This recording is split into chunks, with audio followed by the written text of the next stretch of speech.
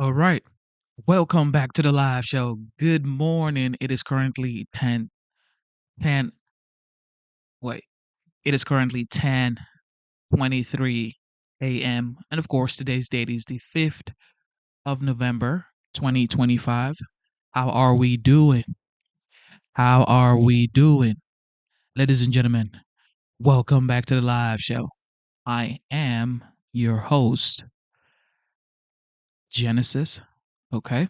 Look, we all saw what happened yesterday. All right. Zoran Mamdani is now the mayor of New York. He is the mayor of New York. So, with that being said, how do you guys feel about that? Especially for the Republicans, okay? Like I always say, I don't care if you're a Republican or a Democrat.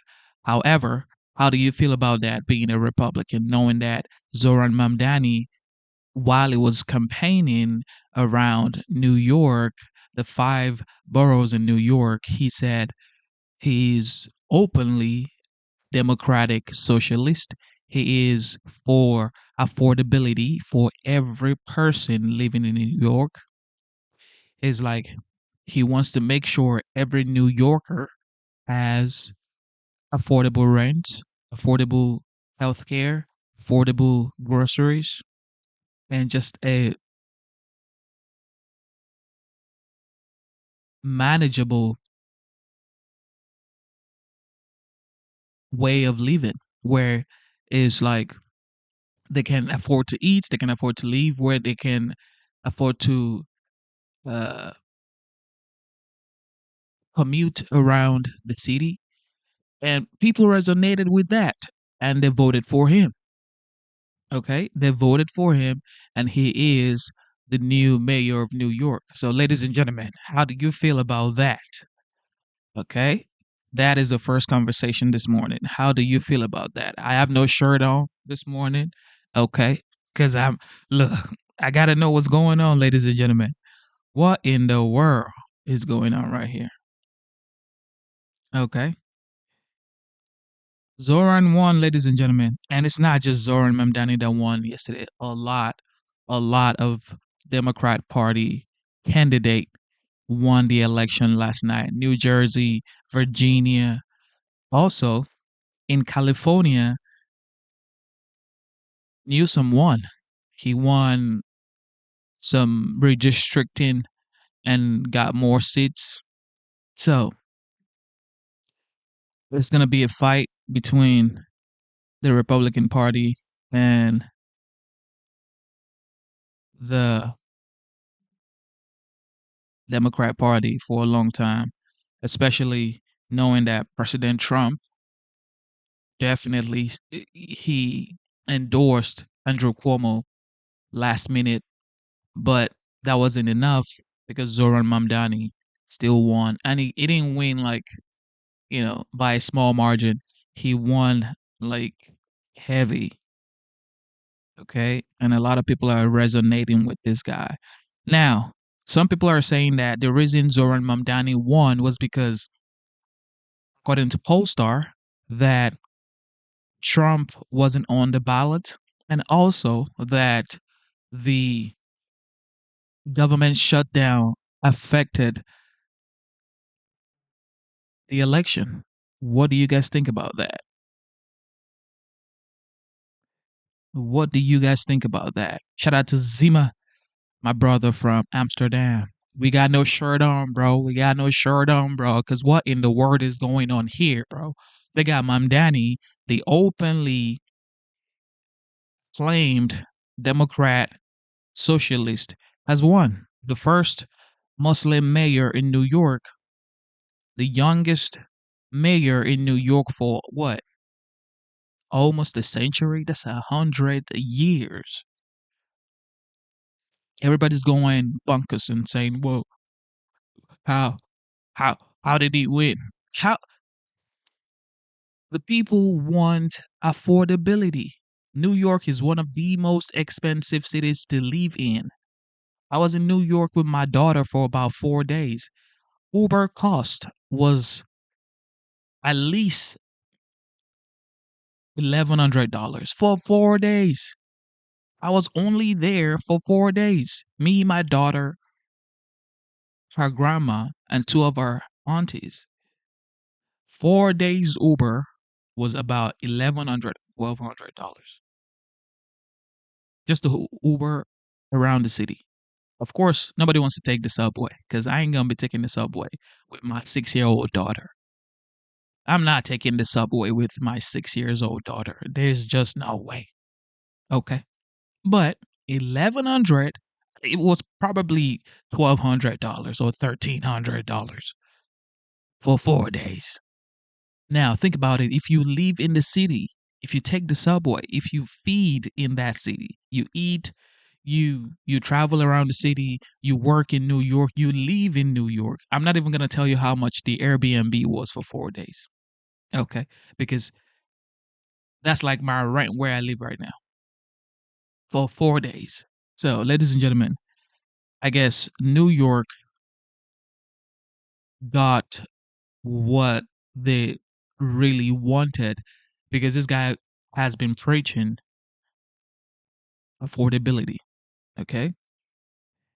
He's been preaching affordability. Now, everything might turn out wrong for New York.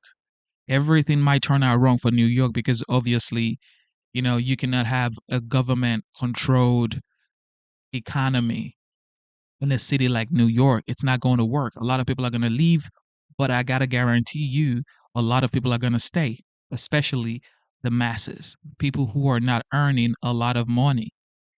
People who are not earning a lot of money are going to stay. The people who are earning a lot of money might leave. But look, everybody's gonna say, "Well, I'm gonna leave New York." You're gonna leave New York to go where? Los Angeles, California. You're gonna go where? You're gonna go to Florida.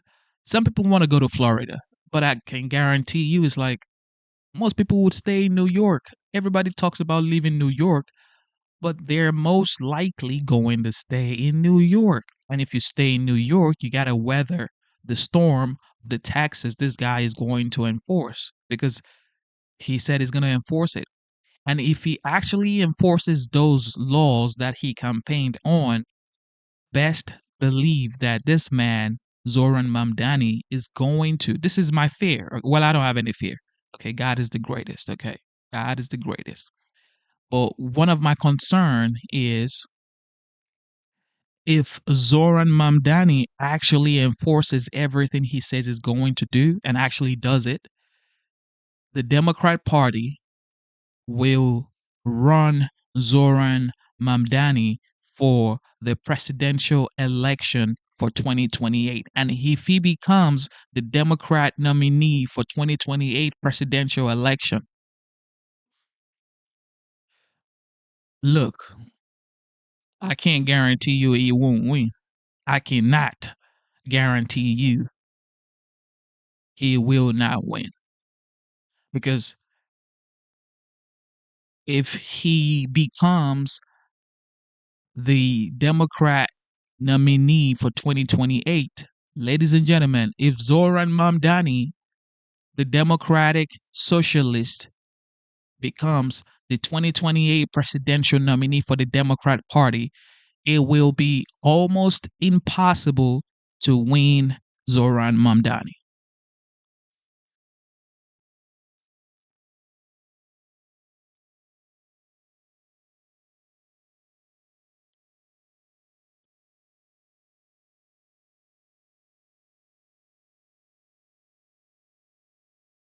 Oh, congratulations.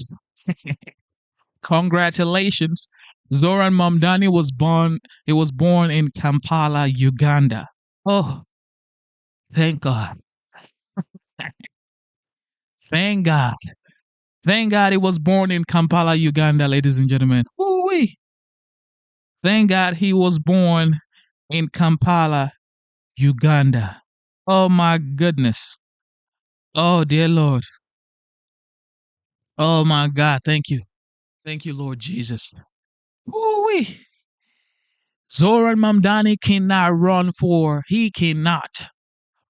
the presidential election because he wasn't born in the United States. He was born in Kampala. Thank God. Thank goodness. Oh my Lord.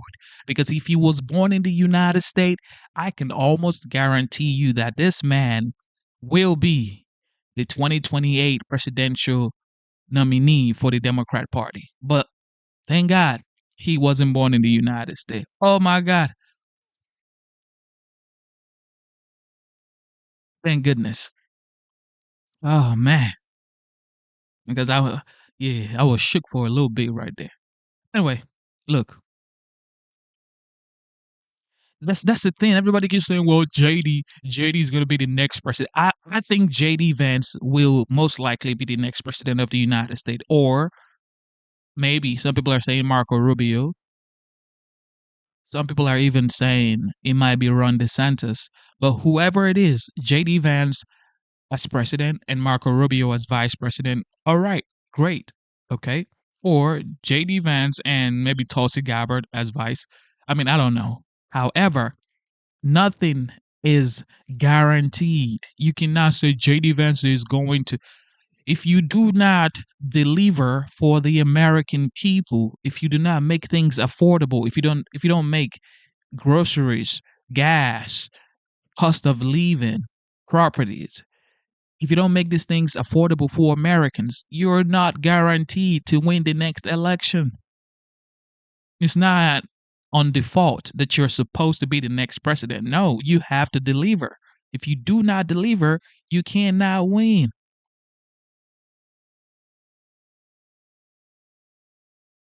You cannot win. JD Vance is going to be the next president. Okay. Who told you JD Vance is going to be the next president of the United States? I love JD Vance. I voted for President Donald J. Trump. I think he's doing an amazing work. However, the government has been shut down for 36 days. Okay, so we're going to say, well, it's Schumer's shutdown. But guess what? The Republicans are going to come out for 2026 midterm campaign and 2028 presidential campaign saying the Republicans ran all aspect of the government, all branches of the government, the executive, the judiciary, the legislative branch was controlled by the Republican Party. And guess what you had? The longest shutdown in American history. Because the masses would not understand that even though the Republicans control Congress, you still need the Democrat votes to keep the government open. You still need the Democrat to keep the government open. But the masses going to work at McDonald's, Chick-fil-A, Starbucks, Amazon, FedEx, UPS, you think they care about you need the Democrat votes to keep the government open? They don't care. They just know that the government is shut down and the Republicans are in charge. That's all they care about. So the Republicans need to start acting immediately. Any extra day that you have that the government keeps the shutdown going, whoever is keeping it going, whether you say it's the Democrat that is not voting to keep it open, whatever you say, for 2026 campaign for the midterms, they're gonna say the Republicans controlled government and the government was shut down for 36 days. It's probably gonna go on for 40 days because there's no end in sight right now. Republicans are pointing to the Democrat. They're saying it's the Democrat shutdown. The Speaker of the House is saying, well, it's Schumer's shutdown. But the people working on the streets, the everyday American, they don't understand if it's the Schumer shutdown or it's the They just understand that they voted for Commander in Chief, the legendary, the 45th, now the 47th President of the United States, President Donald J. Trump, and they expect results.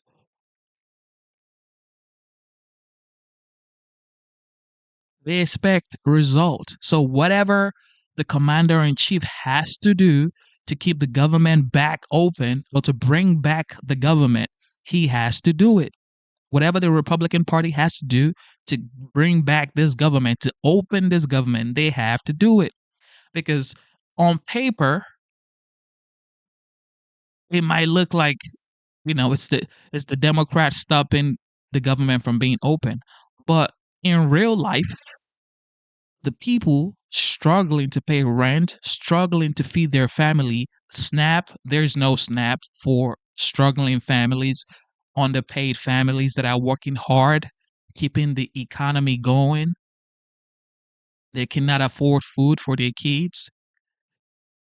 And then they voted for President Trump. And then it's like, whoa, wait, I don't, my SNAP didn't come in this month. But I voted for President Trump. I love President Trump. I think he's doing a great job. But why isn't it figuring out how to make sure that the government opens up? People are asking questions. People are asking questions. They love President Trump. They believe in the administration. However, what's going on? People are asking questions. You cannot keep pointing to the Democrat and saying, well, the Democrat, they're the reason why. They're the reason why. It's Schumer shutdown. It's Schumer shutdown, yet Zoran Mamdani wins large last night in New York. He is a Muslim, is an immigrant. He's become the mayor of New York. He's the youngest mayor in the past century, in the past 100 years. Virginia, Democrat. New Jersey, Democrat. Now we can argue and say, well, New York has always been a Democrat state. Well, New Jersey has always been a Democrat state. It's different now. It's absolutely different now. You know why? You know why it's different now? Because Zoran Mamdani his the is actually the difference. Zoran Mamdani is the difference. Okay. He's changed the landscape for the Democrat Party. The hopes that were dead before is back. It's coming back alive. Everybody's looking like, oh, if Zoran Mamdani can do it, okay, maybe we just have to fight harder. California has done their restricting or their uh, what do you call it, rezoning, and he won. Now he's going around saying, well, you poked the bear. Now you poke the bear poke back. He's going around saying, you poke the bear, now the bear poke back. It's feeling like it's feeling like a big bad guy right now. In fact, the entire Democrat Party is feeling like they've done something, which they have. Now they've sent shock waves across the United States because people don't remember a lot of the things that you've done that are good. What they remember is if they're suffering right now. And the truth is, so many American families, hardworking American families, do not have their SNAP benefit. I spoke with 3 different military personnel that are on the reserves and on active orders. Let me be sure. They are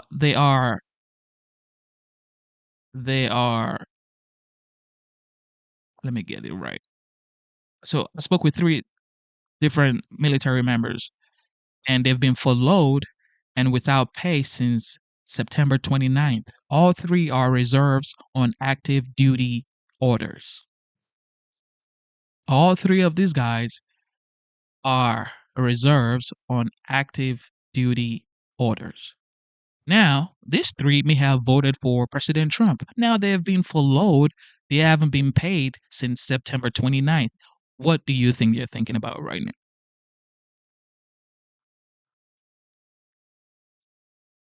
What do you think they're thinking about right now? Exactly. They're redistricting. They're redistricting in California as one.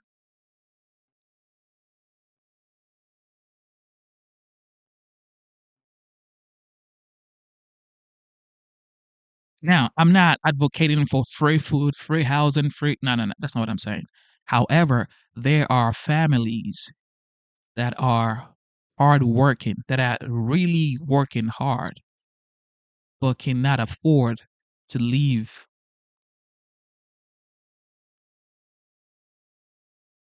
Really, this is just facts. Because in some states, the minimum wages are still $11, $12, $13. Matter of fact, some states, the minimum wages are like $9. I think some states are like $7 as well.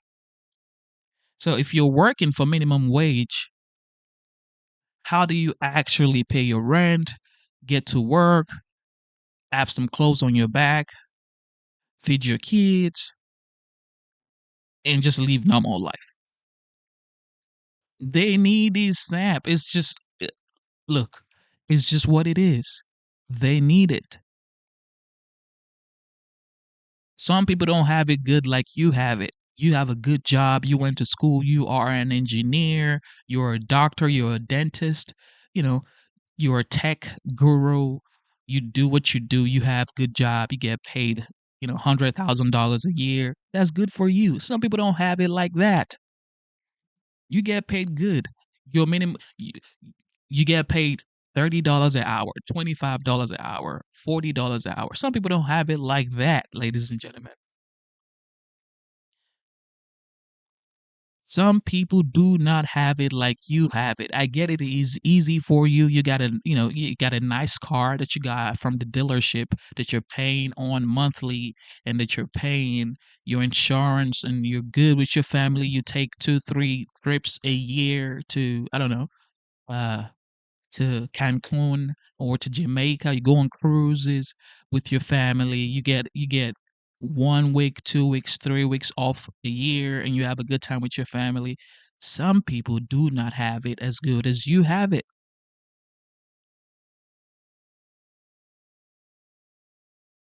They don't. It's just the facts.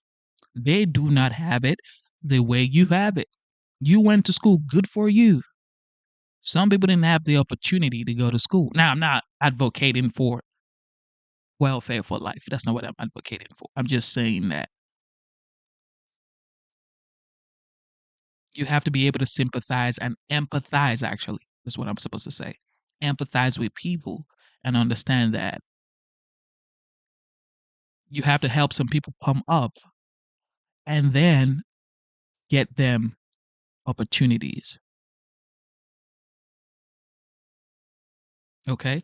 Now, if you are an American, you should not be hungry. If you are an American, you should not be hungry. Now, if you are, maybe you're on if you are an undocumented immigrant, of course, okay. But if you are an American and you don't have what you're supposed to have to live a life that you deserve, now some people will say, well, it's a privilege, it's not a right. I get it. But you don't want to, because it's a privilege, not a right, you don't want to see your brothers and sisters hungry without food, do you? You don't. And this is what is going to win the Democrat elections in 2026 because these are the things they're going to say. This is a basic human right. This is our basic human right. You cannot go hungry. You cannot be without health care. You and people are gonna say, "Oh yes," just like Zoran Mamdani won New York.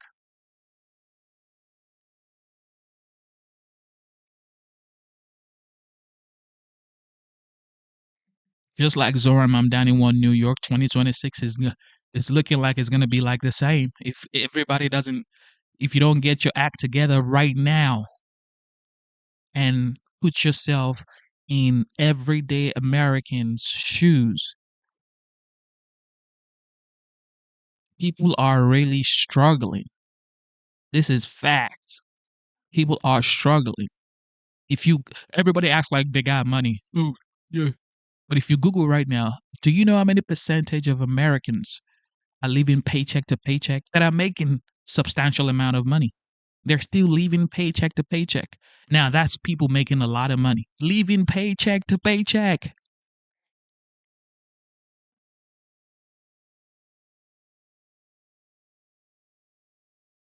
Now imagine people that don't even get paid okay. That get paid like $7 an hour, $8 an hour, $9 an hour. You think that hungry. That's what I'll tell you. Hungry. So look, this is what I suggest. The Republicans should listen to the American people. They've done a great job with the border. I like the fact that President Trump has definitely started renegotiating trade deals with other countries. He's brought peace to so many regions around the world. He's done an amazing work. He's done great work as far as I'm concerned. However, the masses are saying that he's only concerned about the wealthy people in America, the wealthy donors that support him. He has to change that narrative. He has to come out swinging and saying, you know what?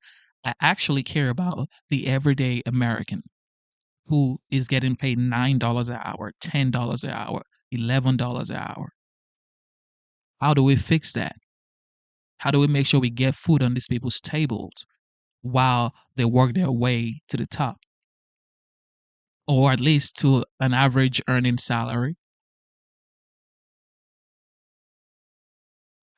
That's the thing. Like when people say, well, it's the Democrat that would not open the government, the masses don't care about all that conversation. It's the Democrat that would not open the government. Who they're gonna say, look, I could already tell you how the commercials are gonna look like for 2026 midterms campaigns and 2028 presidential campaigns. It's gonna look like this. Who was in charge of the government in 2024 election, 2025? They're going to say it's the Republicans who controlled the Senate, who controlled the House, who controlled the White House, who controlled every part of government. And everybody's going to scream the Republicans. And they're going to say, well, but you got the longest shutdown in history. It's the 36th day and the government is still shut down. They're not going to understand that.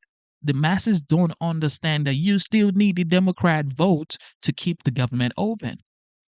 All they're going to hear is the Republicans controlled all three aspects of government, and the government was shut down for the longest.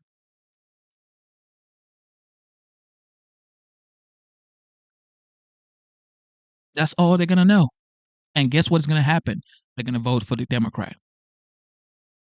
But just like Marjorie Taylor Greene said, she said the Republicans can actually open the government.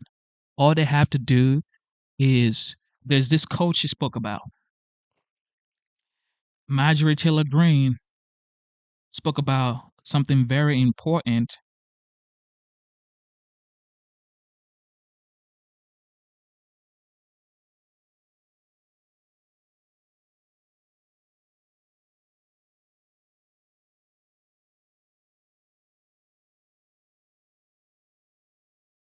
Now, Marjorie Taylor Greene, she's been going out. She also went on The View and she criticized the Republican Party.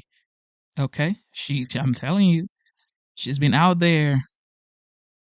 She's called out Speaker Mike Johnson and she's saying, look, you guys need to open the government. That's what she's saying. She's going out there, she's talking, and she's a Republican. She's saying, you better open the government, or this is not going to go well for the Republican Party in 2026 and 2028.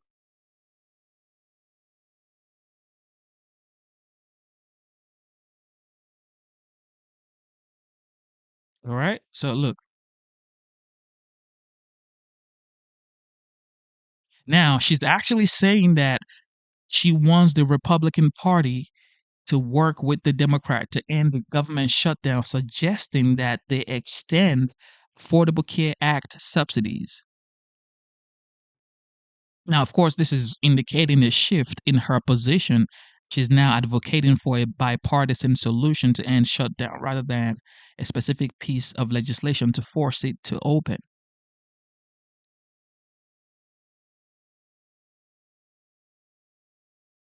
She's calling it an embarrassment, ladies and gentlemen. She's calling the government shutdown an embarrassment. Anyway, look, the commander in chief, the president, it says pass voter reform, well, voter ID and all that stuff.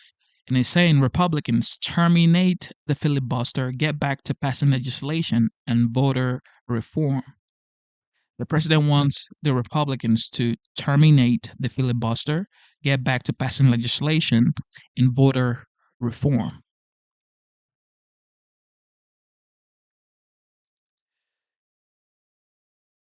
I don't know what you guys think about this, but what I do know is if Congress is still getting paid, this look, everybody needs to understand this. If Congress is still getting paid, and then I just told you about three furloughed reserves on active duty orders that that haven't been paid since September 29th, and then their senators are getting paid, even if the government is shut down. What do you expect them to think? What do you think they're going to be thinking coming 2026? What do you think they're going to say? How do you think they feel knowing that they serve the United States and they've been furloughed? They haven't been paid since September 29th, but the people they voted for are getting paid. Does that, I mean, Jesus, how does this work? Okay. What do you expect them to say? And now, come 2026 midterm, you're going to say, well, look, they're going to say, okay, chill. I was furloughed.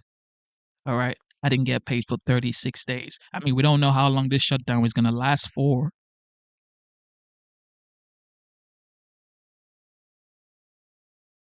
And some veterans are not even getting the SNAP.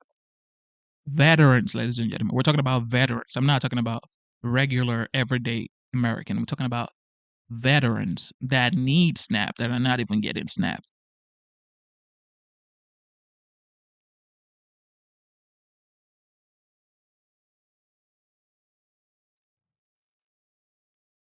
So Republicans have to do better. You have to listen to the masses. You have to listen to what the people are saying. You have to listen to everyday Americans who work at McDonald's, who work at Arby's, okay, who work at Target, five and belows. Those are the guys that voted for President Trump. You need to talk to those guys. Listen to them. What do they want? What do they want concerning healthcare? What do they want concerning the grocery prices? What do they want concerning the cost of living, gas prices, electric prices? What do they want? Those are the guys. Because Mamdani's going out here, he's saying that he's for those guys. Mamdani is going out there. He's saying he's for the guys working at five and belows, working at Target, working at IKEA. He's saying he's for those guys. He's saying he's for you working at Walmart. I mean, Jesus, if you were working at Walmart and then you see this guy on TV saying, I am for you, and he's saying he's going to make sure your rent is affordable, he's going to make sure your food is cheap. I mean, you might say, well, I don't want socialist, but then really, your circumstances, your wallet is saying otherwise. And everybody almost goes towards their wallet when it comes to making decisions.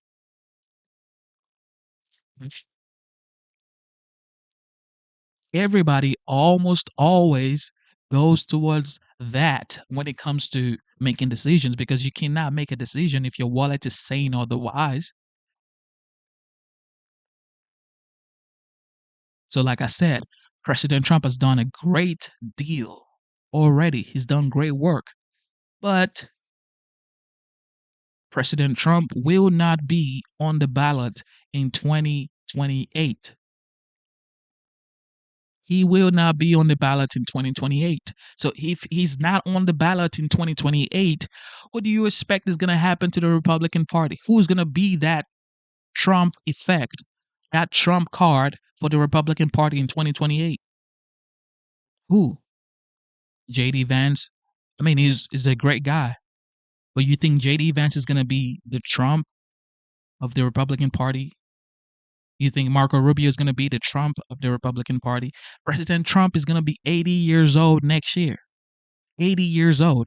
So by the time he's leaving in 2028, it's probably going to be 83 years old. And they're still going to need him to campaign and rally on the road with whoever is going to be running for the presidential election for the Republican Party. Because nobody can rally a crowd like President Trump can. For the Republican Party, there's absolutely nobody that can command the type of crowd, the type of energy that President Trump can command. So they need President Trump to actually win the election in 2028.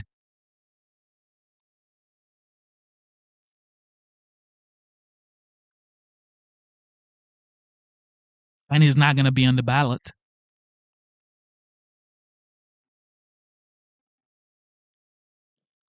He's not going to be on the ballot. He's These guys are going to be running. Maybe JD Vance and Marco Rubio. They're going to be running against who?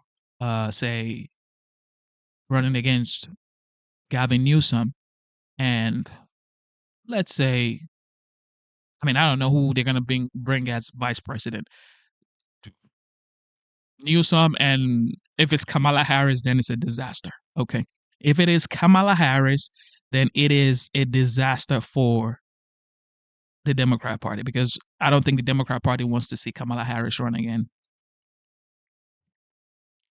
I do not think that the Democrat Party wants to see Kamala Harris run again.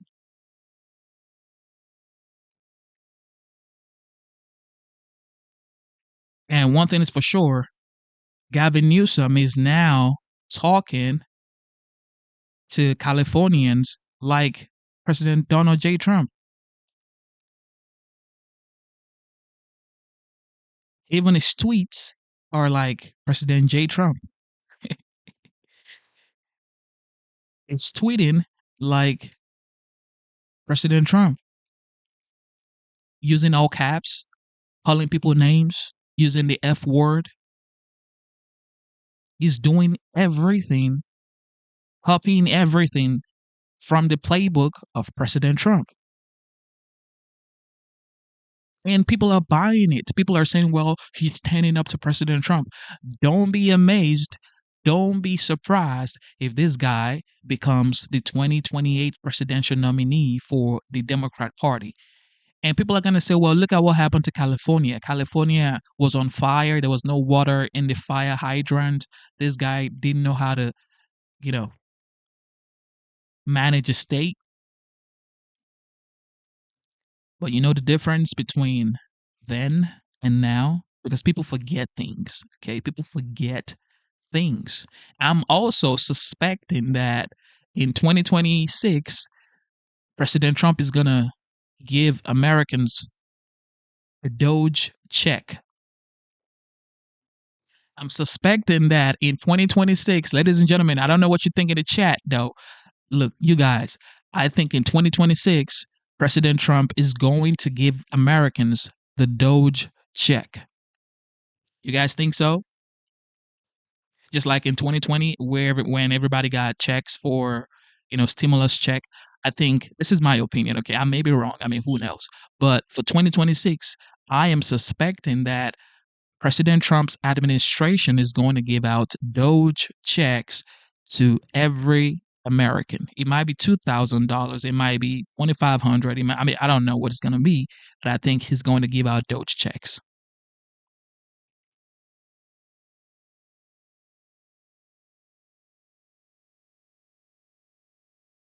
because people are this point, furious and wondering what's going on. Because if people have been furloughed, are not getting paid, not getting SNAP benefit, not getting the benefit that they think that they deserve,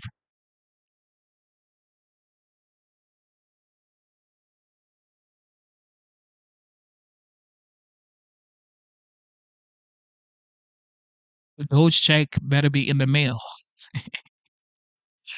They're gonna say, wait, those check better be in the mail.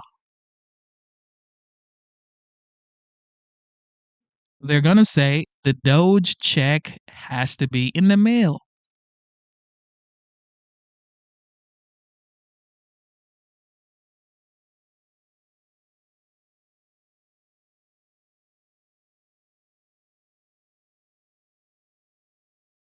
You feel me? So it's like, look, I just want the Republican Party to actually listen to these everyday Americans that are actually suffering. All right. Which President Trump won in a huge way. He won in a large way. He won. He won every swing state. They love President Trump. These guys love President Trump.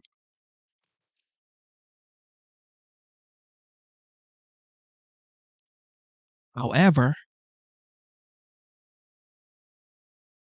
people get tired, okay? Especially when they get hungry, when they don't have money to feed their family, when they don't have enough to keep the light on.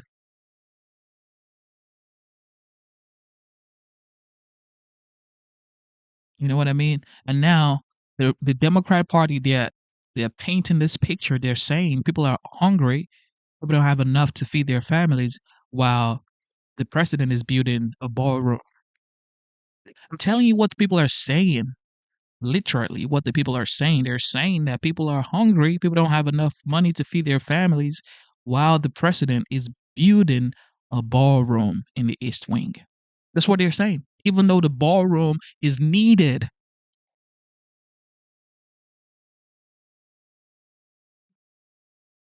everybody knows, every past president knows that that ballroom that he's building is absolutely needed. But that's not what the masses are going to say, because the masses are never going to go to that ballroom. I mean, if you work at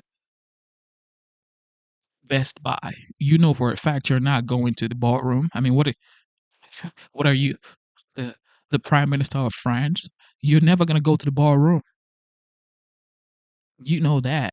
So that's what the Democrats are gonna use. They're gonna say, well, he's building the ballroom for his friends and the elites that are gonna come visit him. Even though everybody knows the ballroom is meant to be built so all the world leaders can have meetings in there, an event in there when the United States welcomes all the world leaders. But that's not how they're gonna paint it.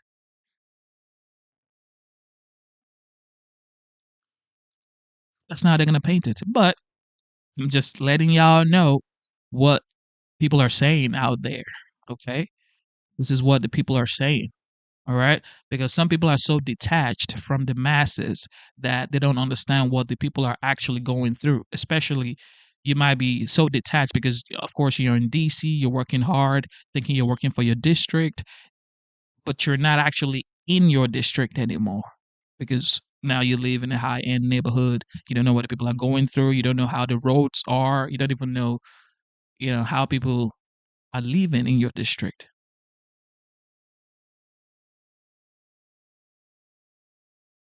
So, ladies and gentlemen, everybody needs to get their act together immediately. Okay.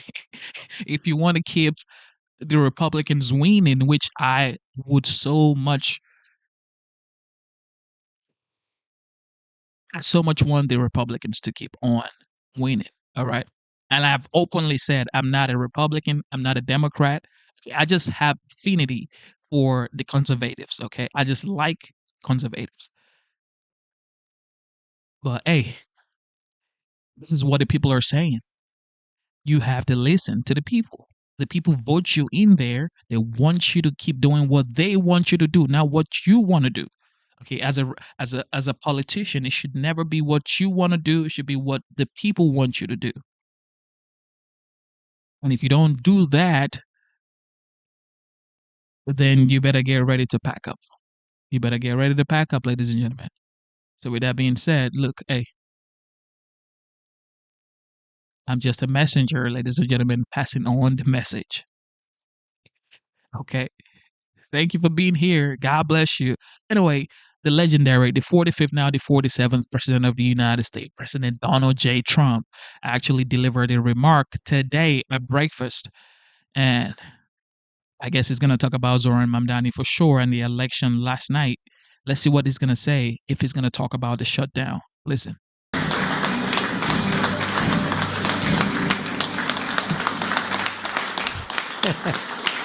Thank you. Thank you very much. That was quite a formal entrance. I thought we were just going to sit down and talk a little bit. We talk about exactly 1 year ago we had that big, beautiful victory. Exactly 1 year. And last night it was, not expected to be a victory. It was very Democrat areas, but I don't think it was good for Republicans. I don't think it was good. I'm not sure it was good for anybody. But we had an interesting evening, and we learned a lot. And we're going to talk about that, and I'll say a few remarks, and then after that I'll ask the press to leave.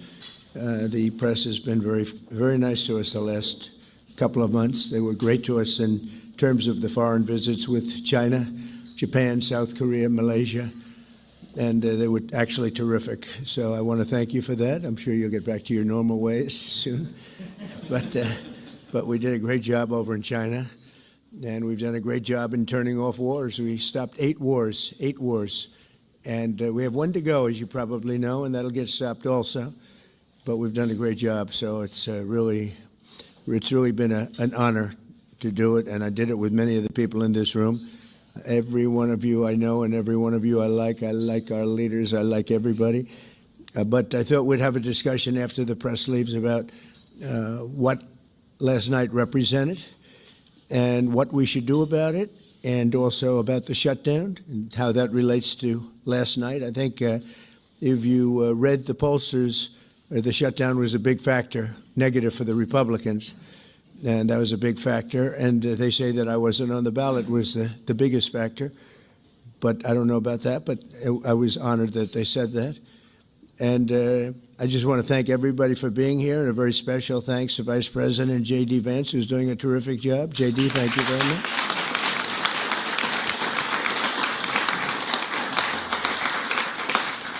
As well as the Senate leadership team that has been working very hard, working really, I will tell you, nobody's working any harder representing the American people, including Senator John Thune. John, thank you. Great job.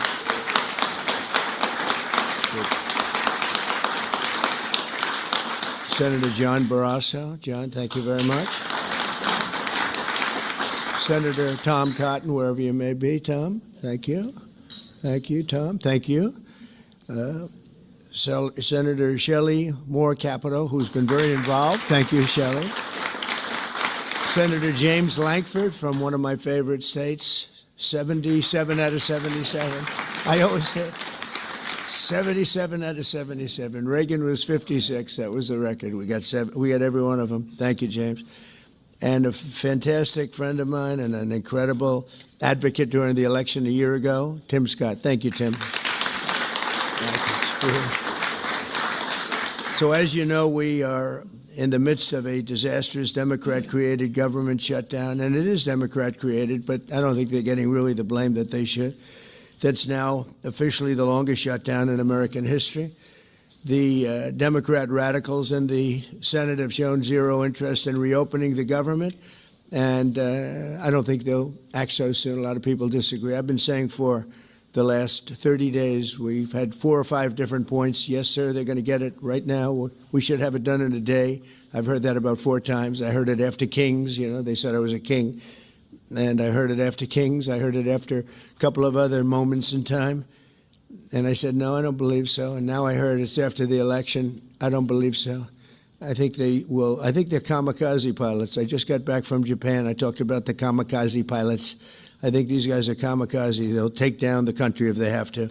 So I don't think so. Millions of Americans are going to be without SNAP benefits. And I will say about SNAP benefits, so when I was president, we had $7 billion worth, and now they have many times that, because these benefits were given to anybody that asked, and they're up to, I hear, just many times, 47 billion.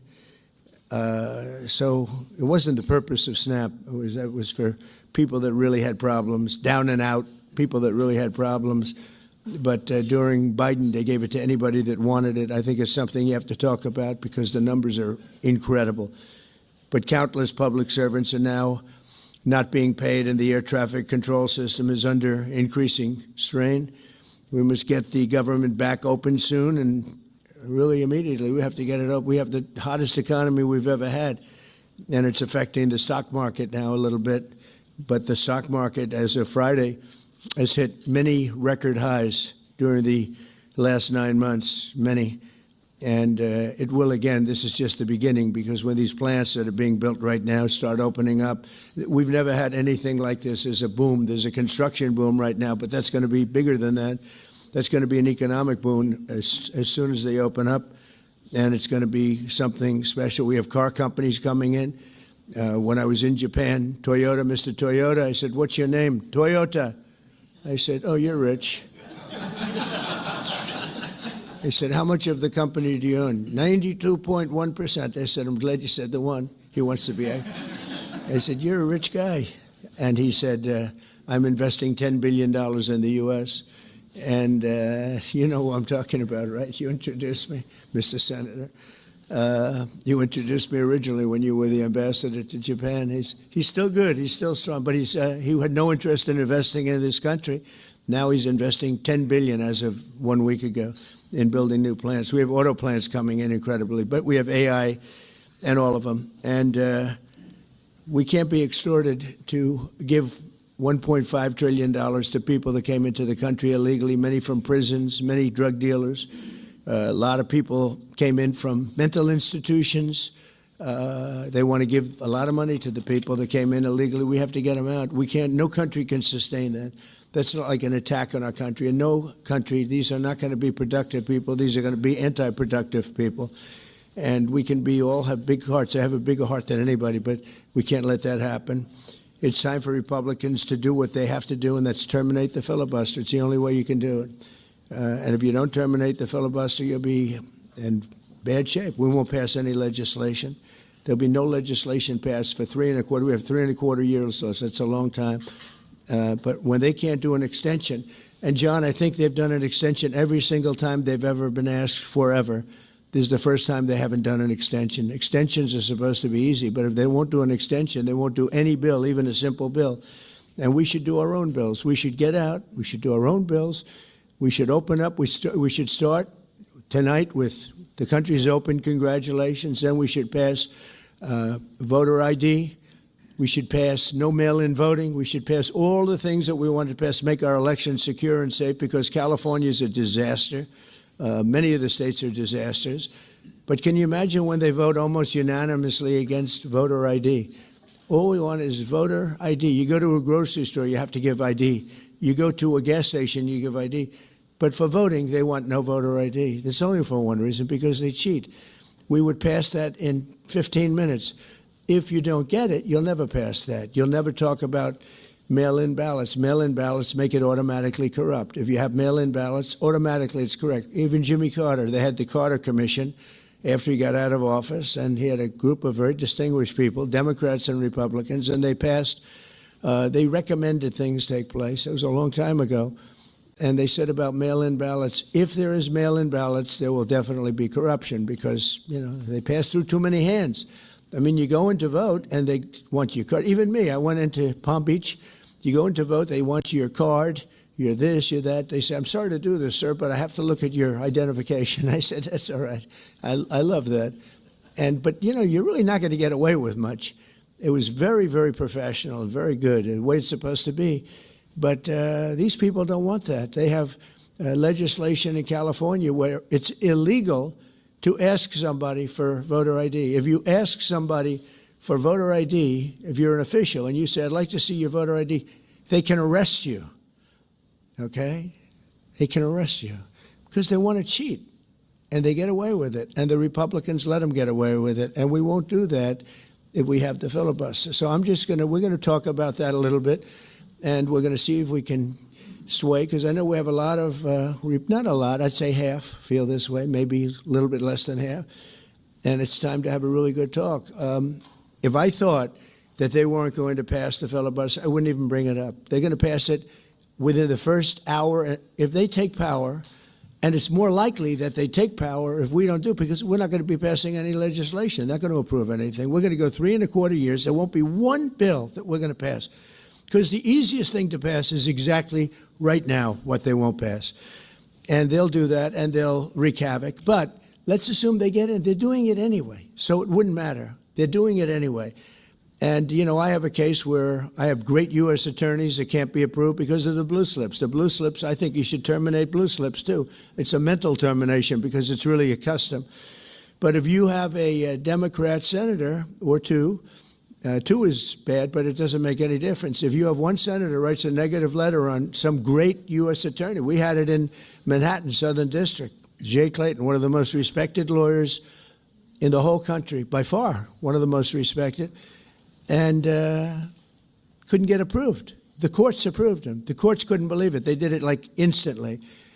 He went to the best schools, got the best marks, top of his class. Everything was perfect. I mean, he was led the perfect life. Went to Sullivan and Cromwell. Almost immediately became the head of Sullivan and Cromwell. You know, the most prestigious law firm, I would say, in the country, just about. Whether it's Sullivan or two or three I could name, but Sullivan, I would say, really, maybe number one. He was the head of Sullivan and Cromwell for like 20 years. He went to the SEC, was flawless. He did it for me. He was the SEC chairman. He was flawless. Then he went to Apollo, where he was the chairman of Apollo, and was flawless. Everything went good. The stock went through the roof and everything. I asked him to go to the Southern District, and he said, I'll do what you'd like to do, sir. This is a very high-quality person. But he couldn't get approval from Schumer. Schumer didn't approve him. The best student, the best schools, everything. He's like flawless. And the courts actually said, you're not approving Jay Clayton, right? Lindsey, you heard this. The courts actually interceded, and they approved him. But that's an unusual guy. We have other people that are really good, but people don't know how good. Top students, top colleges, and they're U.S. attorneys, and they won't be approved. They're not going to be approved. We have one in Los Angeles who's phenomenal, but the senators, the Democrats are, you know, again, they're kamikazes. The Democrats are not going to approve them. Blue slips are a disaster. So the only people I can get approved are Democrats. I was told that by the Democrats. We'll only approve Democrats. I said, really, is that right? Well, not going to work that way. Not going to work that way with me. But the blue slips are a total disaster. I have 10 people right now that are doing a phenomenal job, and they will be out of office pretty soon. They've got another 2-3 weeks, a couple of them, and then they're going to have to leave. And it's actually a blight on their record because, you know, nobody knows why they left. But it looks like they served 8 weeks and then they had to leave. But they're not going to get the approval because the Democrat, radical left lunatic senators are saying you can't. We're not going to approve you. And if we're not going to approve you, I had actually one Republican who got 2 great letters, but it turned out that he was a rhino, but that was a nice term for him. Now, he got 2 letters of approval, and when I said 2 Democrats approved him, I had to fire him because I figured if 2 Democrats approved him, they wrote the most beautiful letters. I found out, man, this is strange.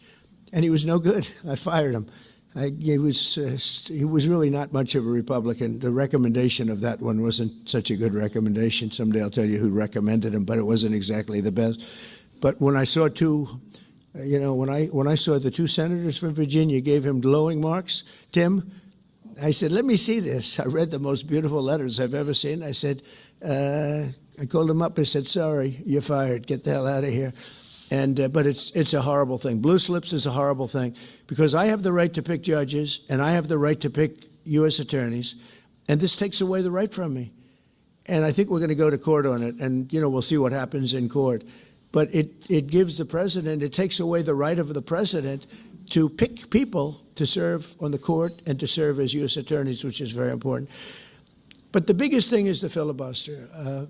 We have to get the country going.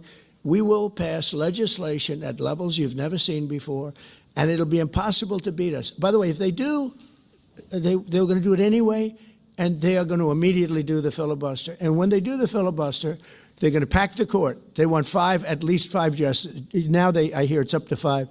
I actually heard up to 7 and up to 9, okay? They want new judges. They want to pack the court, and they will do it in the first day, maybe the week. Maybe they'll slow it down because there's no reason to rush. But they'll do it first week. They'll vote on this. And I have friends over there that are Democrats, I'm close to a lot of people.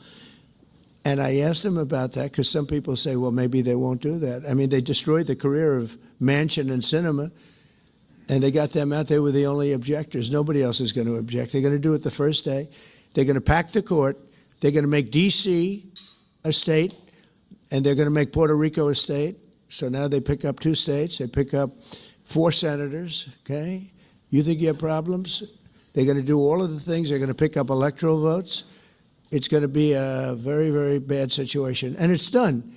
It's done. As soon as they attain power. Now, if we do what I'm saying, they'll most likely never attain power because we will have passed every single thing that you can imagine that it's good and all good for the country. And there'll be no reason to. If we don't do that, people will say they're not doing much and they're in power. So the good news is we did the great, big, beautiful bill, and it's the greatest thing we could have done.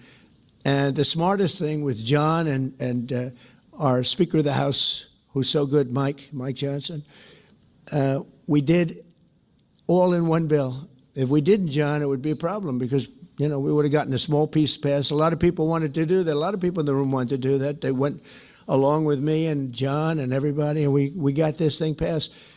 Honestly, it's 4 years' worth of goodies.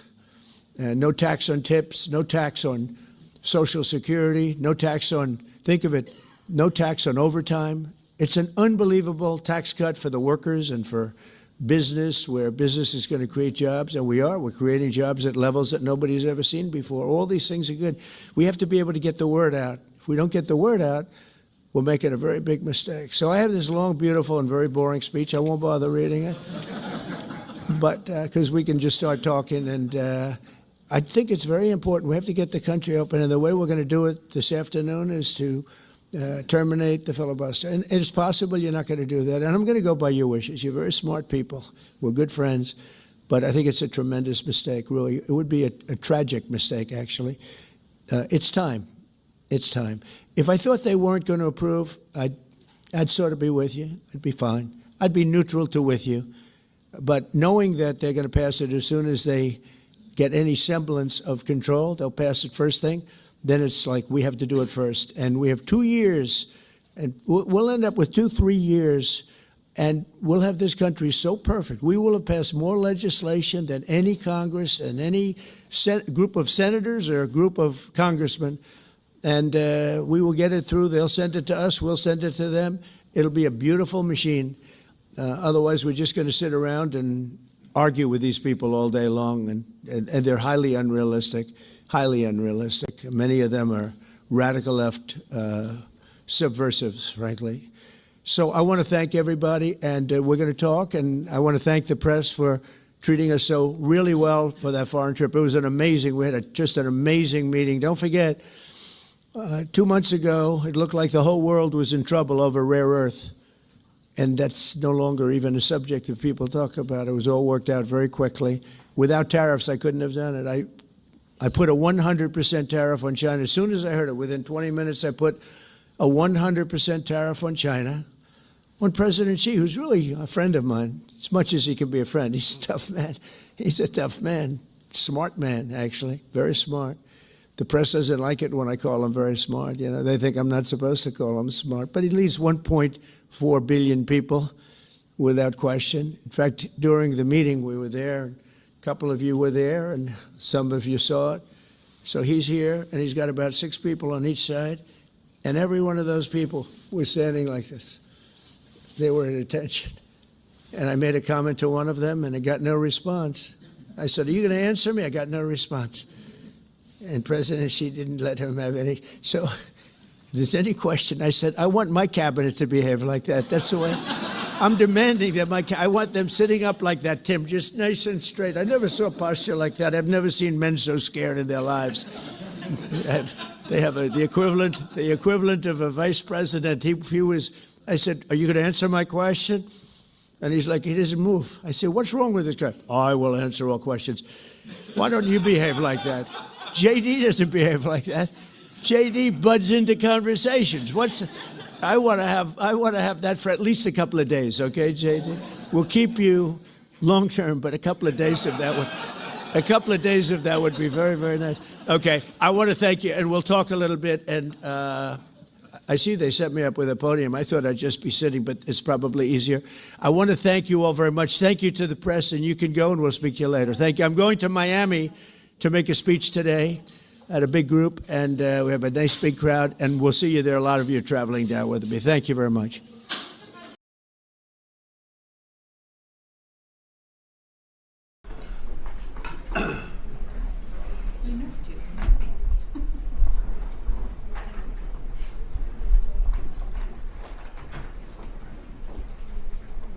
Well, thank you very much. It's a great honor to have the leader.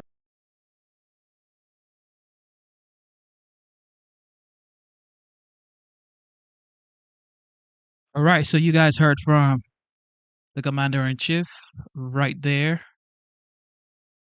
And we're going to check out other updates right here as well. Speaker Mike Johnson is also having a conversation with the American people, talking about what is going on concerning the shutdown. But before that, I want us to check out Caroline Levitt, youngest White House press secretary. She had press update yesterday. Check this out.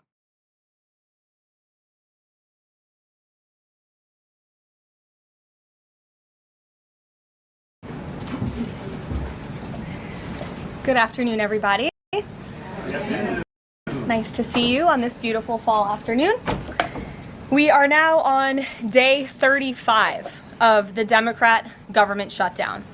The Democrats' obstructionism will break the record for the longest government shutdown in American history tonight. The Democrats are intentionally hurting American families, workers, and businesses with this shutdown to fight for free health care for illegal aliens and to appease their radical left-wing base. And it's a total disgrace.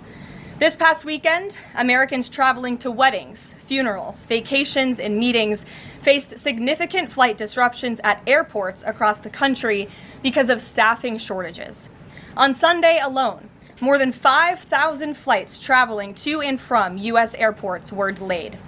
Since the Democrat shutdown began, 4 times as many staffing shortages have been reported at air traffic control facilities compared to last year.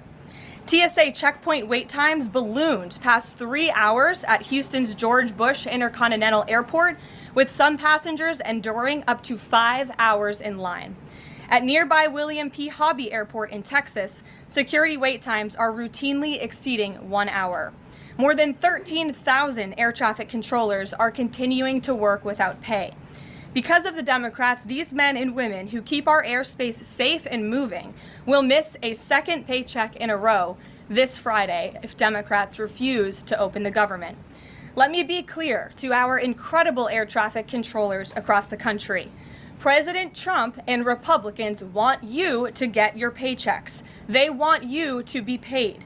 Please call on your Democrat senators and tell them to side with President Trump and Republicans to vote to reopen the government.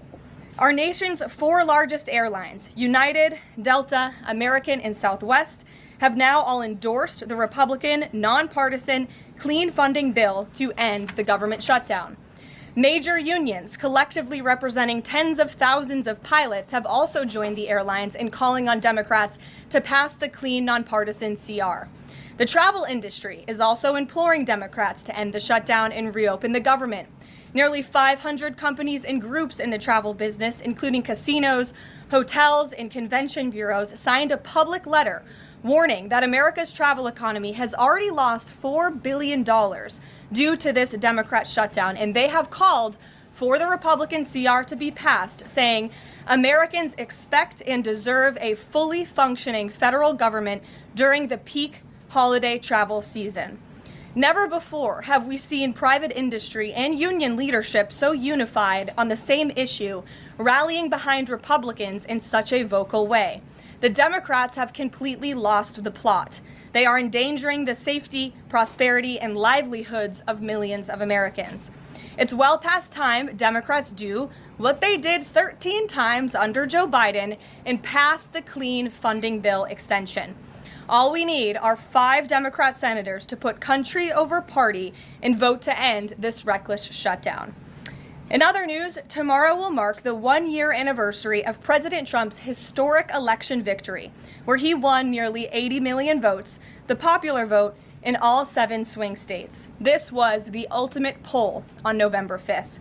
The president secured a mandate to make America great again, and he has delivered in record time. Never before have we had a president who has kept their promises like President Trump has. I'd like to go over a few of those with you.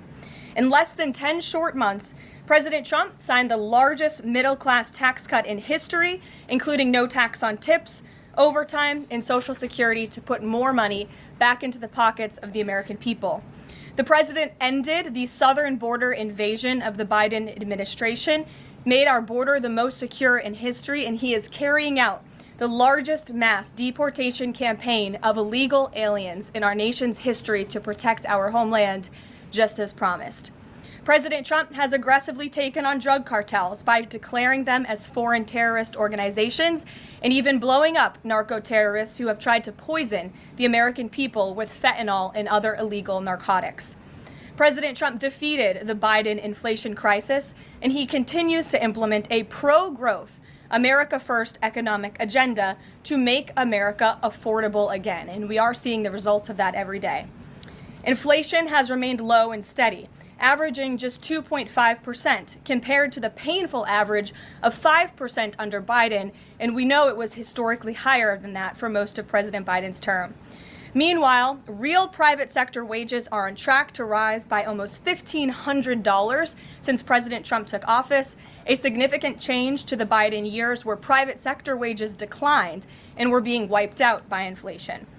President Trump has ended the reckless war on American energy and unleashed energy dominance, with gas prices now plummeting to their lowest average levels in more than 4 years.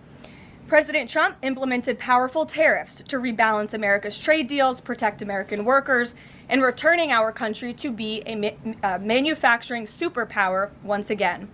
As a result, the president has secured trillions and trillions of dollars in private and foreign investments into the United States, which are creating high-paying jobs for the greatest workforce in the world. The president has restored America's place as the leader of the free world through his unwavering peace through strength foreign policy that has already ended 8 wars and counting. And the president ended illegal DEI initiatives in our federal government and is returning our country to a merit-based society based on common sense.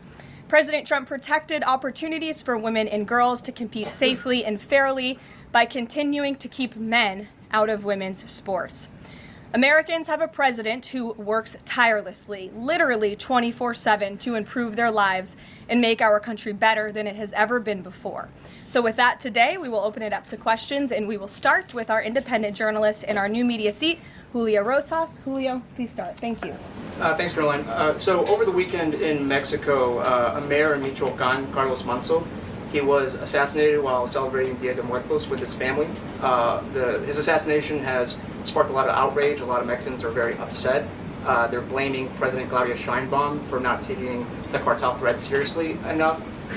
Yesterday, she said that, once again, she's not going to allow any foreign military intervention to take on the cartels on Mexican soil, and that Mexico is not going to pursue a drug war similar to what they've done in the past. So my question is President Trump satisfied with Claudia Sheinbaum's approach to cartels? And if not, has Manso's assassination kind of opened up some new options for the United States to pursue regarding cartels? Well, first of all, with respect to this specific news item and this alleged assassination that took place in Mexico, I know the Trump administration, we are aware of that, and of course we condemn all political violence anywhere in all forms. As for Claudia Sheinbaum and the president's relationship with her, I think he has a lot of respect for her as president of Mexico, and he also really appreciates the coordination that she has provided to the Trump administration. I can't speak for her and what she's doing internally in her country. I can speak for the president in saying we are continually pushing Mexico to do more to tackle the drug trafficking and the drug cartels within their country, and we are working with them in any way that we can. And the president has obviously used the full range of executive options in his authorities to crack down on drug trafficking at our southern border. And to designate these cartels as foreign terrorist organizations, and additional actions as well. Just one more question. Sure. So at the Antifa roundtable that we were at just last month, myself and the other panelists made the recommendation to the president for, speaking of foreign terrorist organizations, to have Antifa not just be a domestic terrorist organization, but be designated as a foreign terrorist organization since they have cells in other countries. He mentioned to Secretary Rubio, because he was in the room at the time, to look into that. So I just wanted to see if there's an update on that recommendation. Sure. That process is most definitely taking place. I don't have any announcements for you on that today, but I can certainly assure you the administration is working on it, and I'll check in on it and get back to you, Julio. It's a good question. Thank you very much. Jackie. Thank you, Caroline. Zoran Mamdani blamed the president for bomb threats and intimidation at polling locations. He said, quote, part of the general approach of the Trump administration has taken to intimidate voters with baseless allegations of voter fraud as a means of trying to repress the voice of Americans across this country. I want to give you a chance to respond to that. Yeah, I saw those comments from Mamdani. I think they are completely irresponsible, and they are based on zero evidence. And I think this is just another example of how the Democrat Party unfortunately stands for nothing. All they stand against is President Donald Trump. And I think it's quite sad to see that we have someone at the top of the ticket on an election day today saying such things about the president when he obviously had absolutely nothing to do with those threats. And on the shutdown, Democrats have been pretty quiet about the president's push for the nuclear option, terminating the filibuster. Is there any concern around here that Democrats might actually want Republicans to get rid of the filibuster so that one day, when they're in power again, the door's already open for them to pack the Supreme Court, give statehood to D.C. and Puerto Rico, make mail-in balloting permanent, those kinds of things? I think the president has been very realistic and strong in his position on the filibuster. He's been very vocal about it. I just spoke to him about it. He feels really strongly about this. Republicans need to play tough and they need to play smart. That's how the president feels. And we know that Democrats, if they are ever given a chance at power again in this city, they will absolutely take away the filibuster from the United States Senate. In fact, you had 49 Democrats who already voted to do this before. The only reason it did not move forward was because you had 2 Democrats who are no longer in office because they were run out of town by the far left radical base of their party. And so President Trump is quite clear on this. He wants to see Republicans move as many good pieces of legislation for our country forward in the next 3 years of his administration as they possibly can, and the filibuster is one means to doing that. Talk to Johnson and Thune about it. I know that they had both voiced some opposition. Have there been any conversations with them? He has. He's made his position to them very clear, both publicly and privately. Ouija. Can you help clear up some confusion about SNAP benefits? Because Sure. the president just posted that they will only be given out when the radical left Democrats open the government and not before. Mm-hmm. But just yesterday, the administration said it would comply with a court order to expend the full amount of SNAP contingency funds by end of business day yesterday. So did the administration distribute that money or defy that court order? No, the administration is fully complying with the court order. I just spoke to the president about it. The recipients of these SNAP benefits need to understand it's going to take some time to receive this money because the Democrats have forced the administration into a very untenable position. We are digging into a contingency fund that is supposed to be for emergencies, catastrophes, for war. And the president does not want to have to tap into this fund in the future, and that's what he was referring to in his Truth Social post. So the Department of Agriculture, as for the latest SNAP payment in the judge's order, put out guidance to states today on how to get that money to the recipients of SNAP.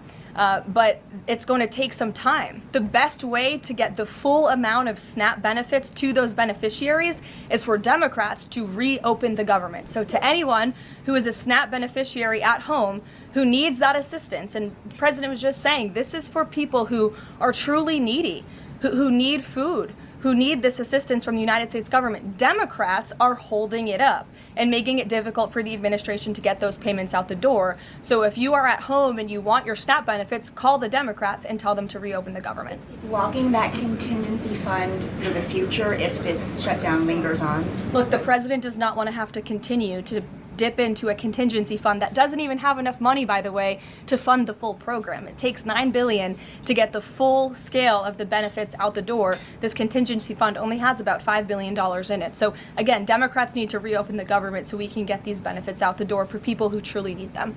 Kate. Thanks. The president suggested that if Mamdani wins, that he would cut federal funding to New York. How much funding would be impacted? What would be impacted there? Well, look, we won't get ahead of the election results, nor will I speak to what the president may do in the future. We'll see how tonight goes, and then I'll let him speak on it further. And why did the administration exclude Democratic lawmakers? Last week there was a briefing about U.S. strikes on alleged drug trafficking boats. Why were those Democrats excluded?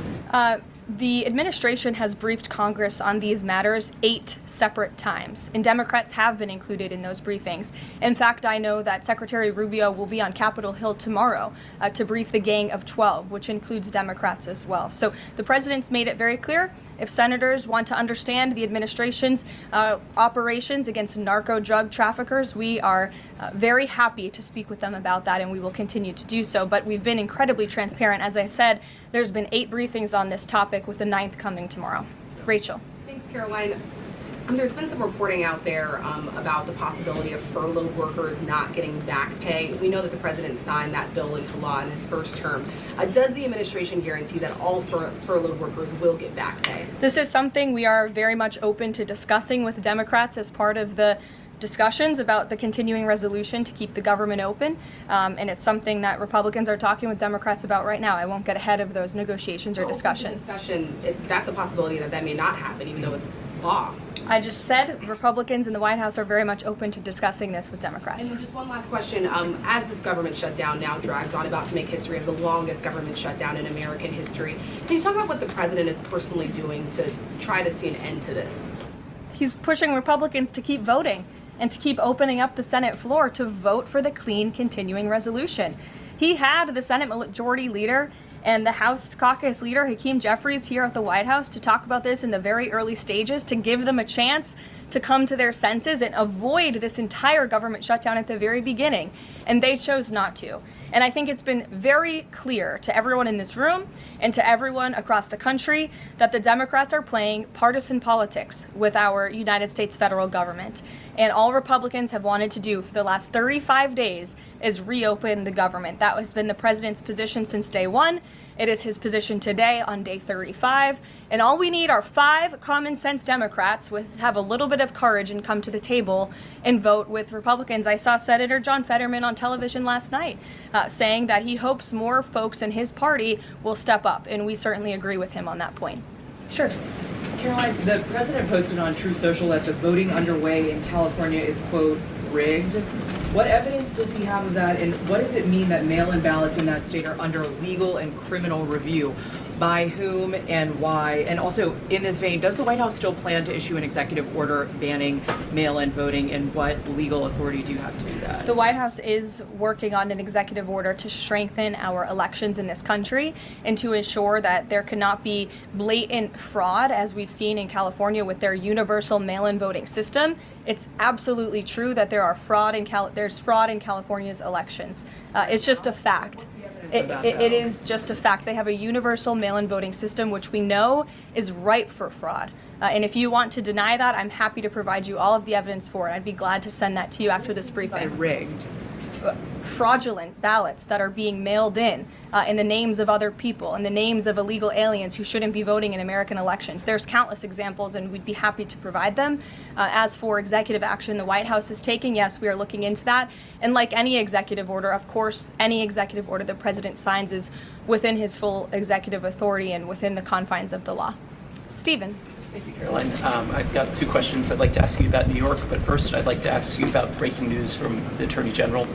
She revealed just about an hour ago that the Biden Justice Department seized President Trump's official first-term phone and subpoenaed his private phone records.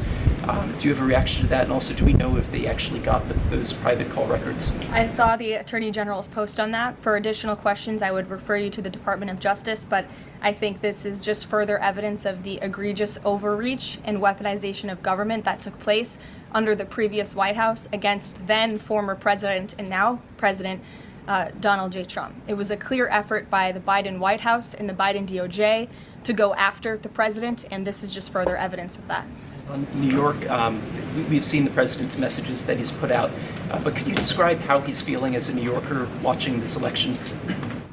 Well, the president is a New Yorker and he loves New York. It is his home. He talks about that all of the time, and he's made his thoughts on this election quite clear, I think, himself.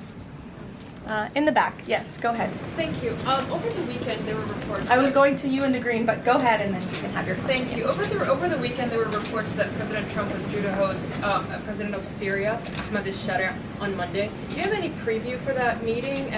Is he expected to invite him to join the U.S.-led anti-ISIS coalition? I can confirm that that meeting will be taking place here at the White House on Monday, and this is part of the president's efforts in diplomacy to meet with anyone around the world in the pursuit of peace. And as you know, when the president was in the Middle East, he made the historic decision to lift sanctions on Syria to give them a real chance at peace. And I think the administration, we've seen good progress on that front under their new leadership. And so he will be here at the White House on Monday, and I'll let the president speak further on it on Monday. Yes, go ahead. Thank you, Caroline. I was just curious, you had mentioned there that President Trump, as we know, has been speaking with Republican leaders in Congress about reopening the government. Is he involved in any other negotiations, and is he prepared to sign something if a deal does come out by the end of this week? On top of that, with SNAP benefits, does he have any authorities or considering any authority there to release more funds to help people who are desperately needing these benefits? So look, I think I've already answered the question on SNAP. We're complying with the court's order, and we're getting that partial payment out the door as much as we can and as quickly as we can, but it's going to take some time because, again, this is a prorated payment that we're tapping into a contingency fund for. The best way to get those payments out the door is for Democrats to reopen the government. But yes, the president is in constant communication with his friends on Capitol Hill. They know, they call, he answers, he picks up the phone. He's a very transparent president in that way. And as soon as the Democrats pass the clean continuing resolution, President Trump will be here to sign it. Michael. Thank you, Caroline. President Trump has threatened to go into Nigeria guns a-blazing if Nigeria's government does not stop the killing of Christians in that country. Has the White House heard back from Nigeria's government on this threat? As the president stated, Michael, if the Nigerian government continues to allow the killing of Christians, the United States will immediately stop all aid and assistance to Nigeria and may take action to wipe out the Islamic terrorists who are committing these horrible atrocities, especially against innocent women and children. I don't have any further announcements on that for you today, but I can assure you the President of the United States is watching this situation unfold very closely, as is our Secretary of State, Marco Rubio. Question, Caroline. President Trump has endorsed Andrew Cuomo in New York City's mayoral race. He has not by name endorsed Winsome Sears in Virginia's gubernatorial race. Why is that? Look, as you know from this podium, I'm quite limited in what I can say with regards to ongoing political elections. I think the president has spoken for himself and what he wants to see take place in these elections today. Lalit. Thank you. I would like to ask you about India-US relationship. What is President's thoughts on the future of India-US relationship? I'm sorry, Lalit, can you repeat that? What is President's thoughts on future of India-US relationship? I think he feels very positive and strongly about it. As you know, he recently, a few weeks back, spoke to Prime Minister directly when he celebrated in the Oval Office Diwali with many high-ranking Indian American officials here at the White House. We have a great U.S. ambassador to India in Mr. Sergio Gore, who will represent our country very well. And the president and his trade team continue to be in very serious discussions with India with respect to that topic. So I know the president has great respect for Prime Minister Modi, and they speak pretty frequently. Thank you. Hi, yes. The air traffic controller crisis ongoing. Secretary Duffy said he will now start to cancel and ground flights next week to maintain safety. Should people fly next week given this new information? And is the administration encouraging people to stop flying altogether and look at alternative transportation modes? The administration is encouraging Democrats to reopen the federal government so this chaos and disruption to our air traffic control system in the United States of America stops. It is ridiculous that we have even gotten to this place and that the Democrats have continued to shut down the government with 35 days, our air traffic controllers continuing to work unpaid, every single major airline in our country coming out and begging the Democrats to please reopen the government. And you had a Democrat staffer who was quoted, I believe in Politico a few weeks back, saying, short of planes falling out of the sky, we are not going to reopen the government. That is a reckless and dangerous statement from someone who didn't want to put their name on that statement, but we know it came from the Democrat Party. And I think we're very clear. We want to reopen the government so we can resume travel in the safest and most efficient way possible, especially as we head into the busiest travel season of the month. We have Thanksgiving in a few weeks. And so Americans across the country need to make it very clear to their Democrat representatives that we want this government to be reopened so we can resume safe and efficient travel. Fran. Caroline, as of last I checked, the president still had not commented on the death of former Vice President Dick Cheney. Is the White House involved in funeral arrangements in any way? Does the president plan to speak at the funeral? Has he spoken to anyone in the Cheney family today? And does the White House have an opinion on whether or not the former vice president should lie in honor or state in the Capitol? I don't believe the White House is involved in that planning, or at least hasn't gotten to it yet. I know the president is aware of the former vice president's passing, and as you saw, flags have been lowered to half staff in accordance with statutory law. Jasmine. Thank you. Back on the question of the filibuster, how much political capital is President Trump willing to expend to get Republicans to do what he's asking? I mean, will we see him at the Hill? Will he be calling folks over here? What exactly is President Trump planning to do outside of these true socials and maybe some of these private conversations to get Republicans to fall in line? Look, I think you'll see. I think you'll see the president continue to engage very strongly and consistently with his friends on Capitol Hill. I don't have any meetings to read out for you at this time, but I think you should stay tuned and keep your eyes on Truth Social on this matter. The president's making his position on it quite clear. And again, he is right. Republicans need to play tough. We know that this is what the Democrats will do if they are ever given the keys to power again. And he wants to pass as many good pieces of legislation as we possibly can for our country and for our people. That includes election integrity reforms. It includes additional tax policy. It includes, fixing our immigration system further in ways that only Congress can. And the president fears with a Democrat Party that is so radical and opposes everything he does and everything he says, this is the only option for Republicans to move forward. Karen. Question. President Trump said to CBS in the 60 Minutes interview that he did not know the Binance founder, which he pardoned. What exactly did he mean for that? I know it caused. He means he does not know him personally. He means he does not have a personal relationship with this individual. And when it comes to pardons, the White House takes them with the utmost seriousness, and the president understands the responsibility that he has as president to issue clemency and issue pardons to individuals who are seeking that. That's why we have a very thorough review process here that moves with the Department of Justice and the White House counsel's office. There's a whole team of qualified lawyers who look at every single pardon request that ultimately make their way up to the President of the United States. He's the ultimate final decision maker. And he was very clear when he came into office that he was most interested in looking at pardoning individuals who were abused and used by the Biden Department of Justice and were over prosecuted by a weaponized DOJ. And the individual you're referring to, that was certainly the case. Even the judge in his case said that the sentencing that the Biden administration was asking for was egregious and went too far. And so the president is correcting that wrong, and he has officially ended the Biden administration's war on the cryptocurrency industry. And I think that's the message he sent with this pardon.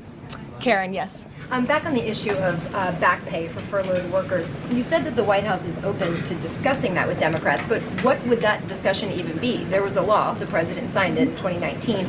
what could a discussion look like? Why is that even open for discussion? Look, Karen, as I said, Republicans are talking about that with Democrats right now, and I don't want to get in the middle of those sensitive conversations. But as we've complied with the SNAP order, the White House, the administration is always going to comply with the laws. We're always going to comply with the ruling of judges across the country.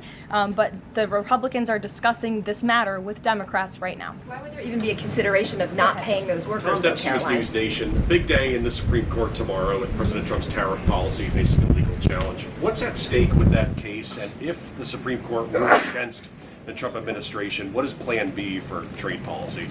I'll tell you, the White House is always preparing for Plan B. It would be imprudent of the president's advisors not to prepare for such a situation. With that said, we are 100% confident in the president and his team's legal argument in the merits of the law in this case, and we remain optimistic that the Supreme Court is going to do the right thing. The importance of this case cannot be overstated. The president must have the emergency authority to utilize tariffs. Look at what President Trump has been able to do with the leverage and the power of tariffs. He's been able to sign peace deals all over the world and end global conflicts and literally save lives. He's been able to bring in trillions of dollars of investments into our country. In fact, this year alone, we are going to cut the deficit by $600 billion, namely because of the president's effective use of tariffs. And the president strongly believes that economic security is a matter of national security, and tariffs have a lot to do with that. And this case is not just about President Trump. It's about the use of this emergency authorization for tariffs for future presidents and administrations to come, and we're confident and hopeful that the Supreme Court will do the right thing. Kristen. Why did President Trump get an MRI during his recent visit to Wall Street?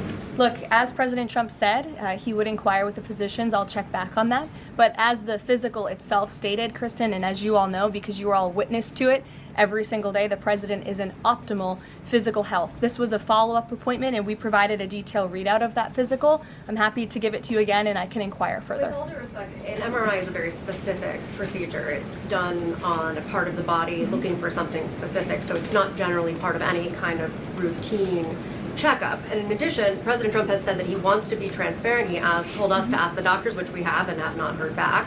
Why don't we have more information on this? As I said, I'll check back for you. Go ahead. Karen, can you update us on the mediation efforts this administration is leading in Sudan, trying to achieve a ceasefire there? Sure, yes. The United States is actively engaged in efforts to bring about a peaceful resolution to the terrible conflict in Sudan. We remain committed to working with our international partners, including Quad members, Egypt, Saudi Arabia, the UAE, as well as others, to lead a negotiated peace process that addresses both the immediate humanitarian crisis and the longer-term political challenges. I actually spoke with Secretary Rubio about this morning, as of course there's been, kind of an uptick in recent reporting on the matter, and he assured me that the administration is very much engaged. We're in pretty frequent communication with those Arab partners that I just mentioned, and we want to see this conflict come to a peaceful end, just as we have with so many others, but the reality is it's a very complicated situation on the ground right now. Yes. Hi, yes. Just trying to go back into the subject of Mexico. Is the Trump administration planning to send U.S. troops to Mexico to combat drug cartels, as reported by other outlets? That's not something I would confirm from this podium if it were happening, so I will not comment on that. Eamon. Thank you, Caroline. Why did the president decide not to go to the Supreme Court tomorrow? He'd indicated earlier that he might want to go and attend in person. Yeah. Now he's saying he's not going to go. Why? The president did have an interest in attending the Supreme Court hearing tomorrow, as I just expressed how important it is to him, the administration, and the country, this case. But he is traveling to Miami tomorrow, as you all know, to give an economic address with the mayor of Miami and many global business leaders to talk about his historic success with the economy over the past 10 months and talk about sort of where we are headed as a country in terms of our economy. So he'll be traveling tomorrow on the road in Miami. That's why he won't be here, but Secretary Scott Bessent will be in attendance at the hearing tomorrow at the request of the president.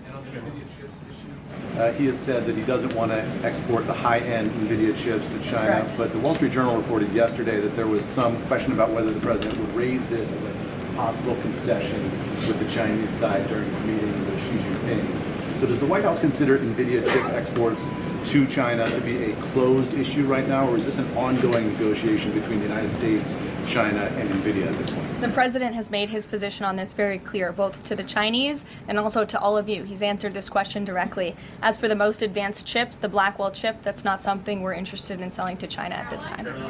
Annie?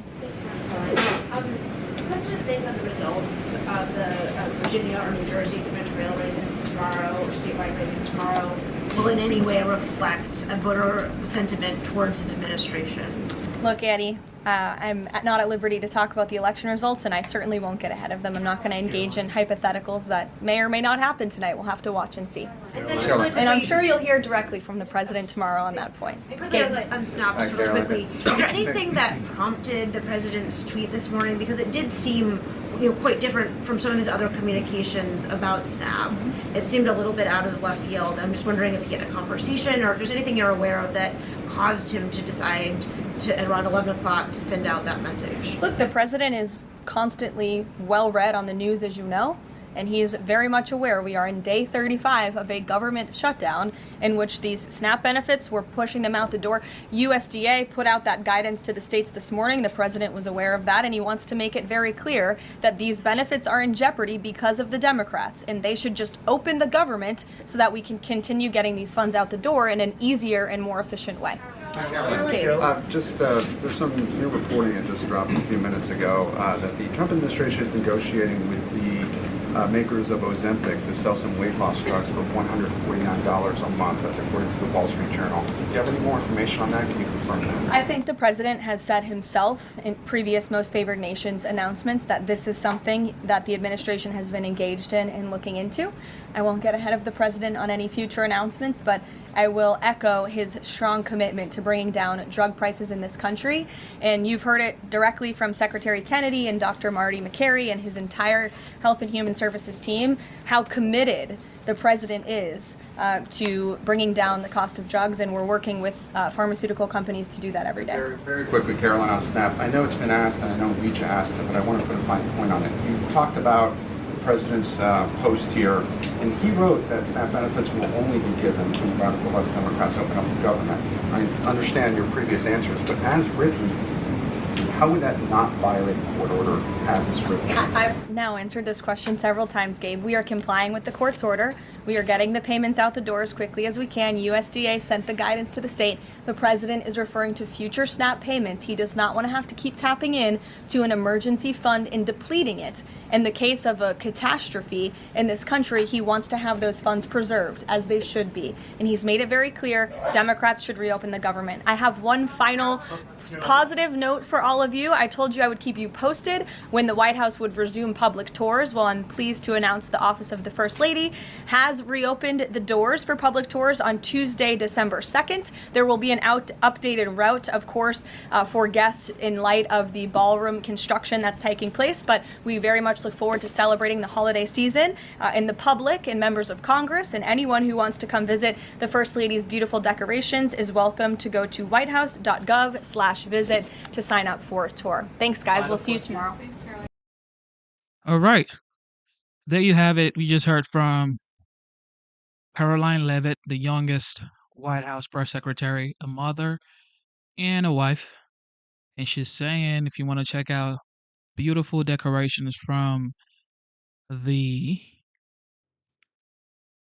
First Lady, you can go check it out. I don't know if people want to go check out that decoration because, I mean, the government is shut down. The government is shut down. Okay. But I want to see decorations right now. All right, here we go. Charlie Kirk's tonight, Jesse widow. Waters will air his exclusive interview with Erica Kirk, the newly appointed CEO of Turning Point USA, and of course, the widow of Charlie Kirk. So this will be Erica's first sit-down interview since her husband's assassination. You wanted to see Charlie immediately and came up. Take us through that. When we walked into that room, he had this smirk on his face. That smirk to me is that look of You thought you could stop what I've built. You thought that you could end this vision, this movement, this revival. You thought you could do that by murdering me. You got my body. You didn't get my soul. Wow. Host of Jesse Watters Primetime, Jesse Watters joins us now for a preview. So, Jesse, first off, from the clips we've seen, it looks like an awesome interview. Not an easy one. What was your approach to this, and what can we expect? Well, she takes us through finding out how Charlie had been shot, the phone call she got on September 10th, how she reacted to that, why she wanted to see the body, if she thought maybe he could have survived at some point, because you know there was a point in time where we thought Charlie might make it. And she goes through what she expects at the trial, whether she believes in the death penalty, whether Charlie would have wanted his killer put to death. It was a very intense interview. I've never been a part of anything like this before. I almost started crying a few times when she talked about her children. You can feel the spirit of Charlie Kirk in Erica, and it's a real powerful situation. You know, Jesse, you alluded to her talking about their children. Here's a little bit from your interview. Let's watch it. You told your children that Charlie was going on a work trip with Jesus. Are they still asking, where's Daddy? Yes, my daughter continues to ask, but it's really sweet because I keep explaining to her a few things. And I said, if ever you want to talk to Daddy, you just look up to the sky and start talking to him. He can hear you. He's always in your heart. And I told her, I said, you know, Daddy is in heaven. She goes, you think I could go sometime? I said, baby, we will all go one day. We will all go one day. Jesse, the innocence there. How do you tell a child? Yeah, well, she talks about the conversation she's had with her children, how she's managing with all of this pressure on her as CEO, as this new leader of the movement, to balance raising these two children who still are asking questions with this leadership position that's been thrust upon her. And it's so strange. There were a couple times, because I spoke to her at Ole Miss, and then I spoke to her at Turning Point in a few different situations. And there were moments during these conversations when you could feel Charlie's presence. Wow. And whether that was through the music or the way she was talking, or just kind of random coincidences, that she still has a very strong connection with her husband. And it was a really special type of moment. You know, Jesse, it's very clear watching those clips. By the way, great interview. Everything we've seen is just phenomenal and so insightful. You get a sense of her strength, but also of this, you said this connection with Charlie, it's spiritual. Here's a clip where she's talking to you about how she just doesn't live in fear. Do you feel safe? What are they going to threaten me with? Going to heaven sooner to be with my husband?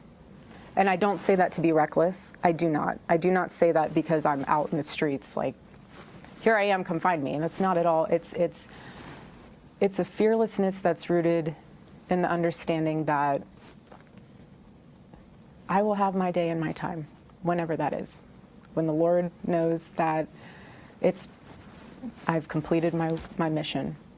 And I'm not afraid. Charlie wasn't afraid either. We never lived in fear. If we did, we wouldn't get anything done.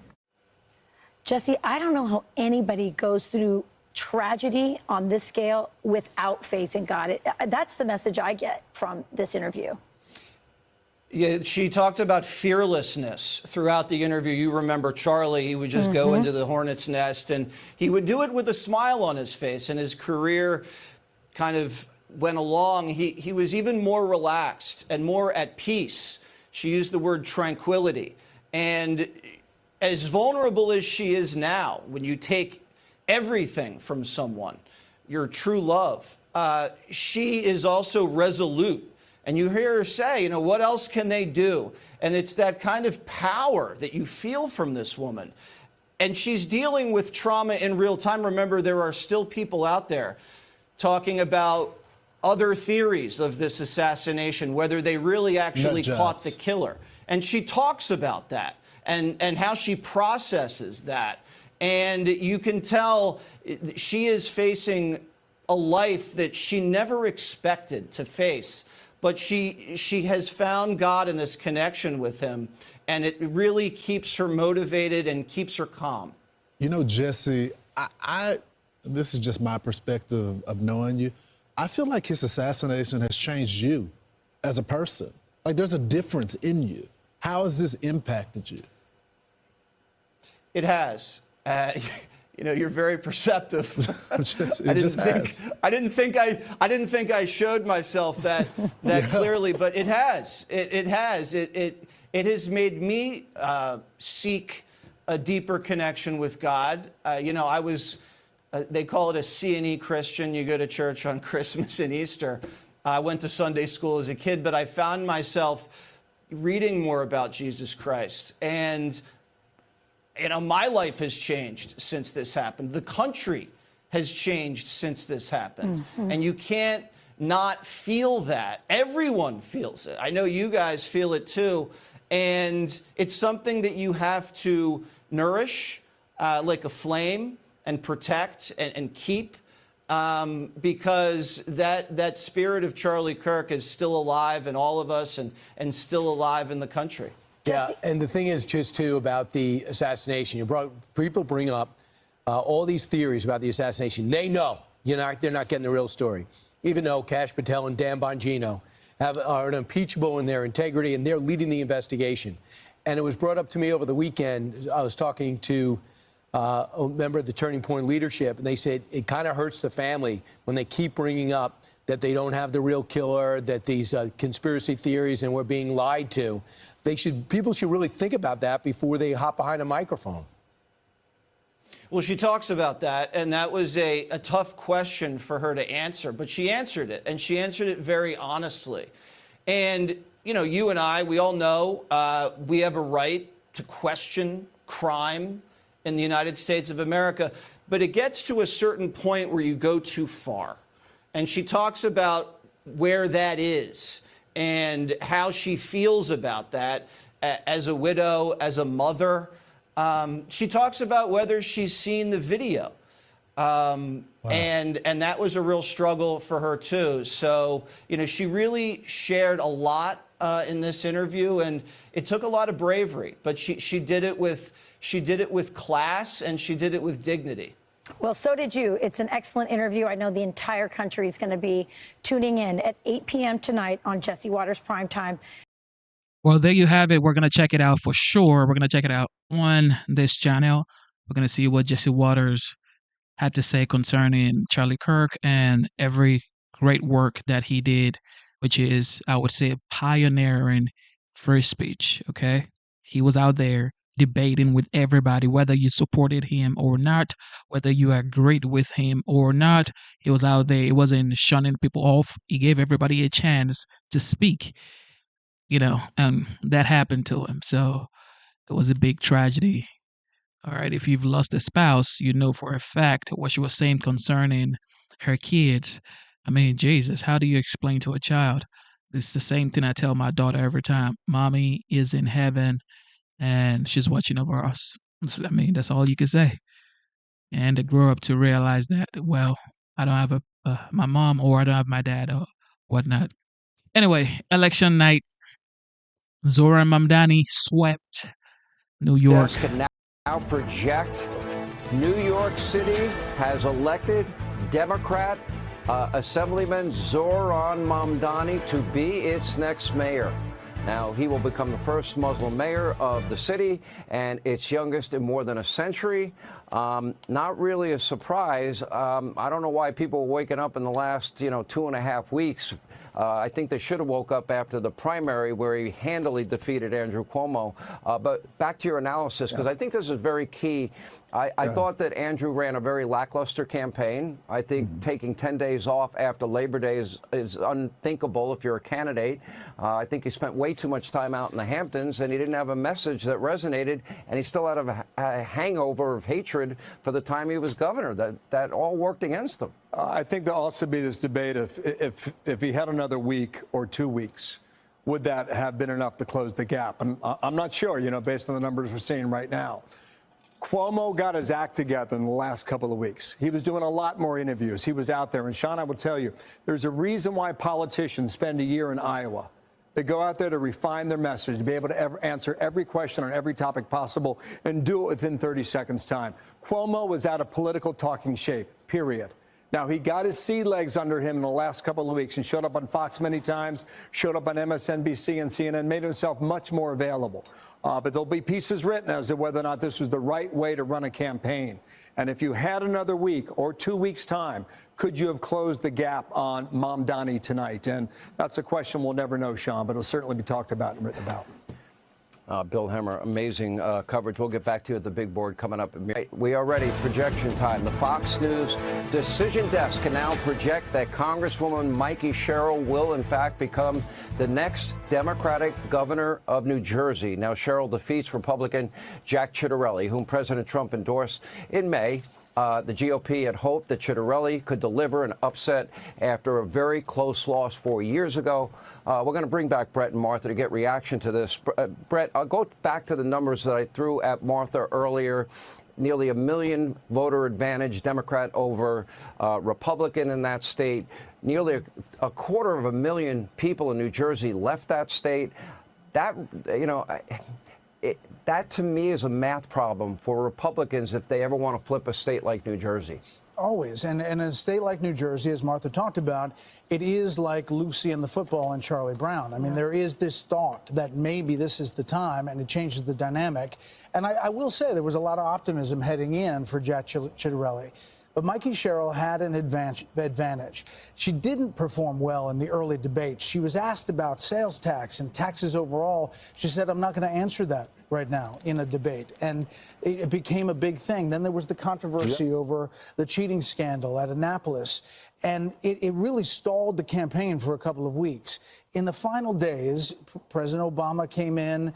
She got a lot of support, and she started seeing early vote numbers tick up, according to her campaign. And, it's enough in that environment to pull out a blue state. Yeah, you look at the urban centers in New Jersey, and she really ran up the vote. Essex County as well, places like Montclair, suburban areas outside of New York. She did very well with women voters. We saw the same thing with Spanberger in Virginia. Both of these candidates presented themselves as moderate women with military and CIA background. And so I think you're going to have Democrats looking at that model as something that is successful for them, Sean. And I would imagine that you're going to see them seek out candidates that reflect that. It's just very interesting to me when you look at President Trump's numbers in 2024 in New Jersey.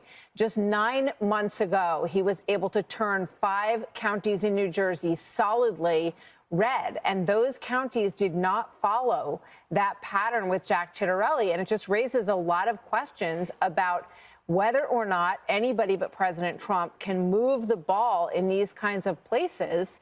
Ciattarelli ran a very Trump-like campaign. He embraced him in the state of New Jersey. I think one of the questions that is going to continue to crop up are questions about the economy. President Trump is very popular across the country in most of the approval numbers, but these questions about the economy continue to be raised. And, I think that when you look at Hispanic areas and black parts of New Jersey as well, where he did not do the kind of numbers that we've seen from President Trump, it'll show areas where Republicans will need to do some work in the coming months before the midterm. Yeah, affordability is the mantra, Sean. I mean, it's the mantra for Zohran Mamdani here in New York City. You know, a couple of things to point out. Both of you made great observations. One, Trump is not on the ballot tonight. Somebody in the Chitterelli campaign determined that bringing Donald Trump into New Jersey, probably not a good idea, being a deep blue state that it is. Let me run through some numbers. I know, Martha, you know these numbers very well. The Tax Foundation, the people in New Jersey, those residents have the second highest overall tax burden in the entire country. They're 49th out of 50. That means the highest property taxes in the country. That means New Jersey has the fourth highest income tax in the country. They also have the highest corporate tax rate in the country. It went up again this year. 45 cents a gallon gas tax, again, among the highest in the country. State sales tax, among the highest in the country. You know, New Jersey has the highest inheritance tax of 16%. Florida has zero inheritance tax, much lower property taxes, no income taxes, and better, you know, weather on top of everything, but you know, better infrastructure on top of everything else. So, you know, it really says a lot to me. What does it say to you, Martha? I know you love New Jersey. Totally depressing me about all of the taxes that we have to pay in New Jersey. No, it's a terrible I'm not trying to do that, but those numbers are insane. No, I mean, I don't know, you guys, but you know, it raises a question about why the argument that Chitterelli has been making that you want to lower taxes is not compelling enough for all of these New Jersey voters. I mean, it's a very obvious question. And then you have Zohran Mamdani, who is saying, well, we're just going to raise the corporate tax rate to match New Jersey. You know, so don't worry about it, because it's only going to be like New Jersey, which, as you point out, is the highest corporate tax rate in the country. But I don't know. I'm going to just be scrolling through the real estate pages here now, Sean, looking for a new place.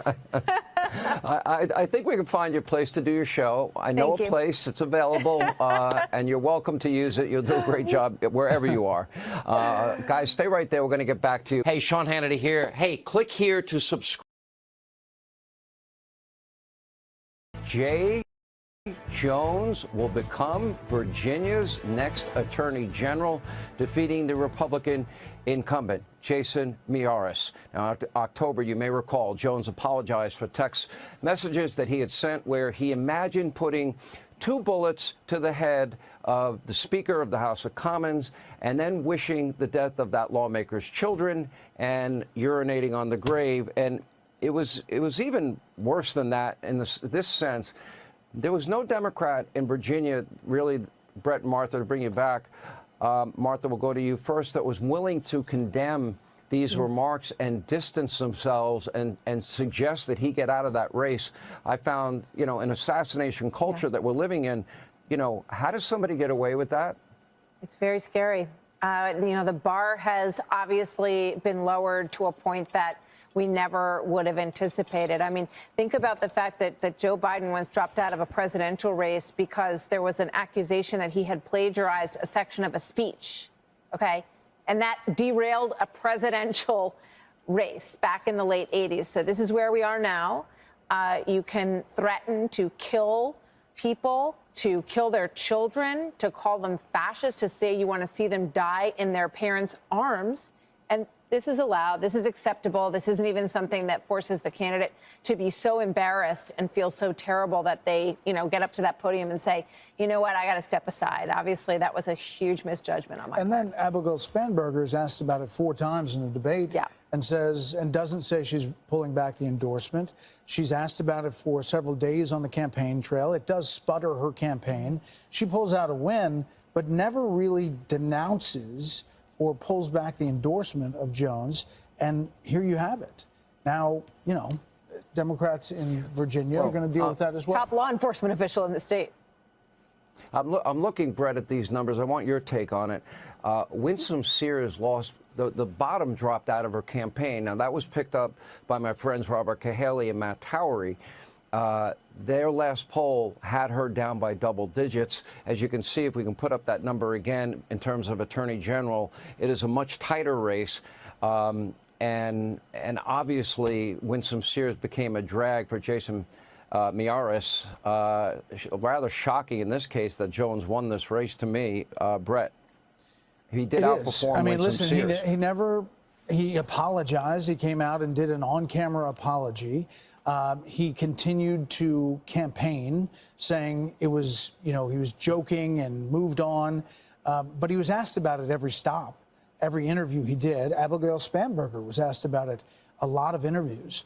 And yet, here you have it. I think it does show, to your point earlier, that Virginia is trending more blue than purplish right now. And does that have to do with the government shutdown? Does that have to do with all the government workers in Fairfax County? Does it have to do with a shift that we're seeing there? I don't know. Yeah. But President Trump's not on the ballot, and President Trump made Virginia very tight in 2024. You know, one of my criticisms after 24, the Democrats, there was no introspection, there was no self-reflection, there was no course correction, as I say. I do see things that Republicans can learn from tonight, even though we're talking about, in my view, 3 very blue states. And I think the one big thing that pops off the page to me, Martha, is the economy. And I know the president has been doing any and everything, a very heavy lift on foreign policy. He laid the foundation for his economic success. He has his plan in place, but there is a lag period between putting that in place and actually seeing the growth that you want and are predicting that I believe will occur. I would like to see more talk about the economy moving forward from Republicans. I take it out of the exit polling. What do you take?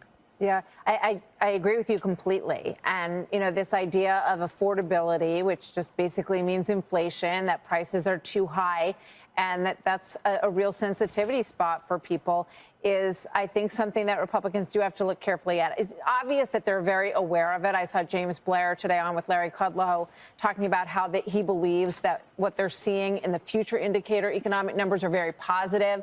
Scott Bessent has implied the same thing. So obviously, before you get to the midterms, Republicans are going to want to work on making sure that that is tangible, that, that people feel that increase. And I think, if the economy is stupid, it ends up being the simple story of a lot of elections. And I think that's clearly one of the lines here. Brett, to add a little context to that, we have trillions in committed monies that the president has secured for manufacturing, and add to that bonus depreciation, which would incentivize companies to build faster. That would include automobiles, pharmaceuticals, that would include rare earth, and also semiconductor chips and things like that. Also, the largest tax cut in history. Reagan did it. We had 21 million new jobs created, massive economic growth, the longest period of peacetime economic growth in history to that point. And then you add the energy component, which I don't think you can fully calculate. So there are building blocks in place, I believe, for great economic growth. How soon will we see it? Yeah, I mean, that's a great question. I think, the projection by Bessent and others is you get to first quarter 26 and you start to feel it. But there is this disparity. Big companies are doing great. If you look at Wall Street, they had some great runs there over the past few weeks, and the highest ever. But the disparity of feeling it in the lower section, in the folks who, don't have a lot in the stock market or any, there is, a push and pull of affordability and paying for things that has not equaled out. The tariff thing is a big part of the president's policies, which is why this hearing at the Supreme Court tomorrow, the beginning of this emergency decision that they're going to make on tariffs, is going to be really crucial. All right, now, just for our audience knowledge, you guys will be taking over at 10 p.m. Eastern. That's 8 minutes from right now. Brett and Martha, we have yet to hear from any of the candidates on either side. I'm sure you'll be carrying those speeches tonight. I want to thank both of you for joining us tonight, and we'll be watching your coverage all throughout the night. Here with reaction to all of tonight's results, pollsters Matt Towery, Robert Cahaly. Well, I got to tip my hat to you. Both of you in your last poll showed the bottom dropped out for Winsome Sears. I believe it had a major impact on the AG race there. Matt Towery, what happened? Well, it's bigger than that. I'm going to go very quickly because I know that we don't have much time. Shutdown, shutdown, shutdown. That had a big effect on this election. We saw many Republicans start to go down as the weeks continued to go with the shutdown. Tomorrow, the legacy media is going to say it's Donald Trump. It's all his trouble. It's not. It was a shutdown. Number two, Republicans have to figure out how to get the vote out. I agree with Kellyanne. In Georgia today, Georgia, You had 2 statewide elected officials, Republicans, defeated at a massive level. No one's looking at it, but the GOP has to figure out how to turn out races without Donald Trump on the ballot. I think that's well said. Robert, let's get your take. Would you ever imagine Zoran Mamdani winning with his radical positions in New York City? A simple answer to that is yes. It's New York City. But I agree Okay, with Matt. that's true. Shutdown is everything. I mean, you know, when you have a country Robert, with let me stop so you. Are many you talking people- about when you say shutdown, are you specifically really referring to Virginia, considering in Northern Virginia so many people were impacted by this government shutdown? And why didn't they blame Schumer? Because I would argue he shut it down. Well, absolutely. But here's the thing. You've got so many people who depend on the government for either aid or a paycheck. And when that is stopped, they're going to blame the party in power. And when Republicans have the House, the Senate, and the President, they don't understand all the details of filibuster. I mean, they understand the Republicans are in control, and that check's in jeopardy. And so when that check is in jeopardy, when that aid is in jeopardy, whether it's actually in jeopardy or they just perceive it's in jeopardy, they're going to vote their pocketbook, even if they ideologically feel a different way. That's what they were talking about earlier. Kellyanne said that all these numbers said they were going to vote one way based on how they felt about issues like crime, but they voted the other way. I think people are voting their pocketbooks, and Trump was right. The shutdown needed to end, and filibuster, whatever it took, nuclear option, it's got to stop. Well, I hope for the sake of people, especially if they're going to lose SNAP benefits, I don't want to come on the air and have to beg people to go to the local food bank, and that may be next. Thank you both. Fox News alert, it's 8 o'clock and polls have closed in New Jersey. The Fox News decision desk believes the governor's race in the Garden State is close. Democratic candidate Mikey Sherrill leads. The Fox News decision desk can also project that Democrat Abigail Spanberger will become the next governor of Virginia. Spanberger defeats Republican Lieutenant Governor Winsome Earl Sears. Let's bring in Fox News chief political anchor Bret Baier and the anchor of The Story, Martha McCallum. Were you surprised, Bret, that was called early? No, you know, it's a purple state, but it's bluish purple. Winsome Earl Sears did close the gap heading into Election Day, but, you know, there was a Democratic push. She was a decent candidate to begin with. She had some stumbles because of the Attorney General's race, which, by the way, we haven't called yet, Jay Jones, although he is seeing increase in the polls, the numbers that we're seeing. But because of that, I think there was a stumble and a belief that Winsome Earl Sears could close the gap. Too little, too late. And Abigail Spanberger will become the first female governor of the Commonwealth. She was the person that Democrats said, listen, this is a moderate. She's going to be the example for Democrats going forward. Republicans said she wasn't a moderate. She voted with Nancy Pelosi almost all the time. And but she will become the next Virginia governor. But this race for AG, where the guy says that he wanted to kill Republican kids, we can't call that yet. Are you surprised that we haven't been able to call that yet? I mean, most people that I know would say, heck no with a guy like that. Yeah, I mean, there's a percentage of Virginia voters who said that they found those comments concerning, but not disqualifying. And we saw that Spanberger really tried to just sort of sidestep this whole issue. She was pressed upon to say that he should drop out of the race. I mean, it really, really lowers the bar for what is required. I mean, think about the fact that Joe Biden once dropped out of a presidential race because there was some plagiarism in a speech that he gave. But this guy says that, you know, this family should be killed, and that the children are fascists and they should be killed too. But, you know, the bar for all these things has changed And the guy dramatically. with the Nazi tattoo hasn't dropped out. You know, I mean, the bar is so either. low now, you can basically do anything and stay in the race. She was asked about 4 times in that debate, will you pull your endorsement? She didn't. And it was the easiest, one would think, layup to, in a political race, say, yes, I pull my endorsement. It's time to move on. But she was, you know, it was like an albatross around her neck for the rest of that race, and that's why it was so close in the end. She is going to pull this out in a decent majority, margin rather, and Democrats are going to feel good about this. I think they have less to feel good about in New Jersey, which looks like it's tightening. All right, so it's tight in New Jersey. This is a state that Harris, I think, beat Donald Trump by about 6 points. He didn't spend any money there. And this guy Chittarelli had done well last time against the incumbent, Bill Murphy. It's too close to call. What does that tell you? Well, this is the third time that Jack Chittarelli has run for governor. The first time he didn't make it through the primary. The second time, as you pointed out, he came within 3 points of Phil Murphy. Nobody has held the same party governorship in New Jersey since 1961, which would indicate, the historical trend is that it's time for it to flip to the GOP this time around. We've certainly had a number of Republican governors in New Jersey, but this is very close.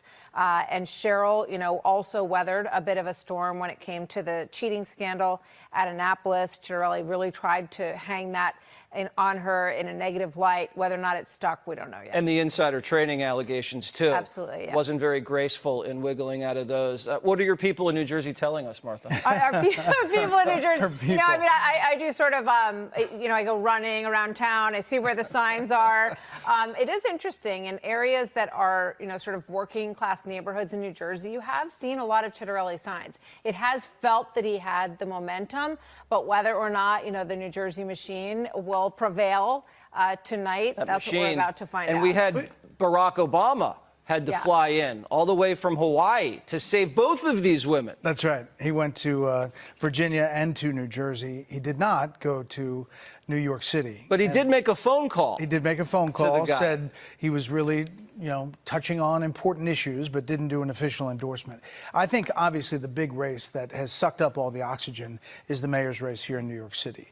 And that could maybe have an effect in New Jersey because people in New Jersey look at New York City and say what happens there could mean something for us. Do you really think that if Mamdani wins, that it could have repercussions in New Jersey, Martha? You know New Jersey better than any of us here at this table. It's true. Well, we both live there, but you and I both live there. I was born there. I just want to say. Okay, good. He's also strong. Jersey roots as well. It's interesting to see if you get a counterbalance vote. If people in New Jersey sort of turn out to try to balance Mamdani in the mayor's race. I also think that the other person who's watching this very closely is Elise Stefanik, because I think if Mamdani wins in New York, she may feel, Well. Mamdani already won, so, ladies and gentlemen, it is what it is. Hochul wants to be governor, to stay governor there, but Mamdani didn't even endorse Hochul. Right. She endorsed him, and he won't endorse her because she refuses to raise taxes in this state, which is going to be a problem for So her. we're not giving Mamdani the win, but if he does win, Brett, what kind of damage, if he teams up with Kathy Hochul, could those two do in the state of New York? So interestingly, the New York City mayor doesn't have as much power as the New York governor. Right. So she would almost be a check, if she wanted to be, to the New York City mayor. Does she want to be? When she was on that stage, it didn't look like it when she was holding up his hand. But she has said to other people and reporters that that's what she would do. It's not good enough. If he does win, and we don't know, who knows? Those polls close at 9 p.m. We'll see. It's the biggest turnout we've seen in 2 decades in New York City for a mayor's race. So, that could mean good things for Cuomo. But if he wins, Hochul will be in a much weakened position against the Republican nominee, likely Stefanik. And are you thinking people in New York City are calculating this? Well, I don't like Cuomo, but I might have to vote for him to stop Mamdani. How much of that calculation is happening? Well, I think one of the biggest questions is that percentage of Sliwa voters, because Trump came out and said, look, I don't really like either of these main candidates, but if you should go for the worst Democrat rather than the communist, is what the president said. So those Sliwa voters had to make a decision today when they went to the polls and figure out if they wanted to pull the lever for Sliwa or if they were going to go over and do what the president asked them to do and vote for Cuomo. So watch the Sliwa margins. Staten Island is obviously a big the only big conservative stronghold in New York City. If his margins are lower there than they were last time around, that's something to keep an eye on. Does the pseudo endorsement by Donald Trump of Andrew Cuomo help Andrew Cuomo in a city like New York where they just tried to throw this president in prison?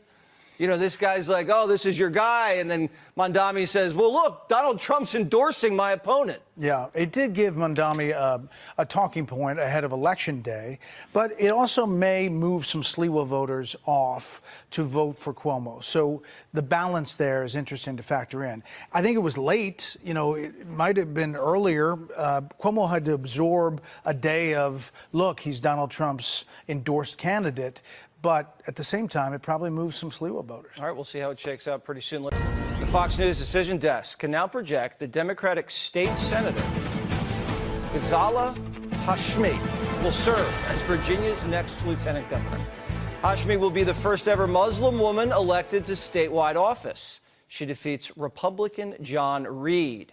Here with more on all the news that's been breaking. Fox News contributors Ari Fleischer, Kellyanne Conway. All right, Kellyanne, let's get your take on this. No surprise, really, to me anywhere. I'm not really surprised. I had hopes for New Jersey. It was a hope. There was a shot. There was a chance. But the math was the math. And I knew that going in. 250,000 people left in 3 years. Nearly 1 million vote advantage for Democrats, registered over Republicans. So I was realistic as well. No doubt. This is what happened when Democrats turn out to vote in largely Democratic blue states, and that's what happened. The one curious thing, though, Sean and Ari, is that the voters told pollsters they want lower taxes, fewer regulations, less crime, less chaos with respect to migration. They want to make sure that the police are respected and that their values are reflected. And then they went and voted against all of that today in the form of these governors. Look, Jack Ciattarelli, we were all very hopeful, but guess what? The Fox News voter analysis suggests that he failed to win young men and to replicate what President Trump did one short year ago with Hispanics, with union households, with independents. So to the extent that tonight is a referendum on President Trump at all, guess what? It means that he's one of one. You can get his endorsement, and this is a clarion call for 2026, folks. You can have President Trump's endorsement. It doesn't mean you're going to win. You have to do what he did. You have to go and dip into these unfamiliar to Republican constituencies. You've got to be very specific and granular and show up every single moment. One quick point about Virginia. Spanberger's margin of victory is so large, Sean, that she brought over that Jay Jones character to be the chief law enforcement officer of Virginia. He barely won. He won by a far smaller margin than she did. She dragged him over, and now he should be a drag on her. Because, my goodness, we've got a socialist, anti-Semite, pro-Hamas guy as mayor of New York, and the chief law enforcement officer in Virginia in the age of political assassination attempts and successful attempts. We have a man who has threatened the lives of other people. I think that's one of the biggest stories of the night to me, and I also think that Republicans got to do what they did in 2024 with President Trump, get that vote out early, swamp the vote. Look, for me, early voting is 7 a.m. on Election Day, but early vote is a real thing now, and we have to step it up and participate the same way the Democrats do. Ari Fleischer, let's get your take on tonight. Well, blue states are blue states, and that's why the Democrats won tonight. But if you take a step back, Republicans in 2022 took the House of Representatives. There was no red wave, but they took the House. 2024, they took the White House. They took the Senate. I would rather be the Republicans in having done that than the Democrats in 2025 who kept some blue governor's mansions. Looking ahead to the future, the Democrats have a horrible problem now on their hands, and his name is Zoran Mamdani. Mamdani will be the middle name of every Democrat running in every race around the country. And the socialist win tonight is not over. There's a race in Minnesota right now where a socialist may beat the incumbent Democratic senator of Minneapolis. Keep your eye on that race. Socialism is a growing problem for the Democratic Party. And the more the Democrats embrace socialism with all the horrors that it entails, the crime that'll take place in New York City, the abandonment of New York City by the successful and the taxpayer, this is what's going to hurt the Democratic reputation and base going forward. It's hollowing out the Democratic Party. I would so much rather, even with tonight's bad results, be the Republicans in the big picture than the Democrats. There's also, I just want to add, a race in Maine we should pay attention to tonight. It's a ballot initiative to see if voters in Maine want to mandate driver's licenses in order to vote. That looks like it's going to pass. So outside of the bigger races here, Pay attention to Minneapolis. Pay attention to that ballot initiative in Maine. But it's a tough night for Republicans. But it sets up 26. Republicans are running against socialism. Oh, I actually think I'd take that battle, that ideological battle, any day of the week, to be very honest, Ari. But Ari Fleischer, Kellyanne, great to see you both. Thank you both for joining us. Hey, Sean Hannity here. Hey. Well, there you have it. There you have it. Democrat won the election last Bringing night, our big panel, time. Dana Perino, Shannon Bream, Harold Ford Jr., and Charlie Hurt. Great to have all of you with us as we look at these results and very significant wins for Democrats tonight, Dana. So my partner in crime over there, Bill Hemmer, mentioned the polling, and I think that's going to be one of the threads that people are going to want to pull after this, because the polling did suggest much tighter races. That is not what happened. But you know what was undefeated, and I'm sure Britt Hume will talk about this, and that is the betting markets. And so I think that the whole polling industry has to take a look and say, with these phones, with the new ways to do it, what do we don't have a handle on? I do think that to the extent that there was any story at all is a little bit of a surprise. These are blue states. There shouldn't have been much suspense, but I think that because the Democrats are in such disarray, aside from the Democratic Socialists, who appear to be going very strong, the Democrats are going to have a very difficult time. And I know my friend Harold is going to try to say that Zohran Mamdani is not a Democrat. Well, he's going to start by socialist. He's going to start by saying thanks for having me. He's going to be so glad to be on the table, but he already said that to me earlier today. But I think it's going to be very difficult from a messaging standpoint. All of the energy is behind Zohran Mamdani. And what I remember something that George Will said, every 20 years or so, people need a controlled experiment in socialism to remind them of why they need adults in charge. And unfortunately, for the city that is not of my birth, but is certainly the one that I adopted and that I love this place. I do hope for the best. I wish him the best and hope that he can love it as much as we do. But Harold, you know, a lot of people in New York thought Bill de Blasio was that, and that it didn't work, and that this was not going to happen again. And here they are. And you wonder what this means for this city and what it means for your party. Well, it is good to be back around the table. It's a blessing to be able to do this coverage. I'd say a couple of things. The last two mayors we've had in this city, Bill de Blasio and Eric Adams, many people thought that they were national figures, and they embraced that national figuredom that was put on them. Bill de Blasio ran for president. His campaign was roundly rebuffed. Eric Adams was on a trajectory. Then he ran into some hurdles and opposition, some of it self-inflicted. But as he leaves office tonight, crime is coming down, and New York remains a place where people want to invest. We come to Mr. Mamdani. I'm surprised by some of the numbers also. I'm a Democrat. I'm not a Democrat socialist. Tonight will be interesting to hear his speech. Is it unifying? Does he reach out to Jessica Tisch? Does he try to allay some of the concerns? The police commission. Yes, Jessica Tisch, who's our police commissioner, who has shepherded this crime reduction, violent crime reduction in our city, and made, I live in this city and vote in this city. My kids go to school in this city, and make it easier for kids to take the subway, and for that matter, all New Yorkers to take the subway. Two, this was a good night for Dems. If Dems had lost one of these states, we'd be saying this is a terrible night. Dems won by 14 points in both Virginia and Virginia and New Jersey, and we won the Supreme Court races in Pennsylvania, and we retained the Public Service Commission seats in Georgia. Now, some will say we held serve. You got to hold serve to win. This is tomorrow, as we get ready for the political day, Mr. Trump and Republicans will have some questions to answer. The shutdown will still be on people's minds. I'll be curious to know, if we look at some of the polling, did the shutdown play in New Jersey, in Virginia in these last week or two, as we talked about SNAP benefits and so forth? I don't know the answer to that.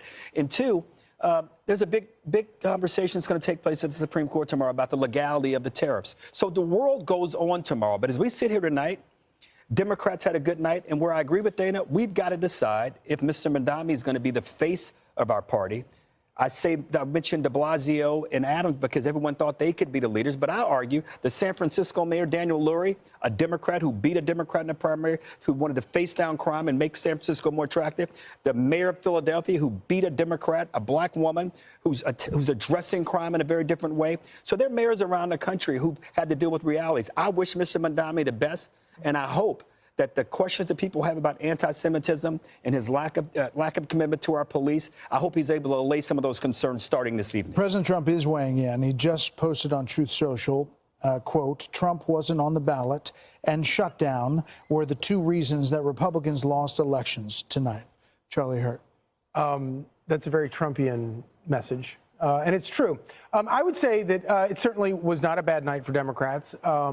But I would temper it a little bit. You know, if we sat back 6 months ago and sort of predicted the outcome of all of these races, we probably would have done a better job of getting it all right than you would by reading the polls in the last couple of weeks.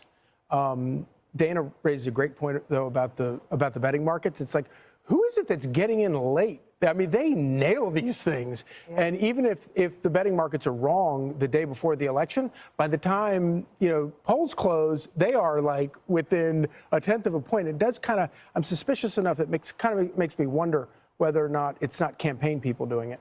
But look, you know, if you go back 40 years, not only are Virginia and New Jersey both solidly blue states now, if you go back, their reputation for voters rejecting whatever party won the White House in the previous year is almost without fail. There have been two examples, one in each state over the past 40 years, where they haven't done that. So this is not to be unexpected. I don't think that it's not a bad night for Democrats, but I don't know that you can really spike the ball here. Certainly Democrats won the expectations game because of the last couple of weeks, but they still have monumental problems. Not only do you have a communist in New York City, and we'll see how he decides to govern, but you also have the Jay Jones in Virginia that Republicans are going to be able to run against both of these people all across the country.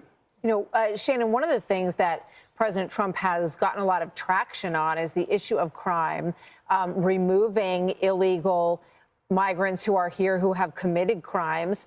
And Mamdani, you know, has said some very dark things about the New York City police. We all remember Bill de Blasio having the police en masse turn their backs to him at a New York City police officer funeral. So that's one of the things that I think we're going to really be watching is this relationship with the police, because 9% are going to leave the city.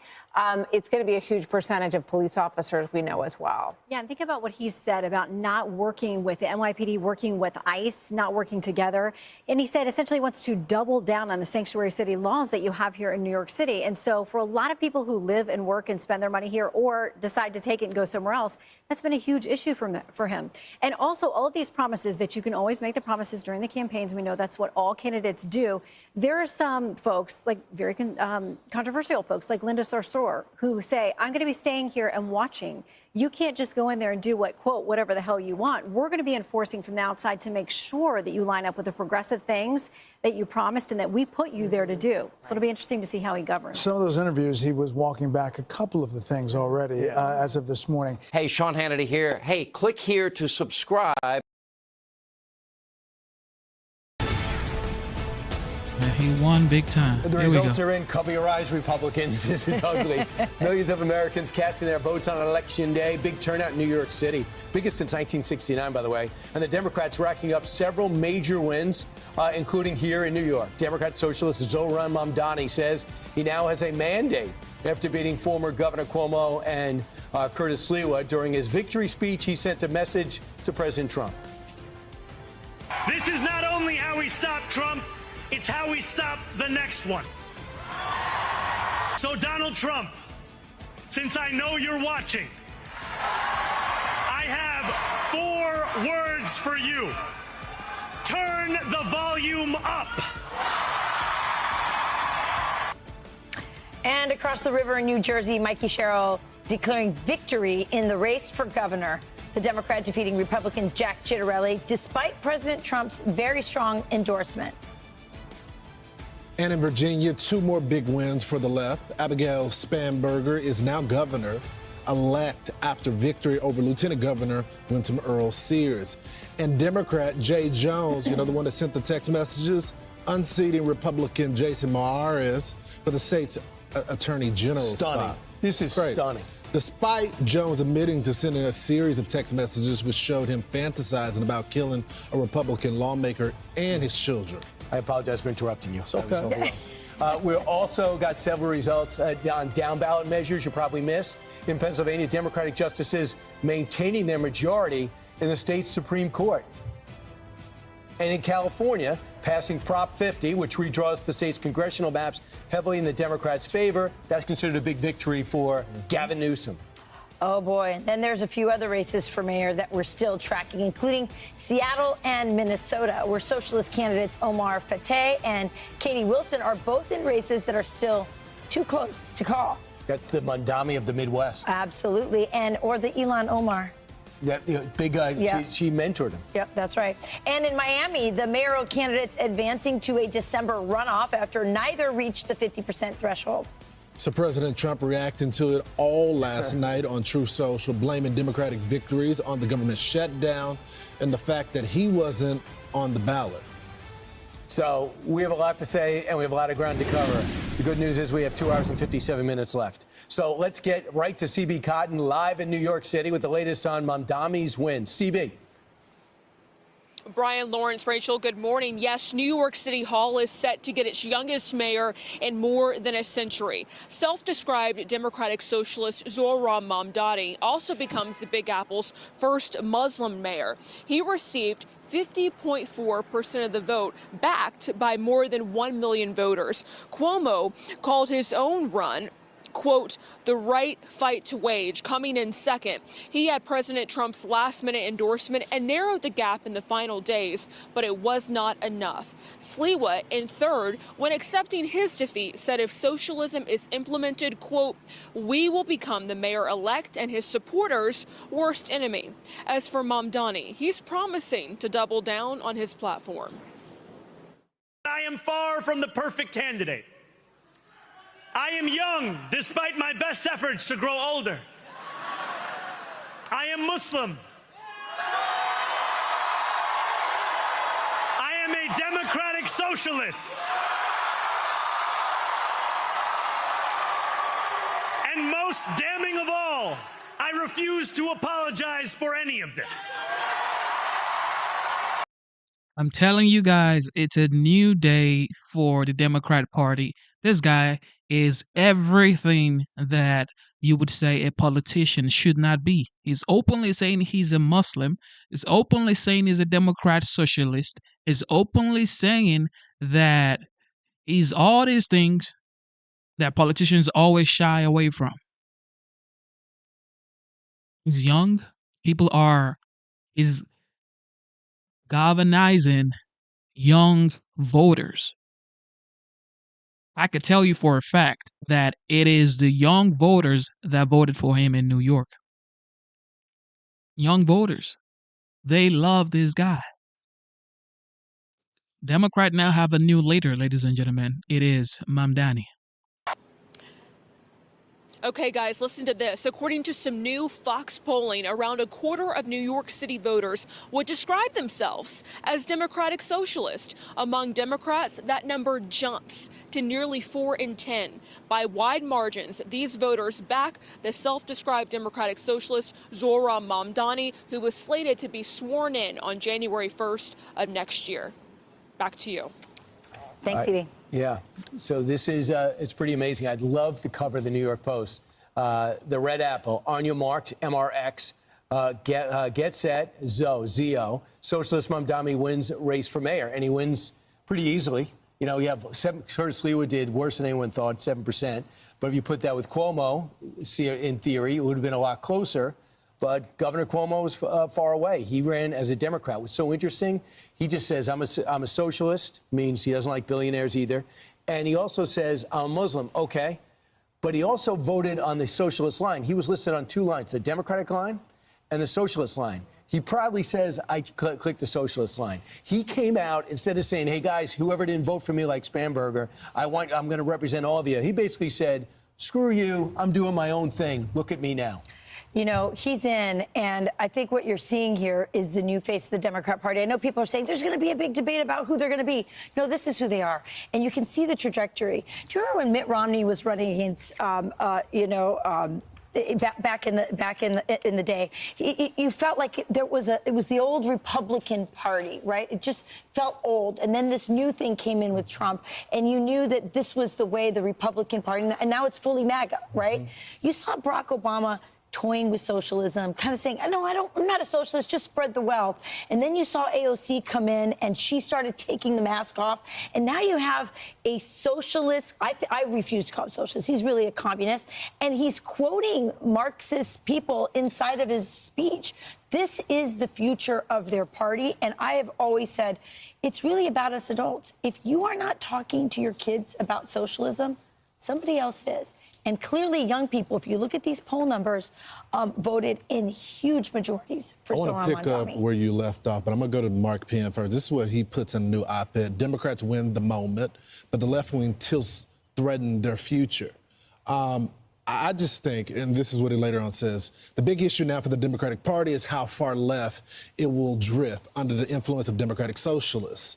Gaining ground within the party and being accepted by much of its leadership, Mamdani will likely prove a gift to Republicans, and the 2028 presidential primaries could become a defining battle for the direction of the Democratic Party. Still, socialists often begin with promises of free goods and services, only to see the ideas later collapse. And I just think at its core, I mean, we're focusing on the next presidential election. We really got to focus on now. I think it's quite embarrassing that someone that's only been an American for, 6 or 7 years, he got a citizen, was able to capture a large demographic. You can blame Sliwa all you want, but if you take that proportion away, he still gets 50% of the electorate. When you look at the younger demographics, he was able to capture their minds. When you look at 30s to 40-year-olds, he captured them as well. And so I think, we can cry on this day, or we can have a self-reflection moment and try to figure out how we get that next generation to believe in capitalism. I didn't hear anybody talk about capitalism in the last president. Cuomo came on our show and it was an embarrassment yesterday. Didn't talk about a future, didn't really make the pitch. Oh my God, he said Cuomo was an embarrassment. Ladies and gentlemen, who-wee. The Democrats are on fire right now. Renewed hope. Okay, whatever hope was dead during the 2024 presidential election last November has been revived, courtesy of Zoran Mamdani, the young bull of Democrats. Okay, the Democrat now have a young bull. He's very, very, very, very, very energetic. The people love him. He's saying what the people want to hear, especially the struggling Americans. Now, don't be surprised if this guy comes out to be running as the vice presidential candidate for the Democrat Party. Telling you. To Republican voters, when you have candidates like that going against the socialists, I think it was pretty clear for a lot of people in there. They chose the person that was going to give them free stuff when they're suffering right now. Yeah, I mean, what you're also referring to is what Mark Penn's also referring to is the civil war that's about to take place on the left. So the biggest crowds with Bernie, AOC, Mamdani, they're going to be the rock stars. And they're going to say, well, Spamberger's a moderate and Shapiro's a moderate and Bashir's a moderate. That's the future. Well, they usually their volume's a little bit lower, the charisma is a little bit lower, and most of the. Well, he cannot be vice president as well, because you have to be born in the United States to be the vice president of the United States. So, thank God. Money has been flowing to AOC and Bernie.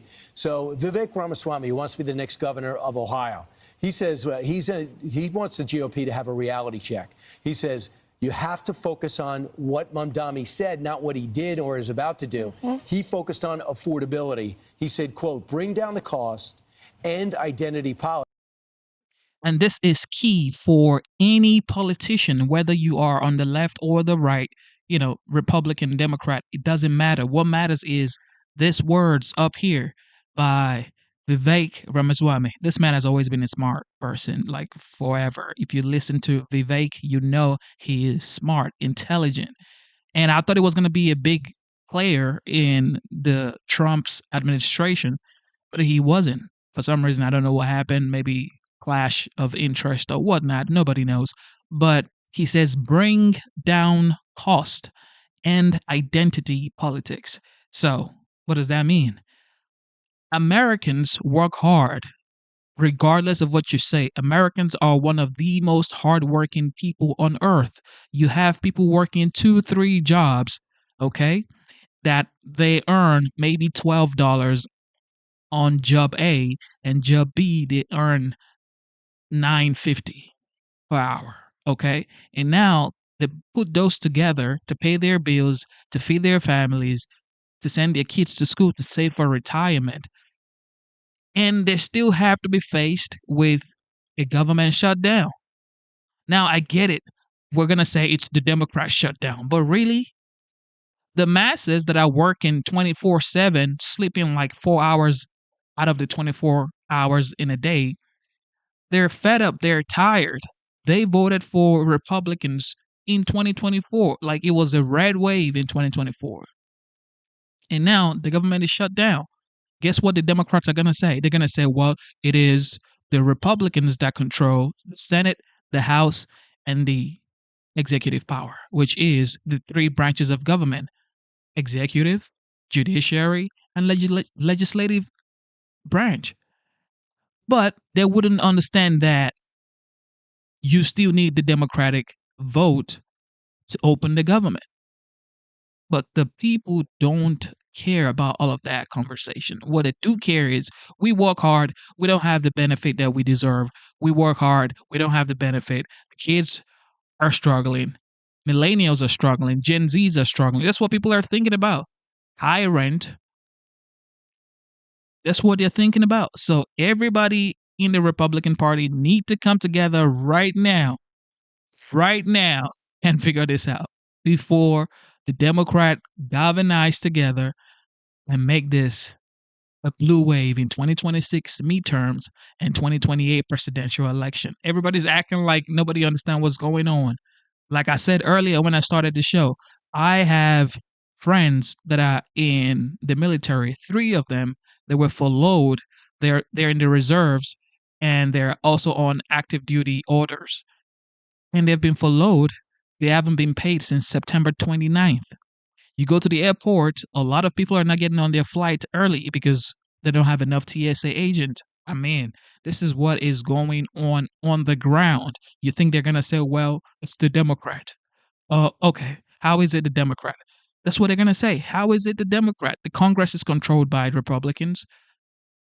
The commander-in-chief is a Republican. So something has to be done. I voted for President Donald J. Trump. He has to use whatever power he has to help Americans. He has to, because this is going to go down really fast. Let me tell you, in 2026, what do you think is going to happen for the midterms? In 2028, you think J.D. Vance is just going to waltz into the White House and say he's the next president? He has to prove to the people. And they're going to say, well, during your term, you had the longest shutdown in history. How do you defend that?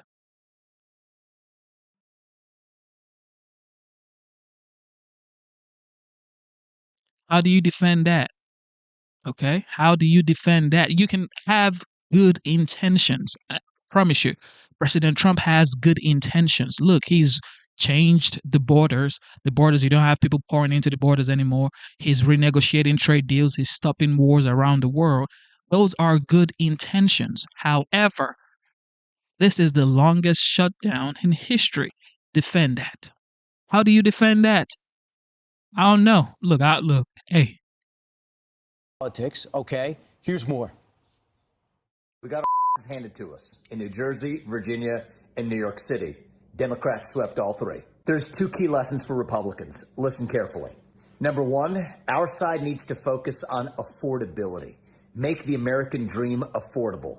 Bring down costs, electric costs, grocery costs, healthcare costs, and housing costs, and lay out how we're going to do it. And number 2, cut out the identity politics. It doesn't suit Republicans. It's not for us. That's the woke left's game, not ours. We don't care about the color of your skin or your religion. We care about the content of your character. That's who we are. Yeah, I'm not sure what he refers to about identity politics, but I will say this. The president's been in business 9 months. You know, the big, beautiful bill was not, nothing's been implemented on it. That's his economic program. He put all into one. So he's pulling the rubber band back. He has not let go of it yet. So if he's going to bring down the costs, we're not going to know until January when his budget gets into play. The tax cuts come in, the tax incentives go into play, and that's when the energy, and you'll start seeing what we're doing with energy on natural gas and oil and everything. That will bring down utility costs. In theory, if the big, beautiful bill doesn't produce, there's going to be an ugly midterm. If it starts producing, things will work themselves out. Is it possible that Mamdani, first of all, let's be honest, as you said, he won on costs. He talked about the affordability of, and this is a very expensive city to live in. Especially if you're a young person. It always has been. He started off on TikTok. He started doing funny little trends. He started getting their attention. So that's some of the lessons that we're learning, that you have to engage people. We also shouldn't lose hope. We're seeing mega arenas filled with young people going to these turning point events. So let's not pretend like all is lost. But we should talk about what he did right. And moving forward, what should happen with the Republican Party? They need to address housing costs. They need to address the fact that we have, these huge investment firms, these, venture capitalists who are buying up, BlackRock buying up houses and making it harder for young people to buy. Issue. It's a big issue, and we should be on top of it. 60 Minutes did that 2 years ago. I had no idea. They're buying out people, giving a good price for their homes, and they're taking control of it and making the country a bunch of renters. Right. And with no option to buy. I'm Steve Doocy. Let me just say this, okay? Of course I get it. This is going on, all right? People have accused companies like BlackRock or whatnot, Vanguard or whatever, for buying properties and rendering most Americans, relegating most Americans to renters. But the fact is, this isn't what the people want to hear. Nobody wants to hear pointing fingers. There's no pointing fingers right now. Nobody should be pointing fingers right now. Everybody should be taking accountability of everything going on right now. Be accountable. The Speaker of the House should be accountable. The Commander-in-Chief should say, okay, I get it. This is going on. How do we solve it today? Right now. The more time spent on saying, well, this is the Democrat shutdown, this is Schumer's shutdown, this is that, you're wasting time, and the people are going bunkers. I got to tell y'all. All right, Ron DeSantis, another candidate for 2028. Potential victory for Zoran, as we affectionately call him, commie Marxist Mamdani in New York City tonight. While some New York residents, they are threatening to flee Florida. A whopping 9% are saying they are about to leave if, in fact, Mamdani holds on and wins this race by a significant margin. Joining me now from the free state of Florida, Governor Ron DeSantis, my governor. Okay, I'm literally in tears. I'm having a hard time keeping a straight face. Only for this reason. I have really funny friends, and my funny friends are sending me, one is a meme of the Statue of Liberty, sitting down, smoking a cigarette. F it, I'm going to move to Florida. The other one has a picture of Mamdani, and it says, Realtor of the Year in the state of Florida. It's cracking me up. Well, first, Sean, I'm glad you cleared up that you're not going to Ireland, because if it was a trade where Florida had to give up Hannity in exchange for Rosie O'Donnell, I would veto that trade on behalf of this free state of Florida. Don't you worry about that. Listen, I'm grateful I have a good governor. There you go. This is a guy, Mamdani. He wants to take down the Columbus statue. I've already said if they take that from Manhattan, we'll take it in Florida. Hey, if they want to put the Statue of Liberty in Lake Okeechobee, we'll get that done as well. But I think he's going to win, and I think it's an incredible act of ballistic podiatry, shooting yourself in the foot by New York City voters. I mean, this is a guy who does embrace Marxist economics. He claims he's going to lower everyone's costs by having the government run grocery stores, and the only people that would think that would work are people who have never studied a lick of history. He's also somebody that after 9/11, he said how bad it was that his aunt was on a subway and got dirty looks. He never expressed the sympathy in that regard that for all the people that got murdered. He's also embraced George Soros style soft on crime policies. He hates the NYPD, if you look at his history. He is not going to stand up for law enforcement. And what I found on all this, Sean, is yes, his tax policy is going to be crazy, anti-business, all that. But the number one thing that moves people to want to flee these jurisdictions is the collapse of public safety. And I think he's going to make the de Blasio reign look like the golden age. You know, I'm talking about a math problem in New York City, New York State. And, you know, for example, in the last 3 years, nearly 250,000 people left the state of New Jersey. That is a math problem. And I mean this sincerely. I wanted Mamdani to lose for my friends that remain in New York. I wanted Chitterelli to win. I don't know if you know this, but I went up and I did a town hall. Polls showed that he had a shot. I wanted to give him an opportunity to make his case. But math does not lie. Losing 250,000 residents in the last 3 years from his last election, that is an overwhelming number.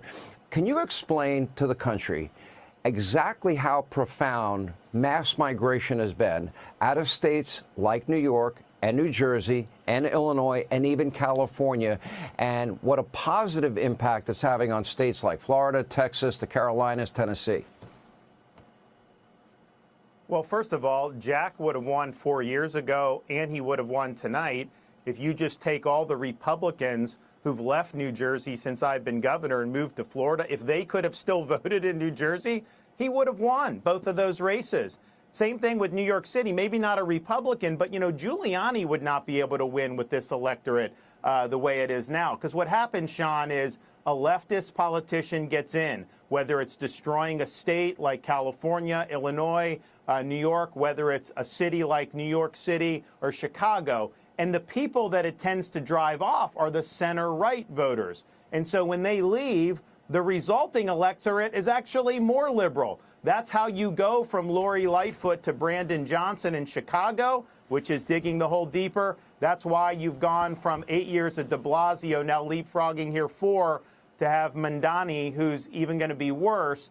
And what we found in Florida is, first of all, we're not asking for anyone to move. I mean, people have talked about putting a tariff on people moving in at this point because so many have done so. And I know a lot of people in Florida would think that that would be necessary. But here's just the truth.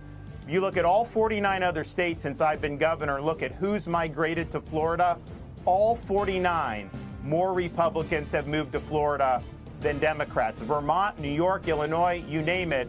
And the result of that is not just migration, because we've had a lot of people shift within Florida. But when I got elected, we had 300,000 more registered Democrats in Florida. Today, we have 1.4 million more Republicans. Nobody has ever seen a change that profound. Well, Wall Street South is real. Every investment firm, every big bank, every private equity firm, they are all down in Florida. That's true. Like every Republican, more conservatives are moving to Florida. Florida is definitely like a hub for conservatives. The first polls All right, here closing we in go. less than 2 hours, and all eyes are on those big governor's races in Virginia and New Jersey. The Democratic candidates are hoping to coast to victory on the same old playbook they've been using for a decade, making it all about fighting Trump. But those attacks pale in comparison to what the Wolf of Wall Street just unleashed. Nancy Pelosi is going beast mode on Trump. Watch. He's just a vile creature. The worst thing on the face of the earth. But anyway. You think he's the worst thing on the face of the earth? I do, yeah. I do. Why is that? Because he's the President of the United States and he does not honor the Constitution of the United States. In fact, he's turned the Supreme Court into a rogue court. He's abolished the House of Representatives. He's chilled the press. He's chilled the press. He's scared people who are in our country legally. Dana, that sounds like a bitter woman who's out of power. And maybe somebody who's thinking about hanging up her spurs. Yeah. If she wears spurs. I think she does. She has got spurs on her tongue because she has got a sharp one. Yep. I mentioned yesterday, you weren't here for this brilliant point. I'll say it again. Trump is the only thing holding both parties together at the moment. And for the Democrats, it's certainly at their peril because they're about to have this big intramural fight about who can be in the tent. And is Zohran Mamdani a socialist who can be in the tent, who's the leader of New York City and basically the leader of the party with all the energy, because he certainly thinks he is. and the media is going to give him that opportunity. And he doesn't even really need the media because he talks directly to the young people. And so you're going to see this in Minnesota, you're going to see it in Seattle and other places that I can't even think of right now, where you have very far left progressives who might not be called democratic socialists, but look at their programs. That's what they are.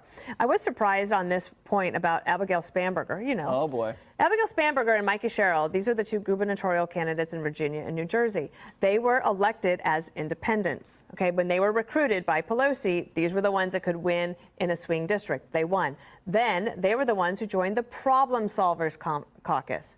Those are the people that are supposed to be able to be civil. Spanberger said she has no interest in working with Trump. So she's going to be the governor of a state that's 15 minutes away from the Oval Office, and she doesn't think it's important to have at least a relationship with him, like maybe to help get the shutdown. And if you think about the mayor of D.C., Muriel Bowser, she said, okay, let me just work with him. What are the changes? You just got back from there. And by all accounts, it's better in terms of crime. It's beautiful. And you have to wonder, what is it that they stand for? Cheryl and Spanberger, I think I was going to say Sandberg. Micah Sherrill and Abigail, they have not said what they are for. We absolutely know what they are against. Spanberger could not even bring herself, as a woman leading the race by so many points, to say that Jay Jones, who is the Attorney General candidate on the Democratic side, who said it was okay to murder his opponent, she couldn't even have the strength to distance herself from that. And this was 2 weeks after Charlie Kirk was assassinated. So I don't know what is going to happen in either of these states. I do think that New Jersey is much closer than Virginia. And if that happens, then there's a little bit more of a mixed message for the Democrats. GG. Yes, JW. So I said, like, Zoran's like the hangover of wokeism. Nancy is the hangover of TDS. She reminds me of the, like, I don't know, this might be too elitist, but if you belong at a co-op meeting or a condo meeting, she's one of the elderly tenants who comes in and just complains that the kids are making all this noise. She's at her wit's end. But this is what an addiction to one idea gets you. I mean, she looked irrational. There was no function in her brain. She's a remnant of the past. This is where Trump derangement addiction brings you, to that spot where you're this mental unwellness. How many more examples do you need of this? I've yet to see anybody who's in the throes of Trump derangement ever improve or get better or be successful. Once they're in it, they can't get out. They need to get complete deprogramming, go to some spa in the middle of nowhere, do some trauma therapy. And you're right, Trump is the only thing the party has because they cannot articulate ideas that are counter to his because his are common sense. They're like, so the Democrats are like a yo-yo champion, and they're, you know, it's they can't do anything. They can't help you, but they could sure do yo-yo tricks, and their only yo-yo is Donald Trump. Yeah, she did not look good in that video. How do you think she's processing all these successes? She's clearly deranged, to your point, Greg. Look, she said Donald Trump has chilled the press. The man has more press availabilities than anyone, certainly more than President Biden. She said he abolished the House of Representatives. That would be news to President Trump. The House of Representatives has the government shut down along with the Senate, who can't get past the filibuster. And then she says that Donald Trump's the worst thing on the face of the earth. I could spend the entirety of this show extrapolating on what an asinine statement that is. I could never call Pelosi the worst thing on planet Earth, or Hakeem Jeffries, or any other normal mainstream American citizen who hasn't committed a crime. Worst person on planet Earth? Really? Worse than Hamas, who killed children? Worse than Putin, who abducted children? Worse than the person who assassinated Charlie Kirk? Worse than the attempted assassin of President Trump himself? You think President Trump is worse than the guy who tried to assassinate him? It is an asinine statement, and it is not from a rogue member of the House. It is from the former Speaker of the House, and that is disgraceful. Harold, do you condemn Nancy Pelosi's attack on this president? Wholeheartedly. I condemn all these attacks. Look, I'm a believer that you can have rabid and massive disagreements about a whole range of things. We disagree on a lot of things around this table, but that doesn't mean that you have to hold hate in your heart for someone or hate someone.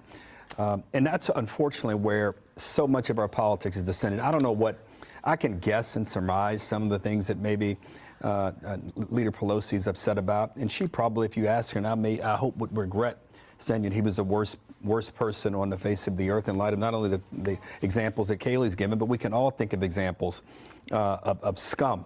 What I think is telling about all this is that the American people today in some parts of the country are going to have a chance to vote on, it's kind of a referendum on this kind of politics.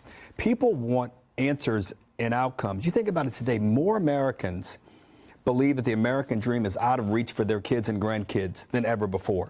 You have fewer Democrats who are patriotic, who claim a great American patriotism than in the last 30 years. In fact, Republicans are at a lower number. You showed me that unbelievable graph just the other week. This is what I think is distressing and, frankly, what people should be focused on. One of the reasons that Mamdani, and you said it in your opening statement, Greg, about Mamdani, one of the reasons he's been able to attract some attention and get some traction is that he's diagnosed the problem right. He just doesn't have the right answers.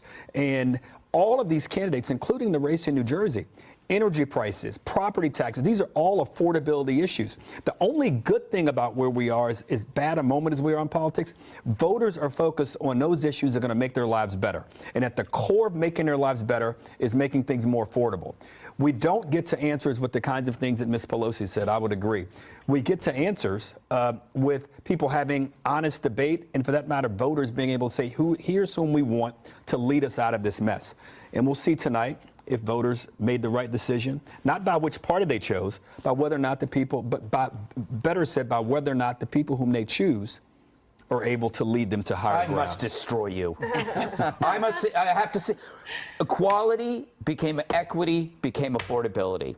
Yep. No, yep. The country, we've always been on a, affordability for whom, from whom? Right, but answer the question, Mr. Ford, so or you'll be asked to leave. I'll tell you this. New Jersey voters are saying they don't like the fact that this one energy company is raising their prices. So there may be shareholders in that company. There may be friends of yours who invest. All I'm saying is this is what politics at its best tries to do. And hopefully we get away from the hate and get more to solving problems. Can I just say one more thing at the risk of the wrath of the control room?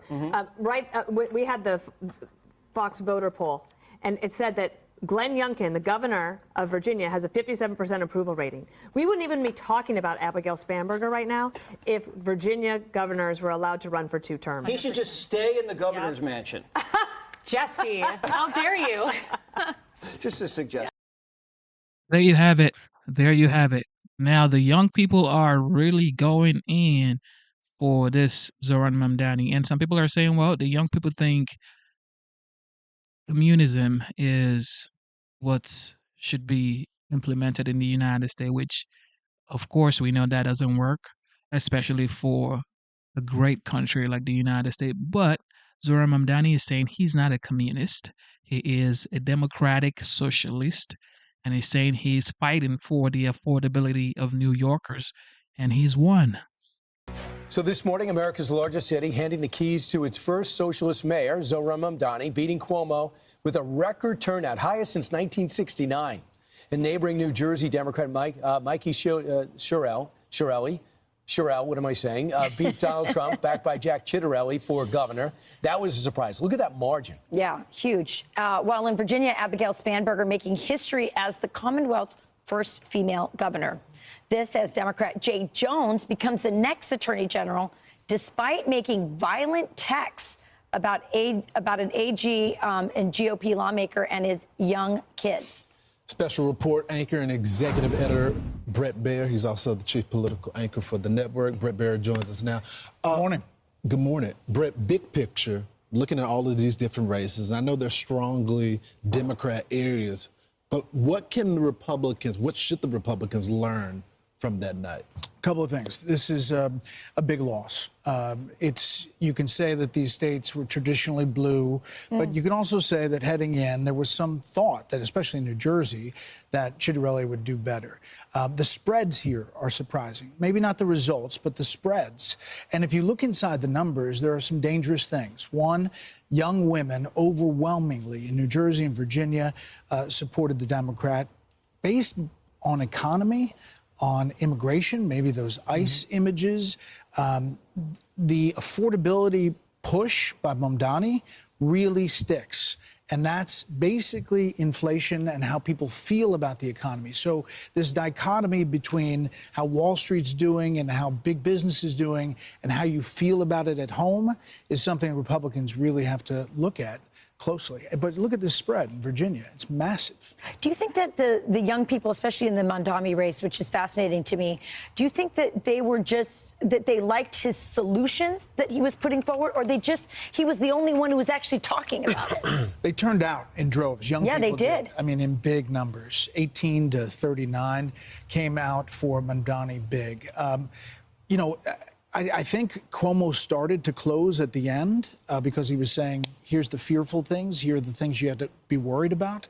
But he was such a bad candidate at the beginning, it seemed like it was too late. What about the two things? What about the Hispanic vote? And what about the Hispanic vote as well as the female vote going to Democrats without abortion really being front and center? For the longest time, people thought, well, that was the reason Republicans are vulnerable because the pro-life movement, perhaps women were rallying against that. But that wasn't an issue. No, it really seems like it's economy. It really seems like it's Groceries. how they feel, groceries, shopping, and how affordability. There is some other, you know, there's a Trump factor here. He is right to say he was not on the ballot, and when he's not, it doesn't produce the same emotion, but it does produce emotion on the other side, the anti-Trump voter, and they came out in droves as well. That's a problem for Republicans moving forward. I mean, President Trump is not going to be on the ballot in the future, so they've got to really put forward better candidates that can address these issues. 100%. And, you know, there were some candidate issues there as well. I think looking at today, there are some silver linings for Republicans because it's a wake-up call. And it's like we got to get talking more about the economy, affordability, inflation. And while the administration says there's going to be this golden age and they believe it, they're not feeling it. What about the shutdown in Northern Virginia especially? How do you think the shutdown is playing? Do you think the Republicans are losing that messaging? I think both parties are losing, but the longer it goes on, the more painful it is. I bet they're going to try to get to a solution sometime this week. I'm definitely going to ask President Trump about that today. I'm going down to Miami on the side of an economic forum that he's speaking to, and I'll have an interview with him. What about the Democrats in California, Prop 50? Because they claim that they're doing the same thing as my home state of Texas. But these maps are more evasive, and it's not going to give Republicans a shot at all in their state. How do you think the reaction is going to be toward that? Well, one, Gavin Newsom's going to take it as an endorsement of his 2028 run, I think, because of the overwhelming support for Prop 50. Two, I think, you know, Republicans in California are going to feel deflated because they're going to lose these seats probably. And three, Republicans across the country have more firepower in their redistricting in different states than Democrats do. So it may be, you know, this battle comes back and forth. The Supreme Court's going to weigh in on this Voting Rights Act situation. It could be 19 seats, depending on what they decide. Can you explain that? Basically, it suggests that you can or cannot do this based on race. And if they come out with a specific ruling, you're talking about states that could redraw the maps, and it changes towards the Republicans in double digits. Because right now the law would say you can't do that because it looks like you're doing it on race, and the Supreme Court will come out and say, race doesn't matter, draw the districts, don't worry about it. Real quickly, Britt, the argument that Republicans are making in Texas is that the areas that they targeted, the Hispanic support, the minority support, actually grew for Republican in those areas versus in California where the Democrats are changing it. Yeah, that's part of the argument. And I think that this battle is really going to determine who controls the House of Representatives, and that's going to springboard to 28. One more thing. Supreme Court today, you can't overstate the significance of this hearing on tariffs. How this goes down, how this ruling happens for the president, really affects his entire foreign policy and where he's been. Can you break down that for people who may not be aware of what this case is about? Basically, it's about whether the president has the right to use this emergency provision, saying that it's an emergency for him to use tariffs on countries around the world. Traditionally, under the Constitution, Congress would have a significant role here. He's saying there's an emergency situation, and the court's going to decide whether that's the case. If they say, no, you can't do it, unwinding all of this would be just really And there are messy. things that he could do, but he's not even bringing that up because he wants the pressure on the Supreme Court to, he says, make the right decision. And Scott Bessent's going to be watching the proceedings today. When will we get a verdict on this? Before the end of the year? I think so. I mean, I think that they're going to go into emergency mode. But the Supreme Court takes its own time. We don't have a calendar for the Supreme Court. So you got a big interview today. Yeah, so I'll go down to Miami at this America Business Forum down in Miami. It'll be a big event. And then he's going to deliver a speech, and then I'll have an interview afterwards. President after that. All right. Excellent. And by the way, watching. Yeah, we're going to watch. There you have it. Of course, there will be an interview today from Brett Baer of Fox News on the President of the United States, President Donald J. Trump. All right, Pam Bundy has something to say about attacks. Meanwhile, the Supreme Court set to hear arguments today on President Trump's authority to issue tariffs. An appeals court previously ruled 7-4 against President Trump's authority. But one Obama-appointed judge on that panel argued Congress had explicitly granted the president broad powers in foreign affairs. The Department of Justice is expected to point to that dissent in their arguments. President Trump is calling the matter life or death for the United States. Let's bring in the Attorney General for the United States, Pam Bondi. Madam Attorney General, thanks so much for joining Fox and Friends this morning. Thanks. Good morning. Good morning. Let's set up the case. I know this is going to be litigated in front of the Supreme Court, but the solicitor works for you. He does. Why does the president have the authority to do this? President Trump absolutely has the executive authority to do this. Not only is it a matter of national security, but also great wealth for our country.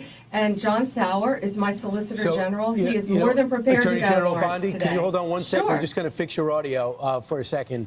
But Sure. that's just it. I mean, what they're going to do is they're going to say this is an emergency. And they're going to say this is our power. And I think the pushback with the individual that's suing is Congress has that authority to issue tariffs, or at least should be able to approve it. All right. I think we got the Attorney General on right now. Pam? Hey, Rachel. Yes, and Lawrence, to answer your question, the president has the authority to do this under his executive authority. John Sauer is my Solicitor General. He is more than prepared. We feel very confident. And this is the most important case in front of the Supreme Court. John Sauer will do a great job. Not only is this about national security, but also our economic security around the world. President Trump just secured one of the greatest trade deals in the history of our country with Asia and other countries. And he has to be able to do that to protect America. And he firmly has the right to do that under the law. John Sauer is going to do a great job. The hearing starts in about an hour. It's probably going to go 3 to 4 hours today.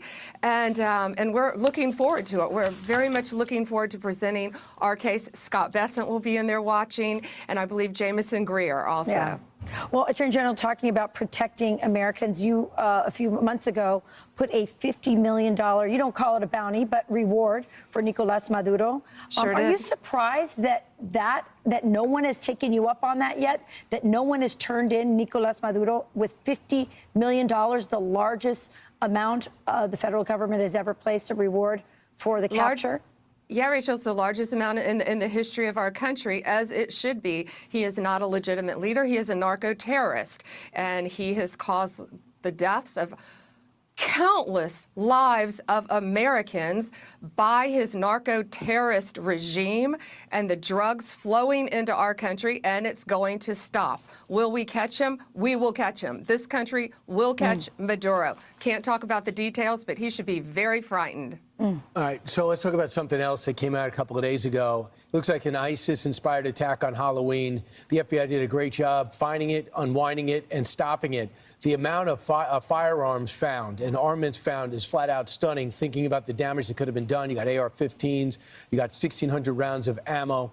When did you first become alerted to this potential plot, and how do you characterize the action taken? Yeah, Brian, and this shows all the great work of the men and women in law enforcement. We've been aware of this for quite a while. We were talking about it every single morning. They've been working on this for quite some time. The great men and women of the FBI, the state and local law enforcement, our U.S. Attorney, Jerome Gordon, in the Eastern District of Michigan. Everyone, this has been a team effort, and everyone's done an incredible job, and they've stopped a major terrorist attack. These two defendants, not only what you said, had 1,600 rounds of ammo, they had countless AR-15s, they had shotguns, they had handguns, and they were going to the range to perfect their skills. And they also, and this is all out of our indictment, by the way, because it's a pending case. I'm only saying what's in the indictment.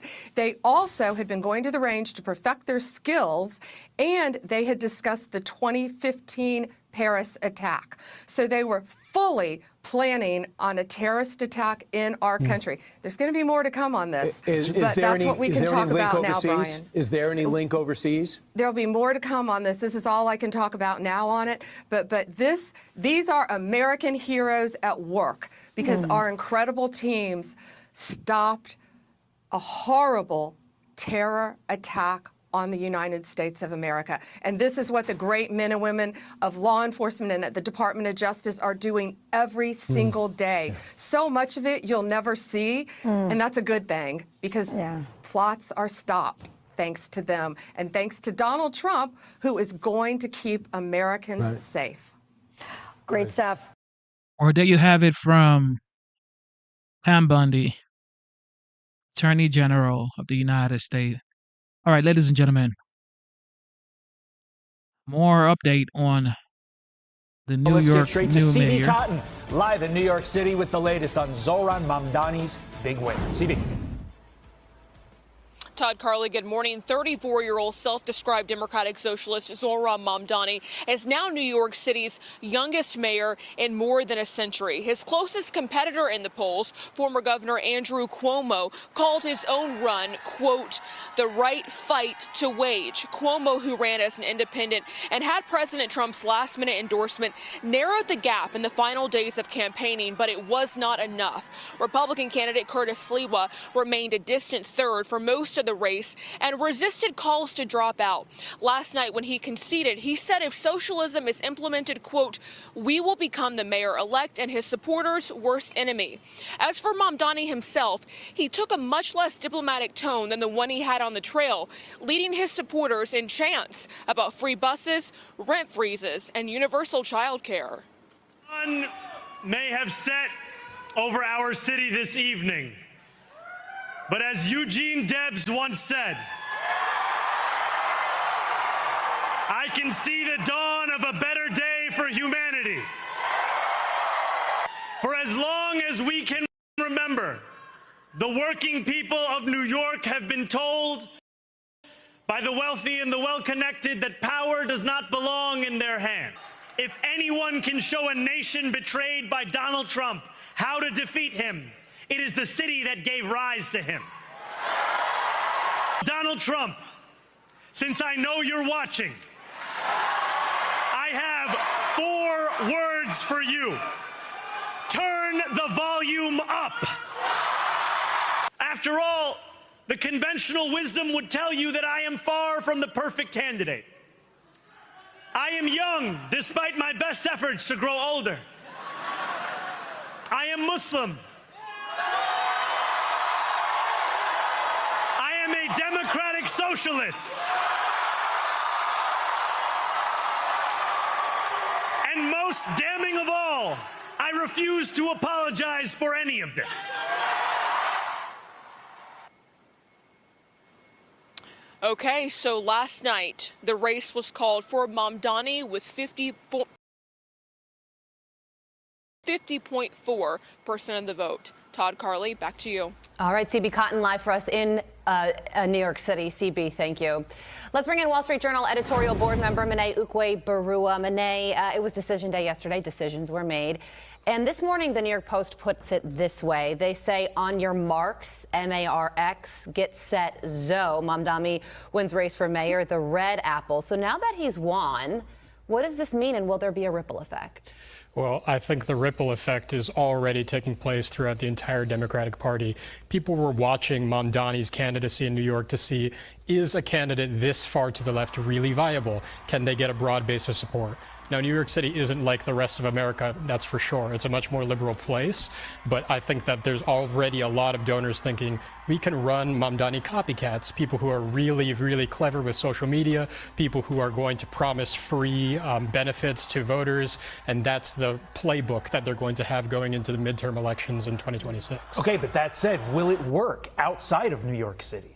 I don't think so. I frankly think that you're going to see a lot of people watching closely what Mamdani does, trying to implement things like free buses. We know that's going to create a lot of chaos and homelessness, watching things like free grocery stores. And around the country, they're going to be seeing these results playing out poorly in New York City and saying, we don't want to replicate that all around the country. So I think Democrats might be preparing to run a playbook in the midterms that's not exactly going to pay off for them. Okay, so during his speech last night, you heard it. Mamdani went directly after President Trump. I know you're watching. 4 words for you.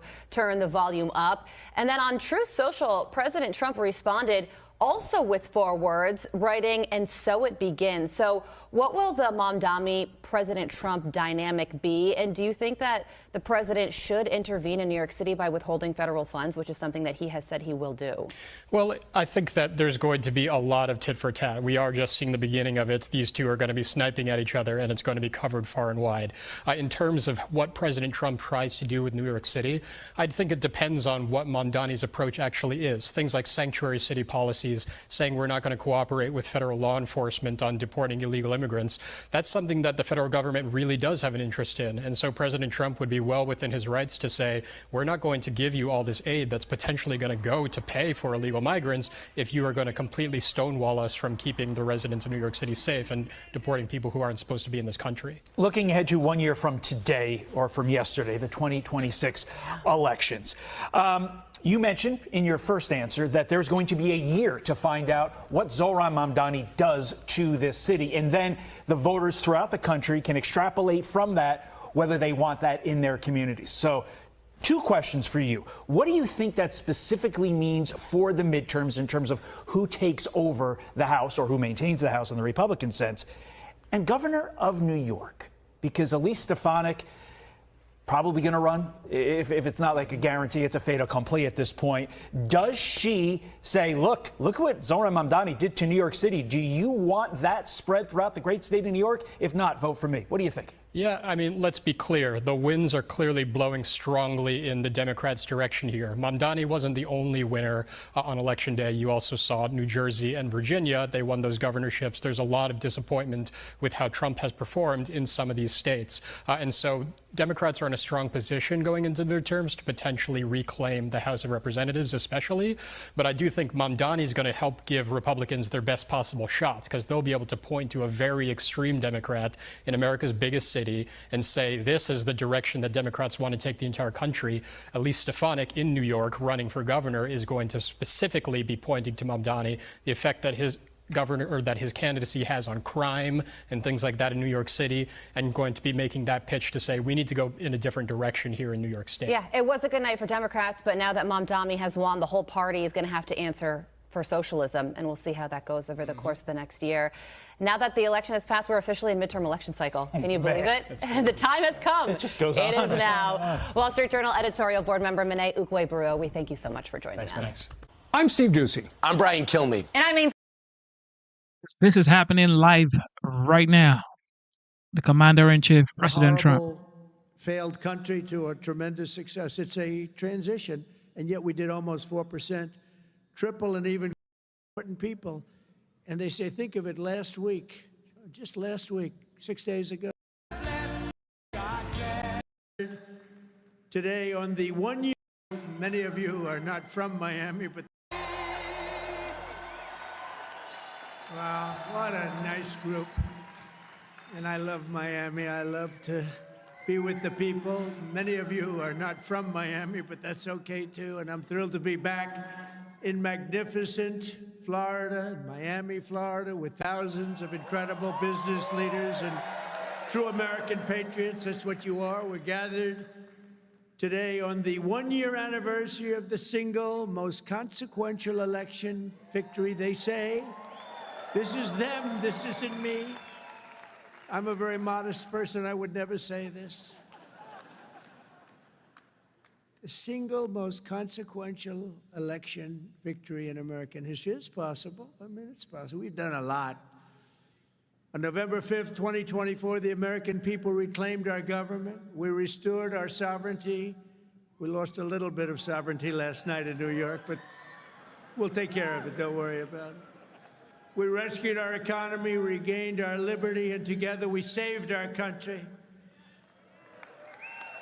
On that magnificent night, 365 days ago, you know, I was with a group of very important people, and they say, think of it, last week, just last week, 6 days ago, 7 days ago, they said, you were campaigning 1 year ago. I said, no, it felt like I've been in this position for so long. And it's right. At that point, 1 year ago, I was actually campaigning. We did the McDonald's shot. Remember the McDonald's shot? We did the garbage truck shot. And actually, the McDonald's one was the biggest hit in the history of Google. Can you believe that? Number one, the garbage truck did well, but not as well.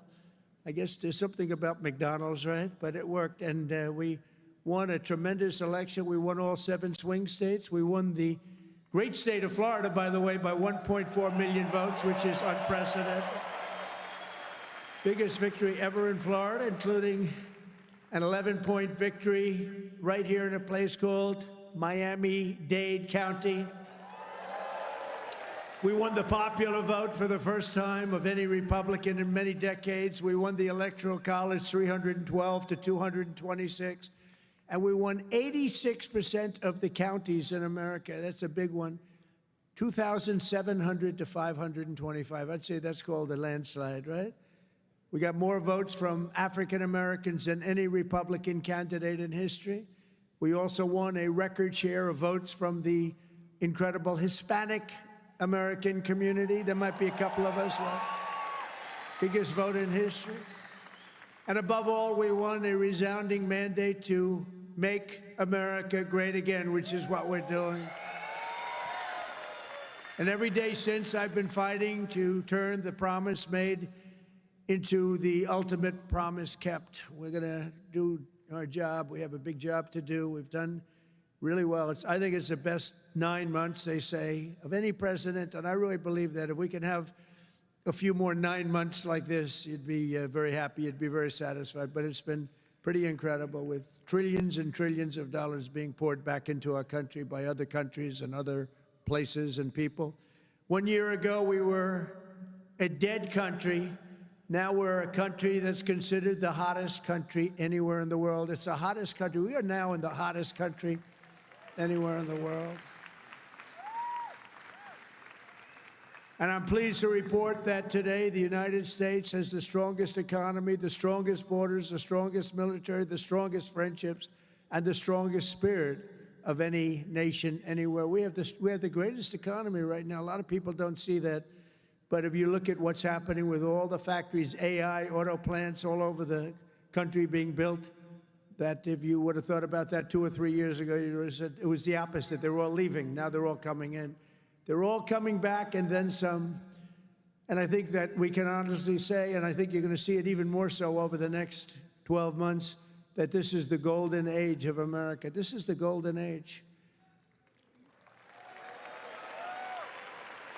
In the prior 4 years, crooked Joe Biden oversaw less than $1 trillion of new investment in the United States. So in 4 years, less than, think of it, less than 1 trillion.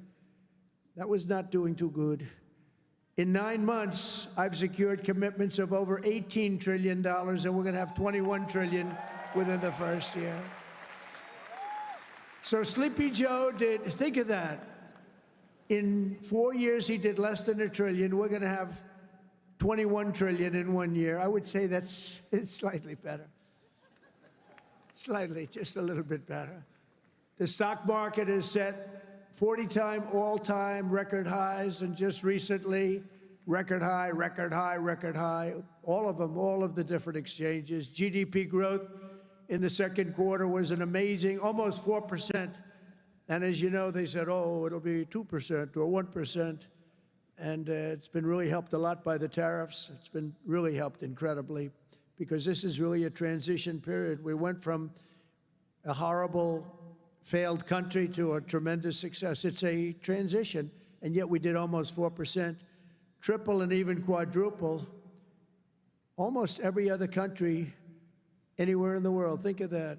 In the third quarter, we're on track to achieve an estimated 4.2, maybe more. Who knows? I think if you go a couple of years out, you're going to see numbers like you've never seen because all of these places that are now under construction, they're being built, they're going to be open, and thousands of jobs, hundreds of thousands of jobs are coming in, even building them.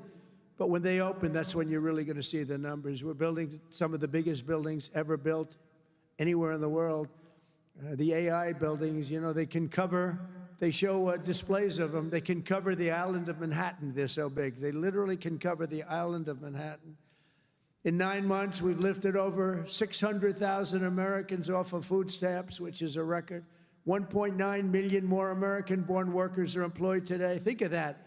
Almost 2 million American-born workers are employed today, more than when I took office. That's 9 months ago. Can you imagine that? And I tell Republicans, if you want to win elections, you got to talk about these facts, you know. It's really easy to win elections when you talk about the facts. And we have more people working now than at any time in the history of our country. Right now, we have more people working. These are things you have to talk about.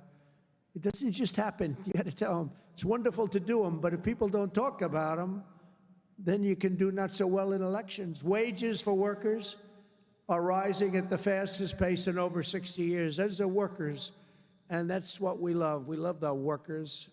Since I took office, wages for the typical factory worker are up $1,300. Construction workers' pay is up $2,200, and miners are up nearly $5,000 this year alone. And that's good because it's not, you know, such an extra cost to the company. It really isn't. Somebody would say, oh, well, it's going to cost more. The fact is that they're doing such business like they've never done. You're going to start seeing numbers coming out very soon that are going to blow your mind. Under Biden, we had the worst inflation in modern history. We had inflation that was so bad, costing the typical family about $33,000 over a period of time. Their policies send food prices up 23. They come in, you know, when I first came in, I was in for 3 days, and one of the fake news members, they're all back there. That's a lot of press. Fake news. They said, egg prices are through the roof. I was there for 3 days. And this maniac, this lunatic person, happened to be a woman. Sir, what are you going to do about egg prices? And they'd gone up like 4 or 5 times. I said, well, you just told me it has a problem. And people weren't buying Easter eggs. You believe it? I said, we're buying Easter eggs for the White House, for the egg hunt, the famous egg hunt. But within a couple of months, we got them down. We have a great Department of Agriculture headed by Brooke Rollins, and we did a great job, and we got them down to the level they originally were a long time ago. And we have that in just about everything. And if we don't have it, we get them down. Their policies sent food prices soaring 23%, the Biden policies. And it wasn't him. It was the people surrounding him around the desk. He didn't know what the hell he was doing. Biden. How the hell did that happen? Well, I know how it happened. A rigged election. That's how it happened. Think of the damage done. Although I must tell you, but this is a much more powerful term. I mean, this is a much better term. In one way, it's bad to see how bad people. You're going to see the same thing in New York, by the way. You watch what happens in New York. Terrible. But you're going to see that same thing. And I hope it doesn't happen, but you're going to see it. Gas prices are surging to $5 a gallon, and even higher, and mortgage rates skyrocketed by 152%. But under the Trump administration, all of that is changing. Prices are coming down very fast, and we're bringing them back to the beautiful part where you can have, and you can truly say, we're talking about the American dream again. You didn't used to hear that term, You heard it during my 4 years, and then it disappeared. Now you're hearing it again more than ever. Because we had the most successful economy in the history of our country during my first 4 years. We rebuilt the economy, cut the biggest tax cut in history. We had the biggest tax cut in history, the biggest regulation cut in history. That's why we had the great economy. And now the only difference is we're doing better this time. Actually, we're going to have a bigger, better, stronger economy than the first 4 years. And that was the most successful economy in history. Gasoline prices have plummeted to the lowest in 2 decades, and we're going to soon see $2 gasoline. Think of that, $2 a gallon. It was up to $4.50, $5. And you know, when you get gasoline and you get oil and gas down, it's so big, it's so massive, the importance of it, that everything else starts to follow. And that's what's happening. Grocery prices are way down, and Walmart just announced that the cost of their standard Thanksgiving meal, this is the greatest. They're greatest, they're wonderful. They come out every year with how much does a Thanksgiving meal cost compared to last year, right? And it always goes up, up, up. It's 40%, 30% more. Is 25% lower than 1 year ago. Isn't that great? That's a big deal, Rima. That's a big deal. I don't know if they care about that in Saudi Arabia, but here it means a lot. We got the princess here from Saudi Arabia. She's got a lot of cash. Serious cash, and she's a great person. So she doesn't care about the price of a turkey is down a little bit, you know, she doesn't have to worry about it. Since March, the price of eggs is down 85%. Energy prices are down, interest rates are down, despite the fact that we have a total nincompoop at the Federal Reserve. It was recommended by one of my real great people, who I'd never spoke to again. And the cost of the typical new mortgage is down by nearly $3,000 a year. Day by day, we're making America affordable again. It's going to be affordable again at a really record pace. And, you know, other people are going to take credit. All the mayors and all the governors, they're going to say what a great job. They didn't do a damn thing. Yet as we speak, the Democrats in Congress are trying to put all of this progress at risk and drag us back to the Biden policies of soaring prices, crushing energy costs, massive spending, open borders, let the world come into our country from prisons and from mental institutions, let them pour in, and rampant inflation. That's what Biden gave us, all of those things. With the reckless Democrat shutdown, virtually every Democrat in Congress has voted to hold the American people hostage in an effort to extort hundreds of billions of dollars in new spending. They're demanding free health care for illegal aliens that just came into our country from prisons and from mental institutions, and drug dealers and drug addicts, and they want to give $1.5 trillion in giveaways that would turbocharge rapid inflation again, as they did the first time. You remember that just a couple of years ago, 4 disastrous years we just had. They were the worst years. Meanwhile, the radical left Democrats are causing millions of Americans who depend on food stamps to go without benefits. They're forcing federal workers to go without paychecks, and they're stranding thousands of travelers at the airports. And you understand it, and they understand it. All because they want to return to the failed Biden policies that created, and also Obama policies. I watched him the other day up talking, well, Donald Trump is a mean person. I'm not a mean person. I just want to have a country that's great again. Is that okay? I'm not a mean person. He's a mean person. He's a divider. He's a divider. Obama, Barack Hussein Obama. And by the way, ask him how he's doing on his museum library. He's got hundreds of millions of dollars of cost overruns. It's come to a dead halt. He built it in not a particularly good location. He's not into real estate, you know. He doesn't know about location. He doesn't know about location. But he built it in a location that's not going to be too good. But the thing has come to a dead halt. It's way over budget. It's sort of like Gavin Newsom in California. He's got a train that was supposed to go from San Francisco to Los Angeles, which is a stupid idea because an airplane is faster. I don't care how fast it goes. And they had plenty of airplanes. San Francisco, inside San Francisco to inside right there, L.A. And what they did is they said, oh, man, this has been going on for years. It's billions and billions of dollars over budget. So what they decided to do is cut it so that it doesn't go into San Francisco and into L.A. It way short of both. And then they cut it again and again and again. Pretty soon they're going to have like 2 miles of track. Billions and billions of dollars, totally incompetent. The biggest cost overrun proportionately that I've ever seen. Many, many, many times more. And it's no longer the same. It was supposed to go into the city. Now it's way short, many miles short of the city. So they're going to drop you off and you can walk the rest of the way. That train is going to haunt him. You watch, because he doesn't have what it takes. I tell you that. Slimy guy. He's a slimy one. Maybe that should be his nickname. Slimy Newscomb, right? But he doesn't have it. But you look at that train, it's going to cost him. Republicans have voted 14 times to fund the government. And it's time for Chuck Schumer, crying Chuck. Remember he started crying at the airplanes? They were the worst forced tears. I've known him all his life. He's never cried. But he broke down in tears.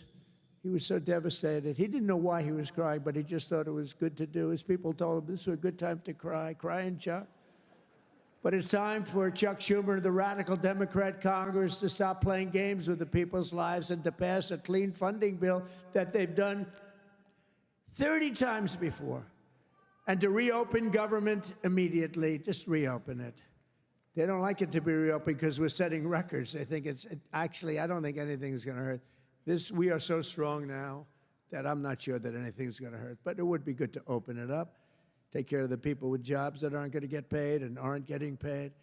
And no matter what, we will not let them impose their inflation-causing extremism on the American people. We're not going to pay $1.5 billion for people that came into our country illegally, okay? If you don't mind. That's what they did last time. Remember the Inflation Reduction Act? The greatest scam, one of the greatest scams. I would say some of their environmental scams were even bigger, but one of the greatest scams ever, Inflation Reduction Act. And then they admitted it had nothing to do with inflation reduction, remember? But it did actually cause massive inflation. It actually caused massive inflation. But we don't use auto pens in the Trump administration to sign things. We don't believe in that. You know, I get these guys come in with these big, beautiful documents, gorgeous, beautiful, must cost a fortune. I should check the price. But, you know, a general is being made or something, you know, some big post. And they say, sir, would you sign this, please? It's going to be a 4-star general, or it's going to be a big cabinet position, or it's going to be something with medical or whatever. I take my pen and I sign it. In his case, they walk it into a room and they give it to somebody who's no idea who Biden is. But Biden doesn't have any idea who he is either. And they have a machine sign it, the auto pen. And all of the pardons, he gave thousands of pardons to people. He had no idea about it. He didn't know about it. And therefore, all those pardons are void. You know, you have to have, it's a very complicated thing if you're going to use the machine. You have to do it properly. And he didn't have any idea what was happening. And this is what we had as a president. We don't want that. You have the opposite right now. I don't want to be braggadocious, but you have the exact, I know exactly what's happened.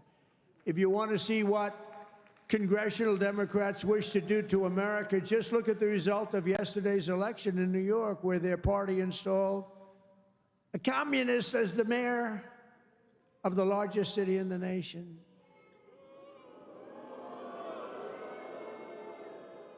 Remember, I've said we will never have a socialist elected to any post in our country. I used to say that, and I was right.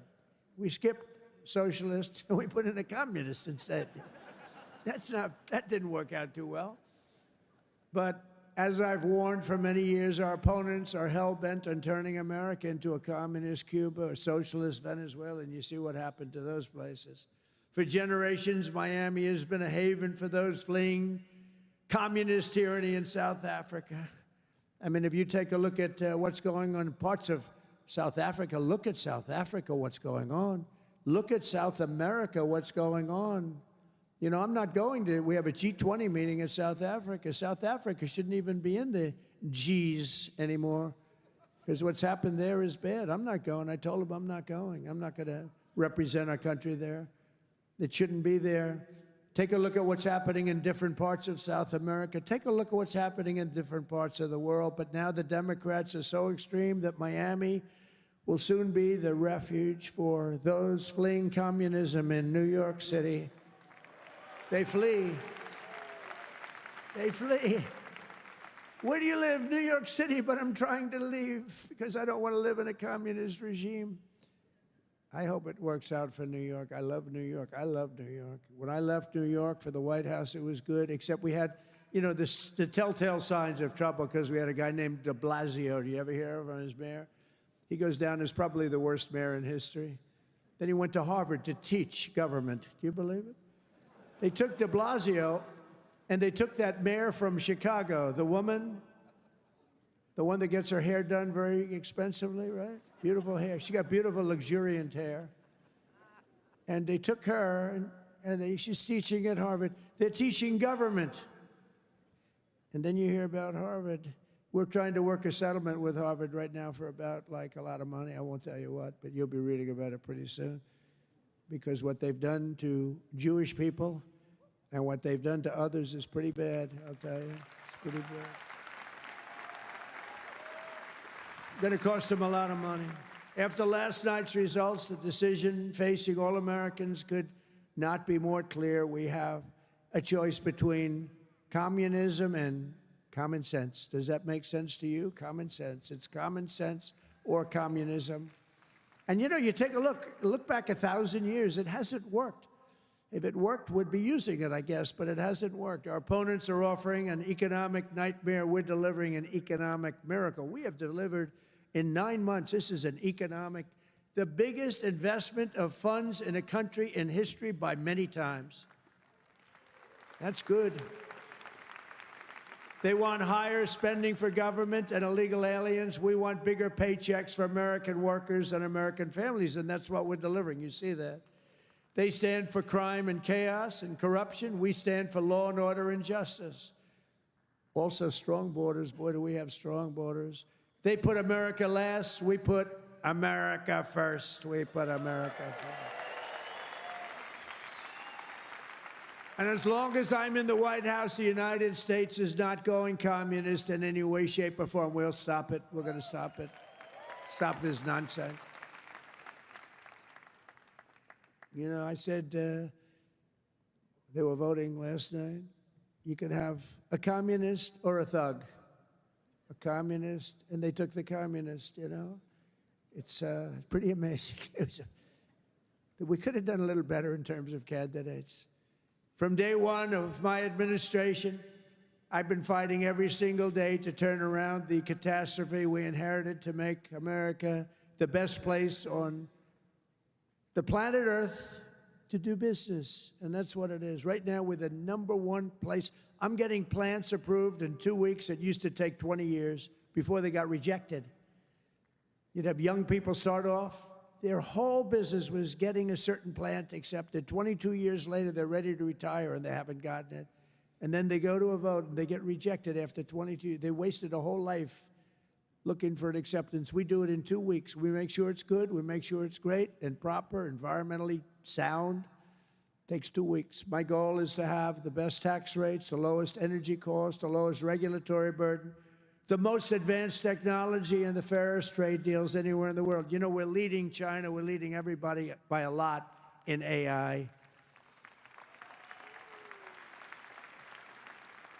And this was my idea, so I'm very proud of it. I said, build your own electric. People would come. We need more electric grid, sir. The electric grid's 200 years old. We need more electric grid. It's old. The electricity that the AI plants need alone is double the entire electricity that we have in the country right now. Can you believe it? So I had this idea. I said, we can't fix the old grid that much. We'll fix it up. We'll keep it going. A little Band-Aid here, a little Band-Aid there. It's old. And I said, here's what we're going to do. We're going to let these geniuses build their own electric generation. So they are building their own electric utility plants. They become a utility, if you think about it. They're building the utility and the electric right alongside. This is where they have their transformers and everything. They're building the most expensive electric plants you've ever seen, generating plants, some by nuclear, some by oil and gas, some by coal as a substitute. They're building them right next to their plant, and they're incredible. People say they've never seen anything like it because these minds are genius. To them, an electric plant is not complicated. To them, an electric plant is better than the people that produce electricity, although Florida Power and Light is doing a lot of plants for people. They're pretty advanced, I have to tell you. But they're building their own juice next to the plant. Isn't that sort of a cool idea? And you know, when I first proposed that, they came into my office with, they have unlimited money, but they were trying to figure out how they can build it because they had no electric of any consequence. And I said, you're going to build your own plant. I'm going to get you your approvals in 2 weeks, 3 weeks, maybe a month if I'm slow. We have a great man, Lee Zeldin, in charge of the environment. He's incredible. And he's tough, too. He's very tough. But they have their approval in 2-3 weeks. They're dealing with the best experts in the world. They know what they're doing. It's amazing when you see some of this stuff come in, designed by guys with 190 IQs, and then you have an inspector who's not quite as smart as that, inspecting it to see whether or not it's okay, and he has no idea what he's looking at. No idea. But I said, you're designing your own electric plant, and they didn't believe it. They come in 2 weeks later, they say, the biggest problem is electric. I said, you can design your own plant, and we're going to have your approvals within 2 to 4 weeks. And they said, he's really serious about it. They thought I was kidding. It was so good, they couldn't believe it. They'd leave and they couldn't believe it. It took me 2 or 3 times to say it. Yeah, they're designing their own electric plants, and it's unbelievable. And then they're going to sell their excess electricity back into the grid. So we benefit in that way, too. In July, I proudly signed into law the largest tax cuts in American history. Now, that's the second time. I did it the first time, but these are even larger, the great, big, beautiful bill. And that includes no tax on tips, no tax on overtime, no tax on Social Security for our great seniors, no tax on Social Security. I wonder which is the most popular of the no tax on tips. I was in Nevada, in my building in Las Vegas, and I had this beautiful young waitress come up to me. I never talk about beauty anymore because politically, if you mention somebody's beautiful, that's the end of your political career. So I don't mention that she was beautiful, but she was beautiful. And she came up and I said, how you doing? Oh, sir, I'm not doing well. The government is horrible on tips. I said, really? How do they tax? They tax tips? They tax us and they go after us. I've never seen anything like it. It's made my life miserable. Sir, there should be no tax on tips. She said to me, no tax on tips. I said, say it again. She said, sir, there should be no tax on tips. So we had a lot of the fake news waiting for me outside of the restaurant. So I went out, I said, ladies and gentlemen, I have an announcement to make. There will be no tax on tips. That's how it all started. And I won Nevada. Because, in Nevada, every job is basically, you're a waitress or you're working in a hotel. No, that's how it started. So it was amazing. We won Nevada easily, which is usually not a stronghold for Republicans, but it's become a stronghold. So I want to thank the waitress. She did a great job. But when she said those words, sir, there should be no tax on tips, it's amazing. Somebody else would hire a consultant, pay them millions and millions of dollars. They'll come back and they'll say, sir, I think you should absolutely tax tips. And you'll lose the election. But we also have 100% expensing for all new factories, plants, and equipment, so your businesses can write it off all in 1 year, and that's a lot of jobs you're doing and producing. That was, to me, the biggest thing in the first bill. But this is even better because this goes for a 10-year period. Upon taking office, I signed an executive order requiring that every new regulation, every time we issue a new regulation, think of this, 10 old regulations must be eliminated simultaneously. So if we give you one, you get rid of 10. And so far, for 9 months, we're exceeding that. And it's 30 to 1. For every new one we give, they're getting rid of 30 old, broken down regulations. and we've slashed nearly $1 trillion worth of regulatory burdens. We have regulations that are so old and nobody uses them, but they stymied a lot of production, a lot of jobs. And I did it the first time, and we had the largest regulation cuts in history, and now we're exceeding it this time. So it's big. It's one of the reasons we did so well then, and I think it's one of the reasons we're doing so well now. Again, we have to talk about it, because if we don't talk about it, nobody else, the fake news, is not going to talk about it. And we have streamlined permitting for the new energy and mining projects. What used to take decades now takes 28 days. And on day one, I signed an executive order to unleash American energy and officially terminate the Green New Scam. Has anyone ever heard of the Green New Scam? Remember the old thing, global warming, and then it would be too cool? And then they said global cool. They didn't know what the hell to say. So they came up with the greatest, climate change.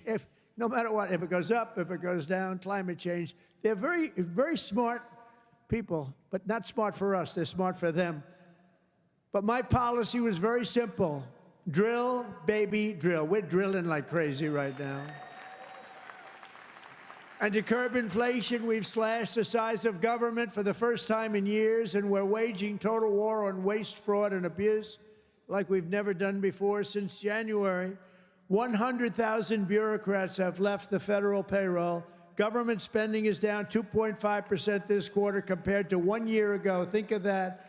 And in stark contrast to last administration, 100% of all new jobs created in America under my administration have been created in the private sector. 100% of the jobs have come from the private sector. Otherwise, you don't have a country. I mean, I love government workers, but if you have all government workers, you don't have a country, do you? At the same time, my tariffs are bringing in hundreds of billions of dollars and are helping slash the deficit this year by more than 50%. Did you see the numbers? We're going to be down 50%, anywhere from 25 to 50, but closer to 50%. Who would think that one? Those are big numbers. Now, take that out 2 or 3 years. To embrace a vital industry here in Miami, I've also signed historic executive orders to end the federal government's war on crypto. Crypto was under siege. It's not under siege anymore because it's a big industry. It's a big industry, and I have a lot of people that are great people, great business people. They're in other businesses, but they're in crypto too. And it takes a lot of the pressure off the dollar. It does a lot of good things, but we're into it. Biden was vicious on crypto. They were going after these crypto guys. It was terrible. They were under indictment, but I got indicted too. I made a phone call. Congratulations on your victory. He made a phone call. Let's indict him. These people are the worst. Then they say, he's gone after Comey. They indicted me. They impeached me. They did everything. It's unbelievable. Who the hell else could have taken that? Do you guys know anybody else that could have taken it? I don't think so. A lot of people say, you're the only one could have taken that. I don't know if that's true, but there aren't too many. We're making the United States the Bitcoin superpower, the crypto capital of the world, and the undisputed leader in artificial intelligence. We're leading China by a lot. And don't forget, if we don't do the crypto properly, China wants to do it. They're starting it, but they want to do it. Other countries want to do it. If we don't do it, it's a big industry. We're honored to be joined today by a man who has been a true champion for many of these bold policies. He really has. He's been a great guy. He was a little late in his endorsement of me, I'll be honest with you. He endorsed me. You know, these guys that endorsed me after I won, I don't know. Sir, I'd like to endorse you. No, I won the election. Nah, he's a good man, actually. I've known him a long time. He's helped turn the area into one of the hottest markets in the country and one of the greatest cities in the world. Miami Mayor Francis Suarez. Please, Francis, come up, please.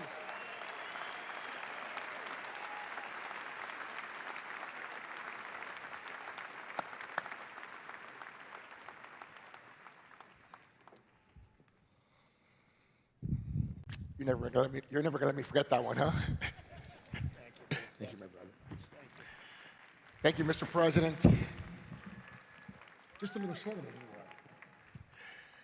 are. Oh, it's truly a great honor to be here with you this afternoon and to have you here once again in the great city of Miami. Your leadership and your vision have shaped not only our nation, but also the future of our city. Miami's success today is rooted in the values that are deeply American: opportunity, freedom, safety, and innovation. These are values that you have championed with conviction, and they are the same values that have made Miami a symbol of what's possible.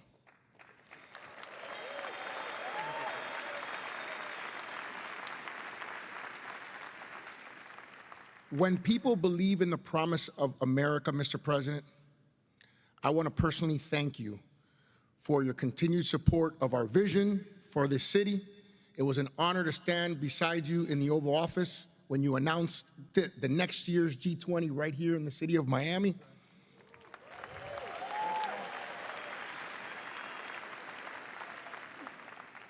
Thank you for choosing our city to host what is perhaps the most important and consequential gathering of leaders from around the world. Miami has come a long way, and we will rise to the occasion, Mr. President. On behalf of the people of Miami, it is my privilege and honor here, on behalf of my wife, the America Business Forum, Nacho, Sergio, and everyone, to give you like real estate, right? I do. Yeah. This is a key that opens some really nice presidential library real estate.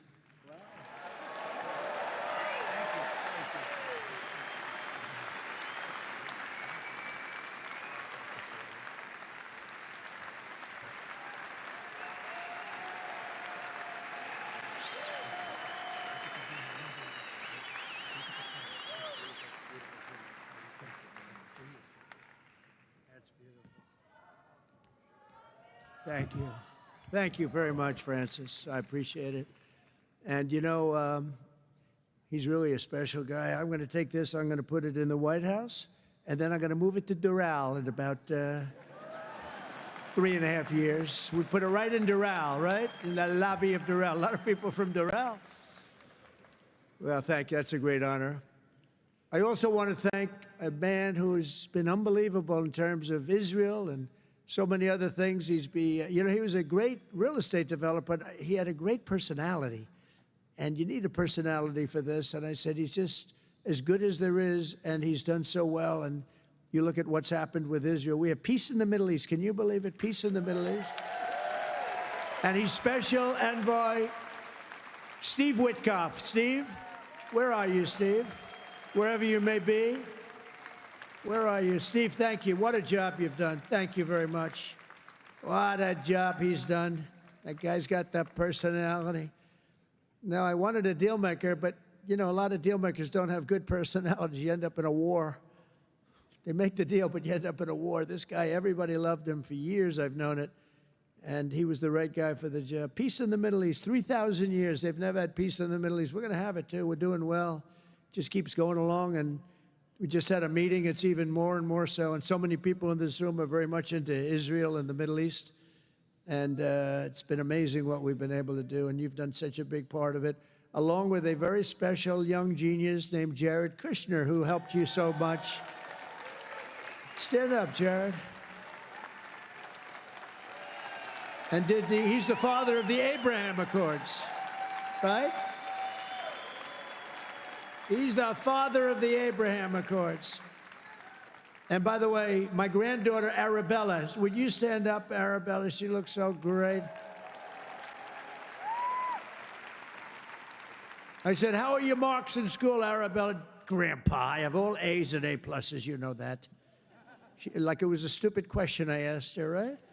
We're proud of you, Arabella. Jared, thank you. What a great job. And we have a lot of people joining now the Abraham Accords. And hopefully we're going to get Saudi Arabia very soon. But I'm not saying that. I'm not lobbying.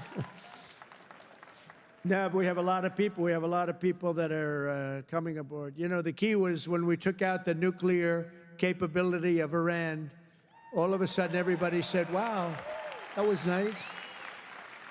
They've been wanting to do that for 20 years. Saudi Arabia's ambassador to the United States, Princess Rima, thank you very much. Please stand up. Thank you. Thank you.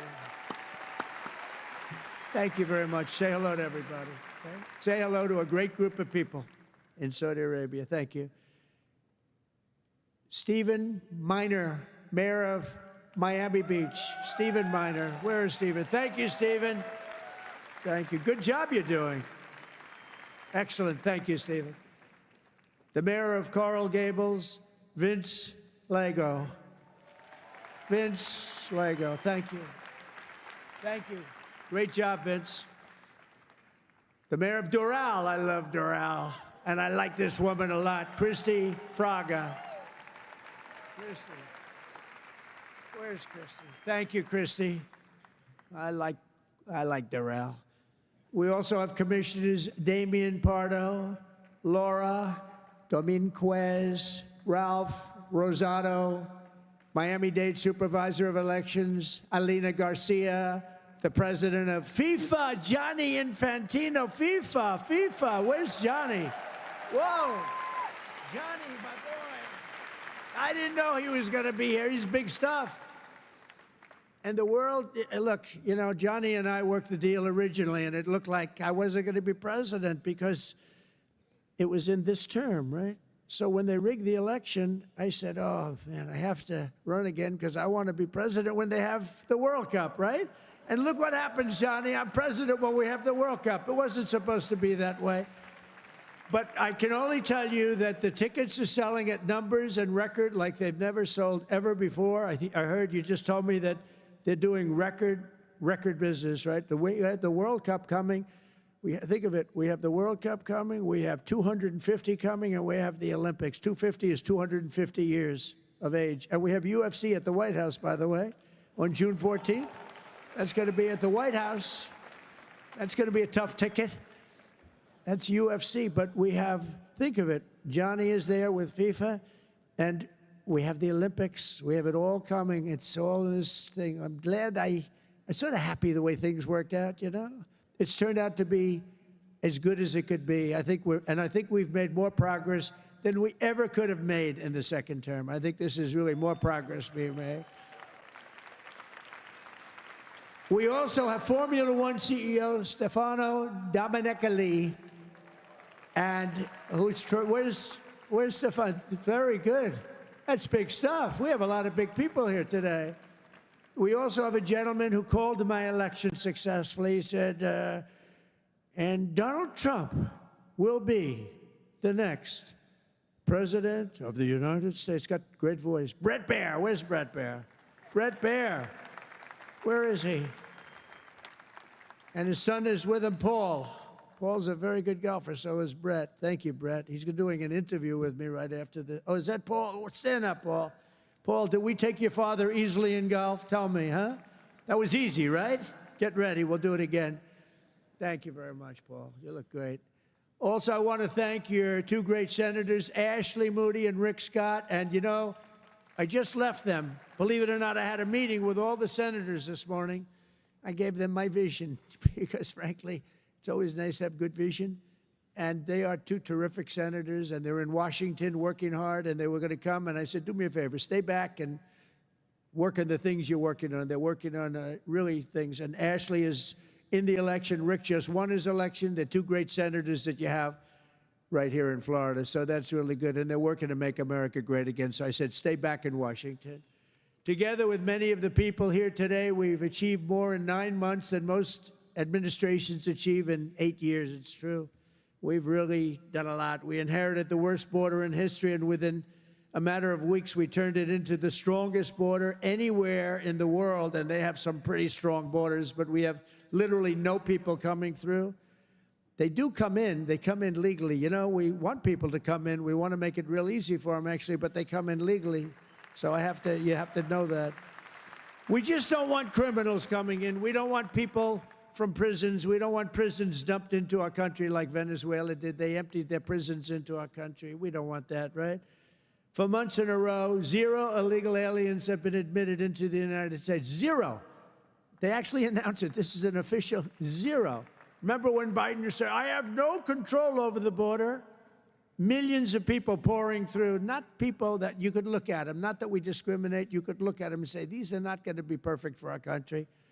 They were rough people that they let in. They had 11,888 murderers 50% of which murdered more than one people. We don't want them. We're getting a lot of them out. Hopefully we're going to soon have all of them the hell out of here. Either out of here or we have to put them in jail because they're so dangerous. Some are so dangerous we don't want to bring them out. We'll just make sure they never come back in.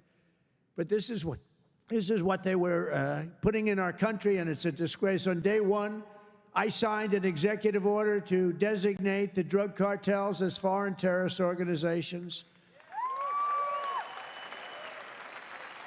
We had a big, strong, positive number come out just recently. The drugs coming into our country are way down.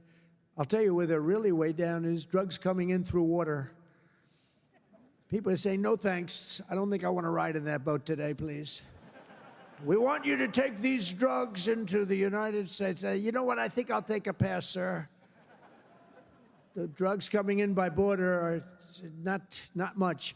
Every boat that we hit kills, think of this, if it gets through, kills 25,000 Americans plus, but 25,000 Americans. Every time we hit a boat, we save 25,000 lives. Got to look at it that way. And we're arresting and removing thousands and thousands of dangerous gang members, MS-13, Tren de Aragua, all these gang members are being thrown the hell out of our country. And if you look at Washington, D.C., it's now a safe community. We're in Memphis now, and within 2 weeks, all of a sudden, it's like a safe community. It's really made unbelievable progress. And we're blowing up cartel terrorists. We're blowing them up linked to the Maduro regime in Venezuela and others. Look, it's not just Venezuela. But a lot of things are coming in. Look, Venezuela emptied their prisons into our country.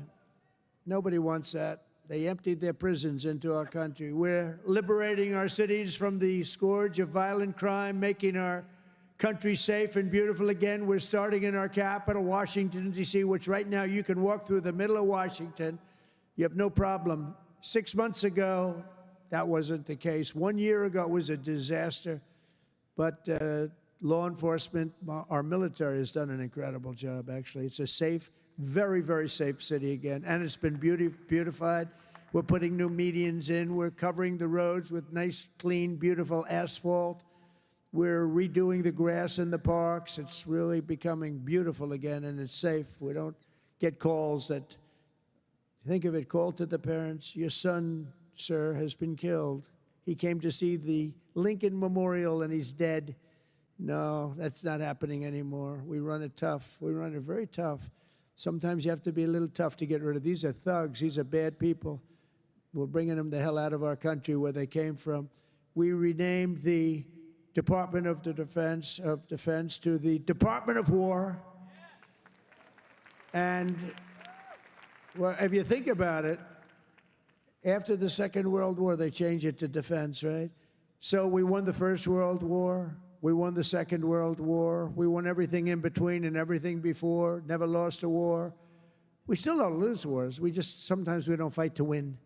You know, we'll stay around the country for 15 years, just bomb the hell out of everybody, make everybody miserable. Nobody knows why we're there, you know, the wars that never end. But we made it clear that the days of political correctness in our military, they're over. We don't want to get into wars. I rebuilt the military. We have the strongest military by far in the world. We make the best equipment, the best missiles, the best rockets, the best everything. We redid our nuclear. We're the #1 nuclear power, which I hate to admit because it's so horrible. It's such a horrible situation if it ever has to be used. Russia's second. China's a distant third, but they'll catch us within 4 or 5 years. They want to catch us, and they'll be able to catch us. And we're maybe working on a plan to denuclearize the three of us, so we'll see if that works. But we have the strongest military anywhere in the world by far. We're investing $1 trillion in the United States Armed Forces this year. It's the biggest amount we've ever invested, and the spirit of service members is soaring like never before. We used to have recruiting shortages a year ago. You remember, you couldn't get people to join our military all around the world. You couldn't get them to rejoin. You just couldn't, no matter what you do. That we were way short. Now you can't get into our military. The waiting list, you have waiting lists to get into our military because we have spirit in our country. And all around the world, America is making peace, and we're really making peace through strength because they know they're not going to mess around with us. Nobody's going to mess around with us. You saw what happened. We made a deal with China last week, and we made a deal with Japan last week. We made a deal with Malaysia. They helped us so much. All great economic deals, all great. Great for everybody. In 8 months, I ended 8 wars, including Kosovo and Serbia, the Congo and Rwanda. That was going on for a long time. Pakistan and India. You know, I was in the midst of a trade deal with both of them. And then I read on the front page of a certain newspaper, I said, I don't want to mention the newspaper because it's usually fake news, but I heard they're going to war. 8 planes, 7 planes were shot down. An 8th was really badly wounded. But 8 planes were shot down, essentially. And I said, this is war. And they were going at it. And they're 2 nuclear nations. I said, I'm not going to make any trade deals with you guys unless you agree to peace. No way, this has nothing to do. I said, it has everything to do. Your nuclear powers. I'm not trading with you. We're not making any deals with you if you're at war with each other. A day later, I get a call. We've made peace. They stopped. I said, thank you, let's trade. Isn't that great? Tariffs did that. You know what? Tariffs. Without tariffs, that would have never happened. Israel and Iran, Egypt and Ethiopia, Armenia and Azerbaijan, and Cambodia and Thailand. All of them were in war, starting war. Some of the wars were 32 years old. One was 38 years old. Amazing. They tried to, President Putin, I spoke to him 2 weeks ago, and he said, on the one, he said, we've been trying to settle that war for 10 years. We weren't able to do it. You got to settle. I got some of these things settled in an hour. No help from the United Nations at all. The only thing I got from them was a blank teleprompter. Remember I went up there, Princess? Ladies and gentlemen, on behalf of the United States of America, President Donald J. Trump, I'm looking at the teleprompters, and I have all my friends, including your family, sitting out there, 158 leaders, some in beautiful silk white robes, others in bad shirts, bad ties, and some in beautiful shirts and ties.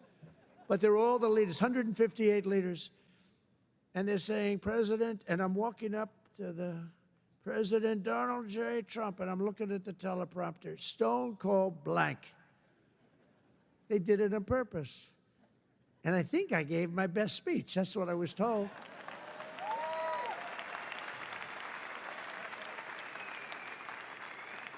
But it still wasn't a great feeling. I'm walking up very slowly. You know, I'm 20 feet. I'm trying to walk slowly because I see it's not working. They're dead. They did it on purpose. But it worked out okay. Not great people. Most important of all, for 4 weeks ago, and this is very important, we brokered the historic peace deal that ended the war in Gaza. And it's a serious end, too. You know, I read a lot of people, oh, it's very tenuous. Jared and Steve, I don't think it's tenuous to you. I hope it isn't, because otherwise I'll have to cross it off. I'll have to say I only ended 7. But that was a tough one, right? That was a tough one. But there's nothing tenuous about it. It's a serious end. Gaza has been a disaster for so many years, and I think it's an end. I think you're going to see some tremendous things happening. We just had a meeting just before I got up, and some great things are happening. And with Israel and peace in the Middle East, it's amazing, actually, what they've done. And what you two guys have done have been incredible. On day 1 of my administration, I signed an executive order to slash federal funding for any school that pushes critical race theory or transgender insanity on our youth.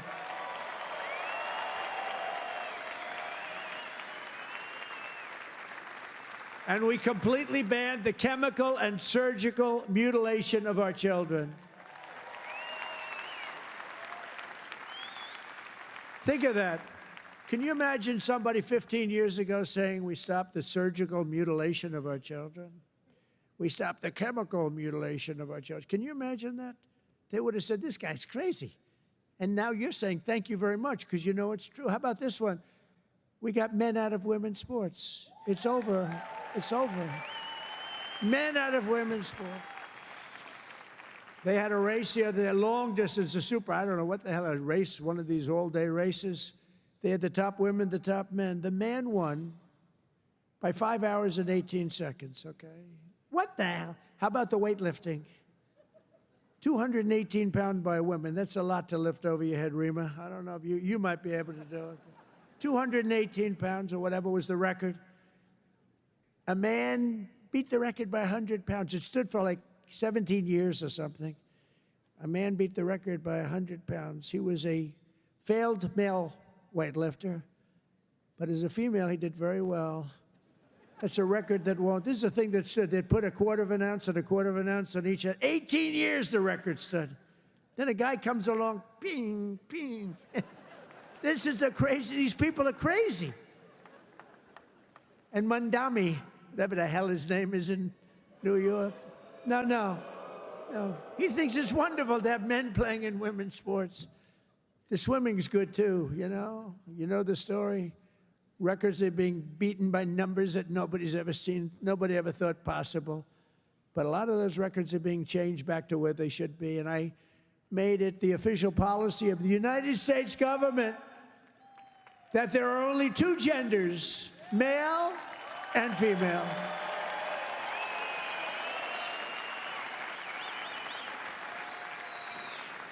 And we're restoring the name of a great president, William McKinley, to Mount McKinley, the beautiful Alaska mountain I renamed. Think of that. They took the name of McKinley. He was a great president. He was assassinated. He was a great president for tariffs. He was the tariff king, and he made our country very rich. And then Teddy Roosevelt spent the money on the Panama Canal and many other things. And everyone thinks Teddy was a great president. He was. But the one who built all that money was McKinley. So we renamed the mountain back to Mount McKinley. Is that okay? I think so. You know, I'll tell you what, who's happy about that is the great state of Ohio. He was governor of Ohio and became president, did a great job, made the country very rich. He was killed. The Mount McKinley was named, and then the name was taken off. And we put it back on. And I renamed the Gulf of Mexico to the Gulf of America. That was an easy one. That was an easy one, Johnny. That was easy. You know, I looked, we have 92% of the shore. I used to say when I was a child, I'd say, how come it's called the Gulf of Mexico? It's mostly America. You know, all the way, it wraps around Florida, all the way up. It's 92% of the shoreline. I said, I think to me it's the Gulf of America. Little did I know I'd have the chance to do it. I did it very quickly. For years, our country was run by radical scoundrels and far-left bureaucrats who created one catastrophe after another, wrecking our economy, erasing our borders, and surrendering America's power and standing all over the world. But after just 1 year since that glorious election, I'm thrilled to say that America is back. America is back. Bigger, better, stronger than ever. And in conclusion, jobs are returning, businesses are booming, and America is respected again, perhaps like never before. Our country is respected again like never. They were laughing at our country. We had a guy who couldn't walk up a flight of stairs. Kept falling. It's very embarrassing. You know, at Air Force One, I go, sir, would you like the short stairs or the long? I say, give me the long every single time, please. The short ones, they call them the children's stairs. I don't want the children's stairs. Doesn't look so good coming out of the children's stairs. Now, if the weather's bad, it's okay, right? If you don't mind. But the communists, Marxists, socialists, and globalists had their chance, and they delivered nothing but disaster. And now let's see how a communist does in New York. We're going to see how that works out. And we'll help them. We'll help them. We want New York to be successful. We'll help them a little bit, maybe. For all of these failed and discredited, really discredited, if you think, ideologies of the past, their day is over, their grip is broken, and their time is absolutely done. The golden age of America has begun. And we are just getting started. It's a golden age like you've never seen before. From the steel mills of Pittsburgh to the oil wells of Houston, from the car plants of Detroit, and those car plants are pouring into our country, to the coal mines of West Virginia. Those coal mines are opening up one after another. Clean, beautiful coal. You're not allowed to use the word coal unless you say, in my administration, unless you use 2 words before it. Clean and beautiful. Biden would say, unless you use 2 words before it, here you go, clean. He said, what happened to the other word? Remember those things? He'd say 3 words and mean 2. But the West Virginia mines are doing unbelievable now. Wyoming is doing unbelievable. It's clean, beautiful coal. And from the bright lights of Las Vegas to right here in beautiful Miami, America is proud. America is confident. America is growing and successful. America is a great nation again. We're a great nation again. It's happened faster than I thought. I'll be honest again. We're respected by everybody. We are really, you see the way I get treated. I get treated that way. I guess a little has to do with me, but a lot has to do with the fact that I'm representing this country. America is respected again. America is a great nation again. The American dream is surging back to life, and we will never let the American dream die. Together we will make our country stronger, richer, safer, freer, and greater than ever before. And every day my administration will fight, fight, fight, and America will win, win, win. I want to thank you, Miami. I want to thank you, Mr. Mayor. I want to thank everybody for being here. God bless you, and God bless America. Thank you very much. Thank you, everybody.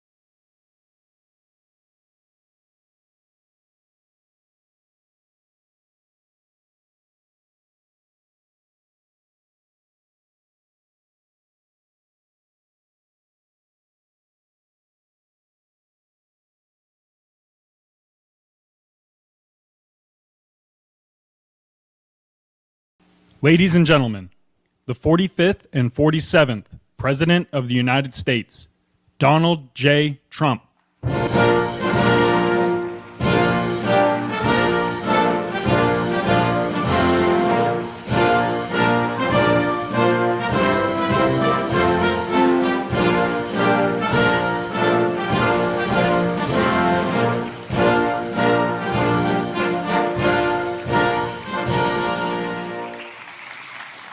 Well, thank you very much. It's a great honor to be here. Incredible people, incredible country. I'm thrilled to be back with so many visionary innovators and titans of industry, the most brilliant in the world, actually. So many different locations, and they come from all over, but this is a very special country that I'm in, and the business leaders here at APEC are really fantastic. So many friends, and I want to thank our host at this important summit, President Lee of South Korea. He's a terrific person, and I'm going to be meeting with him this afternoon, and I look forward to that very much. The Republic of Korea is a cherished American friend and a close ally, and as we can see in this beautiful city, it's truly one of the most remarkable nations anywhere on earth. Here in this peninsula, the people of South Korea have forged a miracle of economic development like you rarely see, an industrial and technological powerhouse, and above all, a free society and enduring democracy and a thriving civilization. And I want to congratulate you. Very few places like it. The entire world should be inspired by all that you have achieved, and they study you, and they do so much to understand what you've done, but most of them don't get it, and that's probably good for you. Keep it this way. Most of them don't get it. They want to get it, but it doesn't quite work out for them the same way it works out for you, so that's a great tribute to you. We have some very special people with us today, and I want to thank for the great job he's done, and also for being here, Secretary of State Marco Rubio. Marco, you're around here someplace. Where's Marco? Marco, thank you.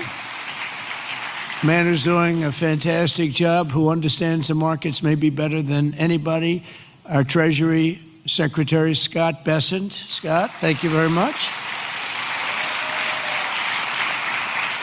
And somebody that you're dealing with, who you made a very good deal with, because you have very good negotiators, but he's pretty good too, Howard Lutnick, Secretary of Commerce.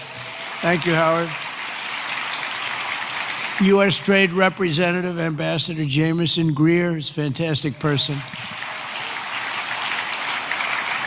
And your career's Minister of Trade, Industry, and Resources, Mr. Jung Kwan Kim, who's an incredible man, actually. My people say he's very tough, however. We wish we had somebody of a little bit lesser caliber, but they decided not to do that. And so many other distinguished guests are here, so I just want to thank you very much. It's an incredible room. It's a beautiful room, by the way. All those beautiful people up there, so high up. This place is packed. Thank you. Look at it, we're waving. Thank you very much. But as you know, APEC unites Pacific nations around our growing economies and promoting our shared interests. And today I come with exciting news from one of the largest Pacific nations. We'll call ourselves a Pacific nation, but one of the largest of them all, the United States of America. I'm pleased to report to you that this afternoon, after 4 years of weakness, disaster, really decline, America is back, and it's back stronger than ever before. We're doing numbers that nobody's ever seen before. We're the hottest country in the world, actually, and I say that with other countries represented, and they admit it. But I do say it very proudly. 1 year ago, our country was in very, very serious trouble. Some people thought our country was dead. Now we're literally the sort of an inspiration to a lot of other countries. We are indeed, I use the term hottest country, but we're the hottest country anywhere in the world by far. The United States is blessed with right now, the strongest economy, the strongest borders. This all happened over the last 9 months. The strongest military, the strongest friendships, and the strongest spirit of any nation on the face of the earth. This is a golden age. In a short period of time, I knew we could do it. I didn't know we were going to do it this quickly. It's a little bit more than 9 months. So in less than 1 year, we've secured commitments for over $18 trillion of new investments. As an example, the previous administration, in 4 years, they did less than $1 trillion. I think much less, actually, and hurt our country very badly. Who would have known? But we're going to be 18, so I figure that we'll probably be at 20 or 21, maybe even $22 trillion of investments coming into our country by the end of the first year of my second term. And, you know, we had a tremendously successful first term. We had the strongest economy in history for our country, strongest we ever had. But this is, I think, blowing it away. We have great policy. We have some very good things happening. The stock market, as you know, is set 45 all-time highs since in a period of, it's pretty good, in a period of 9 months, breaking new records week after week, including one just yesterday. We set the record GDP growth in the second quarter. And that's with all of the things that we're doing. When they are built in a year and 2 years, we're going to go through the roof. I mean, we're going to see numbers that I don't think have ever been seen before. But even during this period of a little bit of a period of transition, you could call it, because I think we're in an economic revolution in America.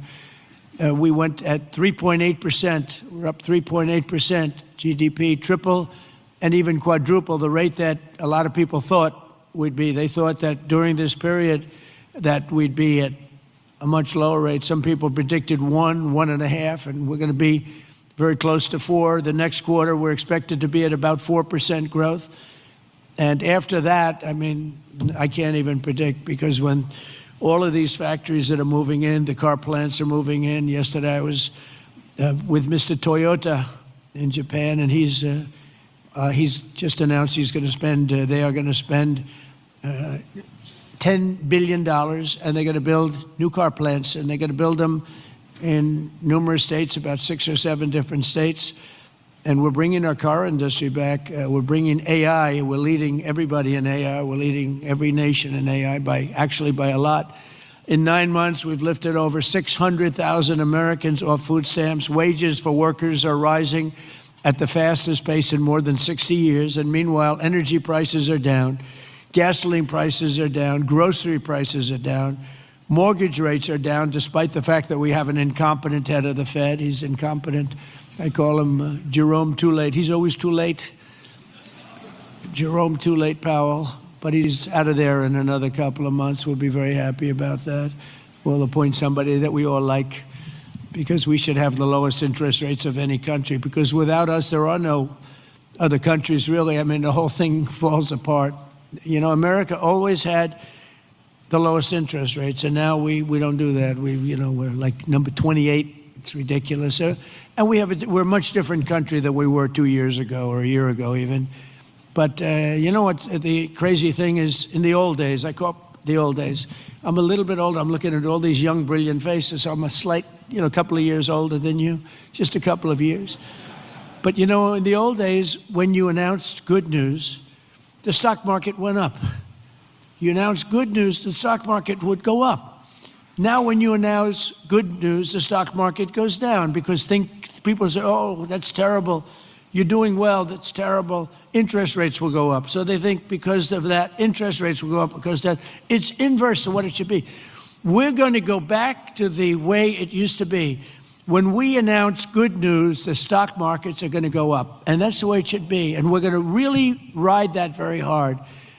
And when we announce good news, we're not going to have a Fed that's going to raise interest rates because they're worried about inflation in 3 years from now or something.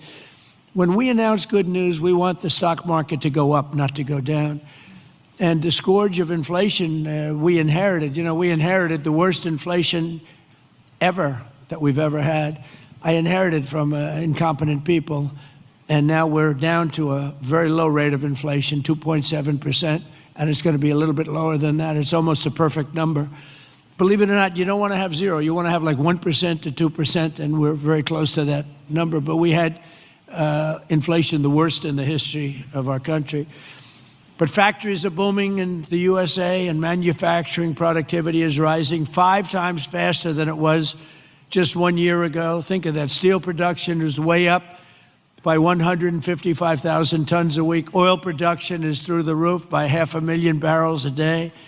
And mining of clean, beautiful coal, I call it clean, beautiful coal, is up by 2.6 million tons every single month. And we brought coal back into the picture. What you can do with coal today is incredible. So I call it clean, beautiful. I don't use the word coal, I say, because it's got a little bit of a problem, public relations-wise, the word. So we call it clean, beautiful. My administration's not allowed to use the word coal. They have to say clean, beautiful coal. We've given it a new name. It's a 3-name. It's a 3-name deal. Even semiconductor manufacturing is rapidly returning to the United States. NVIDIA and TSMC have just produced the first state-of-the-art Blackwell chip that was 100% made in the USA. In fact, Jensen, who's an incredible guy, he might be here. I don't even know. Is Jensen here? I think he's around. Somebody said he's here. How is he? Pretty good, right?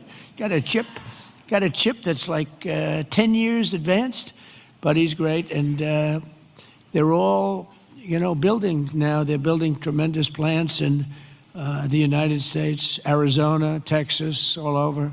We're going to have a big portion of the chip market just in a very short period of time. But these tremendous strides are also creating great jobs for our citizens. 1.9 million more American-born workers are employed today than when I took office 9 months ago. Think of that. Almost 2 million people more American workers. Nobody's ever had numbers like that. And those numbers are going to get much bigger, much better than that when we open these plants that are being built all over, the AI plants. I've never seen plants this big. I built shopping centers. I built a lot of things. But if you spend 250, 300 million, you can build a big shopping center. These people are spending $50 billion to build a building. And I say, what's your product? Information. I said, well, good luck. That's a lot of information you're going to have.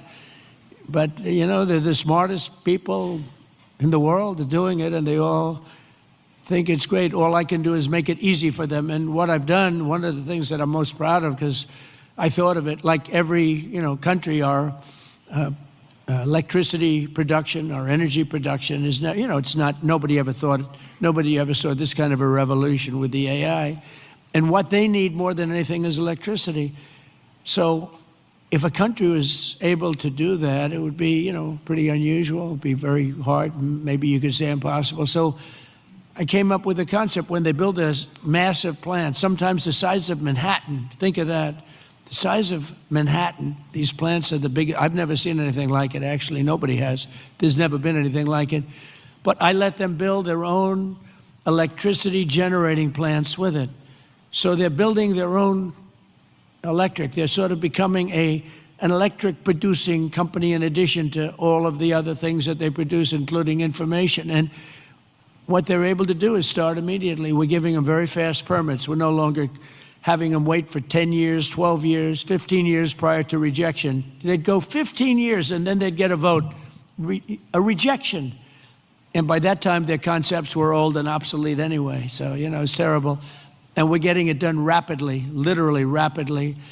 And they're coming up with electric generating plants, the likes of which nobody has seen. The companies are standard companies that do electricity and create power companies. They've never seen anything like it because we have a level of genius, a level of people that are designing things that nobody's ever seen before that produces vast amounts of electricity for their plant. And if they have extra electricity, they sell it back into the grid. So they really, it's really been amazing. And it allows people to start building immediately, and they can't blame the government. They won't blame me because I didn't produce enough out of the grid that's 200 years old. So we have more people now working than at any time in the history of our country. And we've sort of just begun. It's hard to believe, actually, if you knew where we were 2 years ago. All of this is incredible news for Americans and for nations around the globe, and it is for South Korea because we're partners. We're serious partners. We're wedded, and we have a very special relationship, a special bond. In fact, we're working with you on shipbuilding, where you're going to come in. We were the #1 in the world during World War II. We produced a ship a day. Can you believe it? Tankers and freighters and this, a ship a day.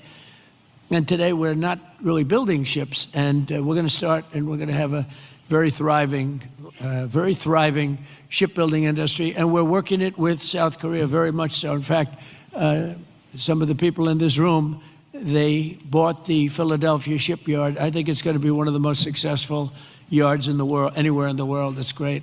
Known for incredible production years ago, and sort of through bad management or bad thinking by people that were prior to me. I mean, you have to blame the president. You can give the president credit or blame the president, but I blame the president. They allowed the shipbuilding industry to go away, essentially, in our country. We're going to bring it back very, very powerfully. When America thrives, our partners thrive, and our alliances thrive with all of the countries. The Indo-Pacific thrives, and that's good for all of us, and the entire world becomes safer and wealthy and greater than ever before. We get along with a lot of countries. We solved a lot of wars and a lot of problems, and that's all good for all of us. The extraordinary American turnaround that I've just described has been achieved not by just continuing business as usual back in Washington.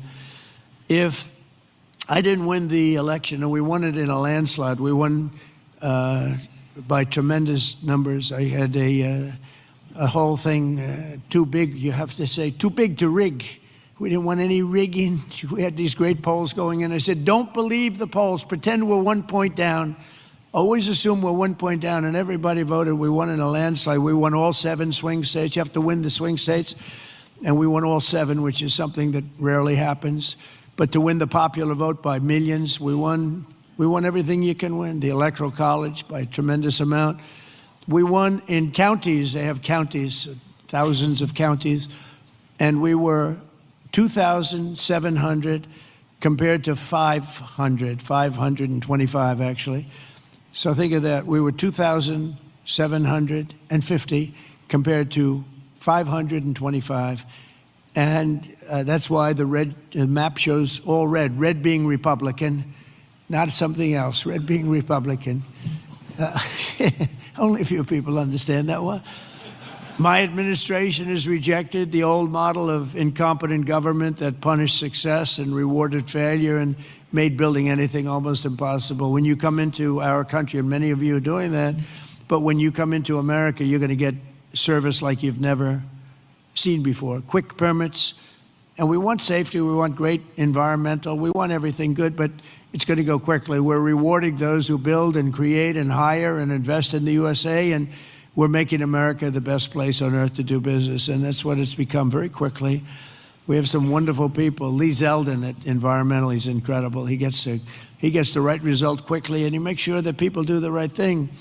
But we will have the best tax rates, the lowest energy costs. We have the lowest energy. We have tremendous amounts of energy, more than anybody else. We have the most oil and gas and coal, more than any other nation on earth. So that's a big advantage that we have over others. We have the lowest regulatory burden. In my first term, we cut more regulations than any other administration in history, and we're going to do about the same level right now or more if we can. The most advanced technology and the fairest trade deals anywhere in the world.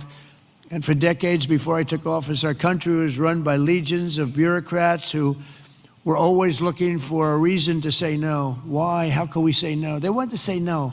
They thought that was their job, and it's really just the opposite. We work to say yes. So now we have a president in the White House who cuts through the red tape and excuses. We don't stand for excuses, and says yes to big ideas and bold initiatives and grand ambitions so that America can have great industries, great dreams, and to be the greatest nation on earth, which is where we are now, actually, in a very short period of time.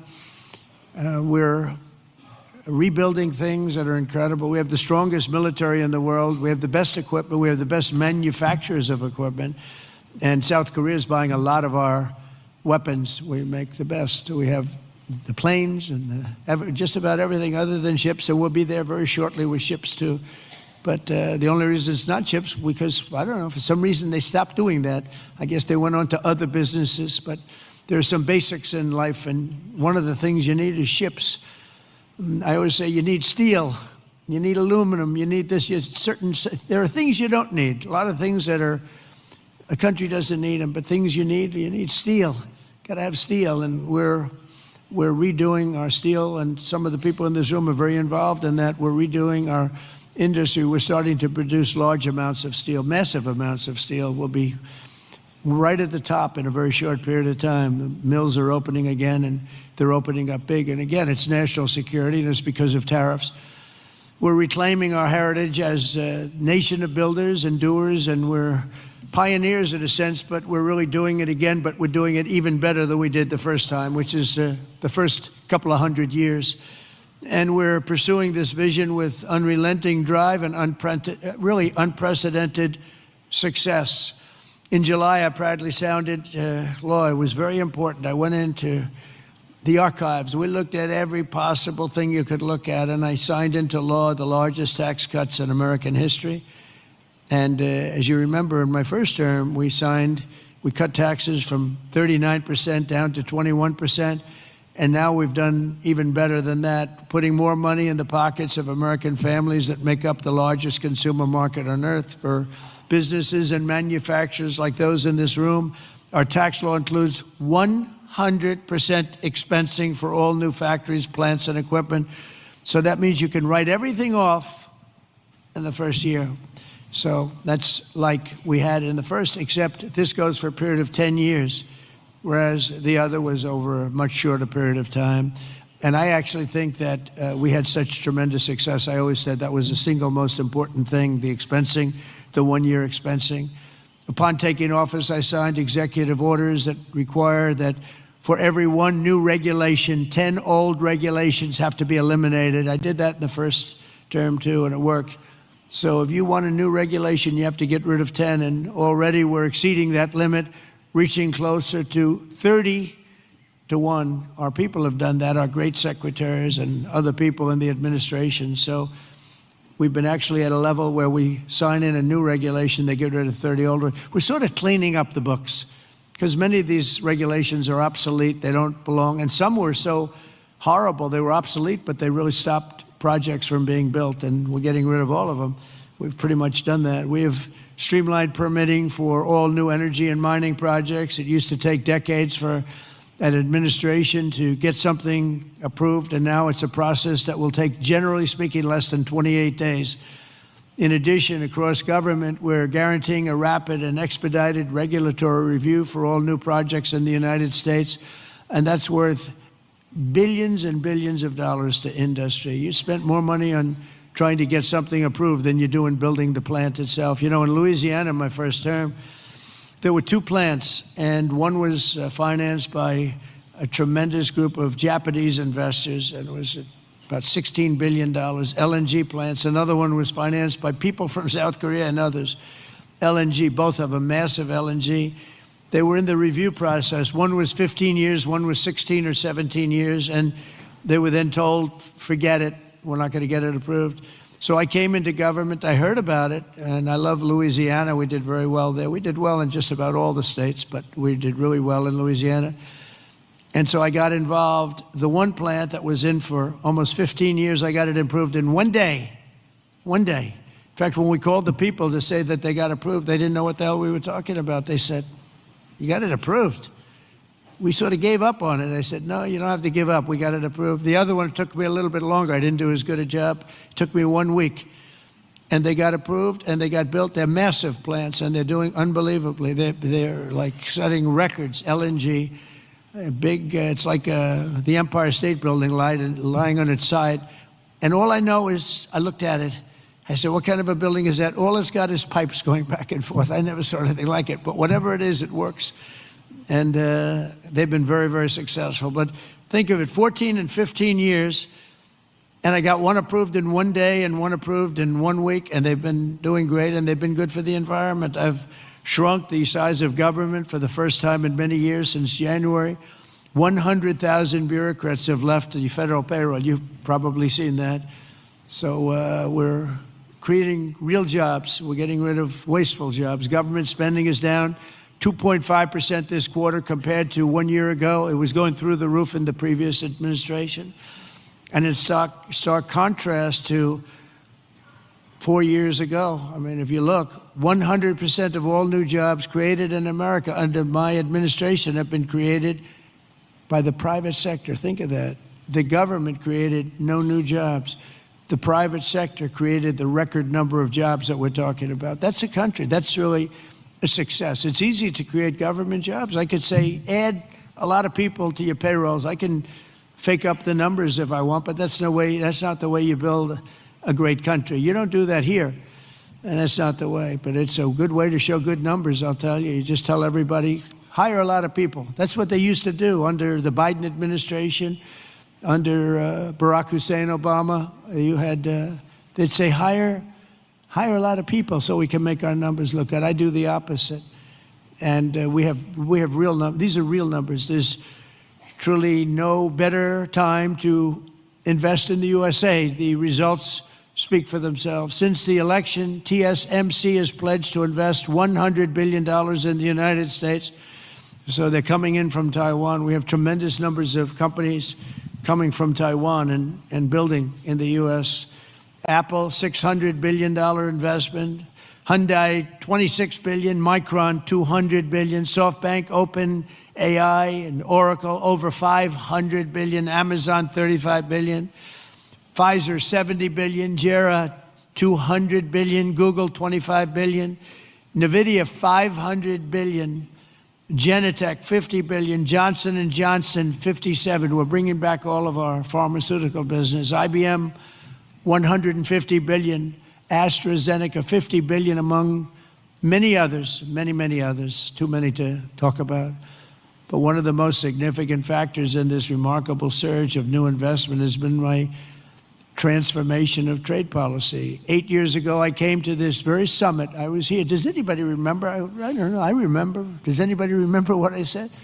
Yeah, there's a few hands up there. It must have been a great speech. 3 people. It's not too many people. But there's no reason to, because you saw whatever I said, I did. And for the first time, I laid out the principle that economic security is national security. Economic security, that's for South Korea, that's for any country.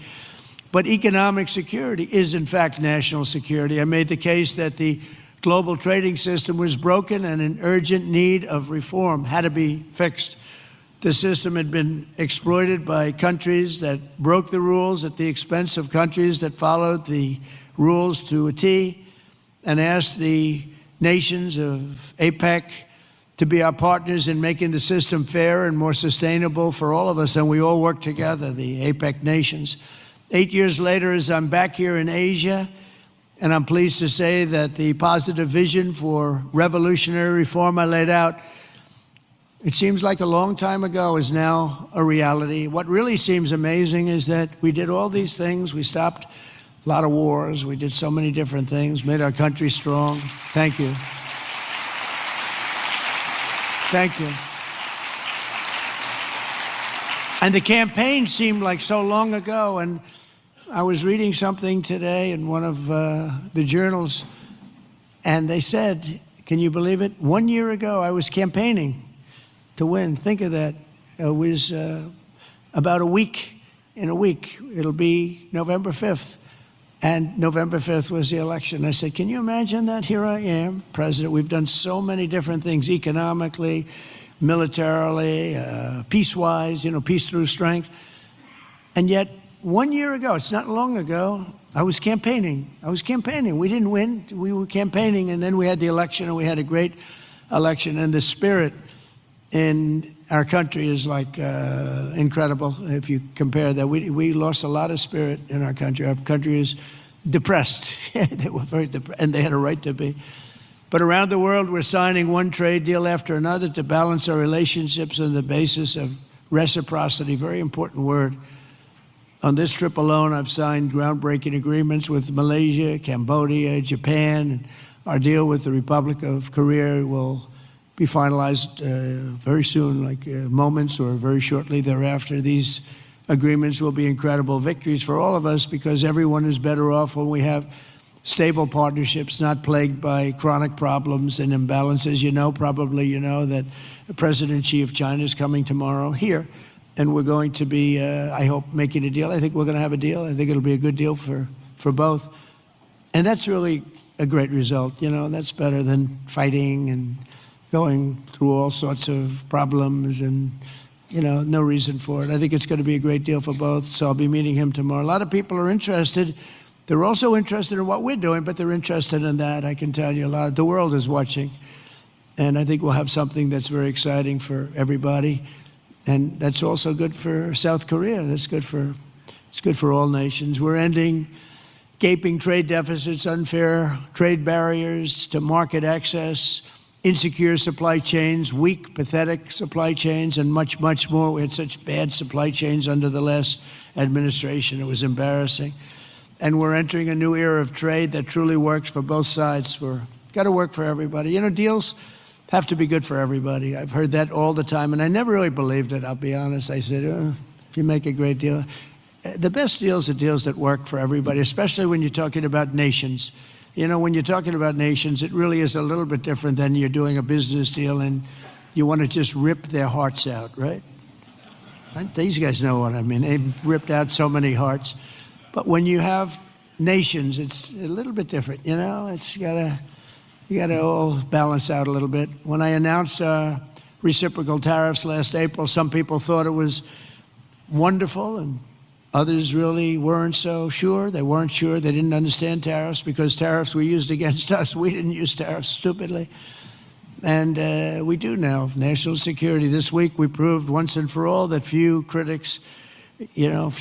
there were no critics left. The only critics are people that took advantage of us for many years, and now they're not able to do that.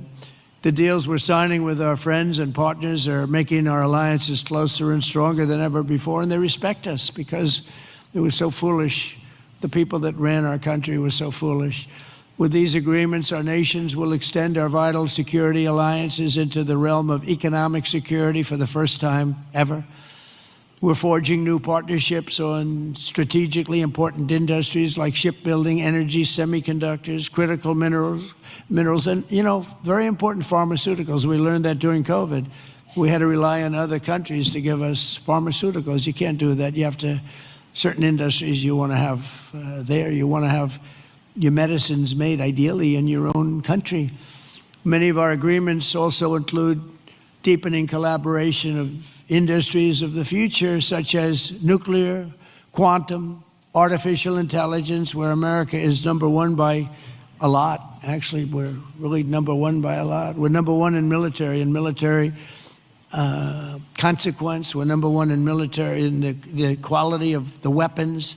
That's why everyone wants to buy for us. I'll tell you what we have a long lead on is submarines, nuclear submarines. We are so far advanced that by perhaps 20, 25 years. We're 25 years ahead of any competition. And not only are the tariffs strengthening our alliances, they're also bringing peace to the world. On Sunday in Malaysia, we signed the Kuala Lumpur Peace Accords, ending forever the war between Cambodia and Thailand. Thank you. Thank you. It's interesting. We were making trade deals with Cambodia and with Thailand, and I sort of watch what I do. I don't go to the beach and sleep all day. I like to watch.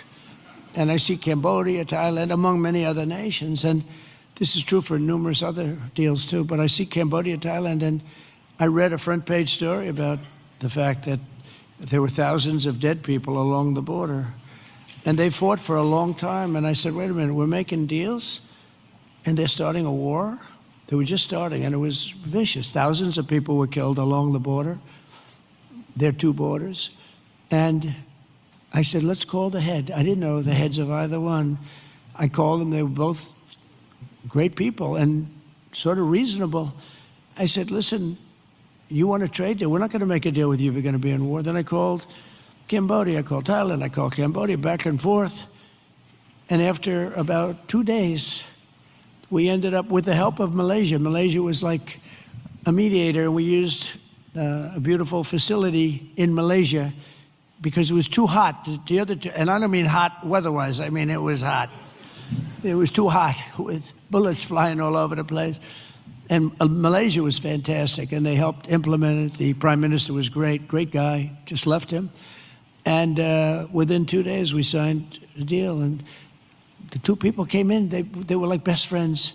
It was a beautiful thing to see. We saved, probably millions of lives. They've had a tempestuous relationship for, I said, for how many years? 500 years. They said, that's a long time. That's a long time. But we think this is going to be, hopefully, I use the word everlasting. Same thing in the Middle East. We hope it's going to be everlasting peace. They've never had peace. They've 3,000 years, and we signed in the Middle East. But I've ended 8 wars in 8 months, and in many instances, trade has played a big part in getting those wars ended. On top of it all, tariffs now projected to reduce our deficit by $4 trillion over the next 10 years, and I think actually much more than that. That's national security, because you can't have deficits and you can't have debt all over the place. And stops inflation and strengthening the dollar and ultimately balancing our federal budget, which I think we're going to do very quickly, only because of our policy of fair tariffs. And for any company that does not wish to pay the tariff, I say, you could build your factory in America. If you build your factory in America, there is zero tariffs. But, again, going back to the wars, it's so important. If you look at India and Pakistan, so I'm doing a trade deal with India, and I have great respect and love. As you know, for Prime Minister Modi, we have a great relationship. Likewise, the Prime Minister of Pakistan is a great guy, and the Field Marshal, they have a Field Marshal. You know why he's a Field Marshal? He's a great fighter. He really is. He's a great guy, too. And so I know them all. And I'm reading that 7 planes were shot down. They're going at it, and they're really starting to go. And it's a big thing. These are 2 nuclear nations, and they're really going at it. And I called Prime Minister Modi. I said, we can't make a trade deal with you. No, we must make a trade deal. I said, no, we can't. You're starting a war with Pakistan. We're not going to do it. And then I called Pakistan. I said, we're not going to do trade with you because you're fighting with India. And, 2 nuclear nations. And they said, no, you should let us fight. They both said that. They're warring. They're strong people, I'll tell you what. Prime Minister Modi is the nicest looking guy. He says, and he looks like you'd like to have your father, like, he's a killer. He's tough as hell. No, we will fight. I said, whoa, this is the same man that I know. But after a little while, and they're good people, and after literally 2 days, they called up and they said, we understand, and they stopped fighting. How is that? Isn't that amazing? Now, you think Biden would have done that? I don't think so. Most people wouldn't have thought of it, but, they wouldn't have thought of it. No, but here we are, we're doing deals. So you add an extra sentence, and you say you have to stop shooting at each other. 7 planes were shot down. You have to stop the war. And they stopped the war. And if it weren't for the tariffs, I said I was going to put 250% tariffs on each country, which means that you'll never do business. In other words, there's nothing you can sell for 250%. That means that's a nice way of saying we don't want to do business with you. You don't have to say that because that's a nasty, we don't want to do business. No. You say we're going to put 250% tariffs if you don't stop the war. And they understood that. And within 48 hours, we had no war, no people killed. I mean, it's makes me feel so good. It's we saved millions and millions of lives with all of them. Azerbaijan. If you look at, just take a look at that one. That was going on for, I think, 38 years, right? And President Putin called me. He said, "It's amazing. It's amazing. We couldn't get that war stopped. 38 years it went on, millions of people killed, and we got it done. And the 2 countries came in, and they were in the White House, and they started off here." And they got closer, closer, closer, closer. After an hour, they were hugging each other in peace. It was amazing, actually. It was beautiful to see 2 very good countries, 2 very good leaders. One was there for 22 years, one was there for 7. And they both said, my entire political life, all I did was shoot people on the other side. And we got it closed up. And we did that 8 times. The only one I didn't do is Russia, Ukraine, but that'll get done too. That'll get done. I thought that was going to be an easy one because of my relationship with President Putin. He turned out to be a little different, but I think it'll get done. It would have never started if I were president. That war would have never, ever started. So we've used trade to create peace in a lot of different locations. We also solved the war in Africa, Congo, Republic of Congo, and Rwanda. That was much smaller to do with trade, more to do with common sense. They were fighting for years. 10 million people were dead, and we got that one done too. So we did a lot of them. We did 8 in 8 months, and I think the other one's going to come along. I really think so. I thought that would have been one of the easier. Who would have thought we created peace in the Middle East but didn't get Russia and Ukraine? Because peace in the Middle East was undoable. They're shaking their heads. They're agreeing. It was undoable. We got it done. 3,000 years, okay? They never had peace. They never had anything like it. We have all countries signed up, and the level of spirit and everything. I think it's going to hold for a long time, hopefully forever. Hopefully that's an everlasting one too. So in conclusion, at some point in your careers, every great business person and CEO in this room today has faced critics who said reform, innovation, and bold action would only lead to a total disaster, but none of us would be here if we had listened to the small minds with no vision. These are small minds with no vision. They had no understanding of success. They had no understanding of life and death. True success comes from having the confidence and the courage to prove the doubters wrong. And oftentimes you'll go the opposite way of almost everybody, and you'll be the one that's right, and the others will be the one that's wrong. And that's where you have your greatest successes. And that's what America and our Indo-Pacific partners really are doing this week, and what our businesses and entrepreneurs do each and every day. That's what you do, the most successful people in the world. Together we're solving the challenges that no one before us has ever been able to solve, and we're forging a free and open Indo-Pacific. And for all of the people We're creating a future of dignity and security, prosperity and pride.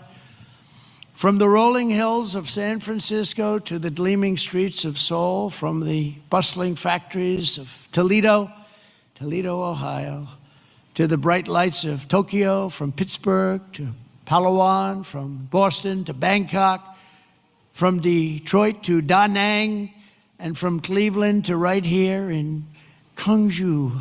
Nice place. Did I do good with that one? Did I do okay? Gwangju.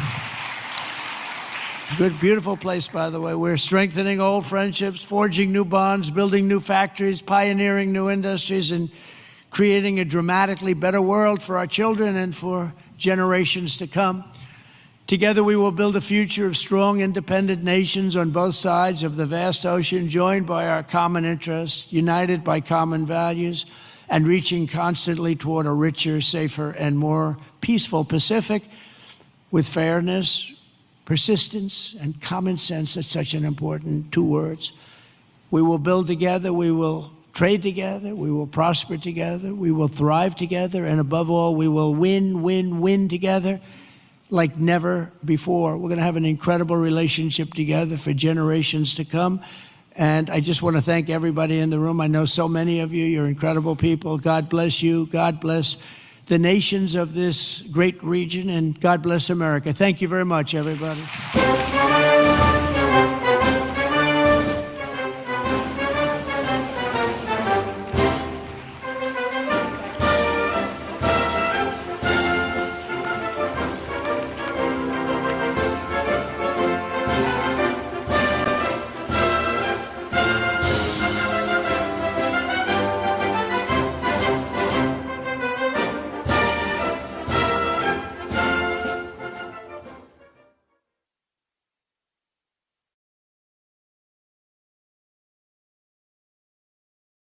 Thank you. Wow, this room really is full. Thank you. Good evening, everyone, and a very warm welcome on this truly very special occasion.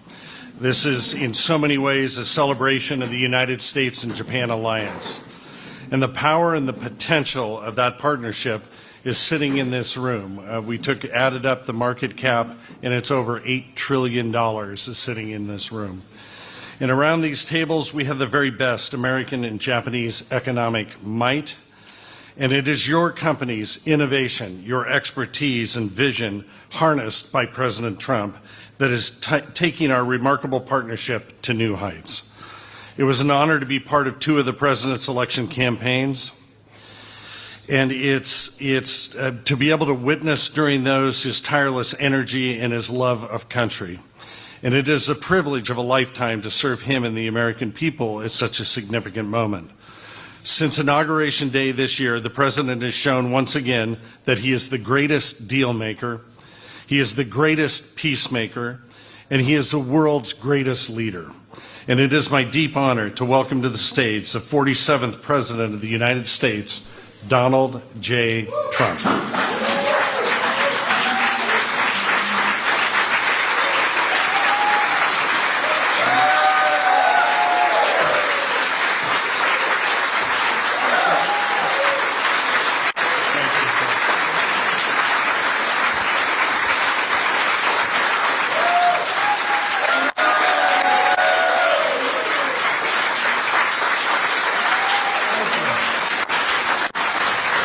Well, thank you. That was wasn't that a nice introduction? Wow. I want to use that elsewhere on occasion. And you know what? Sit down. You're just all happy because the stock market hit an all-time high today, which it did. You made a lot of money. You're making a lot of money. But I congratulate you. It really is. It's an amazing room of people, tremendously successful, great businessmen, beyond business, really. Most of you are really beyond business, so it's an honor to be with you. We had a long day, a long couple of days. We were in Malaysia. We're celebrating a great end to a war that could have happened. It was a big deal. I won't bore you with the facts, but we ended 8 wars in 8 months, and I think there's another one coming. I thought the one coming was a lot easier than the Middle East. We did great with the Middle East, but with Russia, I thought that was going to be an easy one, Ukraine, Russia. because of the relationship with President Putin. But that didn't work out too well so far, but it will. We'll get it done too, but it'll be that'll be number 9. I think that's just about it. Anyone starts, I think generally speaking, I'll end it. Otherwise, a lot of people die, and we don't like that. But I want to thank our outstanding ambassador, George Glass, who you just heard from. Thank you, George. And his wife, Mary. Mary, thank you very much. Great job. This is such a great group of people that you put together. I'll be meeting with President Xi the day after tomorrow. I'm going to a wonderful place where I think a lot of you may be going. We're going to be meeting tomorrow at a very fantastic meeting. Who's going tomorrow? Is anybody going that I know in this room? I think a lot. Tim, are you going? Maybe? You're not. You mean you came here for this? And you're just going back just like that? Huh? Well, we'll be going to South Korea, and then on the following day, a meeting with President Xi, as you probably heard. I'd be surprised if anybody didn't hear. That's a big meeting, and I think it's going to work out very well, actually. I think it's going to be great for everybody. But I also want to recognize people that have been doing a fantastic job. Our cabinet, we have a lot of members here tonight. Secretary of State Marco Rubio. Where are you, Marco? Stand up, Marco.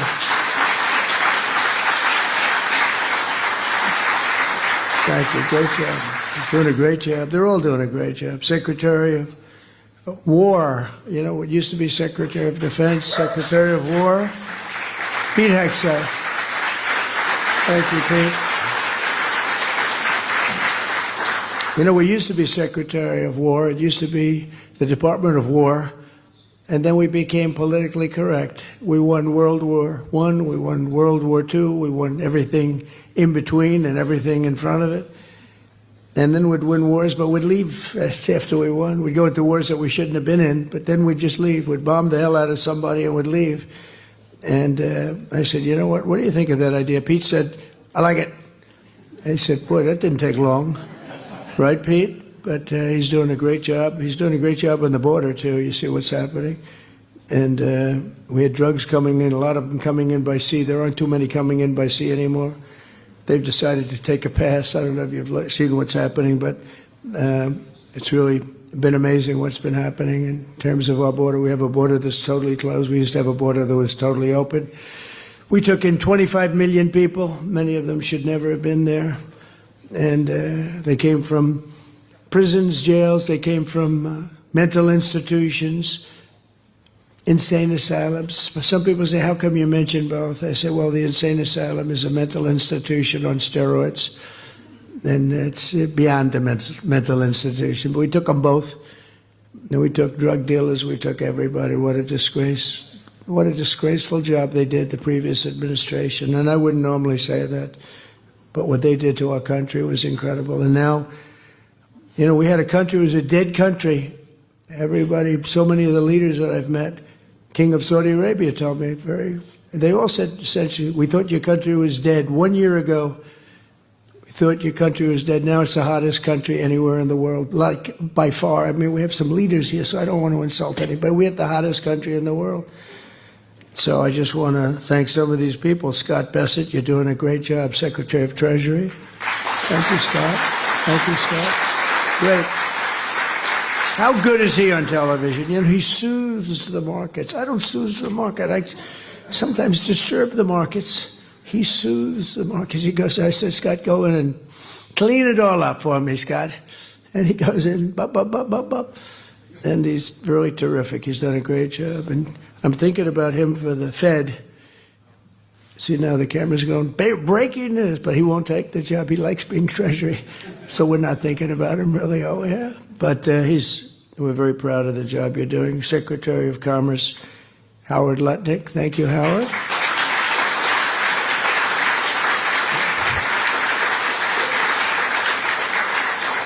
We just did, I guess it's about 518 billion in the other room. We were a little bit short of 500, and then we had a couple of people that just announced, including Toyota, 10 billion, going to open new car plants throughout the United States, a lot of them. And it's great because of the tariffs and because of the November 5th election, I think both. but the tariffs have been tremendously helpful in terms of national security, the national security for our country. And a lot of the wars that I stopped were because of tariffs, and frankly, I did a great service to the world, but because of tariffs, because of trade.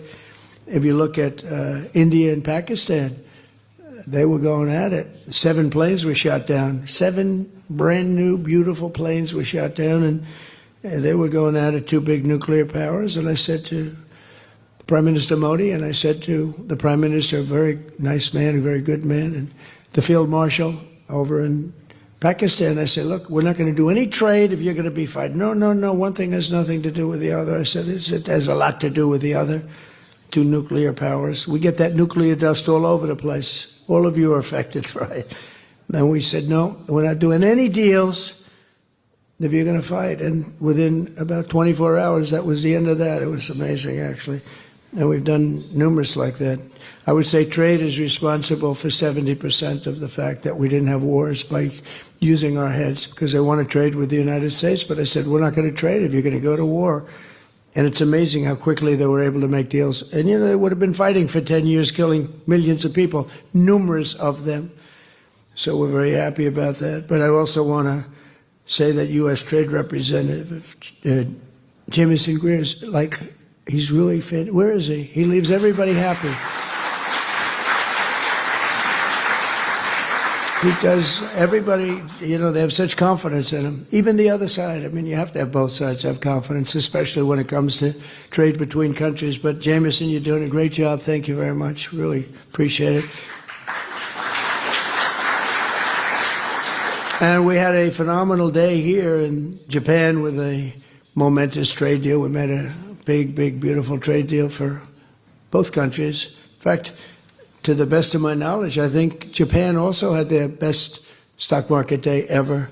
So your new prime minister is doing very well. First female, first woman prime minister. And I said, you already hit the highest stock price you've ever hit. So she's very happy. And we spent the whole day together. It was beautiful. And she's great. We went out to the USS George Washington, the SS George Washington. It was really great. The sailors and a lot of others, we had a lot of people, a lot of military people were there, but boy, that was some scene. It was incredible. You wouldn't believe that a ship could hold that many people. But I just want to say that she is a delight, and I think she's going to be a great prime minister, really do. I got to know her pretty well in a short period of time. She was a very good friend and ally of Shinzo Abe, who is a friend of mine, one of my best friends in terms of this world, the world of nations. And he was a great man, and he got, unfortunately, what happened to him was sad, very sad. But he was a great leader, and we miss him very much. But a fantastic tribute to the U.S.-Japanese alliance aboard that ship today, USS, think of it, USS George Washington. It's the only ship that just doesn't come back to the United States. It stays here, and it's very proud. This is our largest military contingent, Pete, I think like 66,000 soldiers, Navy and others. So this was a fantastic day. The level of excitement and enthusiasm, it's so easy. People say, how do you speak in front of that many people and enjoy it? When you have so much love, there's such love. There was such love on that ship. It's really easy to do. They don't understand that. It's easy to do. But tonight I'm more confident than ever that the friendship between the United States and Japan is strong as it can be. And it's thriving, it's prosperous, and it'll soon be, I think, greater than ever before. And we had 4 great years. You know, we had the greatest economy in the history of our country, but we're blowing it away this time. To be honest with you, we're blowing it. We had 4 great years. As you know, we had the 1-year deduction. I call it the 1-year little deduction, like you can deduct every single thing. Nobody ever thought that was possible. That beats 38 years, right? But now we did it for a period of 10 years instead of a period of 1 year. It's much stronger. And you can deduct structures. And for the people, you have no tax on tips, no tax on Social Security. Think of it, no tax on overtime for your workers. And it really covers everything. The great, big, beautiful bill. We got everything done. I said, let's get it all done. A lot of people want to do it little, small pieces. like 9 of them, 12 of them. I said, put it all into one bill, and if we get it done, we're done for 4 years. We don't need anything more from Congress in terms of that, right, Scott? We got it all done. It was a little risky, but because if we didn't get it done, I don't know, who knows what would happen with these radical left lunatics that we have to deal with. But we got it all done, and now we're set, and you're set. The investment in this country is set. You have all that you want. The people in this room are the living embodiment of the U.S.-Japanese economic partnership that together we're taking to even greater heights. It will, I think, never be like it is now, but it'll get even better if that's possible. I especially want to thank Japanese companies, SoftBank. I think Masa is here. Where's Masa? I played golf with this guy last week. He sank every putt, every putt. We played with Bryson DeChambeau. We had a great match. And the great Gary Player. Gary Player's 90 years old and he shot 70. Is that right? We did 22 under. That's right. We won the tournament. We had 36 teams and we won the tournament. And we didn't cheat either. You know, a lot of those teams cheated because I know how they play, and they did not shoot those scores. But I think we got, well, it helped to have Bryson hitting a ball 400 yards. You know, it's always nice to have. I said, I'll take Bryson on our team. But we had a great time, and you played great, and you putted very well, and I appreciate it because I now have an extra trophy on my desk, and I like that. Yes, please. Four eagles. That's right. 4 eagles. We made 4 eagles, and no, I seriously mean, every time he stood over a putt. I'm not saying it's going to happen every time, but it happened this time. And he's bing, and we didn't have to putt because we're playing best ball. So we didn't have to putt. So thank you very much, Masa. That's better than all the deals you made. That made him feel better than all the deals he's made. Thank you. It's great to be here. We'll do it again. But I also want to thank Toyota for that great, it's not a contribution, it's an investment. We're having investments in our country greater than ever before, greater than any country has ever had, actually. We'll talk about that. And I also want to thank the people from Carrier are here someplace. Where's Carrier? They were here. Just thank you. Thank you very much. They made a big contribution also to the White House fund. We're redoing lots of things in the White House. We're bringing it up to the way it should be. And you probably heard, I don't know if anybody heard about, we're building a little ballroom over there.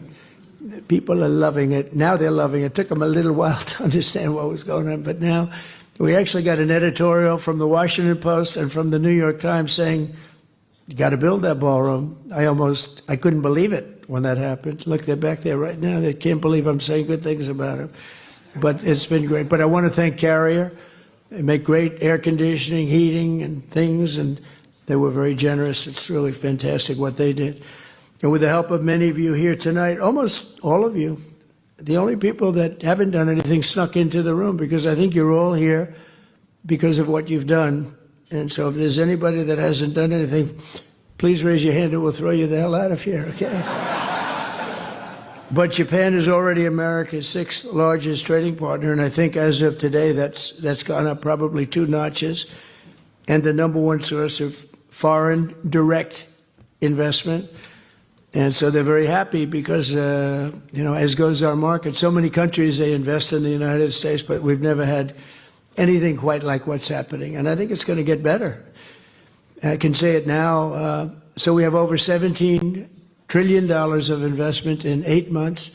And I think by the time we go to the 12-month period, we'll have over $20 or $21 trillion invested or to be invested. Very importantly, I mean, the money's coming in, and a lot of it's commitments that are incredible. Tim Cook is doing, I think, like $600 or $650 billion, right? Think of it. You've done more than the entire group here. We raised $518 billion, and there's one man sitting here at $650. But good, and everything, they're treating you great, right? We give them fast permits. We give everybody fast permits. No more waiting 20 years before you get rejected. You know, that used to have a process. I know a couple of people, they started a process when they were young men. Now they're old men and they got rejected. Can you imagine? They devoted their whole life to getting a couple of permits. One of the things I did that's really helping AI because of the massive amount of electricity that they need, is I said, you build your own power plant if you'd like. So far, everybody said, we like. But at first, they weren't doing it. I said, I wonder why. Because they didn't believe me. They didn't believe they were actually getting this. You know, we have a grid that's like a lot of grids, it's old.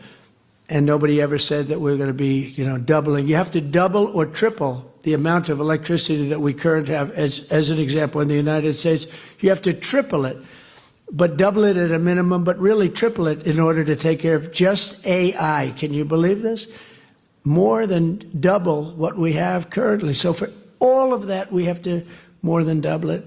And I said, well, that's not, you know, something you can do from the grid. I mean, how would you do that? You have an old grid, and it's doing okay. We're fixing it, but you can't do that. And I came up with the idea that you're building a plant. They're spending $50 billion to build a plant. I said, you can build your own electric generating sources. And honestly, some of the people in this room, they're building electric generators that are so far beyond anything that's ever been built before. They're using all different types of fuel. They're using nuclear. They're using oil and gas. They're using coal as a backup. Coal is a great backup. If something happens, you can put it aside, and if you ever need it, you can use it. But it's a great thing. And we're getting you very fast approvals. Lee Zeldin's doing a fantastic job. We're giving you fast approvals. You don't have to wait, 9 years. You're waiting a matter of weeks, literally a matter of weeks. You're coming in with the best engineers in the world. You know what you're doing. And so as you build your plant, you're sort of in the utility business, like Con Edison in New York. You're building your own electric. And you can build it as much as you want. And if you have any left over, you sell it into the grid. So our grid picks up a lot of electric without really us doing anything. You talk about private sector, that's the ultimate. But everybody loves it. And they're coming, honestly, I mean, somebody that understands that better than information, which is what the other part makes. You're going to make a lot of money with information. And but somebody that really does understand the generation of electricity, the kind of plants that are being built are unbelievable. They're far beyond anything being built in terms of your regular utility companies, which, it's sort of an older business. So I congratulate you. But the beauty is that you start building immediately. Tim, you don't have to wait, well, if we went by the grid 10, 12, 15 years, but the permits are fast, and you open as soon as you have your plants or your combination of plants. Some are building it on top. Some are building it to the side. Some are building separate buildings. Some are building in one building. And I love the idea. But literally, it took them a while to really, they thought I was kidding. It was so good. They said, no, he's kidding. I said, I'm not kidding. That's why we're leading China. We're leading everybody in this race. So we're with you all the way, and I hope everyone's going to do great and make a tremendous amount of money and create a lot of jobs. Under the historic trade deal with the Prime Minister that is signed today and private sector agreements that were signed moments ago, we'll be increasing our commerce very, very much further.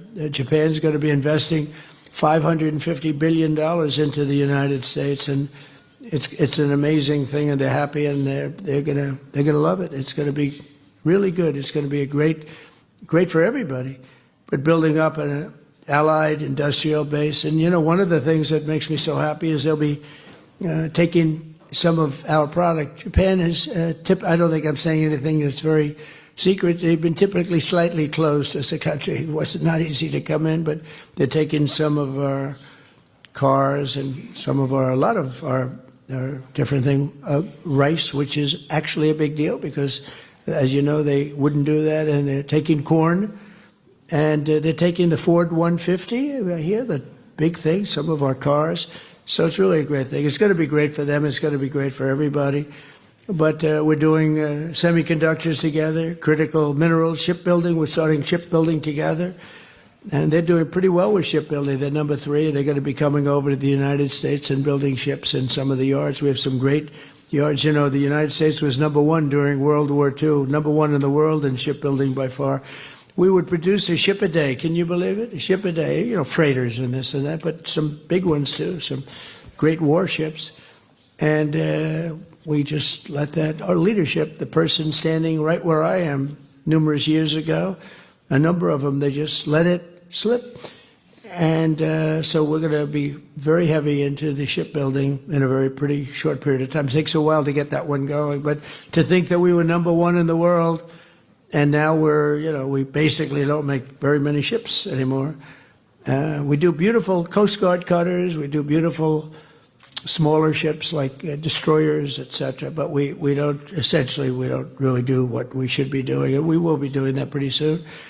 But the deals will create jobs and opportunity, wealth, tremendous wealth and security for both sides and for both sides of the Pacific, and make our cherished bond between the two countries even better. And we've got so many wonderful deals, but this is one that people have been very, very interested in. They really waited for this day, and I found it to be an amazing day. Not an easy day. I think we've gone to about 9 stops.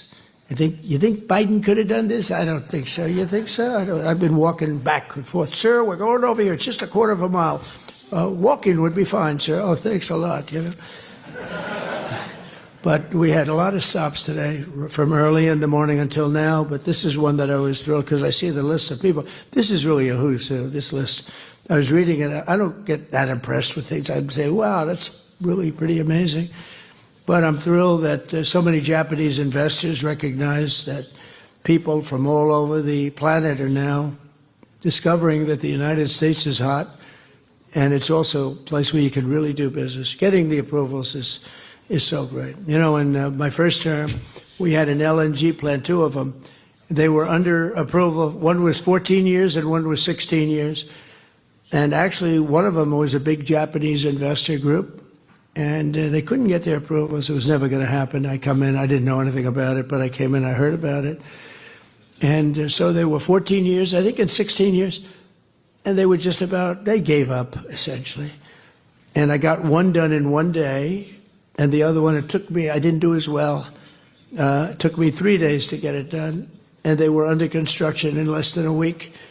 And they're up now, and they're doing phenomenally well, in Louisiana, actually, 2 of them right on the coast.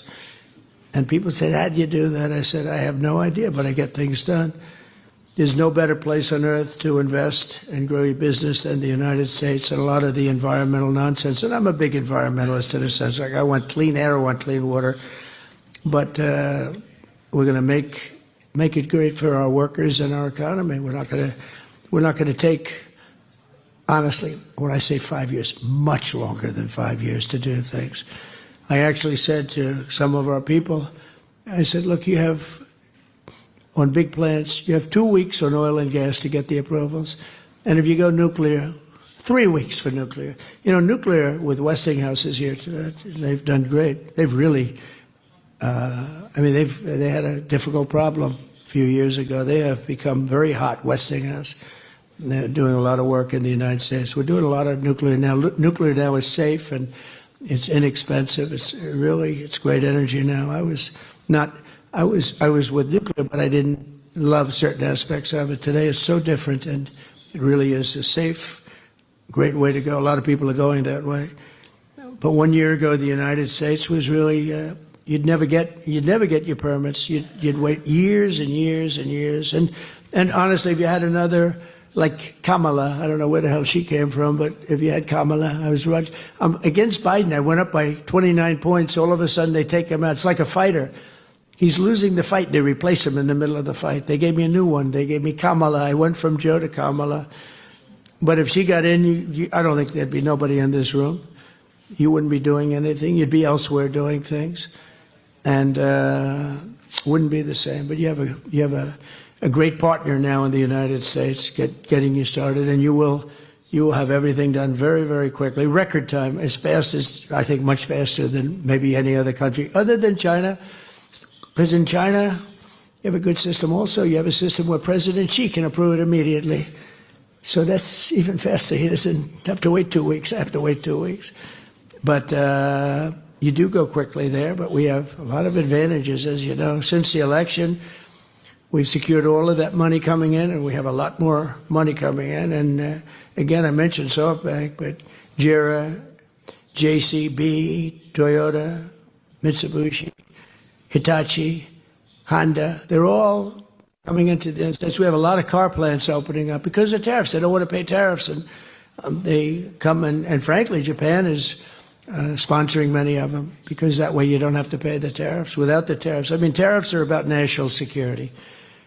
And we're making a lot of money. We're going to start paying down debt very soon.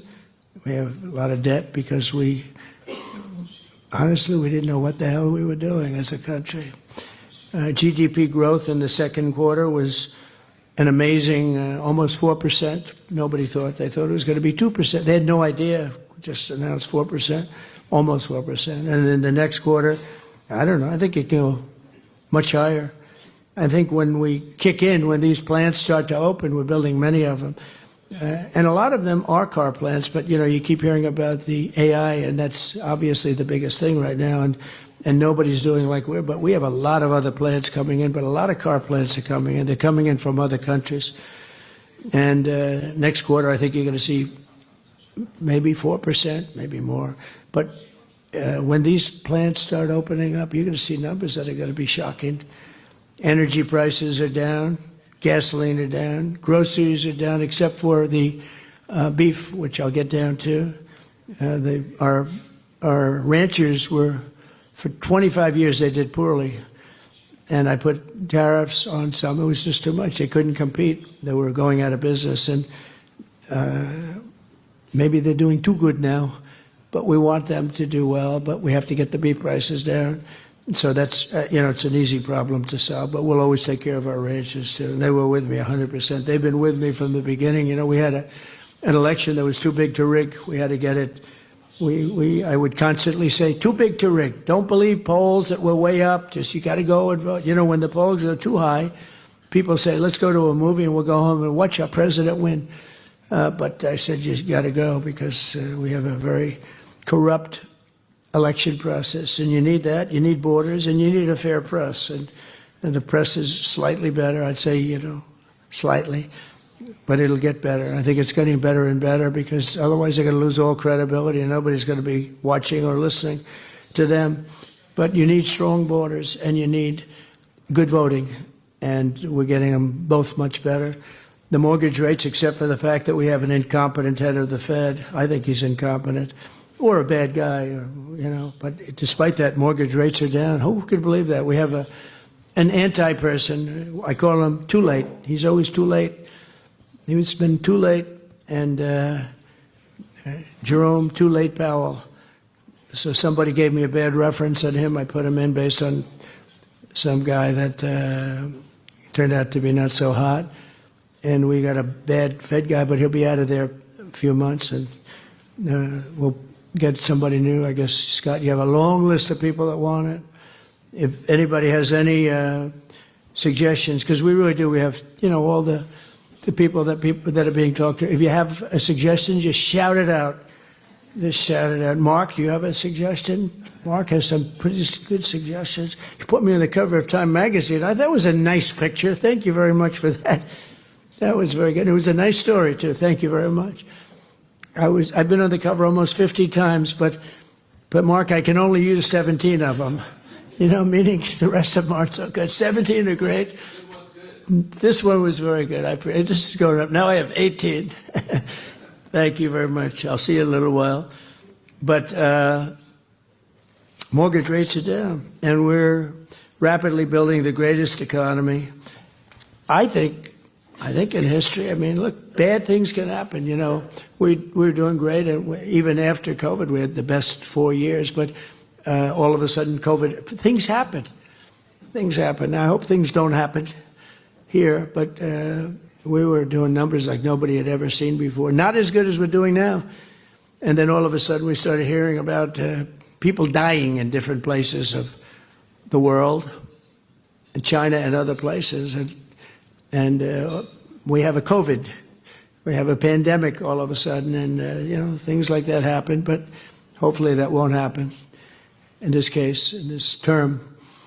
But we did a good job in handling it. We made more machinery and everything else. We did great with the therapeutics, Regeneron, We did the vaccine. We had the vaccine approved in 9 months, and there are many people that say that we saved 50 million lives worldwide. Not everybody agrees with that, but a lot of people say we saved 50 million lives. You know, in World War II, I guess we lost close to 100. People don't know that it was so bad, the Spanish flu, that it actually ended the war. That was what stopped the First World War. But we were on our way to really terrible numbers. We had, obviously, so many million people died. That was a terrible thing, but things happen, and things that you wouldn't think of. Who would have thought pandemic? I thought that was like an ancient problem. It wasn't a modern day problem.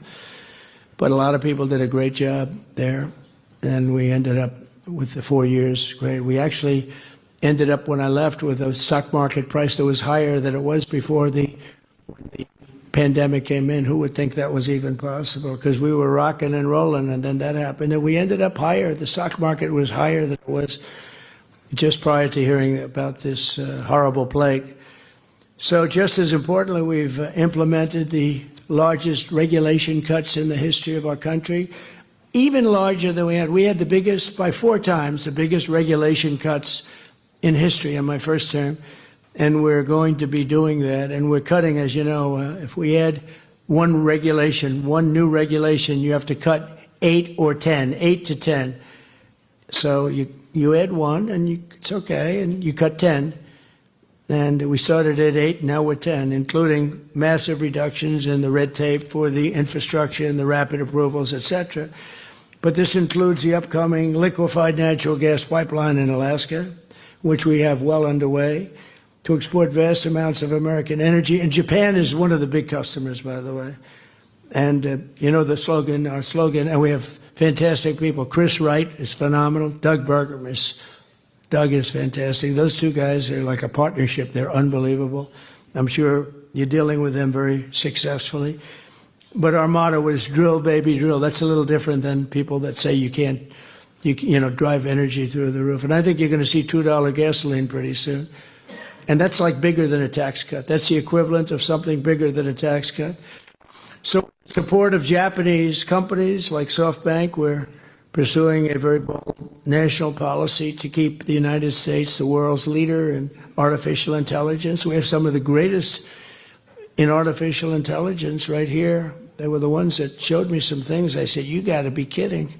It's fantastic. My uncle was a great professor at MIT, and he was always ahead of the game. He was a smart guy. He has a distinction of being at MIT, the longest-serving professor in the history of MIT, Dr. John Trump. And he was always ahead of the game. And when I see some of the things that are happening, you guys are really ahead of the game. We're speeding construction of AI infrastructure and bringing production of the critical chips and semiconductors back onshore. And I want to congratulate Jensen, because he's been really amazing. He's an amazing guy, brilliant guy. I'm seeing him tomorrow. 11 days ago, NVIDIA and TSMC announced that they have produced a very fast, first-rate, state-of-the-art, the Blackwell. It's like, I don't know, people say 10 years advanced, who knows, but a lot. And it's entirely made in the USA. As you know, TSMC and NVIDIA are spending hundreds of billions of dollars now in the United States. And many other chip makers are too. It's incredible, actually, to see what's happened in literally a period of, now it's a little bit less than 9 months. And don't forget, we had to celebrate for a couple of weeks, so I have to sort of deduct. Once we won, we celebrated, and we shouldn't have done that. We should have started immediately, not wasted 8 days. But we really didn't. America's once again a manufacturing nation, and something that we haven't talked about for a long time.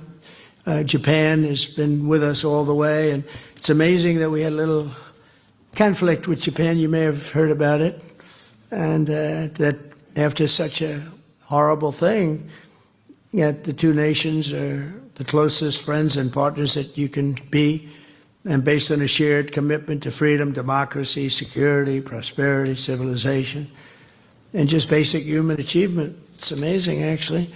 As some of you may know, this very residence was once the home to the great General Douglas MacArthur. I don't know if you ever heard, he graduated #1 in his class at West Point, but they say that he was the single greatest student in the history of West Point. Now, I don't know how they go about doing that. I could see #1 for the year. I could see #1 for graduating, but they say he was the greatest student. He was a great intellect. A lot of people don't know that about General Douglas MacArthur. The moment that the peace was signed 80 years ago, that very brilliant man set about building a friendship between our two countries that has grown and deepened, and he actually wrote the Constitution here, and he did it all by himself. He was an intellect, and still the Constitution. Our partnership has been an extraordinary blessing to the world. If you look at what's happened and what's come out of it, I think a lot more is going to come out of it than even in the past. And I look forward to expanding it even further. We will do that, and I'm so happy to have gotten to know your new Prime Minister. I think she's going to go down as great. She was a real friend and ally of as I told you, a great man, Shinzo Abe. He was really a great man. He was a great Prime Minister, and she was an absolute ally. And he would have been very happy if he knew that she was very heavily supported and ultimately winning for Prime Minister. So I think she's going to do a great job. She's got all of our support. But I want to thank everybody for being here. You're an amazing group of people. Each one of you has a story like really no other. And it's an honor to be here. We traveled long and far. It's a long flight. Going to Malaysia, then say, let's stop over. But we wanted to be here for this because it's very special. And keep up the good work, and remember that you have a great friend and ally, and if you can't get Scott and Howard and all of our people, Marco, to get it done, call me and I'll override them if I have to. I will override them. But I want to thank you all very much, and I want to thank my cabinet for doing a great job. Thank you. Thank you very much.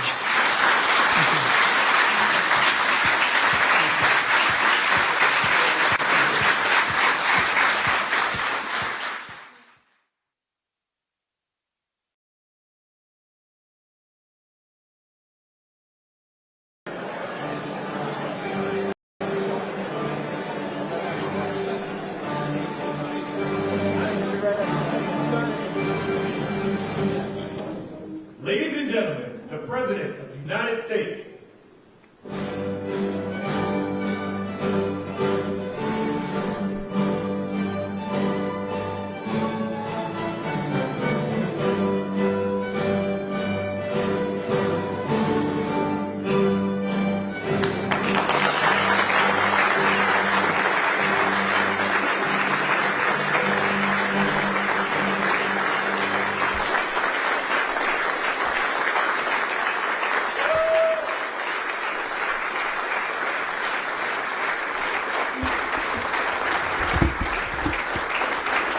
Thank you very much.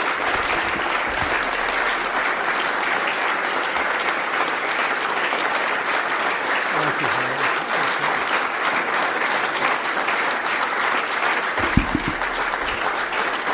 Thank you very much, everybody. Thank you very much. It's a real honor to be with you. I got back from the Middle East. We had a really historic trip, I would say, would be the least of it. We had tremendous progress on peace in the Middle East, which a term that hasn't even been used in 50 years probably. And it's 3,000 years we're playing with, so people thought that was something, and it really was incredible. We had tremendous friendships, and we've developed some friendships even over the last few days, and it's going very well. And we got the hostages back, which was a big deal, getting the hostages back.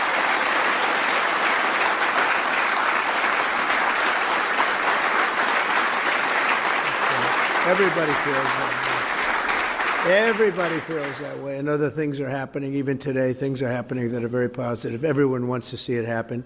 Countries that didn't get along with each other are now seemingly in love with each other. Now, in the Middle East, that'll change perhaps, but the deal will still be there, and it's going to be, I think it's going to be something to remember. We've settled now 8 wars, if you think. It was 7, now it's 8.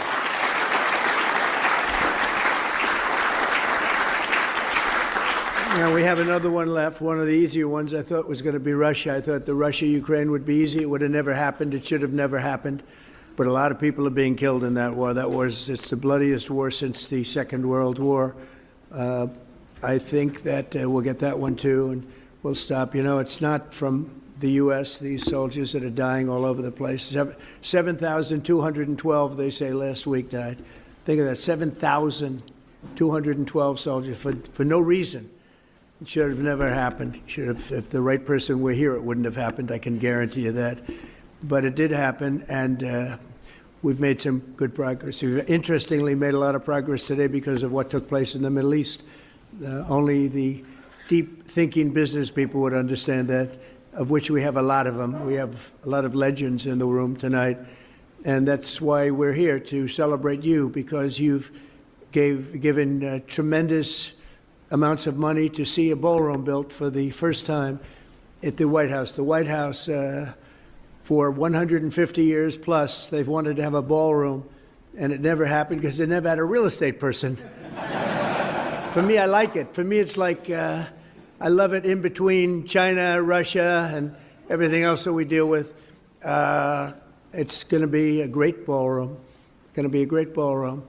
As an example, this has really been the ballroom for many years, and it holds 100 people, of which we have 125 today, I'll tell you. But we have 128, and I've never seen it with 128. And by the way, you're going to have a little good entertainment from the military band right after this. You'll see some really talented musicians. They're going to do a few songs, and you're going to love them. They're very talented people. But so for years, they've wanted to have it. And when they have the head of China, the head of any country, we have many of the countries came, and they'd always put the tent out on the lawn. And if it was not raining, you'd get away with it a little bit, but it's still a tent. And the biggest dignitaries in the world, not only political, in many other ways too. And so I always said that if I pull it off again, we are going to build a ballroom, and I'm going to start right at the beginning. And we had it designed by one of the top architects in Washington, who's very, very respected, and very, very respected, actually. And we started the process, and we have it concluded, and it's actually starting right behind us. And if you look, this is really a knockout panel. Should I show you? I guess maybe you've sort of seen, right? So we don't really want you to walk on there, but you can take a look if you want, if you're curious, because we took out all the strength from underneath. That collapsed. We collapsed it over the next few days. It's going to be demolished. Everything out there is coming down, and we're replacing it with one of the most beautiful ballrooms that you've ever seen. And you have some pictures, and basically it's right here. Here's your White House. Here's the West Wing, and here's the East Side, which has been tinkered with for years and years and years. And they had originally a very beautiful building. They called it the East Wing, but that was sort of semi-knocked down about 5 times and changed and redone and everything else. It was originally done by McKim, Mead, and White, great architects. And so that came down, and mostly it's taken down already. And we've started excavation. I'm very good at building things on time, on budget, that I can tell you. You're not going to see like the Fed, where they're up to $4 billion or something to paint some walls. It's the craziest thing I've ever seen. This guy, he's too late. He should have been too late with that one, not done it. It would have been better. It didn't need to be done. He could have painted the ceilings. They ripped down a gorgeous ceiling like this, and then they said, we have a problem. Now we have to put one up. How do you do a ceiling like this? And they way over budget. They decided they wanted to do a basement, but unfortunately the basement is right next, you're right next to the Potomac. And when it went down, they should have stopped immediately because they should have known.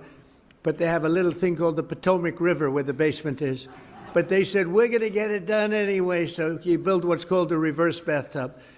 And it's not that uncommon, but it is actually a reverse. You seal it. The problem is nature always wins. I know a lot about reverse bathtubs. I've done it. And it's something you only do in emergency. There was no reason to do it there. They could have actually, if you think about it, they could have added 3 floors on top, and it would have cost about $2 billion less. So they ended up in this disaster of building a basement in the Potomac River and keeping the water out. Very hard to do as you're pouring your concrete, which has to be dry. And it's been a disaster. And this is the same guy that keeps the interest rates too high. We should be much lower in interest. We're doing so well, but we would have been, as good as that is, even better. I don't think it's affected us much. It can't. We have an all-time high stock market. Everybody in this room is extremely happy with Trump. If you weren't, I would have postponed it. I would have said, let's do it some other time. But the stock market hits records almost all the time. Every once in a while, we'll have a little situation come up that drives it down, but it comes right back. We're doing really well on trade. We're taking in hundreds of billions of dollars on the tariffs. The tariffs are making this country so rich, and they're making it powerful. We stopped a lot of these wars using trade. We had, as an example, India and Pakistan were going at it really hard. 7 planes were shot down. It was going to happen. Bad things were happening. And I was talking to both of them about trade. And I said, how are we doing with those two? Sir, we're doing very well. Great. Well, we're not going to do well. We're not going to do a trade deal unless they stop the war. And I got him on the phone, and I said, listen, we're going to put a 200% tariff on your country for any product you sell into the United States unless you stop this war, because I'm not going to be a party to it. You have 2 nuclear nations, by the way. No, you can't do that. I say, I can do that. Very easily I can. We're not going to lose millions of people from the planet. And frankly, that dust can blow over here, too. It affects everything. It's a powerful, powerful weapon. Too powerful. So powerful you don't want to talk about it. So they said, no. I said, yes. And here's the story. If you're going to go and do it, we're cutting off all negotiations. There'll be no trade with the United States of America. Both nations. I spoke to them both. I like both. The leaders, I like them both a lot. But I said, that's the way it is. And I get a call the next day. We have decided to de-escalate. I said, I thought you would, actually. We have decided that we will not fight. I said, have you come to a conclusion? Yes, we're not going to do any more. And they stopped. It stopped. Just like that. This could have been a nuclear war, probably would have been. In fact, the Prime Minister of Pakistan came and saw me, and he was emotional about it. And in front of a group of people, he said, this man saved 3 million, 5 million, maybe an untold number of lives. And it was just recently that this happened. And we did numerous of them like that. And part of the reason we did it was trade. I think of the 8, I would say 5 were because of trade. You know, the power of trade, but the power of tariffs. And tariffs have made us a very kind nation because a lot of people aren't dying. I use it for purposes of stopping wars. I love stopping wars. And sort of interesting, I'll be the only president. I don't think any president stopped one war. I stopped 8 wars in 8 months. Did I get a Nobel Prize? No. I did. Can you believe it? Even I said, yeah, that's an impossible one. But it's all right. I suspect they think next year will be better, but I don't care. You know what I care about? I saved maybe hundreds of millions of lives, but certainly I saved millions of lives. So we're very happy about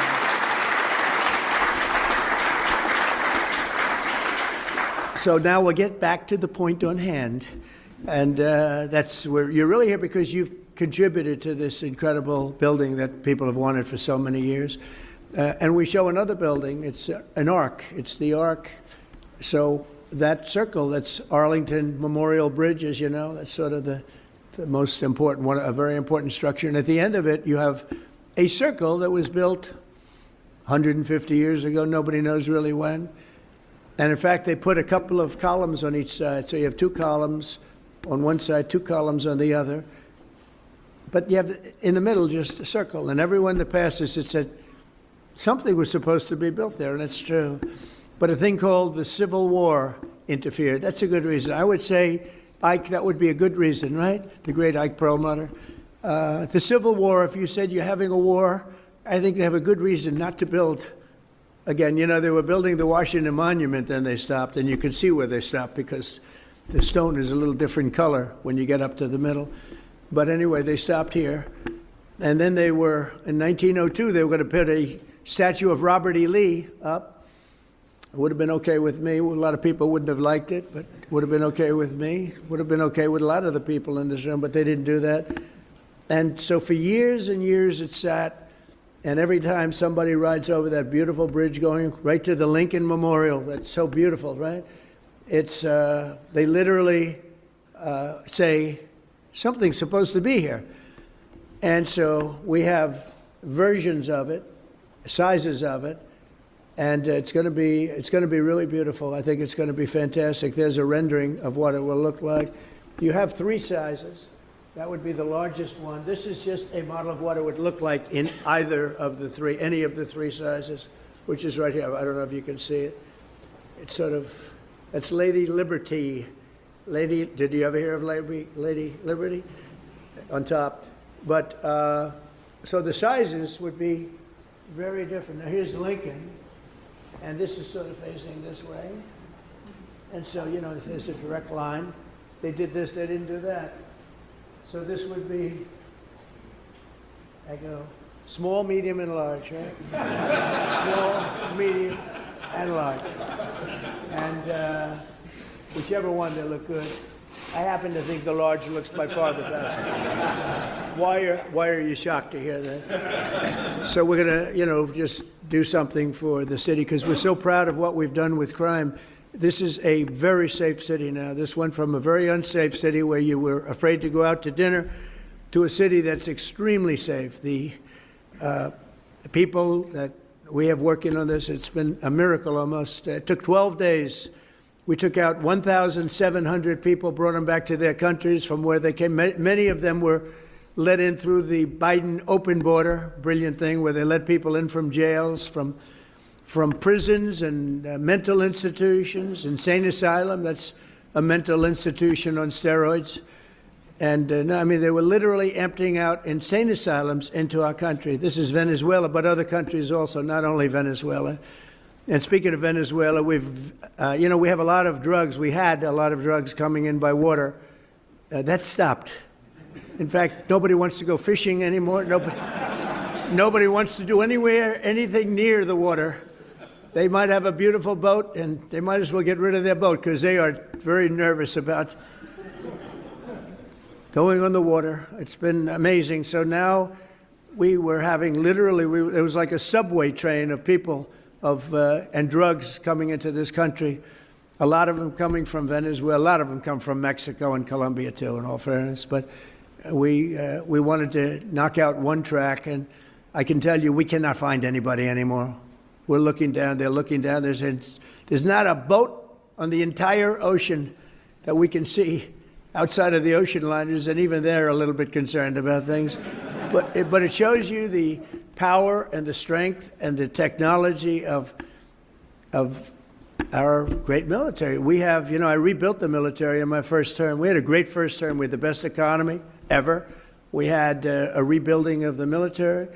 We had the big tax cuts and the all of the assets of the tax cuts, including the 1-year depreciation. You write it off on 1 year. Now we have better under the great big beautiful bill because we have no tips for, think of this, you have no tax on tips and you have no tax on Social Security, and you have for your workers, you have no tax on overtime. It's really a middle, I would say a middle of the road bill from the standpoint of who is it representing. It's the workers.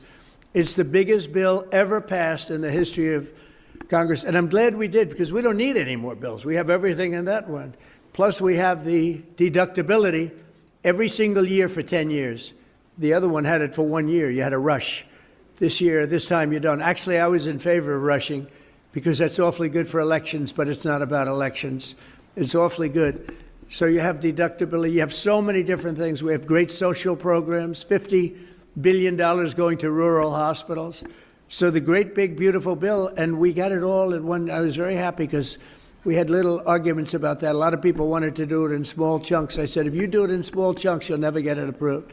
You'll get some approved, but not all of it, and not even close. You get much less, I would say less than 30%. So they've never done this before. They put every single thing that I wanted for 4 years in one bill, and we call it, some people call it different. I call it the great, big, beautiful bill, because that's what it is. And this will keep us what we want to manage it now. We're going to manage it. All you have to do is that, but we got it all approved.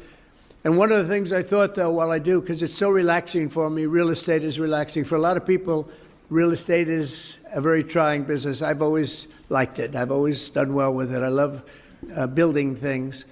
And this way, I can build some beautiful things. And this, again, has never been built, and we're going to start that pretty soon. It's going to be great. And then the ballroom for the White House is the thing that you people have really, really been very generous with. And we're going to build a room that's going to be able to hold literally the inauguration if we want. All of the glass on the sides is bulletproof. It's 999 people it can hold. So if we figure we have 125 people in here approximately now, which I've never seen before. I've always heard it's less than 100. But it's amazing when you have too many people, you can fit them in. You know, you can always fit a few more people in. And pardon the fact that you're a little tight at your table. That's okay. That's better than lots of room for everybody because nobody shows up, right? But you've been so generous in your contributions. Very substantial money, fully financed. It's fully taken care of now. And in fact, we'll have money left over, and we'll use that for something. We'll use that probably maybe for the Ark or something else that will come. But we love to fix up Washington. If you went to the Oval Office, you'd see the Presidential Walk of Fame, and you've heard about it. And with the exception of one particular picture, there's no controversy. It's beautiful. It's a beautiful thing. It's this beautiful long wall that existed for a long. It's just literally a wall with half windows on top, and that was originally built as a swimming pool. Now it's where the press is, on the other side of the wall. And it's very interesting. All these people over here with all their cameras, although they've been very respectful, I'll tell you what, they've been very respectful for what's taken place over the last week. So I want to thank you. This is just a small little group. They have a big group downstairs. They have a lot of reporters downstairs wanting to be where they are. I don't know. These, I guess, are you special? This is Doug, who's he won the highest awards there is in photography, including Pulitzer Prizes, right? He won many Pulitzer Prizes for his great work. One that I wasn't so happy with, he had one with a bullet moving along. He caught the bullet. Can you believe this? He got another Pulitzer. But anyway, it's great to have you, gentlemen. It's really good. They have a whole group downstairs, a big group downstairs. I didn't think you'd like to have that up here because they can be, some of them are sort of violent towards some of you, but not bad. So we did a design that is being, just lauded for the ballroom. Showed it to the top people. One of the things that I like the most, I came in and I said to the people in the building, I said, if I make it back, I want to build a ballroom for the country, really, because this is really, they call it the people's house. It's the country's house. I want to build a ballroom. It needs it badly. And a ballroom that could seat 600 or 700 people so that when you have state dinners or more, if it's possible. And I said, how long would the process take? Because I'm so used to zoning. And I've gotten a lot of zoning over the years to these two guys, these two geniuses, like movie stars, and they have a good brain besides. That's pretty nice. Huh? Nice to have you guys both with us. So they said, how long? I said, how long would it take? They said, sir, you can start tonight. I said, what are you talking about? You have 0 zoning conditions. You're the president of. I said, you got to be kidding. You mean I can actually do something that I really want? Because I'm used to sitting with heads of community boards and politicians, and it's fine. It's part of the beauty, if you want to call it that, or sometimes it's not so beautiful, of being a real estate developer, especially in New York. It takes you years and years, and it's, it's heartache. And they say, well, sir, we'd like you to cut off 40 stories. I had one where I had it 67 stories was approved, and we go to the end, and I get an emergency phone call from the head of the board. Sir, may we see you? Yes. They come in, sir, we're going to really not be able to approve it. We want you to cut off 42 stories. Cut off. In other words, I'm going to lose 42 stories. I said, there's no way you're doing it. So we fought it out for 2 years. You end up getting what you want, but it's a brutal process. So over here I said, how long will it take me? Sir, you can start tonight. You have no approvals. I said, you got to be kidding. He said, sir, This is the White House. You're the President of the United States. You can do anything you want. So with that came great responsibility. And we did something that was really appropriate to the White House. We didn't want to dwarf anything. We didn't want to make it so that it's inappropriate. And I was watching them very carefully, and that's what we did. And so we're going to have a phenomenal ballroom. This is going to be one of the best anywhere in the world. There won't be anything like it, actually. And it's 4 sides of glass, or glass, beautiful glass, but totally appropriate in color and in window shape and everything else with the White House, moldings. So it's going to be very much in keeping with the White House. You know, a new thing is you build a super modern building next to an old-fashioned building, and I think that's good, but I don't have the courage to do that with the White House. It's good for a lot of places. It's not good. It's not good for here. So everything's very much in keeping, and we'll be able to have state dinners, the kind we would literally not even have state dinners because it's not set up. But for all those years, they wanted it, and now they're going to get it. And because of you, they're going to get it. And me too. We're all in this together.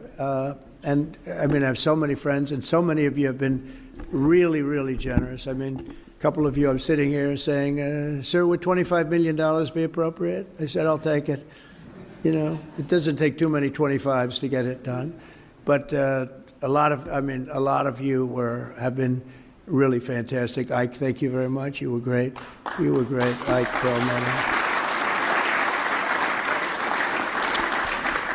And they just felt it was something that's really good. It's the preservation of something there's nothing like it. To me, there's nothing like the White House. Even after I won the first night, I went up and I'm standing in the residential hallway with Melania, and I'm looking into the Lincoln bedroom. I said, that was a surreal experience. I'm saying, do you believe this? We're in the White House, and that's the Lincoln bedroom. And it takes a while to get used. I'm still not probably really used to it. It's just a special place. What can I say? So we have to take care of it. And we have little things like at the Lincoln bedroom, the bathroom was done by the Truman family, and a long time ago, and it's done in a green tile, and it's done as in a style that was not exactly Abe Lincoln. It's a style that's not good. So it's actually Art Deco, and Art Deco doesn't go with 1850 and Civil Wars and all of the problem. But what does do is statuary marble. So I ripped it apart and we built a bathroom. It's absolutely gorgeous and totally in keeping with that time, because the Lincoln bedroom is so incredible for those of you that have seen it. We have so many different. Downstairs we have the palm room, and they had 1-by-1 tiles that were put there probably 20 years ago by somebody. And they were broken and bad. It's embarrassing. And I took it out and we did a magnificent book-matched statuary marble floor. We fixed the room and we put up the right, the proper lighting and chandeliers and everything. It looks incredible. People walk up, they can't believe how beautiful it is. And so we like to fix it up. And it's a little bit of my heritage, fix up and clean up and make it nice. And we're doing that with the White House. So the largest room in the White House was the East Room. That's this room right here, by far. And it currently holds, let's say, as we said, 100. And for this reason, during major functions and events, administrations going back many, many decades were forced to severely limit the number of events they had, and certainly limit the number of people. And they had some catastrophic events. Some of the biggest events were a tent being built on the lawn and the rain started, and it for some reason, every time they put up a tent here, it rains, and that's not good. And they tended to use a lower level, which is, they have pretty big land here, but they used a lower level where the rain would just seep into the ballroom, and it wasn't pretty when you're sitting down having dinner, talking about, hello, President Xi, and how have you been, and hello, Emmanuel from France, and all the different people that we've had here. And you've got about 4 inches of water, literally, that's going over your shoes, and you're trying to pretend that it's not happening, but it's happening. So we won't have that stuff anymore, and it'll be great. We really need it. The United States is the greatest and most powerful nation on earth, and American presidents need to be able to host events at the White House that reflect the demands of the time and that can carry out the prestige of what we're all doing. I mean, We're a country that a year ago was dead. We were a dead country a year ago, as many of you know. And today we're the hottest country anywhere in the world by far. Everybody admits it. King of Saudi Arabia told me that. You've heard me say it. But Qatar, UAE, the European Union came in, every country. They said, it's unbelievable what's happened with the United States. We're hot. And I'll tell you what, had this other group of lunatics been elected, this country would have, I think, you would have actually failed. So we went from being a country that was dead, a country that was really in trouble, open borders, everything they did wrong, men and women, sports, transgender for everybody, every single thing they did was wrong. Just go the opposite, and you couldn't miss. And we had an election that was a landslide. It was so big. We won the popular vote by a lot. We won all 7 swing states. There are 7 swing states, as you know, and if you win 3 or 4, you do great, but to win 7 is very rare that you see that happen. We won all 7. We won the Electoral College by a lot. We're at 312. Remember, they said, well, I don't know if he can get above 250. No, we didn't. We got 312, and it was great. We beat him by a lot. But we have another where you would call it districts, or you would call it, there's a map split up, beautifully split up in tiny little quadrants, and they call them districts, they call them just areas, and we were 2,750 to 525. That's why when you look at a map of the election, it was all red with 2 blue stripes down on one end and the other. And even them I worry about, because I don't believe it. I don't believe it. I think we did great there. And so we've had an amazing time. It's the most powerful nation on earth now. You see that. You see the weaponry. We have the greatest weapons, the greatest manufacturer of weapons. Some of you are in that world, and some of you, yeah, the greatest in the world. We have the greatest in the world. I wish we could make them faster, if you want to know the truth. Everybody, all of our allies want them, and they want them as quick as they can. And the American presidents need to be able to showcase our country. So we'll begin the really historic effort to add we'll call presidential ballroom.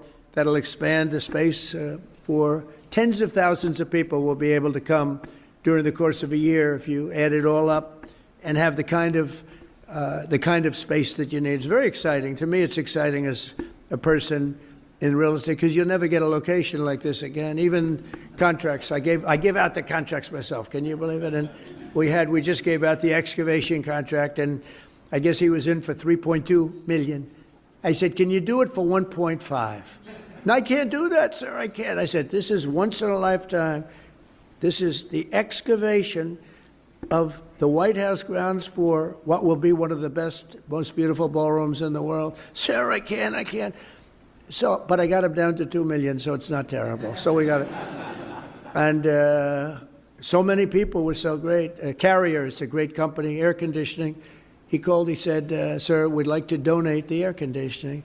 I said, that's a beautiful thing. I appreciate that. He's donating it to not giving it to me, giving it to the country. He donated the air conditioning, a steel company, a great steel company, a great man, actually.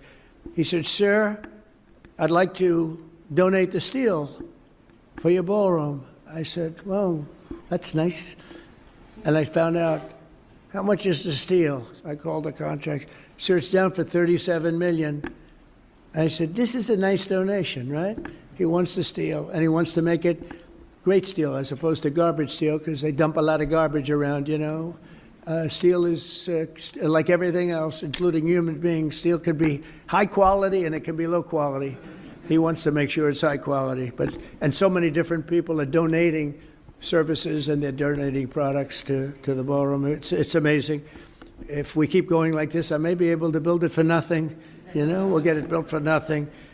But we're going to be projecting a cost that's going to be, we're going to come in under budget. We started with a much smaller building, and then I realized, we have the land, let's do it right. And so we built a larger building that can really hold just about any function that we want. It'll be done with really exquisite taste, the finest designers, and I consider myself an important designer, because they come in with things that They may be good designers, but boy, the things they can recommend are horrible. And we wanted classic, the utmost respect for the historic beauty and grandeur of one of the most iconic buildings anywhere in the world. I mean, you go to the White House and you see that picture. When you ride up in the drive, like tonight, probably some of you realize you drive up that drive and you're looking at that building all lit up and gorgeous and perfect, and we take good care of it too. Wasn't taken good care of. The Oval Office is now at a level that it's never seen before. We take really great care of it. They weren't taking good care of it for 4 years, I'll tell you that. This addition will be completed in the classical style that complements everything else around it, including the Treasury Department, which is right next to it. We have been working very closely with the incredible people of the National Park Service. They really are. They love this place. They're very proud of it. The architects, historians, and everyone else, and many others, to ensure that the project will be beloved and loved for years to come, for centuries to come. It's going to be up for a long time, I hope. To the cherished White House staff and everyone else that worked so hard, I want to thank you very much. And it's from James Monroe, who added the South Portico. I don't know if you know that, South Portico. To Andrew Jackson, who added the North Portico. To Theodore Roosevelt, who added the West Wing. Did you know that? Theodore Roosevelt, a long time ago. And Harry Truman, who added the Truman balcony. He wanted the Truman balcony. That's right up here, so you have the balcony off the residential. Chief executives throughout the history have contributed to making the White House special, and nothing of this magnitude has been done. But the really big recent renovation was the West Wing and the Oval Office, and that's pretty major in terms of what it stands for. It's actually not big, but it's really big in another way. It's the biggest, I would say, in another way. And that was around 1900. So that's a long time ago. That's a long time ago. And this is going to be something that's going to make you all very proud. So now we have the presidential ballroom. We're ensuring that the People's House will continue to serve the American people properly, and we can have all the people in the world come and they'll say, boy, what a place that is. But I want to thank, and just leave it by thanking everybody in this room. You've been unbelievable. Some of you have been just incredible. You really felt it was very important to do this, and it happened so quickly. I mean, I thought I'd have this dinner like in a year from now, a year and a half from now, and we have it already because it's fully taken care of. And I just want to thank you all. You're very special people, really. But somehow the ballroom at the White House, it really hit a nerve with a lot of people. They wanted it. You love the country. You know, this country has spirit again. This country didn't have a lot of spirit 2 years ago, 3 years ago, 4 years ago. It developed spirit on November 5th, where a lot of you were with me. Some of you weren't, but you quickly became with me. It's amazing the way a victory can change the minds of some people. But most of you were with me. And Pepe, you were fantastic. He's got a little sugar business. He has a monopoly. He has a monopoly on the world's sugar. I would say that's a good business. I know nothing about sugar, but I would say a monopoly on sugar is pretty good, Pepe. Thank you both very much. Thank you, darling, for being. Well, thank you both for, yeah, that's right. He ends up with good real estate. It starts off as sugar, then all of a sudden he's in the middle of a city. And he ends up, but he's been great and a supporter right from the beginning for years. And I see you sitting out there, and I appreciate it, and so many others. So I just want to say thank you all. Simply behind me, so is a knockout panel. This panel, the next time you come here, will be opened up and gone. No problem with any of the surrounding areas. This room will be fixed. This will be like a cocktail. The whole floor will be cocktails or pre-briefings or whatever it may be, lots of different things. So the entire floor, so you come in, the entire floor sets up. We didn't have to do any of that. Usually you have to do that. You need different rooms to go along with the ballroom. They're already built, and they're built better than anybody would ever build because this is beautiful stuff. It doesn't get better. So we have this one. We have another one similar on the other side. And then we have various meeting rooms and rooms in between that are served for, you know, different dinners for different people. And all of this is utilized just the way it is. It'll be enhanced. It'll be even more beautiful, but it'll be, and really brought into the future a little bit from the standpoint of life and lifespan. So this will be your area, and then you get the bell, bing, bing, bing, and you walk into the ballroom, and you'll have close to 1,000 seats if you need them, or much less. We have separating panels, so it can be less, or it could be actually even more than that. So I think it'll be something you'll be very proud of. And what we're going to do is when we open up, you'll be among the first groups, maybe the first group if I still like you at that time, which I'm sure I will. But you'll be here, it will be here, and you're going to be very happy. You're going to be very impressed. We get it done. So I want to thank everybody very much, and it's so many friends in the audience. And I just want to thank you all. You're very special people. You love the country. You love the White House. And what you've done is very important. And we'll have a little dinner, and we'll ask the press to now go home to your wives, family, say hello to them. If I don't like you, don't even bother. But you've been great. Thank you very much. And Doug, thank you very much. And congratulations on a great career. Thank you. Thank you, everybody. Thank you very much. There you have it. The legendary, the 45th, now the 47th President of the United States, President Donald J. Trump, the OG. All right, here we go. So we both know that the government is still shut down. This is the Speaker of the House, Speaker Mike Johnson, here yesterday talking about what's been going on between the Democrat. They don't want to open up the government. Here we go. Good morning, everyone. We're on day 34 of the Democrat shutdown. Day 34. It's now officially the second longest shutdown in U.S. history. And we wanted to just have a simple exercise with you this morning to go through just a couple of important facts. There is such a staggering amount of gaslighting and false information that Democrats are engaging in right now. And so we thought it would be useful to just this morning, in a very brief and concise manner, separate fact from fiction. So I'm just going to go through 4 false claims that you have heard over and over and over, and just explain once more what the simple truth is. Meredith, let me see the first slide here. Here's the first one. The obviously false claim of the Democrats is that Republicans have closed the government. I've heard them say this myself. You've all seen it in interviews. They're blaming the shutdown on the Republicans, and it is patently absurd. The next slide will show you the simple fact. The obvious fact that everyone can see, it is Republicans who have voted to open the government 14 times. Now remember how this came about. Back in September 19th in the House, Republicans in the House voted to open the government, the clean continuing resolution to keep everything in operation. Every Democrat except one in the House voted to close the government. But we still passed it because we have the majority. And so we sent that bill over to the Senate. And 13 different occasions, 13 times, the Democrats have voted to close the government. Republicans voted yes every time to open it.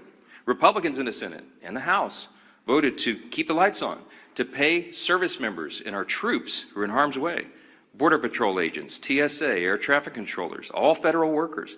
They voted to ensure that women, infants, and children nutrition programs continue and that SNAP benefits continue to go to the American families who are in need. But by contrast, the Democrats have voted no every single time. And what is outrageous to us is that they have gone onto the Senate floor. Senate Democrats, they have voted no. They have voted to close the government. And then they have gone out to the hall, to the nearest camera they can find. And they have looked into the lens and said, Republicans are shutting down the government. It makes no sense. It's the most extreme example of gaslighting in the history of American politics. And many in the media have allowed them to get away with that. It's shameful. Let me show you another obviously false claim. Obviously false claim number 2 of the Democrats is that Republicans are being unreasonable. Well, here's the fact. Let me see the next one. The fact is very simple. Republicans are refusing to accept the Democrats' outrageous demands. Now, why do we say that? Now, remember, the Republicans passed a clean continuing resolution. It was nonpartisan. It was a simple bill that would open the full government, and we could do that today. If they would pass that today, with 0 strings attached, everything would be flowing again and the government would work. Importantly, remember that we offered that CR in good faith. And why do we say that? Because it was offered after a bipartisan, bicameral negotiation between both chambers. Because you see, you had the appropriators, Republican and Democrat appropriators, who got together and decided, they agreed on the need for a short-term CR so that they could continue their negotiations on the full-year funding bills. But this is something Democrats have spoken passionately about and acted upon many times in the past. We've recounted here every day. 13 different occasions in the Biden administration, they passed continuing resolutions.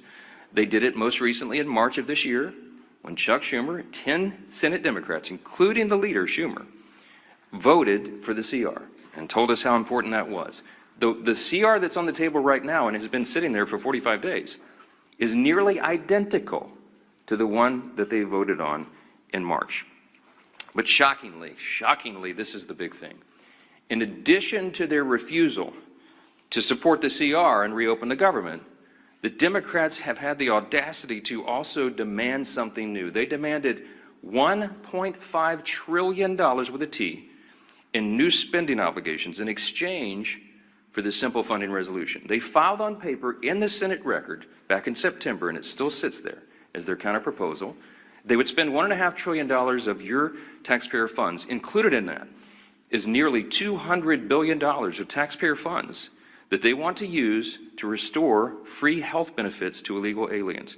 They want to spend billions in wasteful left-wing spending projects in foreign countries on things like LGBTQ plus awareness in the Horn of Africa, all sorts of things. I could give you a long list, and we've said it here before. They want to spend $500 million to prop up left-leaning news organizations. And shockingly, in that same proposal, as their ransom for reopening the government, they want to cut $50 billion from the rural hospital fund that the Republicans just got signed into law on July 4th. That is the bill that they filed that shut down the government. And every American can see that for themselves. So their claim about Republicans being responsible is laughable. Let me go to the third one. False claim number 3, Democrats are fighting for health care. You've heard this over and over and over. Let me say something very simply about this false claim. It is the Democrats who created Obamacare.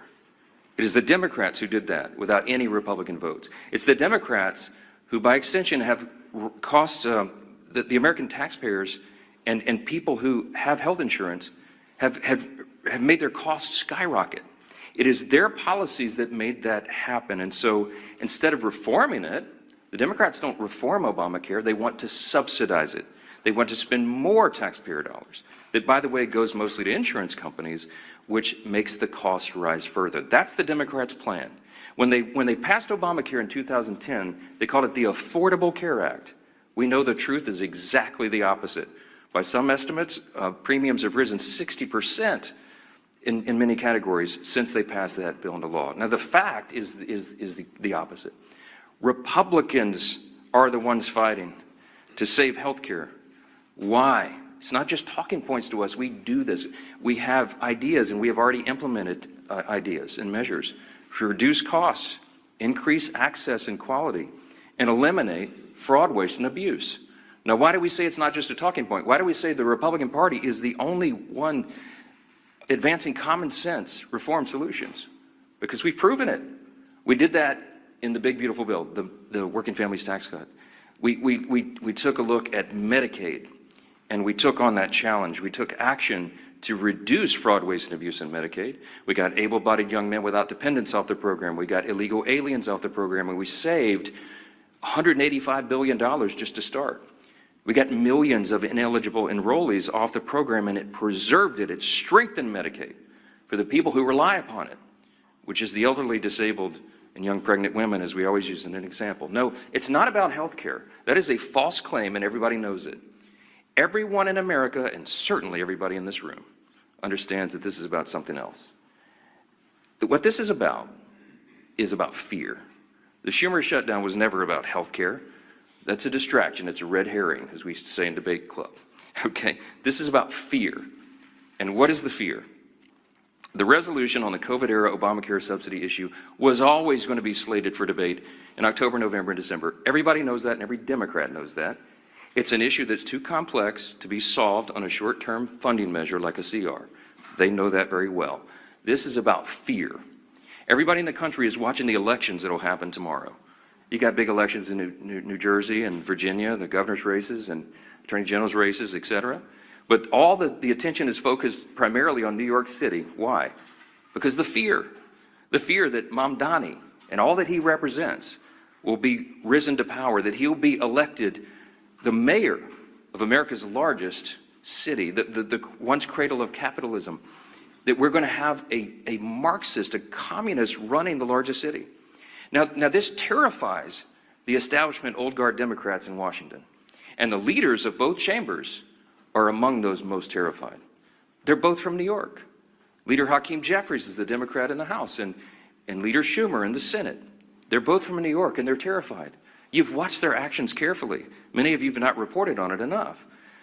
Poor Hakeem Jeffries had to ultimately, finally, he was forced to endorse Mamdani. And he's terrified that he now owns the results of that. Chuck Schumer's been dancing around the issue, but he knows he's darned if he does, darned if he doesn't. They're both terrified, and so that is the fear. This is a fact, and you should print it this way. The Schumer and Jeffries and their colleagues fear political retribution from the far-left activists in their party more than they fear the consequences of keeping the government closed for weeks on end. They fear that personally for their own political future, and they care more about that than they care about SNAP benefits flowing to hungry families, about air traffic controllers being paid so they can keep the skies safe, Border Patrol troops and all the rest. It pales in comparison, and this is a simple summary that is a simple fact. It is extremism on the left that is the direct cause of American suffering right now. One more fact. The obviously false claim number 4 this morning is that Republicans are responsible for all this pain. It's just a nonsensical statement. It's a nonsensical statement because the fact is very clear. This is about math. Republicans need at least 7 Democrats to join us. We only have 53 Republicans in the Senate. It takes 60 votes to reopen the government in the Senate. The House did its job September 19th. We're waiting on the Senate to get this done. Leader John Thune and the Republicans have bent over backwards. They've done everything they can. You saw his frustration and his anger boil up on the floor at the end of last week. A normally calm, pretty steady leader, very steady leader. We're all angry about this because we're sick of what they're doing. They're using the American people as pawns, as leverage, and that is the word that so many of them have used. We could name senator after senator, House member after House member, from the leadership ranks all the way down to rank and file on the Democrat side. They have admitted openly they're using the American people as leverage in this political game. They're motivated out of fear. They want to show a fight to the radical left so they don't lose their political seats, and they're willing to make the American people suffer for it. That is the fact. This is about math. Republicans have to have at least 7 Democrats. We need 5 more. 5 more moderate, centrist, common sense people who care more about the constituents they serve and the country that they supposedly serve than their own political futures and the retribution they'll receive from the Marxist, Mamdani, communist left in the party if they do the right thing here. I wish these weren't the facts. I take no pleasure in telling you this. It is disgusting to us. But there's no other way to candy coat this, to make it any prettier than it is. So we're now entering the 5th week of this Democrat shutdown, and it's for one reason. Democrats made a deliberate choice to keep the government closed. The shutdown will only end when those same Democrats make a deliberate choice to open it. The entire country is calling and waiting on just 5 more Senate Democrats to come to their senses and do the right thing. We are pleading with them to do so. This is not a game. The solution is sitting right in front of them. Pass the clean CR, end this madness, and open the government. You'll hear next from our majority leader in the House, Representative Steve Scalise. Thank you, Mr. Speaker. As the Democrats continue to impose suffering on the American people, and by the way, that's their term, they've continued to talk about real suffering that they know they're causing. Again, they say to get leverage over what they still can't articulate. But as Democrats continue to impose this suffering, their attempts to mislead the American people are working overtime. The Speaker laid out a number of those statements that Democrats have made over and over again to try to mislead the American people. And it doesn't just end there. Over the weekend, Chuck Schumer tweeted out, quote, "Republicans have done everything in their power to raise your health care costs and kill SNAP for millions of hungry Americans." Now, Chuck Schumer knows good and well what he said there is not only misleading, it's patently false. I try to give it Pinocchio awards, but I don't want to associate the character Pinocchio with Chuck Schumer in that statement. Let's start with the first half of what he said there. Raising health care costs. Who is the party that's done that? The health care law of the land, and not sure if Chuck Schumer's been updated on the law, but Obamacare is the law of the land in health care. And we can all go look at the votes going back the last 10 years. It's been partisan votes all the way through for Obamacare. They called it, as the speaker said, they named it the Affordable Care Act. It's been anything but. Costs for families are up over 80% in their premiums because of Obamacare. And what have they tried to do over and over again? They've tried to mask the cost. They haven't tried to work with Republicans to fix it. They've tried to mask the cost, hundreds of billions of dollars of bailouts to insurance companies, not helping families get better options. Democrats have never cared about that. And in fact, when we, as we pointed out multiple times, passed provisions in the working families tax cuts, the cost share reductions, that were scored by CBO to lower premiums by double digits for families. It passed the House, and it was Democrats who worked overtime to get that removed in the Senate. They are still bragging about it today on the Democrat Budget Committee's website, that they removed a provision that would have lowered premiums for families. So who is it that's raising costs for families? Of course, it's been Democrats every step of the way, and the only thing scored by CBO to reduce premiums on families that have passed either house, the Democrats worked overtime to get that removed. The other half of that, he talks about SNAP. And of course, we know there have been votes in the House and Senate to save the SNAP program from cuts, from being zeroed out. It's called the Clean CR. Passed the House with Republican-only votes primarily, with Democrats uniting to try to kill it, but luckily we have the majority in the House, and you go over to the Senate, and we know they have a 60-vote requirement, and Democrats have over and over and over again voted in lockstep with Chuck Schumer to block SNAP benefits. There is a vote you can go look at every day that they've taken that vote that would have opened the government, fully funded SNAP, or shut it down. And it's Republicans who are voting yes, and it's Democrats who are voting no. And Chuck Schumer's been leading that charge. And then he votes no to kill the SNAP program, to create tremendous uncertainty, to create millions of hungry Americans, to use his own word. Chuck Schumer has voted to put those millions of hungry Americans in that situation. And then he walks out to the microphone, as the speaker said, and then he tries to blame it on somebody else.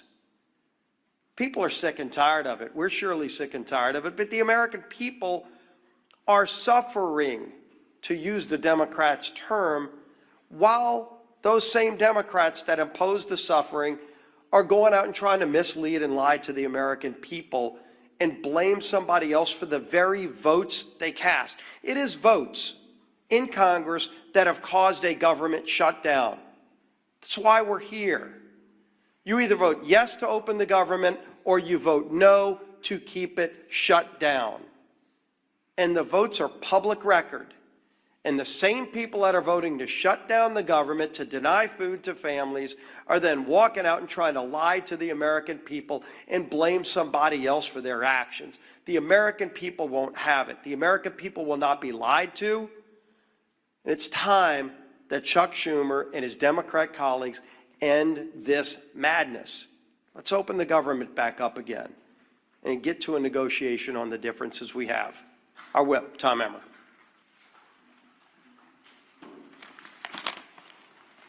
Today marks day 34 of the Democrat shutdown. Here are some headlines from over the weekend highlighting the pain the Democrats are inflicting on the American people each day that they prolong this mess. Quote, government workers, SNAP recipients feel the pain as the government shutdown drags on. Quote, staffing shortages mire air travel as shutdown stretches on. Quote, government shutdown threatens to delay home heating aid for millions of low-income families. And that's just to name a few. Democrats have now voted against opening the government 14 times. That's 14 times that they voted against our military. That's 14 times that they have voted against federal law enforcement officers, air traffic controllers, and TSA agents. 14 times they have voted against low-income Americans who rely on programs like SNAP and WIC. Why? Not because they actually care about lowering the cost of health care like they claim. Just look at the 68-page counterproposal they filed in the Senate. Only 1.5 pages reference health care. The other 66 outline their radical policy priorities like billions of dollars of foreign climate projects or $500 million to prop up leftist media outlets. The fact of the matter is that the Democratic Party is not fighting for you, the American public. They've shut the government down to pick a fight with President Trump and to score points with Kami Mamdani and Omar Fada, the Omar Fada wing of their party.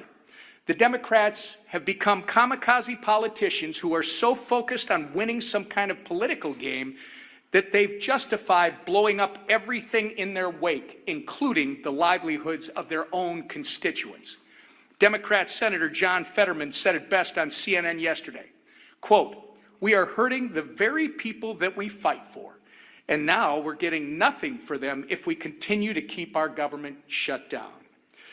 Quote, this is wrong, he went on to say, and he's exactly right. It's past time for Democrats to end the political games, pass our clean CR, and reopen the government for the people they were elected to serve. Back to the Speaker. Questions? Manu, you get it first every time. This is not fair. Last week, you came here to these mics, and you were very critical of Joe Biden's use of the auto pen, his pardons. You said you didn't even know who he was pardoning. But last night on 60 Minutes, the President Trump, admitted not knowing he pardoned a crypto billionaire who pleaded guilty to money laundering. Does that also concern you? I don't know anything about that. I didn't see the interview. You have to ask the president about that. I'm not sure. Yes, ma'am. Last week on Friday, you said that if there was any way to fund SNAP, that the Trump administration would be happy to do it. Now, 2 judges have come out saying that it is likely illegal to stop SNAP payments. One is giving the Trump administration until today to make a decision on how to move forward. What have you told President Trump about how you want him to move forward? Well, he and I talked about this quite a bit over the weekend, multiple times. The president is desperate for SNAP benefits to flow to the American citizens who desperately rely upon it. He has bent over backwards, as you know, to get the troops paid, to keep WIC funding going. He's found creative solutions. The SNAP situation, as Secretary Rollins and I explained at the press conference on Friday, has legal impediments to that. It was understood, and we got legal advice, and it made sense to me that the contingency fund and SNAP could not be used unless the underlying funds were flowing. As Secretary Rollins relayed to you, this is pretty commonsensical. The contingency fund is an extra, in layman's terms, it's an extra fund that is there, for example, if you have an unexpected natural occurrence like a hurricane or something, and SNAP benefits are flowing, but you have a subset of the population that needs additional benefits, then the contingency fund would go. The way we always understood it was the contingency fund could not be used legally if the underlying fund was suspended. And that's what's happened in the CR. The Democrats voted to stop SNAP payments. So you have 2 courts, 2 liberal courts, Obama judges, as I understand it, who said, no, that's not right, get them paid. Well, it's more complicated than that. Because as you know, it cost over $9 billion to fund SNAP for a month, and we only have, I think it's $5.2 billion in the contingency fund. So you have a big shortfall. So it's not as easy as hitting go send on a computer. You got to go through and recalculate partial payments to the 42 million recipients of the program. That puts a huge burden on states, and on the feds to try to figure that out in short order. So what the president said logically was, okay, Your Honor, if you're saying we can do it, I'll go for that because I want SNAP to go to the people. It's the Democrats that stopped it, not us. So tell me how to do it. Because I have all my personnel here in the office, the legal minds and the number crunchers, and they're trying to figure out how this can be done. Give us some guidance. We're glad to do it. So that's where we are at this impasse right now. As you noted, the president's not appealing the decision. He wants SNAP to be done, but he doesn't see the mechanism to do it. So you have Treasury, you have USDA, you have the other agencies involved that are working overtime, literally around the clock over the weekend, trying to figure out how to do this. But everybody needs to know it's not the full amount, assuming they could get this done and processed. The court acknowledged, thanks to the president, for saying that they wanted to do it. Everybody's on the same page here. We just don't know how. It's unprecedented. This has never happened before in this way. And so we're hopeful. But I would just say this, looping us back to how we began, the easiest way to get full SNAP payments to everybody who's eligible is for the Democrats to come in here and vote to reopen the government on a clean, nonpartisan CR.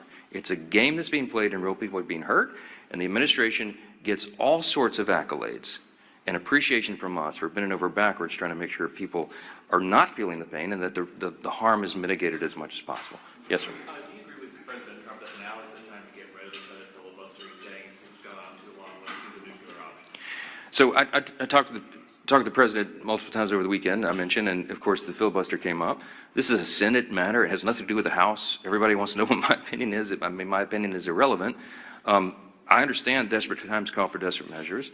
I also understand that traditionally we've seen that as an important safeguard. I mean, I obviously shared my thoughts with the president on that.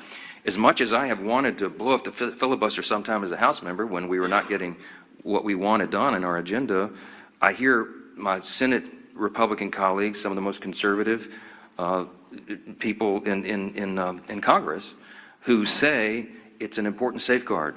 It prevents us. It holds us back from the Democrats' worst impulses. What would the Democrats do if they had no filibuster impediment, no speed bump at all? They've already told us. They would pack the Supreme Court. You'd go from 9 to 13 or 15 or 17 or however many liberals they can pack on the court. You would have D.C. and Puerto Rico be made into states, which would give 4 additional Democrat senators there in the count and make us a permanent minority. I guess that would be their calculation. You would see massive restriction of the Second Amendment rights. You'd see them federalize elections so they could take over and manipulate things in the red states. I mean, there's a lot of abuses that could come. And so that's the caveat. That's what they're working through. And I speak frankly and honestly with the president, and he's very passionate about this. We're all very passionate. I think what you see in this debate we're having on our own side is a reflection of the anger that we feel, the real desperation that we feel, because we want the government to be reopened. We want to serve the American people as best we can. And any hindrance to that is something that everybody's looking at very carefully. Again, not a House issue. It's a Senate issue, and we'll see how that's resolved. Chad. Good morning. Hasn't the ship sailed on the CR? November 21st, that's 18 days. Isn't it time to do something new this day? We're very mindful of the calendar. We're very frustrated by that. It's part of the reason we're so angry about this, because they're eating up the clock, and the Democrats know how much more we have to do here this year. But we cannot do it if the government's not opened and not serving the people. And so this is a very important matter. It's something that we're giving all of our attention to. Our leaders will go and meet on the calendar right now. We watch it every day.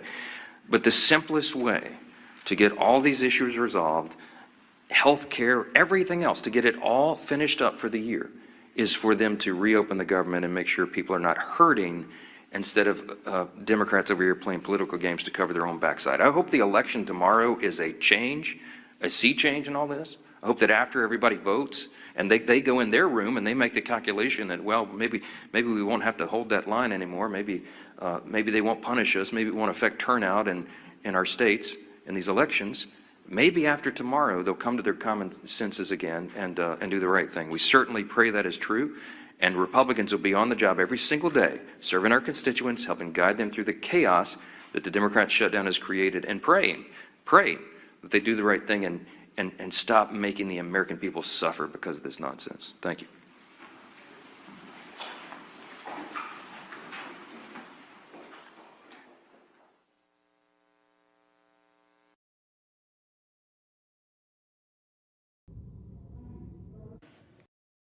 All right, there you have it. There you have it. I'm gonna run this back real fast. Hello, thank you very much. Are you all set? You all ready? Nice group, big group.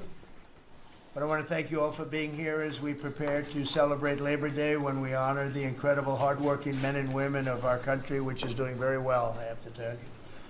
Every policy of the Trump administration is designed to lift up the American worker, promote great-paying blue-collar jobs, and to rebuild the industrial bedrock of our nation. It's also obviously for great defense. We have the greatest military in the world. We rebuilt it largely in my first term. Some of it was stupidly given away to Afghanistan. For what reason? Nobody can figure that one. But it was still a relatively small amount of what, if you compare. The concept of what they did, however, is just incredible. But the country is doing well. We're respected all over the world like never before, probably. We went to NATO, as you know, and they went from 2% to 5% of GDP. Nobody expected that, and the difference is they didn't pay the 2 and they paid the 5. So, and as you know, we are selling a tremendous amount of equipment to NATO. We're not spending any money, we're making money, but I don't want to talk about making. I want to talk about we're no longer involved with funding Ukraine, but we are involved with trying to stop the war and the killing in Ukraine. So we're selling missiles and military equipment, millions and millions, and ultimately billions of dollars to the NATO people, where I'm very friendly and we have a great relationship. But that was an amazing trip. So they're funding the entire war. We're not funding anything. I think it's an important point to make, because a lot of people don't understand that. And we will continue to do that, and we're trying to get as much as we can for them. They want the American product. The American military product is by far the best in the world, and that's what they want to get. They have lots of options, but that's what they want to get. So the factories are doubling up and tripling up, where they make the Patriots and other really, you could say, defense and offensive weapons.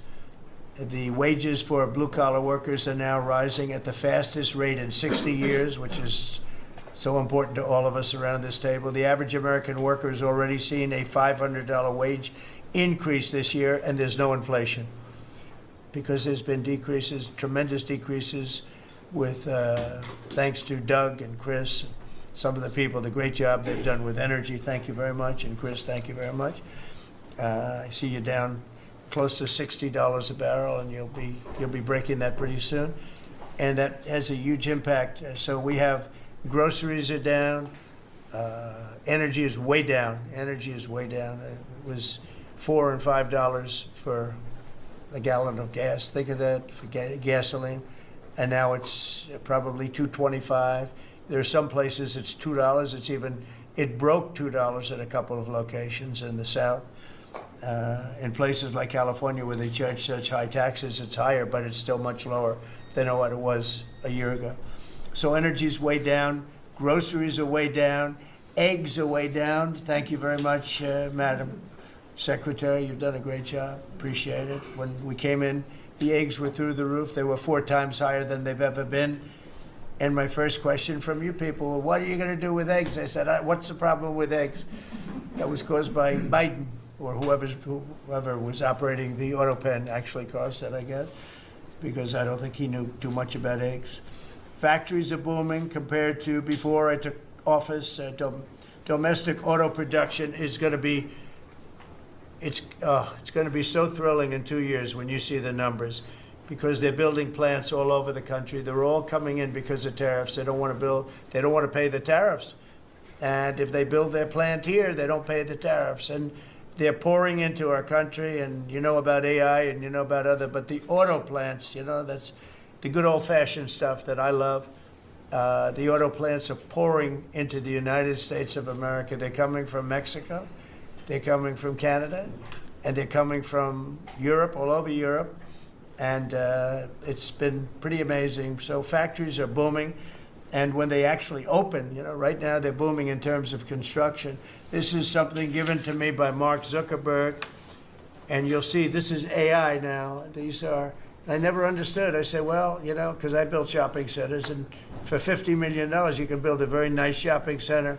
So I never understood when they said $50 billion for a plant. I said, what the hell kind of a plant is that? But when you look at this, you understand why it's $50 billion. So this is one he's building in Louisiana. That's Meta, Facebook, as people understand it to be. But look at that. That's the size of Manhattan. So that's superimposed over the island of Manhattan. It takes up a big part of Manhattan. I think they say 81% of Manhattan. So these are big things, and they're going up. A lot of them are going up now. I don't know that big. Actually, Mark is building 4 of them, and others are building similar places. And when these things open up, I'll tell you what, our country, we're leading China now in AI, substantially leading China. And the reason is because we're letting them build their own electrical facilities. We would need double the energy that if you take all of the electricity that we produce right now in this country, you'd have to multiply it times 2 or maybe 3 times. So 3 times more than we have right now for everything, to operate your toaster and everything else, okay? 3 times more. And the way we are able to succeed, because China goes out and builds these massive plants. They're right now building 58 coal, in this case, almost all coal-fired plants. And coal is back with this country too, by the way. You know, there's a reason they use it, because it's good. It works for them. And we call it clean coal. We don't call it coal. We call it clean, even very clean coal. But we have coal going up. We have nuclear going up. Nuclear is very much in vogue now. It's safe and inexpensive and great. We don't allow windmills. We're not allowing any windmills to go up. I mean, unless there's a legal situation where somebody committed to it a long time ago, we don't allow windmills.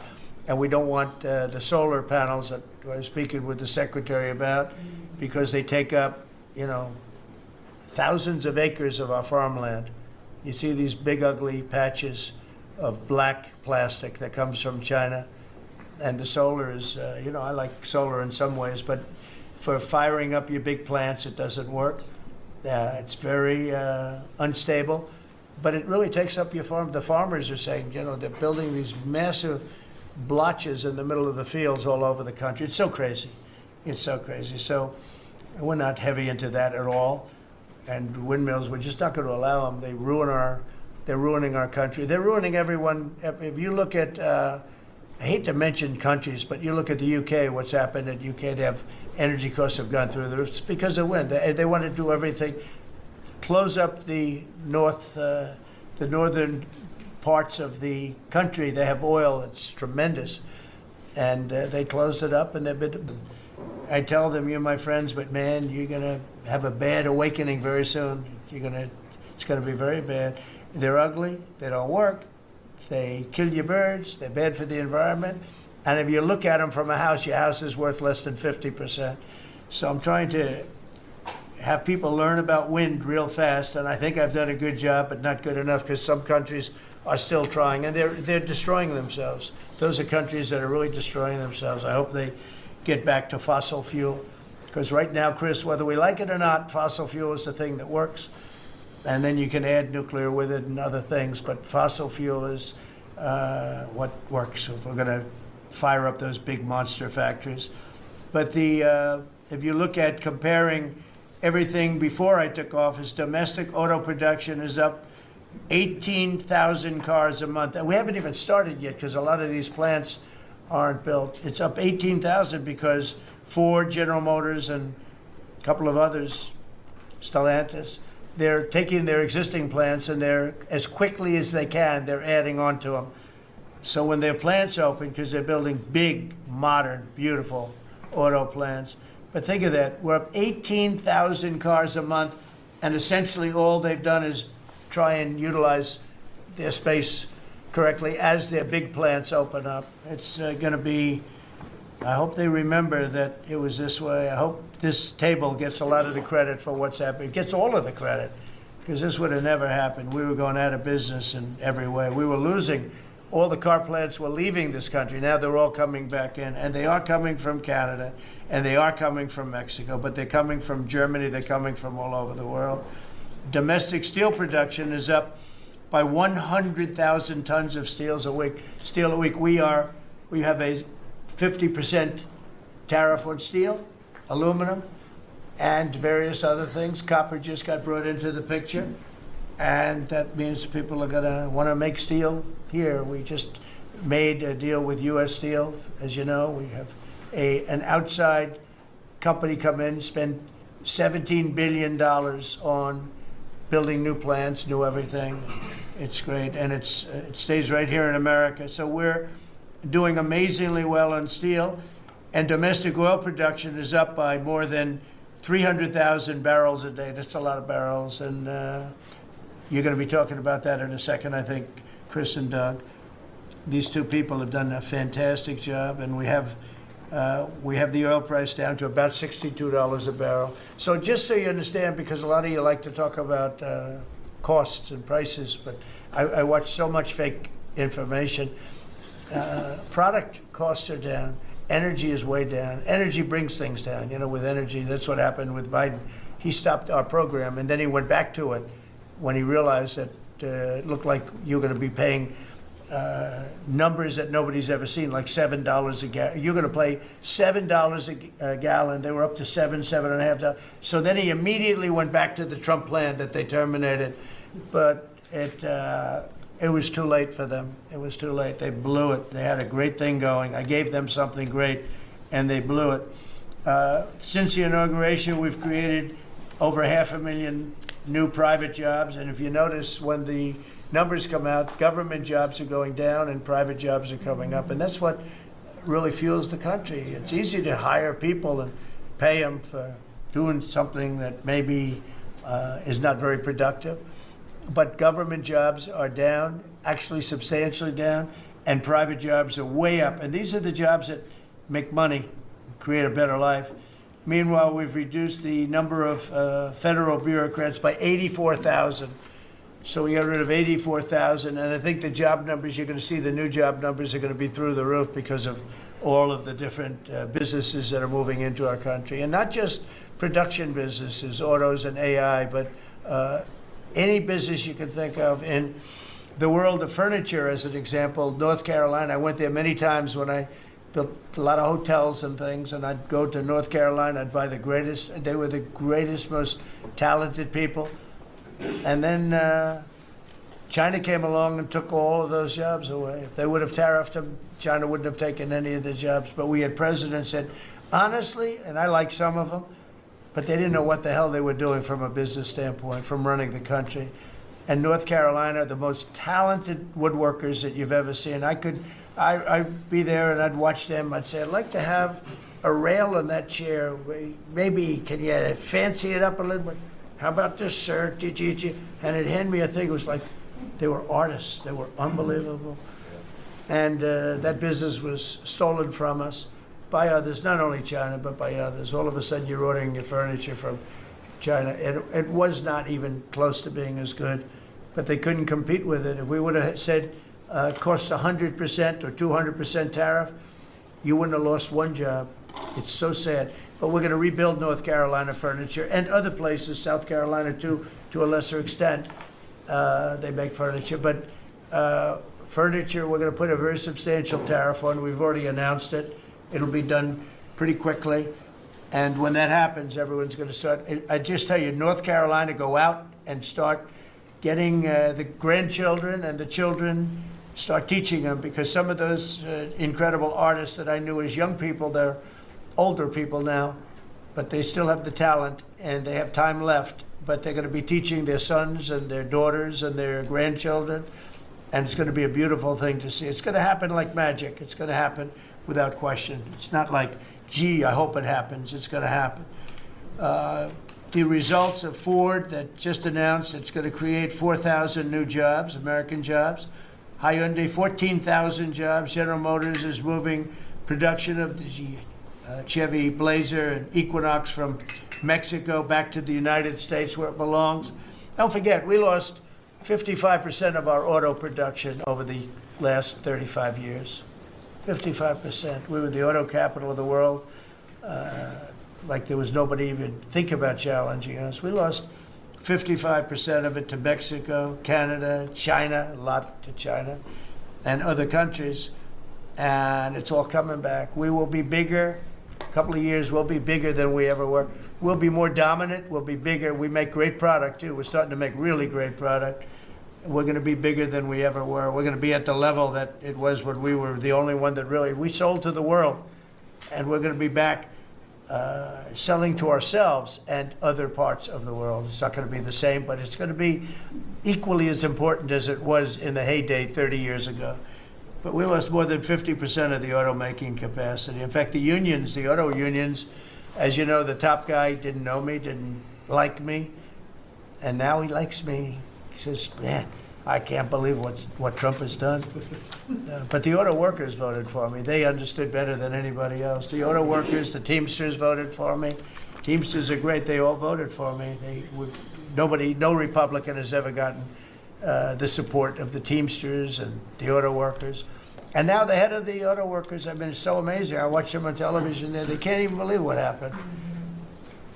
And I told them all what was going to happen. We secured new market access for American agricultural exports all over the world. Our secretary is doing a great job. Thank you, Brooke. And we have negotiated historic trade deals with the United Kingdom, China, Indonesia, Vietnam, the Philippines, Japan, South Korea, who was here yesterday, and the European Union. Foreign nations are now paying hundreds of billions of dollars straight into our treasury, and numbers that nobody's ever seen before. As you know, we made trade deals with a lot of countries, and many of those countries, just to be able to sit at the table, are paying us hundreds of billions of dollars. We made a trade deal with the European Union. They were rough on us for a long time, and now we have a very good deal. We made that with them. Trillions of dollars is coming into our country. Trillions. Far beyond billions, trillions of dollars. Wouldn't you say, Scott? Yes, sir. And in a short period of time, they have to buy $750 billion worth of our energy product. Energy is great. We have more than anybody else, so we're using it. But the European Union is a done deal, and Japan is done. And, I heard there was a problem with South Korea, but we met yesterday, and they're done. We didn't do anything. We just kept the same deal. He honored the deal. They wanted to see if, I don't even want to say it, but they wanted to see if they could do something. But they honored the deal, which is nice. And we cut the previous record-setting trade deficit, I hear just came out. We cut it in half already. We haven't even said, we've only been here really for a few months because, you know, it takes you a little while to fix up the Oval Office and do those things, prepare for the battle, right? So we really only been here for a very short period of time, and we cut the trade deficit in half. Is that right? That's a fantastic.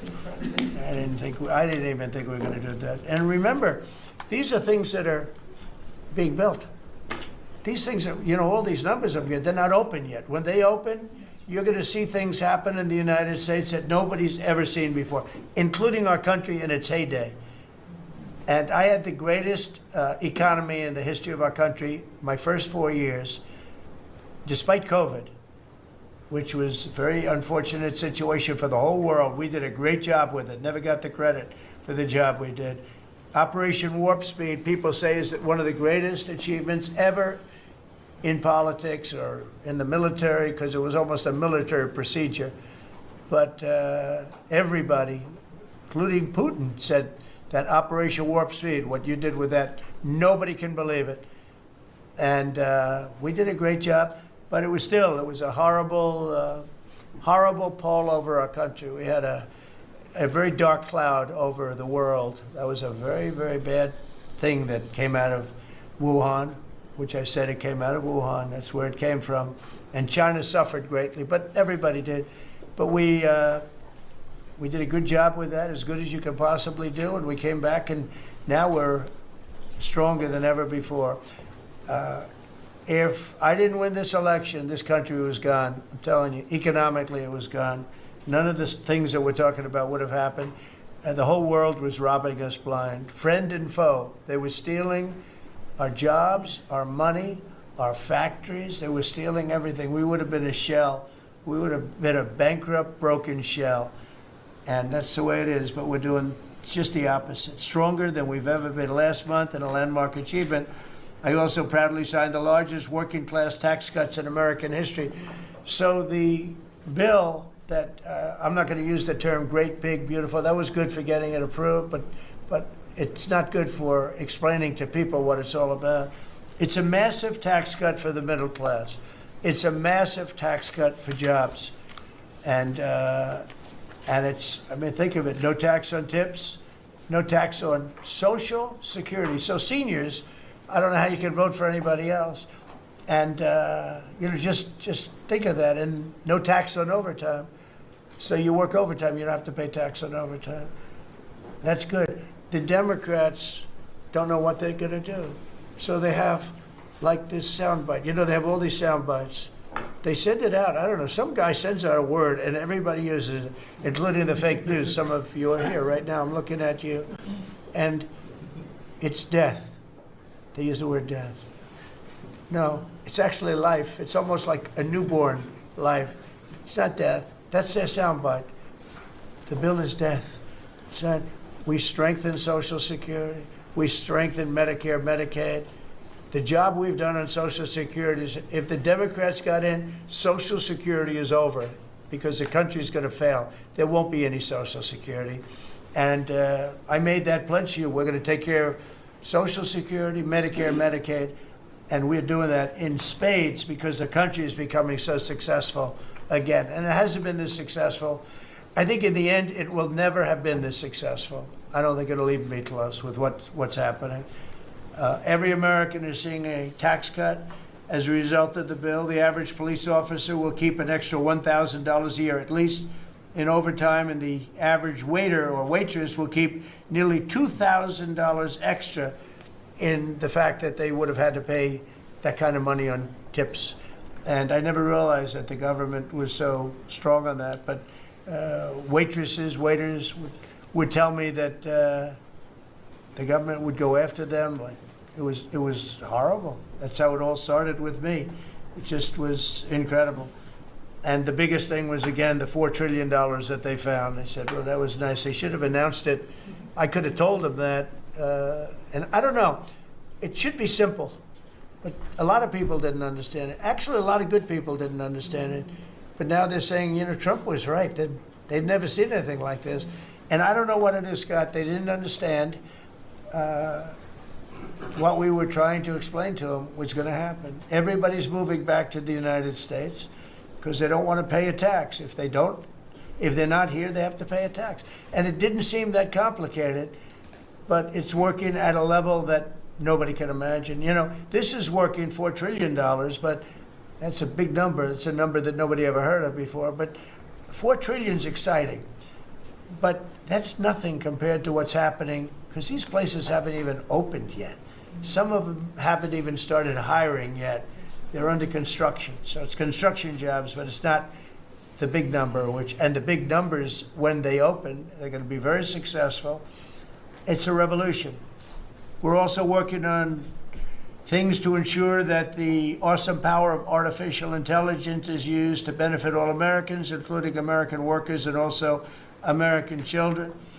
In that spirit, our wonderful First Lady has just announced a presidential AI challenge. It's going to be a very good challenge, I can tell you. She's put her heart into it, which will inspire the next generation to stay on the cutting edge of this vital technology. This is the new internet, the new computer, the new television, the new everything, all put together in one. This is why when I show you a picture like that, I show you this. This is a factory superimposed over the island of Manhattan, and you have many of them being built right now all over the country, or soon to start. Some of them have started. This one has actually started. That's in the great state of Louisiana. But the First Lady is working very hard on this, and it's an important initiative. And Melania, when she puts her mind to it, nobody can do better. There's nobody. So every young person should go to AI.gov to learn more, AI.gov to learn more. And you'll see it's a great challenge. I think it's going to be a very modern kind of a challenge. It involves AI, which is very exciting to people. So I want to thank her raise a lot of money for children. We're putting America first, and we're going to be putting the America worker first. And, you know, the Republican Party has picked up 4 million new people, 4 million.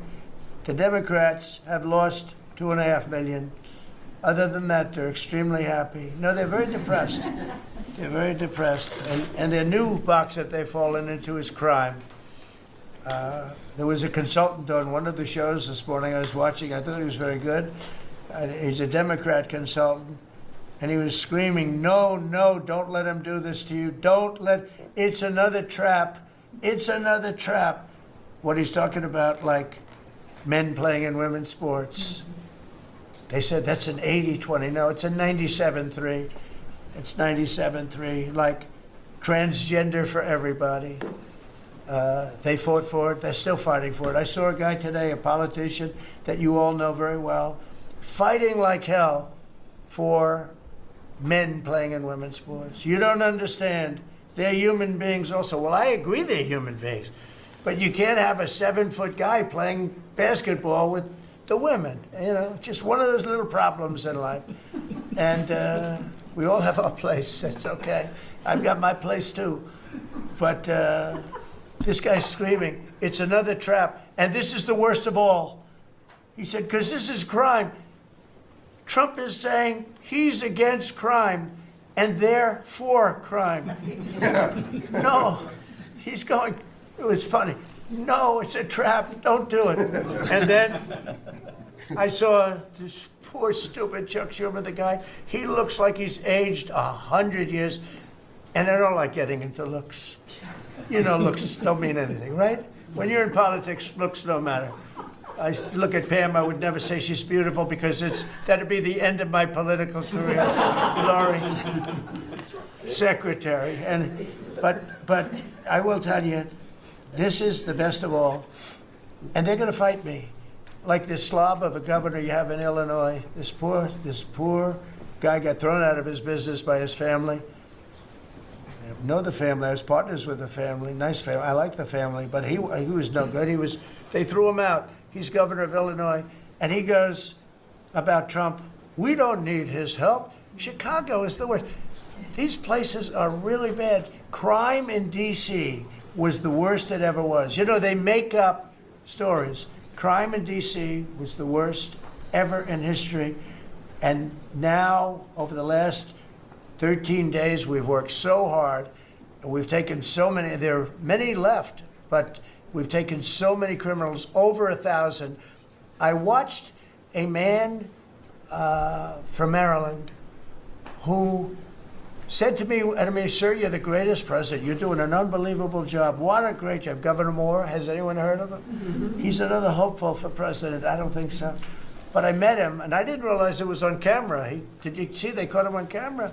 I was at a game, I don't know, like the Army-Navy game or something, and I met him in a hallway. And as usual, you do your job very well. One of these great cameramen had it on tape. But I met this gentleman. I never met him before. Sir, you're doing a great job. You're doing an unbelievable job. Thank you very much. But then he goes on television and says, oh, Trump is a dictator. He's a dictator. And a lot of people have heard. So the line is that I'm a dictator, but I stop crime. So a lot of people say, you know, if that's the case, I'd rather have a dictator. But I'm not a dictator. I just know how to stop crime. And you would think that Illinois would have such a problem with crime, such a bad governor. He should be calling me, and he should be saying, could you send over the troops, please? It's out of control. It's out of control. In New York, it's out of control. Not as bad as Illinois, by the way. Not even close. In California, you would have not had the Olympics had I not sent in the troops, sent in the National Guard. They did a fantastic job. We have the Olympics, we have the World Cup coming. I got them in my first term, and I was really sad because I said, oh boy, I got them, and I won't be president. And little things happen. Thank you, God. Thank you. Little things happen. Think of it. You could ask Johnny. Johnny would tell you, he's the head of World Cup. He's a great guy, too, great commissioner. But he's the head of the World Cup. He said Trump is the only reason we're doing this. And the sad part is that I was not going to have it. I would have to be, probably I wouldn't have even been invited to the game, depending on who's president, right? And I got that. I did not get 250, okay? The 250th anniversary, I did not get. I'd like to claim it, if I might, but I didn't get that. That was whether I was president or not, it was still 250. I'd like to take credit for it. What I will take credit for is we're going to have a better celebration under Trump than you would have had under some stuff. That I'll take care of. We're going to have a safer place, Christy, because of you and Tom Homan and everybody, right? But, so we have 250 coming up. We have the World Cup coming up, which is like having 45 Super Bowls. And we have the Olympics coming up. So we're going to have a very exciting 3.5 years remaining. We're going to have a very exciting, it's going to be done properly. So I just want to tell you, our country's in incredible shape. Our military is strong and powerful and respected. We had some fantastic decisions from the Supreme Court that let us put the people into the military and other businesses that are best for the job, as opposed to some woke reason that was killing our country. That was a very strong, very powerful. You can now go into a company based on your ability, as opposed to being forced in based on some factor that cannot make our country great. That was a big decision, very, very big decision. And we've had a lot of great decisions, and we've all made some great decisions sitting around this table. I want to thank Scott. Unbelievable what's happening financially with you and Howard. And Vice President's involved in everything, and he's been great. And Marco has been, really, I think you're born for this job. I don't think you should ever run for another office. I don't think you should, really. You're so good at this. He is so good. And everybody likes him, everybody likes him. But everybody, much more importantly than like, I think you would say, is respect. They respect Marco. They respect all the people around the table. So what I'd like to do is, I'd like to go around the table. You seem to like it. Your audience seems to like it based on ratings. And I want to mention, about crime, because we have a young lady here, Iris, of Epoch Times. You're Iris, aren't you, huh? And I heard you were very savagely mugged in the city, and I'm not going to let that happen under this administration. That was last year. And would you like to mention what happened? Of course. So first of all, thank you, Mr. President. Do you want to listen to this? For having me here to share my story to the room and to the broader public. My name is Iris Tao. I'm a White House correspondent for NTD, the sister media of the Epoch Times.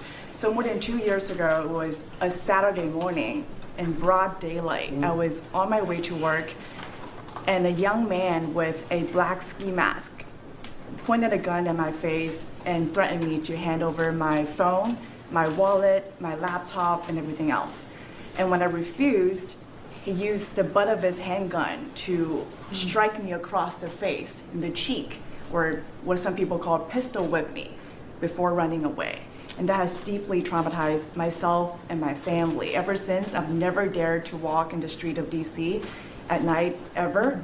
And my family was extremely worried. So, Mr. President, thank you so much for what you're doing right now, because you're being honest. Such incidents involved not just me, but also my family. If he had shot me, I could have died right there in the middle of nowhere without my families or my friends knowing, at the age of back then, I think 23, just starting my career here in DC without even starting a family. But now I'm very blessed to have this opportunity to. So you had a gun pointed at your head, and you probably figured that he's going to pull the trigger, because these are animals that don't know what the hell, they couldn't care less. The pulling the trigger to him is a very minor event, and I'm sure he's done it before. So how did you, and you did refuse to give it, which would probably, maybe somebody would say that was not the right decision, right? Right. But you refused, but I understand that. So, and then he hit you real hard. Yes. It's really amazing that you weren't shot. That was. I'm very blessed, and that's why having this opportunity to stand here to share my story today. One, I'm very grateful for God for allowing me to still survive to this day, but also to Mr. President. Thank you for now making DC safer Thank you very much. for us, for our families, for my parents, on my behalf of my parents, and now my baby on the way. Thank you so much.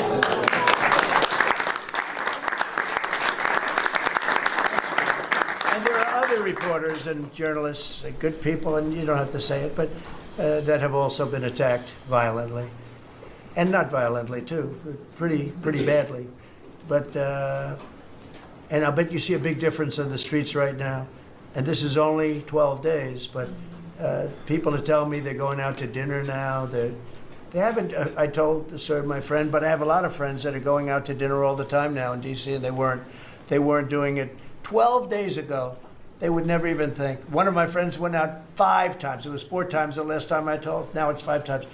He said, I love going out to dinner, and restaurants are starting to open again. A lot of them closed because, you know, nobody wanted to go into a restaurant. Nobody wanted to get to a restaurant or even sit in the restaurant. But you see a big difference now, don't you? I do pass by Union Station every day on my way home, and I do feel a lot safer seeing the trucks right outside, seeing the National Guard troops members right outside. It does make me feel like I'm hopeful about DC again, and one day hopefully we can raise our family here. Thank you very much. It's nice, and those are tough troops too. Those are not politically correct troops. We don't have politically correct anymore. We have tough guys, tough people, including some tough women. But we have tough people, and when you look at them, I'll tell you, they showed one scene where a bunch of Tren de Aragua guys, or whatever, maybe MS-13, maybe MSDNC, okay? Because to me, they're worse. I think they're worse. MSNBC maybe is worse than Tren de Aragua. Real scum, real dishonest people. But anyway, they went into this gang, I think it was Tren de Aragua, Venezuela, and they weren't nice to this group of people. The gang was calling them sir. Yes, sir. Yes, sir. Get out of here. Get the hell out of here. You're no good. Get out of here. And yes, sir. Yes, sir. Yes. These are people that beat up people all day long. And they're calling these soldiers, that's what they are. They're real soldiers. There's no games. I said, you don't have to be politically correct. And you know the way they used to spit in the face of the soldiers, with the soldiers standing like this? And you'd have some guy or some woman sometimes screaming at them from 1 inch away. They're standing there and they're told you cannot do anything. And they start spitting, actually spitting in their face. And I said, you spit, we hit. And they're totally authorized to do that, all of those things. But your story is great, and there are other stories here, but they don't have to tell them. But some people are ashamed to tell them. They don't want to tell them. But it was like a jungle. And it's not a jungle anymore, and it's going to get so good that this will be the safest capital there is. It'll be one of the safest places in our nation, anywhere. And right now it's one of the most unsafe places, but not now. 12 days ago, it was the most unsafe place in our nation. And they have to stop issuing false crime numbers because I mean, I heard the mayor, and I like the mayor, you know, fine. I don't care if I like her or not. If she did her job, I wish she were a horrible person who did her job. But she's probably nice, I guess. I don't care. I want her to do her job. But they issue false numbers. She said crime is down, you know, before we got, now they can say crime is down. Crime is very much down. But what they did is they issued numbers. It's the best in 30 years. Not the best. It's the worst. It's the worst. It's much worse. And they gave phony numbers, and then they fired the man who didn't want to write the phony numbers. He got fired. And I guess that whole situation is under investigation because it's a very important thing, Pam. I mean, if they're going to give these phony numbers, it's a false feeling that you get crime, you have to do something about it. And you can't go around saying, oh, Washington, D.C. safe, if it's not. It's going to be very safe very soon. It's very safe right now. You're going to go out, have dinner. People are going out all over the place. They're walking. I have people that work in government, strong, tough cookies. They can take care of themselves. But it doesn't help to have big, strong muscles. And I work out. If a guy's over there with a gun shooting you in your face, you can be the strongest guy in the world. A guy has a gun, shoots you in the face. It doesn't matter how much you've worked out, how many weights you've lifted, how hard you worked. And so we have the toughest guys and we have the best guys. And I'm willing to go to Chicago, which is a big trouble, but we have a governor that refuses to admit he has problems, huge problems. Baltimore, Wes Moore was telling me I want to walk with the president. Well, I said, I want to walk with you too someday, but first you got to clean up your crime, because I'm not walking in Baltimore right now. Baltimore is a hellhole. And this guy, I don't even think he knows it. He's another candidate for president. Between him and Newsom, you got some real beauties, I'll tell you. But if we didn't go into Los Angeles, you wouldn't have the Olympics, in my opinion. You wouldn't have the Olympics. We went in, and the sheriff, the boss, said, thank God they're here. You could see his tape. He said, we were not able to control what was happening. That was the sheriff. And he said it loud and clear. And, they're suing us for going in and cleaning up crime. And yet their own sheriff said, on the first or second night, he said, we could have never handled. That was going to be, you were not going to have the Olympics or the World Cup, because that would be, there wouldn't be anything left. They shouldn't have lost 25,000 houses. The water was turned off from the Pacific Northwest. And I was after them in my first administration, turn on the water, turn it on. Nobody could have believed this could have happened. But they had no water in the fire hydrants. They had no water in the sprinkler systems that people put up in their ceilings. There was no water. And yet we have tremendous amounts of water. They send it all into the Pacific Ocean, trying to protect a certain little fish that's not doing well, because it doesn't do well without water either. And it shouldn't be protected because it shouldn't be a protected species. But I think that's actually just an excuse. I actually think these people are sick. There's something wrong. So we send hundreds of millions of gallons of water a day into the Pacific Ocean. They turn a valve, and the valve heads out, and we turn the valve back. I actually had to do it using force. We turned the valve back, and now they have water, but not as much as they should have, because they should, and I'm telling Gavin Newsom by this conversation right now, turn the rest of the water on. Turn it on. So things are done that are so sad in this country. Lack of common sense. I like to say the Republican Party is the party with common sense. We're smart, we're sharp, we're this, that. They're smart, but they're radical left people. And they can't help it. They're very smart, but they're radical left, and they're destroying our country. But they're not going to destroy it anymore. So we picked up millions of people in the Republican Party. They lost millions of people. And I think we're going to do very well in the midterms. And I just want to say one other thing, and that's medicine. The cost of medicine all over the world is much cheaper than the United States, because for years the world pushed us around, including our friends. And you go to Germany, you go to England, you go to different places, and you go to a store, and it's sometimes 10% of what we pay in the United States, because they said, nope, we're not paying any more. You charge the United States. This went on for 25, 30 years. And I invoked favored nations. I said, I want to pay the same as they're paying. And Bobby Kennedy is doing a good job, and Dr. Oz is doing a good job. And I asked them, I mean, other than the basics that they're doing on autism and other things, which we got to solve that problem because it's crazy what's happening, it's out of hand. But this is the most important thing that can be done, is favored nations, Bobby. And we're not talking about a 25% cut or 50. We're talking about a 1,500% cut, because people go to Europe to buy drugs, and they come back with drugs, prescription drugs, normal, not, I don't mean the bad drugs, I mean prescription drugs, because you can buy them for 10%, 15%, 20% of what. So they're going to go up in price. And I told the countries, and I get along good with all of them. I mean, you could ask I get along good with all of them. But I said, I told them, I said, you're going to go up a little bit, because it's the world. It's the world. So more people in the world than we have. We're going to go down a lot, and they're going to go up a little. And it's called equalization. We're going to have equalization. So we pay the same price as the lowest drug sold anywhere in the world. And I think, Bobby, that's going to happen pretty soon. The companies are ready for it. They had to go for years. I was with a very great gentleman from Eli Lilly. I think he's an incredible executive. I mean, I'll mention the company, and I'll mention him, because we had this argument my first term, and then we had it in my second term. And my second term, I wouldn't stop until I won the point. And he threw up his hands. He says, "You're right. I can no longer defend it.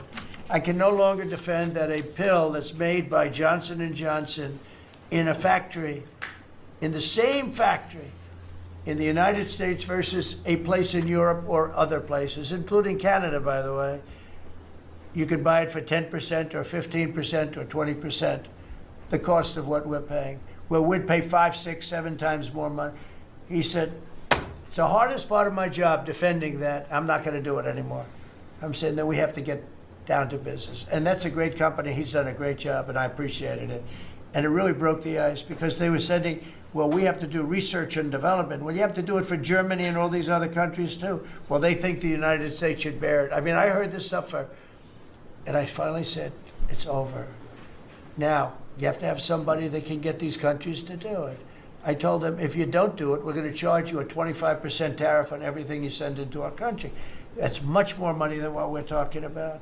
Then we have to get the drug companies to do it, and they'll do it because we have tremendous power over the drug companies too.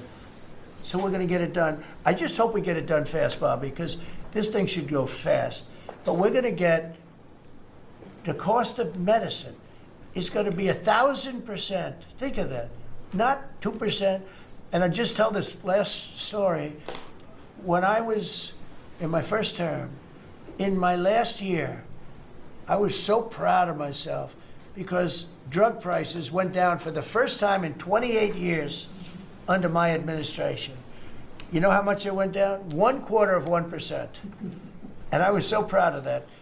And I held a news conference, I think you'll be able to find it, congratulating myself and my administration because for the first time in 28 years, drug prices went down 1/4%. That isn't tiny, but it still went down. And I thought it was great. And then I realized, you know, it's a very complicated business and formula. You got to be very smart. I said, we're really getting ripped off by the whole world. The whole world is ripping us off.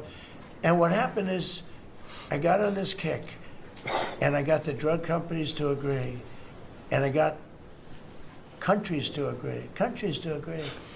And they're not agreeing because they think I'm a nice person. They're agreeing because I will put charges and costs and tariffs onto them that will be many times more than what they're going to be paying. So the companies are there and the countries are there, and we got to get it done, Bobby. We got to get it done, and we're going to have the biggest price of it. Now, that's going to lower Social Security, Medicare, Medicaid. This is going to lower everything because drugs go for everything. It's going to have the biggest impact, I think, of anything that can possibly be done.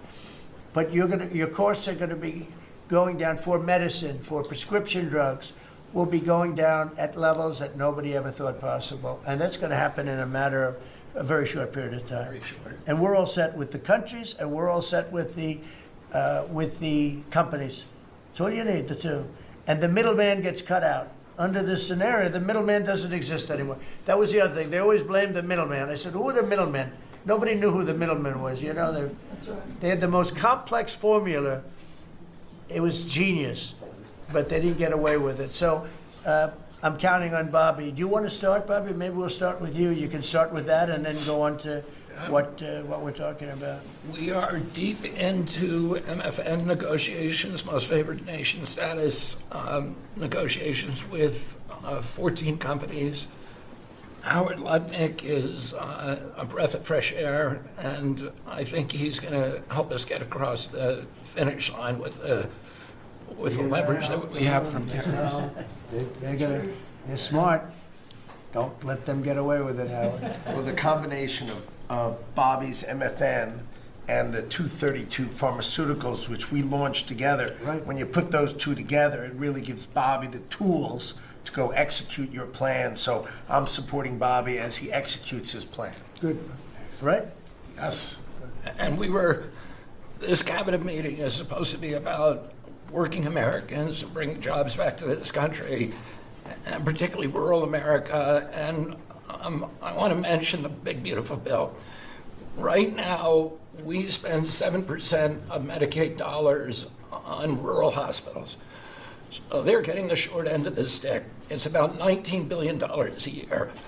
Under the Rural Transformation Program, we give them an extra $10 billion a year. So we're raising an infusion of cash to rural hospitals and rural communities by 50%. It's going to be the biggest infusion in history, and it's going to restore and revitalize these communities. And we can't survive as a nation if we don't honor our rural communities, which are the source of our values, our virtues, our character, our economy, our food. And you are bringing that back. You are bringing those communities back. I wanted to talk, because you mentioned the wind farms, we now have an interdepartmental coalition, a team, which is Doug Burgum and Howard Lutnick and Chris Wright and Pete Hegseth. We're all working on this issue. And Lee. Sorry, Lee. We're all working together on this issue. We're meeting together. There are right now 11 wind farms planned that were launched during the Biden administration. Between Maine and Virginia, it's 1,130 towers. These towers are twice the size of the Washington Monument. The blades on them are... They're massive. It's so crazy. The blades are 350 feet long, one blade. One of these blades blew up on Nantucket last summer, and the water was filled with shards of glass, of sharp glass, so it was dangerous to swim. They had to close the beaches, but they have indemnified themselves so the local communities can't sue them. None of these projects are bonded. If you build an oil derrick in the Gulf, you got to put a bond down. There's no bond for dismantling them, and that's one of the tools that Doug is now using to challenge some of these projects. None of the cost of energy from these projects is 39 cents a kilowatt hour. The average cost in this country is 17 cents per kilowatt hour. And natural gas is 3 cents. Right. So it is the most expensive energy. I've been representing commercial fishermen for 40 years. They are so excited about what you're doing, Mr. President, because their fisheries are being wiped out. As soon as they begin construction, the groundfish fisheries just disappear. The fish leave the area. They've killed 160 whales in the last 2 years. So they're wiping out the whale population, the Atlantic whale population, the big whales, the minkies, the gray whale, or the humpback whales, the right whales. And you are going to save the whales on the East Coast because of this. And you're going to save these economies that are based upon commercial fishing. I'll say one other thing about fishing. We are now, the South Asian nations are now dumping shrimp on our country. The shrimp is heavily contaminated. We just stopped a shipment that was contaminated with cesium-157, which is radioactive. They're farming these shrimps, and they use bactericides and antibiotics and all kinds of chemicals, and the shrimp are so contaminated that the European nations won't take them, so they're dumping them all here, and they're putting out of business. We have the most sustainable, highly regulated fishery in the world. What our fishermen do is a good thing. And all of the trawlers in the Gulf and Alaska are being shut down because we're getting shrimp dumped here. So we have now increased FDA inspections of shrimp to make sure that Americans are not buying and eating contaminated shrimp and putting our shrimpers out of business. I talked just very briefly, we have an historic agreement on pre-authorization. We brought together 80% of the insurance industry, which has agreed to, for 80% of diseases and injuries, to give immediate pre-authorization so that when you go to your doctor's office and he prescribes you a new knee or whatever it is, you will immediately know whether your insurance company is going to pay for it. This is an historic agreement. People have been trying to do it for decades, and we, because of your leadership, brought the insurance industry together and got them to voluntarily agree to do this. Similarly, we've made another historic agreement with personal health records. The 60 biggest tech companies in our country have all agreed to allow Americans for the first time access to their personal data, which they own, which these companies have been monetizing without permission. You're going to be able to see by next year all of your health records on your cell phone. It's going to save lives. It is going to fuel an infusion of technology into that space where people can access those records. They can compare their diet to what they personally need. and we'll have personalized medicine. We are doing price transparency. You passed this during your first term, and then the Biden administration refused to enforce it. We've now brought at HHS, under your leadership and my leadership, more enforcement actions than during the entire 4 years of the Biden administration. So we're going to have that kind of price transparency. I'm working with Linda on forcing medical schools. And the MCATs, the people who administer the MCATs, the people who do accreditations, to put nutrition into medical school education. Right now, 25% of the doctors in this country do not feel competent to give nutritional advice. 70% of diabetes cases can be reversed or ended if you just change people's diets, and the doctors don't know how to advise it. They only know how to prescribe the drugs. We're going to change that, so if you come out of a medical school under the Trump administration, you are going to know about diet. And then finally, most importantly, the Pete and Bobby Challenge. I want to give an update. I got 5 minutes and 48. It's 100 push-ups, 50 pull-ups, and you try to do it within 10 minutes. I got 5 minutes and 48 seconds. Pete beat me. I'm still bitter at that. 5 minutes and 25. The cabinet leader is Scott Turner. Despite an arm. That's got 5 minutes and 15 seconds. I'm waiting for reports from the rest of the cabinet.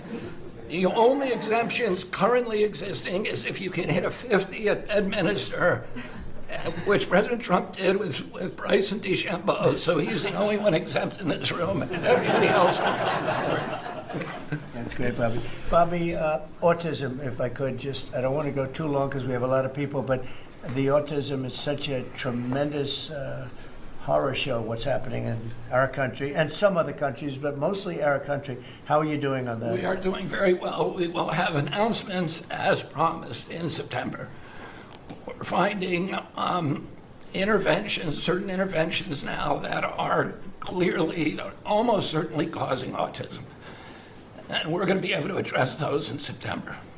It's such a big day. I'm looking forward to that day because there's something wrong when you see the kind of numbers that you have today versus 20 years ago. And those numbers, what are those numbers, Bob? In 1970, the biggest epidemiological study in history was done in Wisconsin. They looked at 900,000 children, and they were looking for autism. They knew what it looked like, and they were very, very precise about it, and they found an incident rate of 0.7, in other words, less than 1 per every 10,000 children. Today, our most recent numbers are 1 in every 31 kids. It's probably actually much worse than that because California, which has the best collection system, is reporting 1 out of every 19 children, American children, has autism, 1 in every 12.5 boys. So it's gone from less than 1 in 10,000 in 1970 to 1 in 12.5 boys Look today. at those numbers. So there has to be something artificially causing this, meaning a drug or something. And I know you're looking very strongly at different things, and I hope you can come out with that as soon as possible. We will. So 1 in 10,000, and now it's 1 in 31 or 34 or 12 if it's a boy. Can you imagine that? 1 in 12. That's for a boy. 1 out of every 12.5 boys. It's not even believable that that could be. And that was 1 in 10,000 not so long ago. I've been hearing these numbers, and they get worse and worse every year. There's got to be something. I think there's nothing, including favored nations and everything else, there's nothing that can be, if you can find out the reason that that's happening, and I know we're gonna do some things. I think it's. I think we maybe know the reason, and I look forward to that press conference, to be with you on that press conference. That's going to be a great thing. Thank you, Bob. You're doing a great job. Linda, how about it? And we want nothing less than $500 million from Harvard.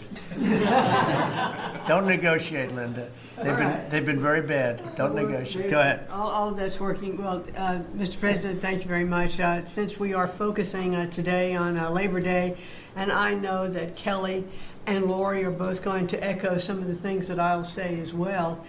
We are really focusing, on our workforce. But what I'm finding with great joy around the country is that states really are being innovative and working more with middle schools and with high schools to make sure that we are having hands-on learning. There are pathways to jobs that are happening now. And if we see more and more of our community colleges working with our middle schools and our high schools so that high school students are graduating not only with a diploma, but a certificate that they have worked with, perhaps with a Toyota or another company that is coming in, public-private partnerships.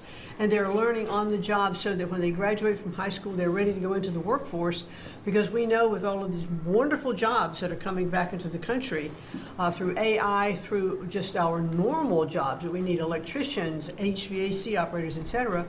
If we don't have this training, we're not going to have the workforce we need for all these wonderful jobs. So governors are really excited about this prospect. I've been now to several states and visited community colleges and tech schools with governors, and they're just all on board for getting this done. I think it's one of the best things that we're hearing relative to the job market. So we're just kind of focusing on that for today. So we're bringing education back to the states, to put it in a more simple fashion. We're going to let the states educate our children again. And, we're rated out of 40 countries, we're 38, 39, or 40. So obviously, it's not working what they've been doing for the last 30, 40 years. And if you go back, the best are like Norway, Denmark, Sweden, some of the other, Finland. They're very highly rated. If you go back to just take a look at anything you want to do, you just look at us in the past. If we gave Iowa or gave Indiana or gave, and I don't say every one of them, a guy like Gavin Newsom's not going to do well. Certain states won't do well. But even California, you cut it up into sections. You have Riverside, you have this, you have that. You cut it into 5 sections. And, if you had a good governor, you'd be able to do well. But certain states will be able to compete with Denmark, Norway, Sweden, and everyone. It'll be just as good. So I figure you have close to 40 of those states. Mm-hmm.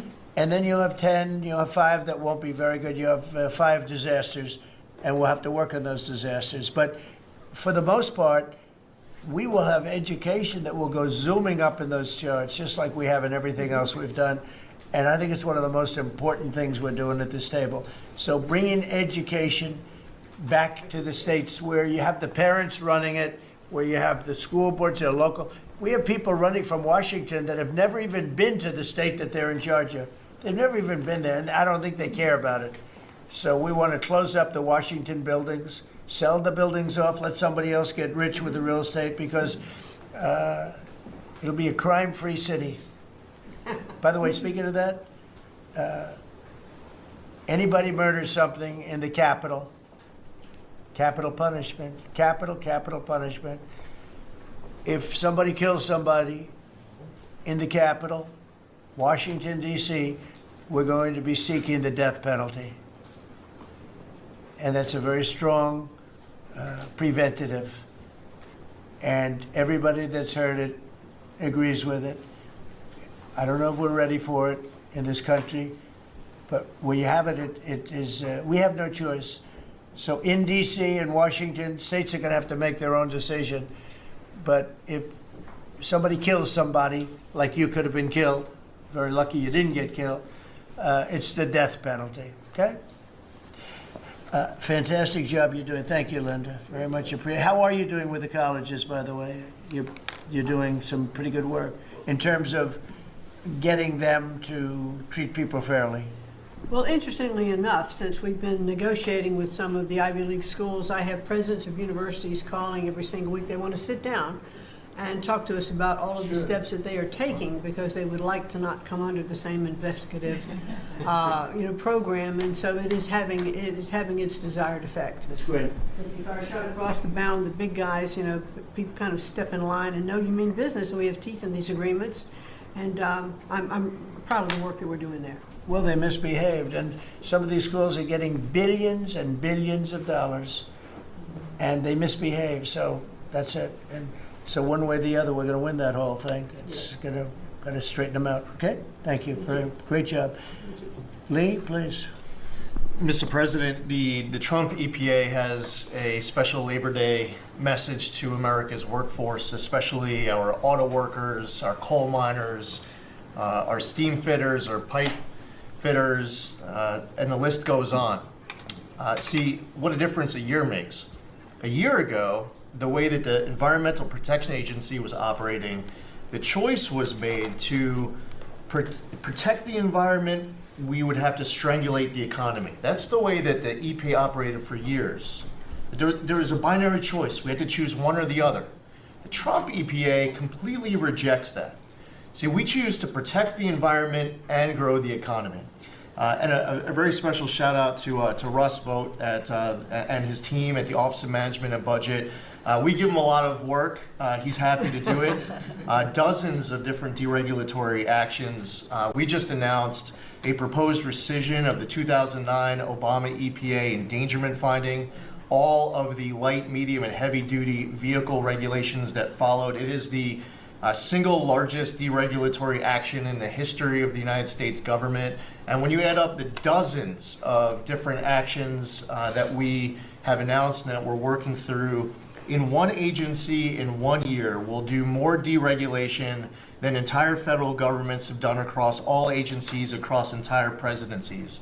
And what we are accomplishing would not be possible if not for the support of the rest of this team you've assembled around this table. The well-oiled, well-wired machine at the White House, led by Susie Wiles, and the DCOSP, the policy shop, led by Stephen Miller, they have been amazing to work with. I was just in Iowa with Administrator Loeffler, who made an announcement with Secretary Rollins to reverse the deratement on diesel exhaust fluid systems. Mr. President, you said you wanted water flowing faster. Working with the Secretary of Energy, we've done our part to do that, to get gas cans flowing faster, to stop that annoying start-stop feature in vehicles. See, people out there might say, well, why are you focused on all of these little things? If it's little to you, it doesn't mean that it's not a very big deal for millions of other Americans. The charge was clear when you called me in November and you asked me to do this job. Clean air, land, and water for all Americans. Unleash energy dominance. Advance cooperative federalism. Permitting reform. Make America the AI capital of the world. Bring back American auto jobs. What we are accomplishing now, again, wouldn't be possible if not for your leadership. I'm grateful to the American people for electing you and our amazing Vice President. I was just in Mexico City announcing and signing on behalf of the Trump administration an agreement with Mexico for a permanent solution for the Tijuana River sewage crisis, which you have been so outspoken and passionate about in our conversations. It would not be possible if not for Secretary Rubio, Deputy Secretary Landau, U.S. Ambassador to Mexico Johnson. The team at the State Department has been incredible. The work with the NEDC on permitting, to be able to get new pipelines built, to get new factories started. The list, it's amazing. You know, somebody out there might not realize the relationship between the Environmental Protection Agency and the Department of Defense. The amount of work with Secretary Hegseth and the Army Corps, from responding to the LA wildfires, to getting more water flowing in California, which is also something that Secretary Burgum is involved with, to helping the farmers, the ranchers and landowners to revise the waters of the United States definition so they don't have to go hire an attorney or a consultant to tell them whether or not a water on their property is subject to federal regulation. Thank you for putting this entire team together. It's an honor to be at the Trump EPA, where we choose to both protect the environment and grow the economy. It's a very happy Labor Day for America's workforce. And Lee, in Los Angeles, if you could, because of the fires, Lee was there, and as you know, we have very strict federal rules having to do with the rebuilding of those houses. And Lee was able to get the approvals done for everybody immediately. It was so fast, nobody could believe it.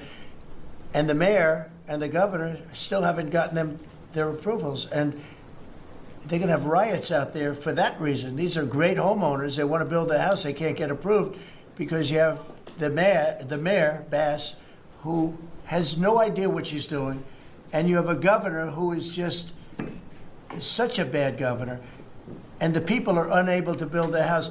The toughest permit to get was the federal permit by far, and yet he got them all in a short period of time after the fire. How long did it take?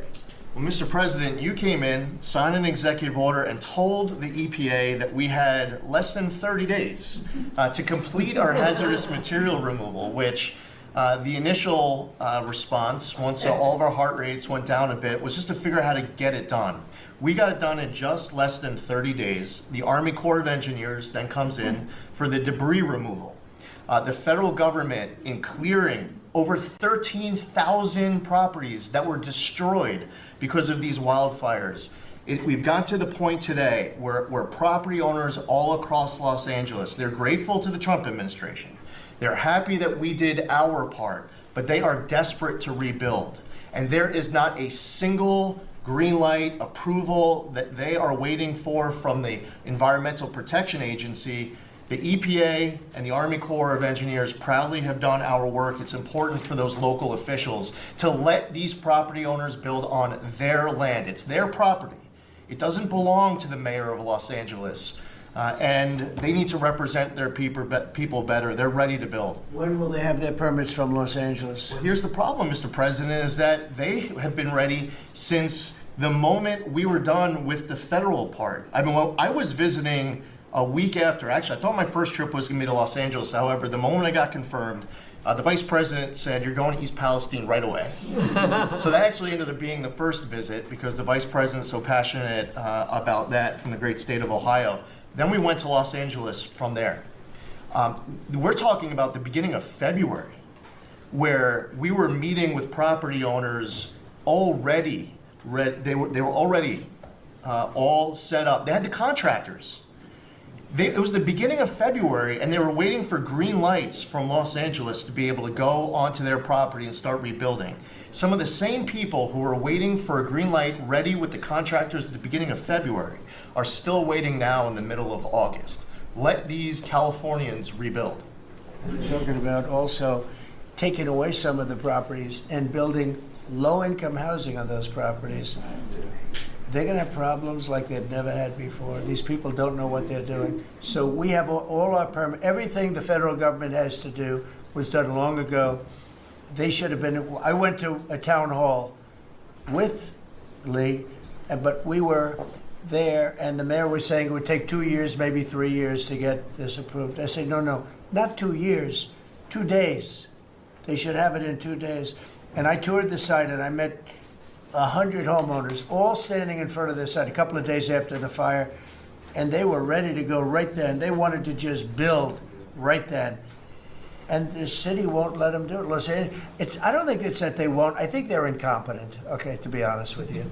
I think they just don't know how to go about it. It is so badly run by Newsom and by Mayor Bass. Mayor Bass, she was in Africa during the fire. She knew the fire was starting to rage, and she decided to take a trip to Africa. These people they're just bad. You know, you talk about make America great again. They can never make America great again, but we are doing that. Congratulations, you found some interesting things, Tulsi. She's becoming a bigger and bigger star every day. She found a lot of good things. Go ahead. Thank you, sir. As we approach Labor Day weekend here, this is just such a great opportunity really to recognize your leadership as a true champion for working people. And I know we'll hear, as we go around the table here, how your focus singularly on putting the well-being and interests of the American people first is that common thread that we're seeing in your policies being implemented across your administration. For ODNI, number one, our focus is and must always be making sure that our intelligence community is focused on our mission, keeping the American people safe, secure, and free. We're doing great work on this front. I'll point out our National Counterterrorism Center, led by Director Joe Kent, are working across different agencies with Homeland Security, DEA, FBI, and others to catch terrorists, both those who are trying to come into our country, those who may already be in our country. They are finding the worst of the cartel bosses and making sure that they're not able to continue to wreak havoc and terror in our communities. Secondly, Mr. President, you have charged me with the mission of finding the truth and telling the truth to the American people. And we've exposed some of the worst examples of the weaponization of intelligence in the last several weeks. I will continue down that mission and that path wherever it leads. Transparency, telling the truth, is what will drive true accountability for the American people who deserve nothing less.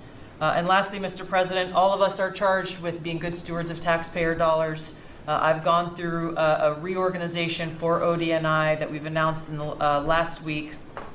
We've cut nearly half of redundant, unnecessary functions within ODNI, saving taxpayers over $700 million a year. We will continue focusing on our core mission in keeping the American people safe, and appreciate your leadership and your focus on this most critical task. And you've also found many bags of information. I think they call them burn bags. They're supposed to be burned and they didn't get burned, having to do with how corrupt the 2020 election was. And when will that all come out? Mr. President, I will be the first to brief you once we have that information collected. But you're right, we are finding documents literally tucked away in the back of safes in random offices, in these bags and in other areas, which again speaks to the intent of those who are trying to hide the truth from the American people and trying to cover up the politicization that was led by people like John Brennan and James Clapper and others that have caused really immeasurable harm to the American people and to our country. Great job. Thank you. We look forward to hearing it. The public looks forward. Thank you very much. Administrator? Thank you, Mr. President. Well, everyone knows there's no stronger advocate for hardworking American families than you. Sir, thank you for the largest tax cut in American history for working families. The average family of four is going to save about $10,000 take-home pay more a year. And what we're seeing is an increase in the child tax credit, the increase in the standard deduction. Hardworking families are going to benefit from this bill, and small businesses. There's no bigger beneficiary than Main Street, because small business makes up 99% of all businesses in this country. I've traveled to nearly half of our states, 24 unique states. I've made 40 state visits. In fact, I was with our great vice president at a small business manufacturer in Georgia last week. I was with a trucking company in Ohio. I was in Michigan at a motorcycle manufacturer. The return of Made in America is going to be driven by small businesses, because 98% of all of our manufacturers in America are small and medium businesses, 600,000 factories that employ 5 million people. And as Secretary McMahon mentioned, this work-based learning that is going on in professional and trade schools is real. I've visited them from Utah to Maine to Georgia and seen this revolution in education happening. So small businesses need skilled labor. Now that you solve for inflation, for the taxes, every Democrat voted for a $4 trillion tax increase on the backs of hardworking Americans. And so you prevented that. And now we've got fair trade. And thanks to Administrator Zeldin, we're seeing deregulation. I mean, this diesel exhaust fluid crushed farmers and construction and other heavy industry. So rolling that back makes a real difference for small business. And your domestic economic agenda is amplified through small businesses, which is why small business optimism is above its 53-year average, finally. And so Main Street appreciates it. What Main Street wants now is a rate cut. They feel burdened by high interest rates. They would grow higher and expand more if they could, but the interest rates are really hurting them. And finally, I want to say thank you for your executive order on debanking. We're about to announce a major investigation on debanking. It happened to you and your family. It happened to me. It happened to thousands and thousands of Americans, and unfortunately, disproportionately on those that had conservative values, on Christians, on pro-life, on 2A businesses. And so we're going to be talking to the banks about that. The SBA operates the largest government business loan program in the federal government. We have a network of 5,000 banks, so we're going to be making sure that that never happens to anyone again. Great job. You did a great job. Thank you very much. Christy? Well, Mr. President, first of all, thank you for the opportunity to work for you. And You committed when you ran for president to make America safe again. And today, the average family and individual that lives in this country is safer than they've been in years because of what you've done. We've got 3 months in a row now with 0 illegal aliens coming into this country. And I want to thank Pete and the Department of Defense for all of their help. They're down at the border with us still, helping us keep that border secure and make sure we know who's coming into this country. You've arrested and brought to justice hundreds of thousands of illegal aliens, but criminals that have perpetuated violence against American people. Sir, you've had 1.6 million people voluntarily go home to their home countries that were here in this country illegally. Because of your strong message and you enforcing the law, they decided to go home on their own so that they could come back the right way someday and be American citizens. But what I think is one of the most remarkable statistics is that under Joe Biden's administration, 88% of new jobs went to foreign-born individuals. Under your administration, 2.5 Americans have jobs today that they didn't under the previous administration. And they have those jobs because you created opportunities. You made this country safe. You opened up the economy. You enforced the law. Now people can get up and provide for their families and go to work every day and be confident in that. And the last thing I would say is that it's incredibly important to know that every one of those illegal aliens that has gone home, they were costing us about $8,700 to $9,000 a piece in what they were taking out of our social programs, out of Social Security. You've saved this country billions of dollars, about $15 billion, just in what those illegal aliens were costing us in social programs. I've cut over 450 different contracts at the Department of Homeland Security. We're getting rid of corrupt ones that were not efficient for taxpayers, weren't focused on our mission of keeping us safe. And we've also renegotiated and brought in our biggest vendors and said you have to do better. And we've saved the taxpayers over $13 billion doing that as well. So we're continuing to be accountable with taxpayer dollars, but sir, focused on doing the mission of what you've committed, and that's to keep us safe and to make sure we put Americans first. Great job, and great job on the border. We had millions and millions of people coming in. To think 3 months in a row, 0. That's some job. Thank Tom and everybody. And Pete, good job. Not surprised. Thank you very much. Chris, please. Chrissy. Sorry about that, Mr. President.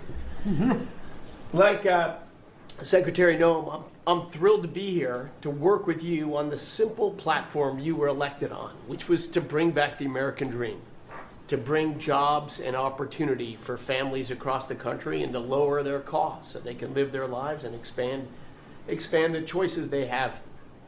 You led off today talking about gasoline prices. I'll throw in diesel. If you correct for inflation, they're at multi-decade lows. This is a huge expense. This is a huge constraint on people's lives. We should celebrate that. Natural gas has become our main industrial fuel powering factories around the country. Natural gas prices are quite low in this country, and they're lower than in any country in the world. The reason for that is the United States produces 2 times more natural gas than the second largest natural gas producer in the world, and 4 times more natural gas than the number 3 and number 4 producers in the world. So you've opened up American opportunity and energy together with the work of Secretary Burgum, Administrator Zeldin, Secretary Lutnick, Secretary Rawlins. You know, we've made it easy to produce energy in America again, and those benefits are flowing. I could go on about this stuff forever, but let me talk about one specific area of energy, electricity. That's in the front of people's minds. When the day you were inaugurated, we get hold of all the data, and we can look at the resource plans of utilities across the country. What you inherited when you arrived was a plan over the next 5 years to close 100 gigawatts of reliable electric generation. So that's 100 large power plants.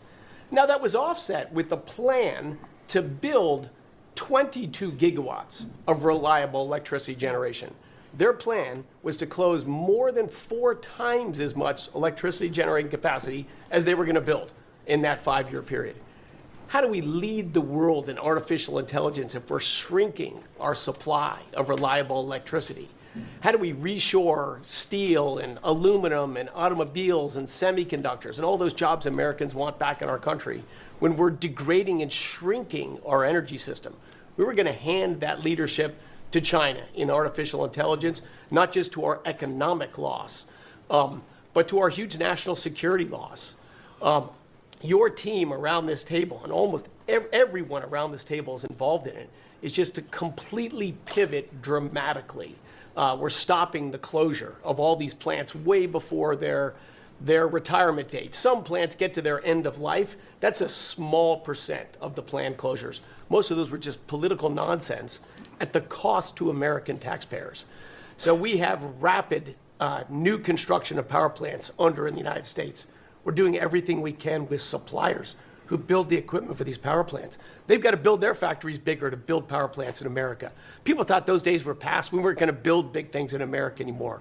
We're just going to keep sending it over to Asia and overseas and just buy other people's stuff. Totally nuts economically, totally nuts for national security, and of course crushing for working Americans, particularly Americans that work with their hands.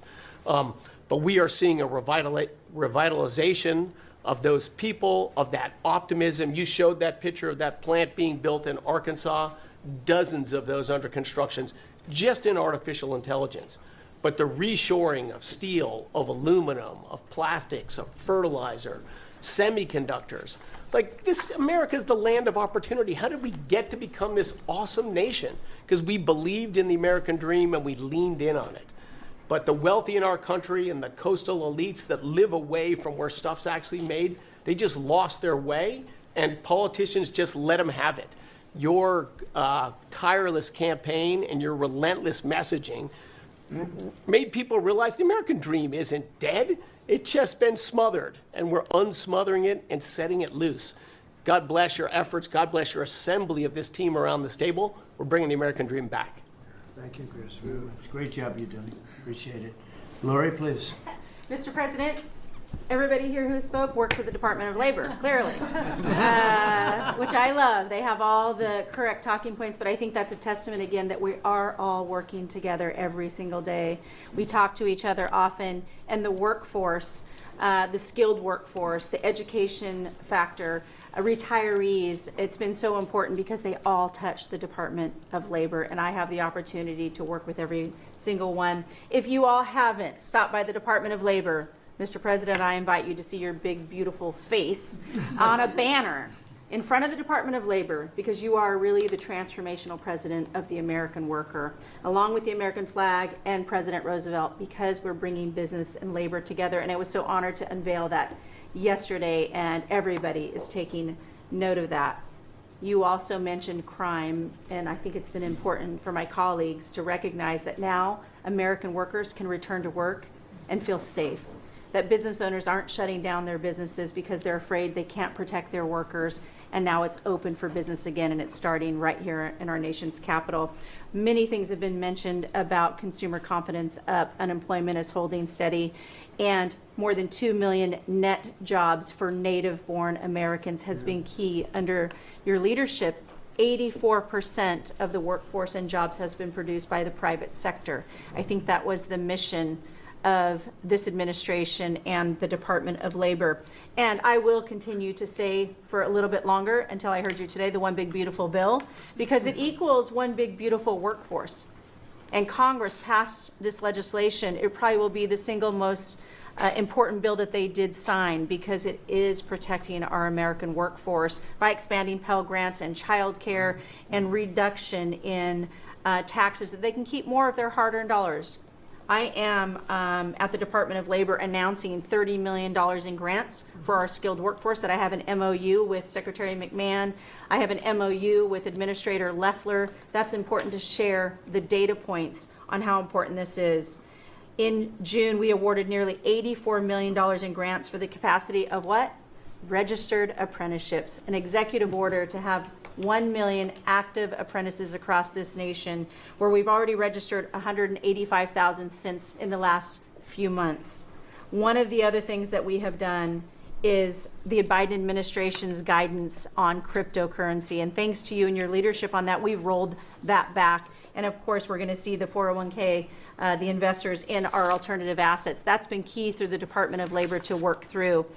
Partnering with our agencies, again, as I mentioned before, is important as we work together. I have visited, I'll be 31 states on my 50-state tour by the end of this month. I'm headed with Secretary Duffy, with the South Korean President Lee today as we move through the shipbuilding. We will do that in Philly, and then I'm off to New England to talk to those states about how important the apprenticeship program is. But while I visited Hexel in Salt Lake City, 100% domestic carbon fiber for the Department of Defense as they produce. They are announcing another $1 billion investment per your executive order on advanced manufacturing. So it is working. Everything that you have been saying since you were elected and since we all can put into play has been working. Ohio, McDonald's is investing 375,000 new jobs. The shrimpers I visited as well, and they need our help in protecting that industry for our American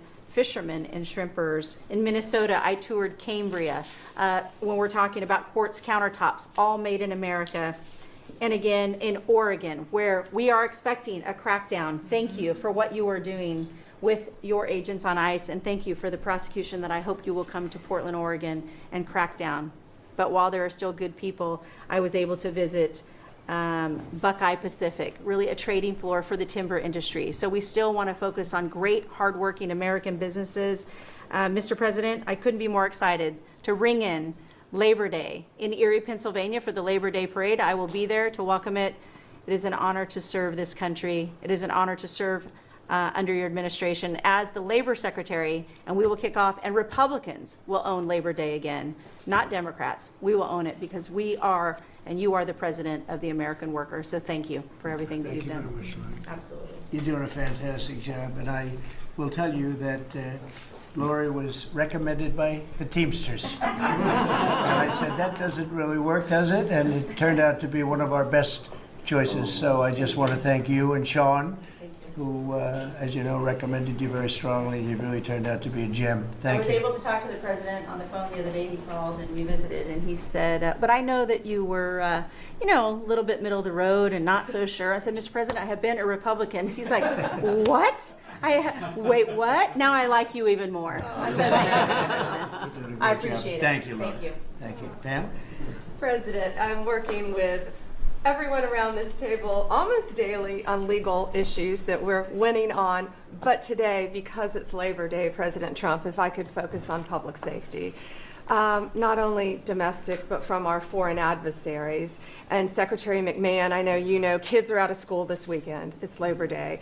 And Secretary Duffy, you know, our highways are going to be packed with travelers coming to not only our nation's capital, but all over this country. We're also going to have boaters, Secretary Duffy, right, on our waterways.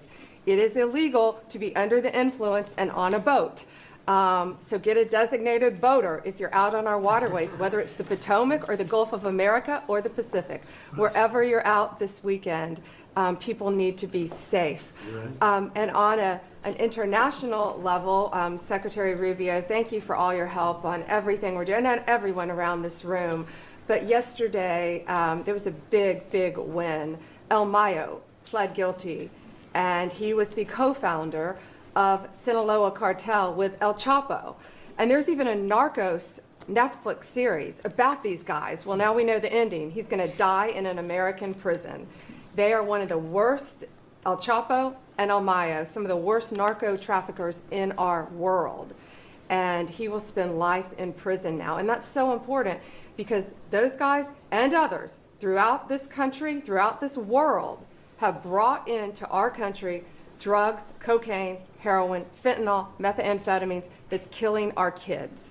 And we have to stop that. And that's what you've been doing not only in DC, but around the country at your leadership.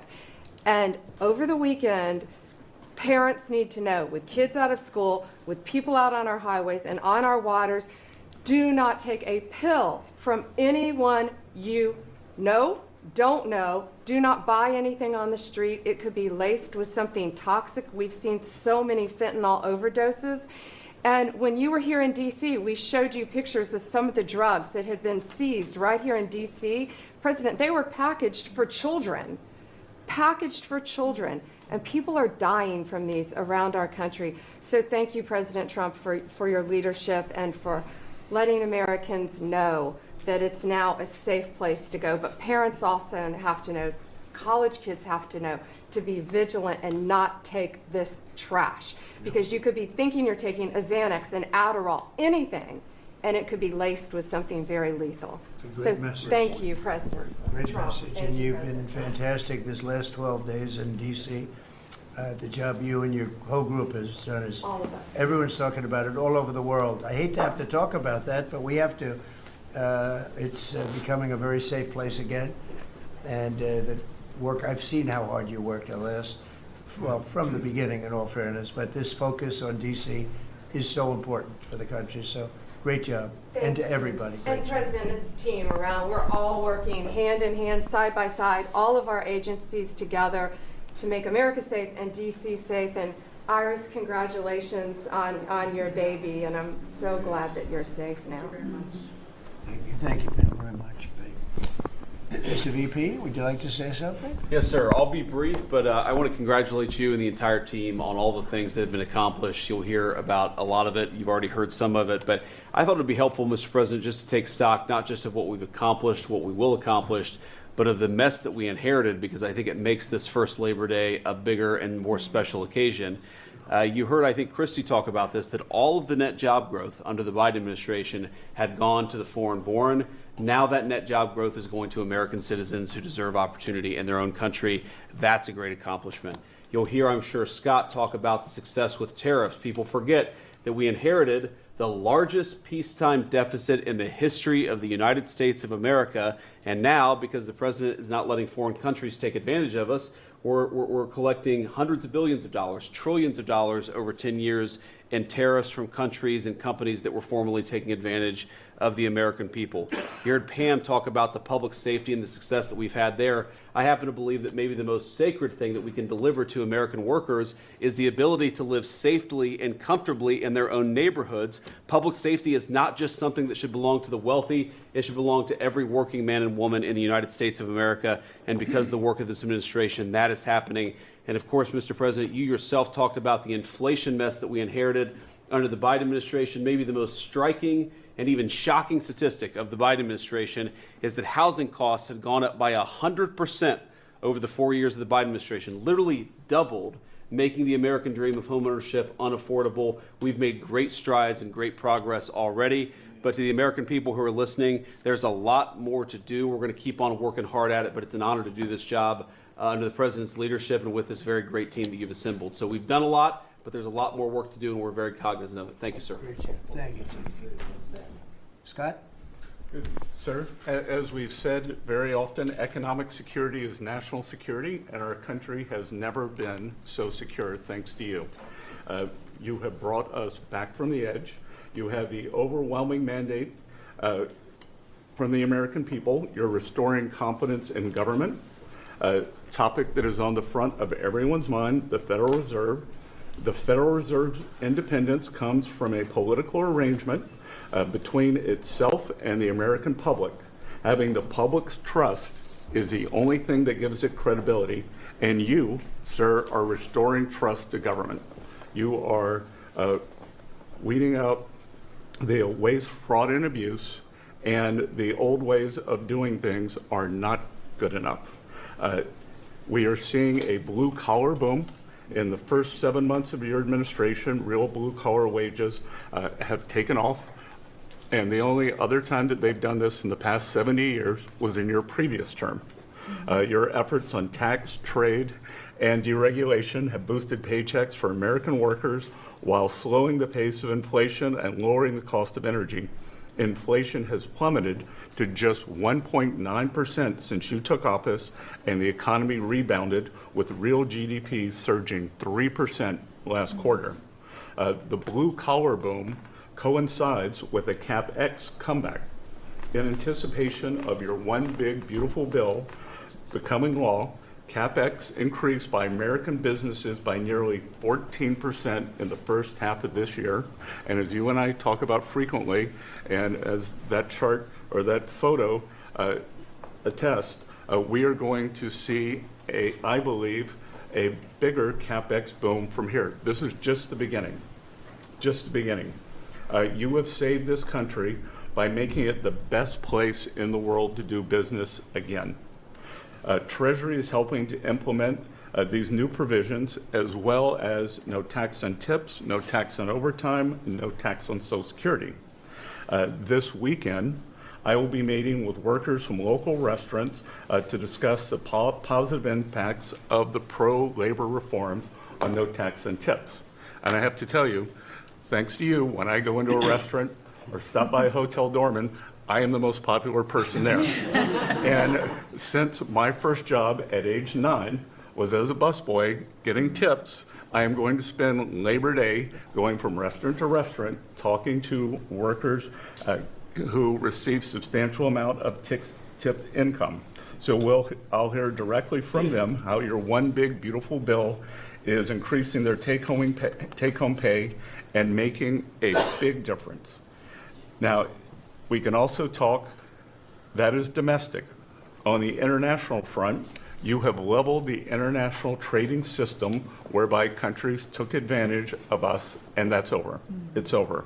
The Treasury Department is taking in record tariff revenues that I had been saying was running at a rate of $300 billion a year.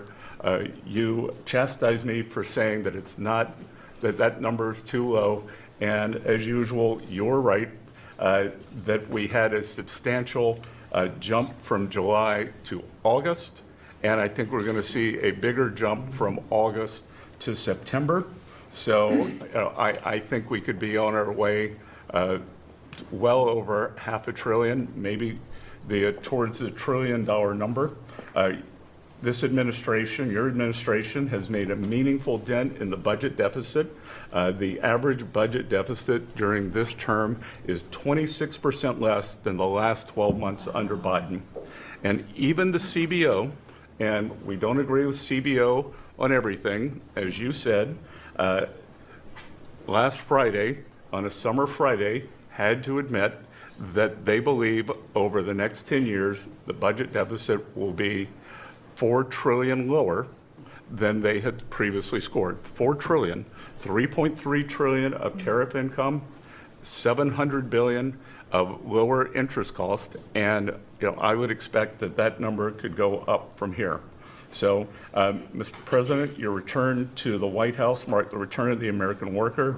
Thank you for reclaiming Labor Day for the American people. You're growing the economy for everyone, especially the middle and lower income households who suffered disproportionately under the last administration, and it's an honor to do this under your leadership. Great job. You're doing great. Thank you very much, Scott. Brooke? Sir, I dropped my second son off at college last week. And I wasn't planning to say this, but just listening to everybody, I wanted to put a little bit of a personal touch on this work. He started his freshman year yesterday at Texas A&M, for all my SEC friends in the room. Thank you for saving college football, by the way. We're all very grateful. The country just feels different. It just feels different. There's such a optimism and a love. There's a faith movement going through, especially with our younger Americans. And for those of us with kids in college, I know we feel it. And I experienced it firsthand last week, moving him and my other older son in as well. As we move toward Labor Day, you have made a lot of dreams come true for a lot of people, but one of my longtime dreams was for the right to recapture Labor Day. And I've been talking about this for almost 20 years and writing about it, that why are we ceding the day that we are celebrating the American worker to the Democrats? Because this is our day. Perhaps of any day of the entire year, this is our day. America was founded and fought for by fishermen and farmers and workmen and et cetera. The Genesis, the first book of the Bible, talks about the righteousness of work and the art of creation. And so to be part of this effort to represent the farmers, the ranchers, the agriculture industry at this moment in time, which I do believe we're in a revolution. 1776 was the first one, 1863 or so with Abraham Lincoln was the second. This is the third with Donald Trump leading the way. And we are saving America. And the idea that we are putting the worker, the very central component of the American dream, at the center of it is the reason that it is so. So at USDA, it continues to be my greatest honor to fight for the original American worker, whom I think the farmer is and what they represent. And as we are building new systems and new structures, as we have this year going to have the best harvest on record for our row croppers and others, what this team has done and is doing to open up those markets to ensure that these farmers can continue to return prosperity to rural America. I'll finish with this. This morning, we had a working group with 6 of our cabinet members. Bobby Kennedy representing healthcare, Linda McMahon education, Lee Zeldin deregulation, Kelly Loeffler small business, Lori Chavez Tarimmer labor, and Scotty Turner housing. And how you leading the way in your vision, how that will return the golden age to rural America, to the very fabric of our country. And whether it's better hospitals, better education, more opportunity, less government, better and bigger small businesses, better opportunities for our workers, and better housing, and of course the agriculture piece of that, through the big, beautiful bill, the bill, what it did, the greatest investment in rural America in history. And now the opportunity to effectuate that is, again, a game changer, a country saver, and what a joy to be able to do it under your leadership. So thank you, sir. Thank you. Beautifully stated. Thank you very much. Scott? Yes, sir. Thank you, Mr. President. I'm so grateful to be here to celebrate Labor Day with the greatest team in America. And it is football season, so I'm happy about that. But Mr. President, I want to say thank you for, as Brooke said, reclaiming Labor Day. And you've been a tremendous champion for the American worker. I come from a hard-working family, as many people around this table do. And so thank you for helping us to change the conversation. And I believe we are changing the conversation around the kitchen table. And as everybody knows, you know, my job is to steward HUD. And we have at HUD been very intentional about changing the conversation about the dignity of work and the dignity and the honor of family formation through work, and how the younger generation, when they see their parents work, how they're incentivized to work.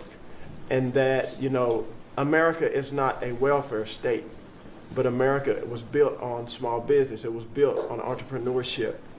And so as it pertains to housing, we're being very focused on that, and even some that receive HUD funding to make sure, like our Section 3, when you receive HUD funding, that you are given opportunities for the most vulnerable Americans that you serve to have work, to have opportunities to work, to have work requirements. Work requirements are not a bad word, that's a great word. Time limits is a great word, to incentivize people, able-bodied, able-minded people to work. And I believe that we are, under your leadership, sir, changing that conversation in America to where working is an honorable thing. And Secretary Wright talked about revitalization. Revitalization means to bring new life. And I believe we're bringing new life to America, Mr. President, through work and through all the jobs that people are doing around this table.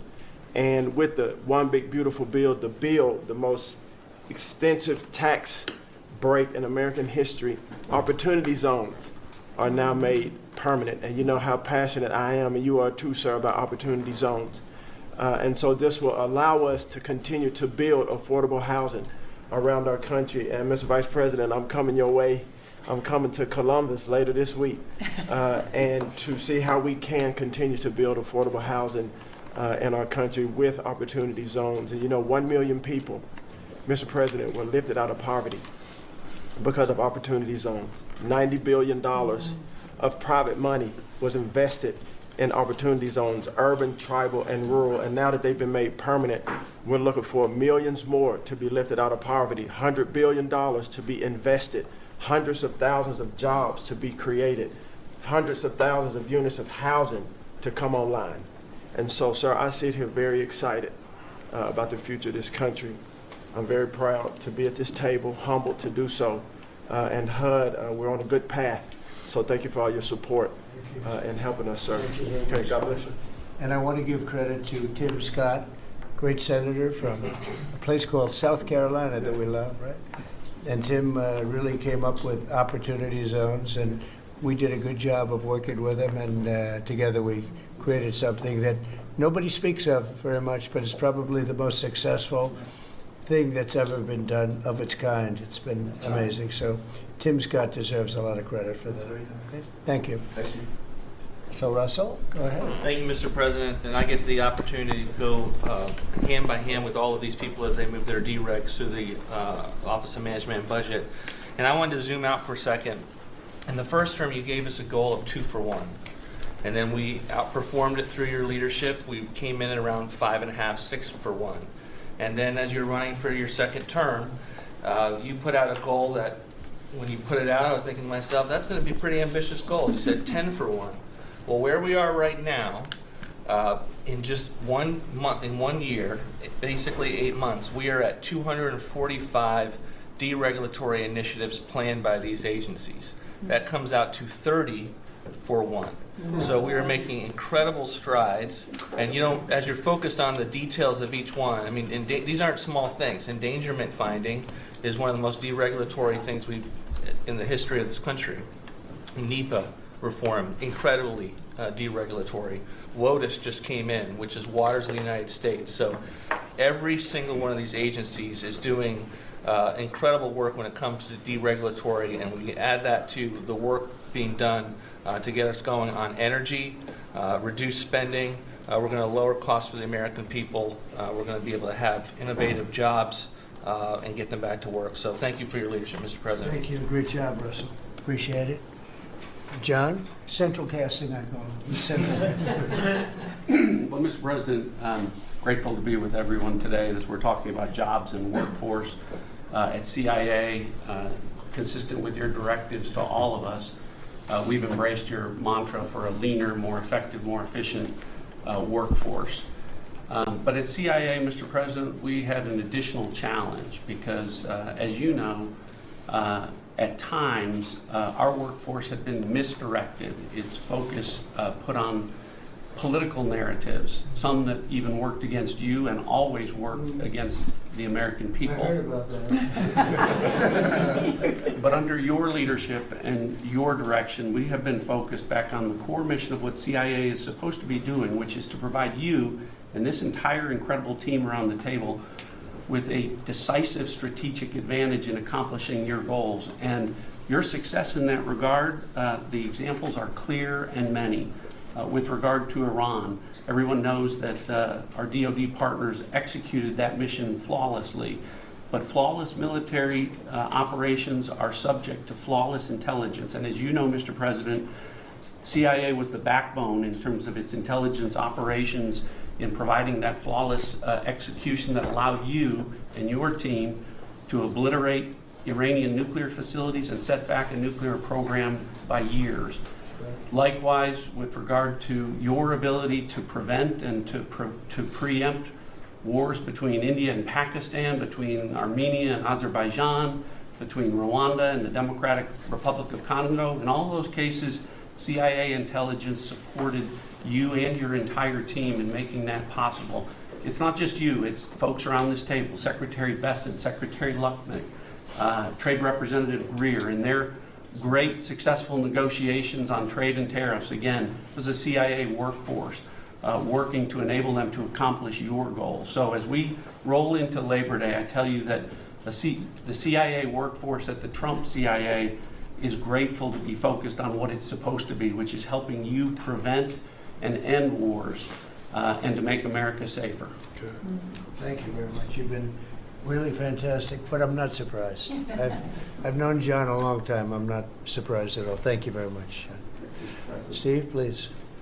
Mr. President, working for this government, for you, is the greatest honor of my life.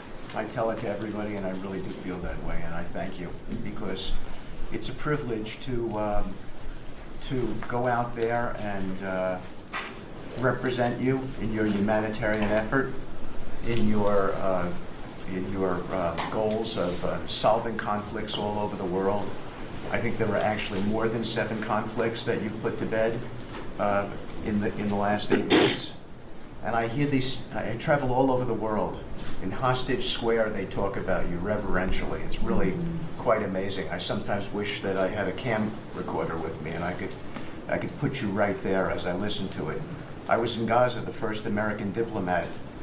On your behalf, and as we delivered food and aid pursuant to your new aid initiative, pushed forth by your great Secretary of State, Marco Rubio, who it is a privilege for me to work alongside.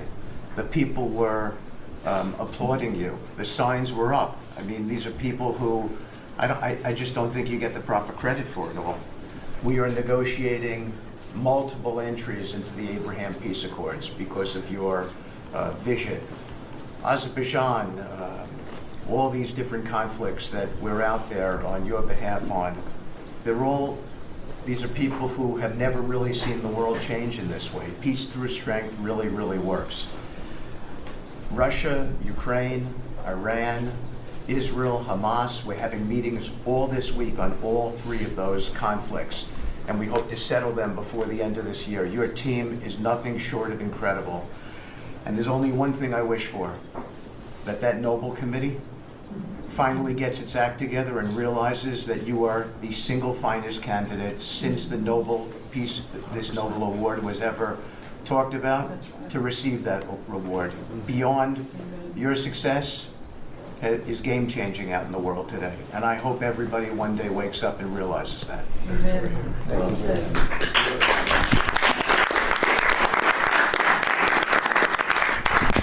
Thank you, Steve. Jameson, please. Mr. President, I like to think of Labor Day as the Trump trade policy day. Because everyone around this table and everyone listening knows that one of the major reasons why American workers and organized labor voted for you is because of your trade policy and the policy you've had and advocated for 40 years or more. You have reset global trade policy in the past few months, and it shows that's been working for American workers. When you look at President Biden, in the last quarter of 2024, median weekly earnings fell 2.1%. In the first quarter of your term, they went up 3.3%. And that's why we're doing the trade policy we're doing. It's to help the workers of the United States of America. And they're the best in the world, but they can't do it without a level playing field. And you have flipped the script. For many years, the other countries had high tariffs and high non-tariff barriers, while we were open to all of their labor and services and goods and capital. You flipped it. Now we have the tariffs, and they have lowered theirs and the non-tariff barriers. And we couldn't have done it without you and the leverage you've created. So between the tariffs and the deals, the hot streak continues for the workers of America. So thank you. Thank you very much.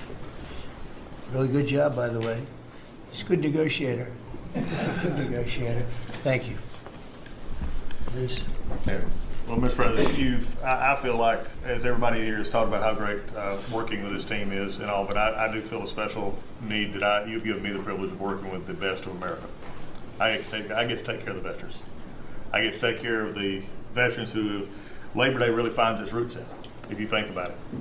We wouldn't have Labor Day if it wasn't for men and women who would leave their jobs and go fight this nation's battles to keep us free and independent so that they would have jobs to come home to. And over the past few years, they've been coming home to many times a government that was keeping them back, holding them back, taxing them, regulating them.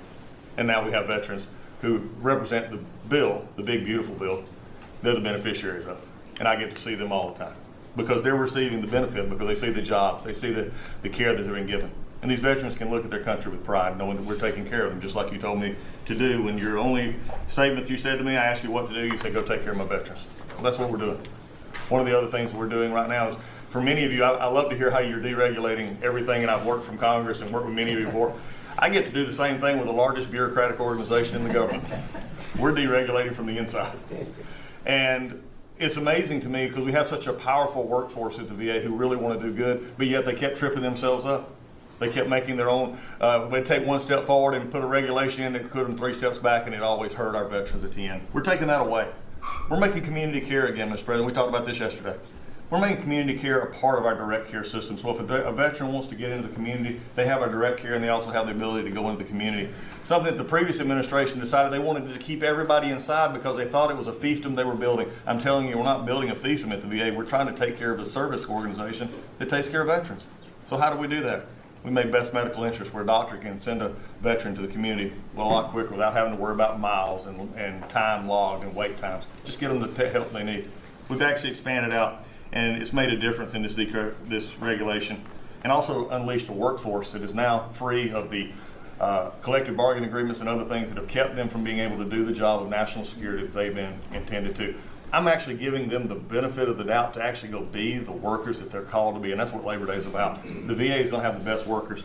But just to let you know how that's working out, wait times at our hospital are going down because we're getting them in our hospitals or into community care.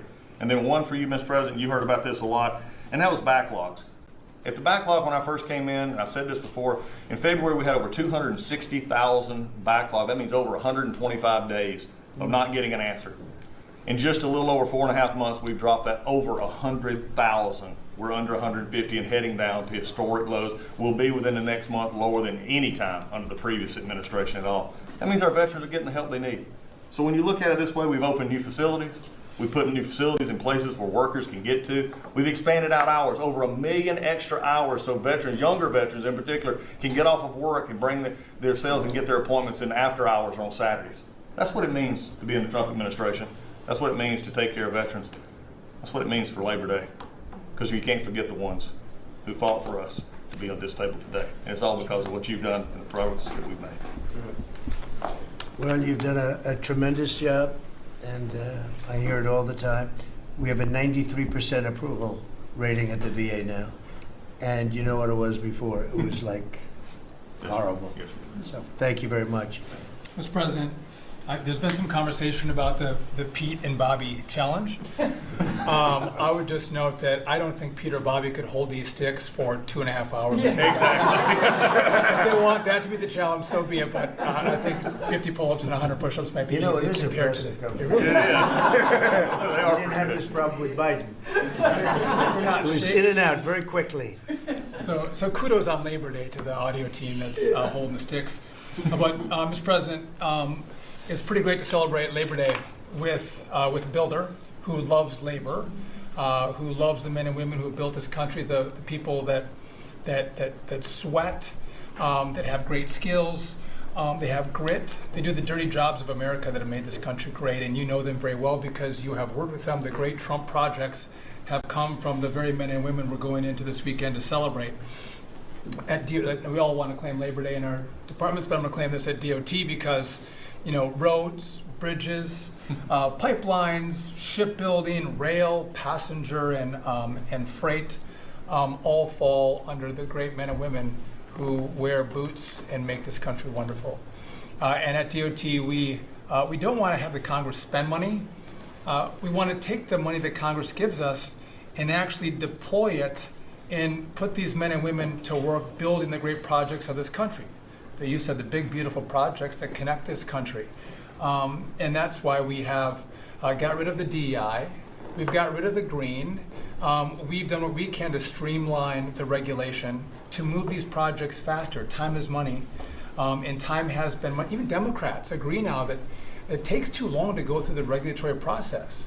So we're going to move these projects faster, putting the great American worker back to work. I want to make a quick comment. We've all probably talked about this horrific accident in Florida. And I appreciate the help of Christy and Marco on this very issue. But in May, we said, listen, it's a safety issue if you can't proficiently speak the English language. And we gave states a little over a month to comply. And Washington, California, and New Mexico have refused to comply. And by the way, this individual in Florida received a CDL from Washington, from California, and received a speeding ticket after our rule went into place, and they didn't stop him. And had they taken him out of service, he wouldn't have been in Florida, and we would have 3 beautiful people alive today. And I make that point because it's the work that maybe no one sees that then shines a light when horrific things happen, but also that your cabinet works together and teams up to make a difference for the American people. Real quickly, so we have a safety mission at DOT. I don't know that you'd think of the transit unions in the greatest cities of the country, New York maybe being one of them, that support us, but they do, because the violence in the subways and on our buses across the country, the transit workers are the ones who take the most abuse, and they're grateful for the mission of everybody around this table fighting to make their communities safer. So I appreciate everyone's help on that. But they, again, the transit unions love the effort that all of us have put in together. One quick FAA. We are about to put out a request for proposals for a big, beautiful bill. We got build. We got $12.5 billion in the big, beautiful bill. We need more, but this is a great start. I expect the middle to the later part of July, we'll be through the process to bring the proposed integrators to you for selection, so we're looking forward to that. We will have the most, I'm learning from you, this is going to be the greatest contract ever crafted in the federal government for this build for air traffic control. Really, it's innovative, and we have unique tools at FAA. It's going to be a great contract. Bobby left me out of the windmill conversation, Bobby, but so there was a study done in the last administration that said if you build windmills 1.2 miles, within 1.2 miles from a roadway, it can mess up the automation and technology on a car. Same thing 1.2 miles from rail. The last administration buried that report, Mr. President. And so now what we've said is, what we're going to do is say, listen, I'm sorry, it is a safety risk to build windmills this close to roads. By the way, they want to build them by roads and by rail. We're going to say no more. It is a safety risk, and we have a report to show that. And just real quick. Good idea. It's a good team effort. I wasn't invited to the party, but I'm still going to throw it at the party. Maybe next time, Bobby. One last thing. We have this Mars to Moon mission at NASA. No, Moon to Mars mission. Sorry about that. But sometimes people think that space doesn't matter to them. But if you look at every rocket that's launched, the machinists, the truck drivers, the electricians, the welders that build these rockets, in the industry that has developed over the course of the last 10 years in space, it's truly remarkable. It's not just rich guys setting up rockets in partnership with NASA. There's a whole industry of working men and women who we celebrate this weekend that build, refurbish, design the rockets that are making America the leader in space. So thank you for your leadership, and happy to celebrate this weekend with you, Mr. President. Really great. And he is doing a good job at NASA too, and we are, I think we'll have some pretty exciting announcements. Yes, we do. And you enjoy it. It's been fun. I said, how about temporary? He said, well, can I go a little bit longer? He loves it. He loves it, and he's doing a really good job. Thank you very much. Appreciate it. Howard, please. So, making America great again is one of the key statements, and people don't always understand what you mean. So we always talk about 1870 to 1913, but in the mid-1980s, America owned more of the rest of the world than they owned of us. We owned $140 billion of the rest of the world net of what they owned of us. And when you came into office this time, the rest of the world owned $24 trillion more of our assets than we owned of theirs. And so when people argue with you about, the trade deficit is nothing, the trade deficit sends 1.2 trillion of our dollars to them. And what do they do with it? They buy the great America. Because when we learned in college, what we learned was that if you keep printing these dollars, they're supposed to devalue. But the problem is we're too smart. We invented the light bulb, the transistor, the GPU, so they keep buying us. And the only president ever to understand it, and you understood it in the 80s and the 90s, and I used to see you on TV and you'd say, God, what are these people doing? And finally we've changed it. So let's go over what we changed. So Japan and Korea, they're never going to open their markets to us. So we've negotiated $900 billion that they're giving you to invest in national and economic security in America. The European Union, the second largest economy, $20 trillion. And all the experts said you'd never get a deal done with them. and watching you in Scotland was my favorite thing, right? 15%, they'll pay us 15%, and we will pay zero. So we can export to their $20 trillion economy, and they can pay to come to the great American consumer, right? So, a couple of other things. 4 days before you took office, the Commerce Department, which had the CHIPS money, they set up this thing called NatCast, which was a make-believe not-for-profit. And they signed contracts to wire them $7.4 billion. This was just nonsense. So we stopped the payment. We've got the money. It's an illegal thing to try to set up a department that's not the Department of Commerce, that kind of acts like the Department of Commerce. And what was it filled with?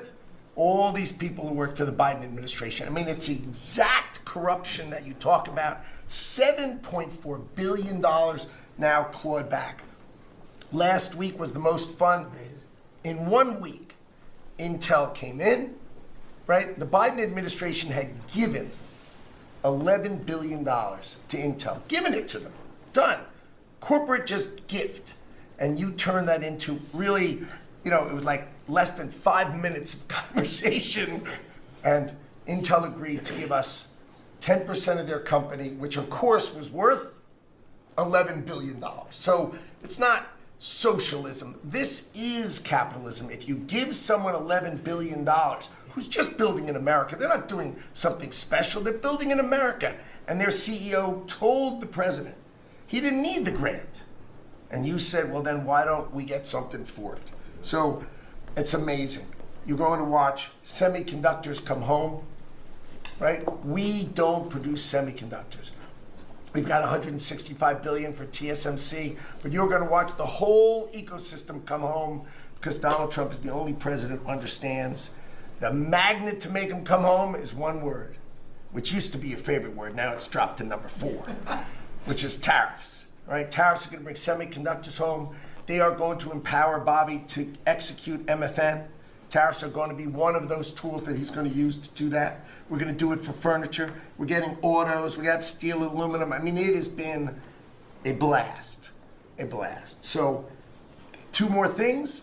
The Department of Commerce is going to start issuing its statistics on the blockchain because you are the crypto president, and we are going to put out GDP on the blockchain so people can use the blockchain for data distribution, and then we're going to make that available to the entire government so all of you can do it. We're just ironing out all the details so we can do it.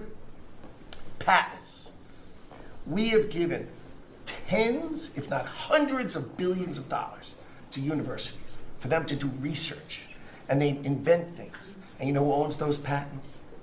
The universities.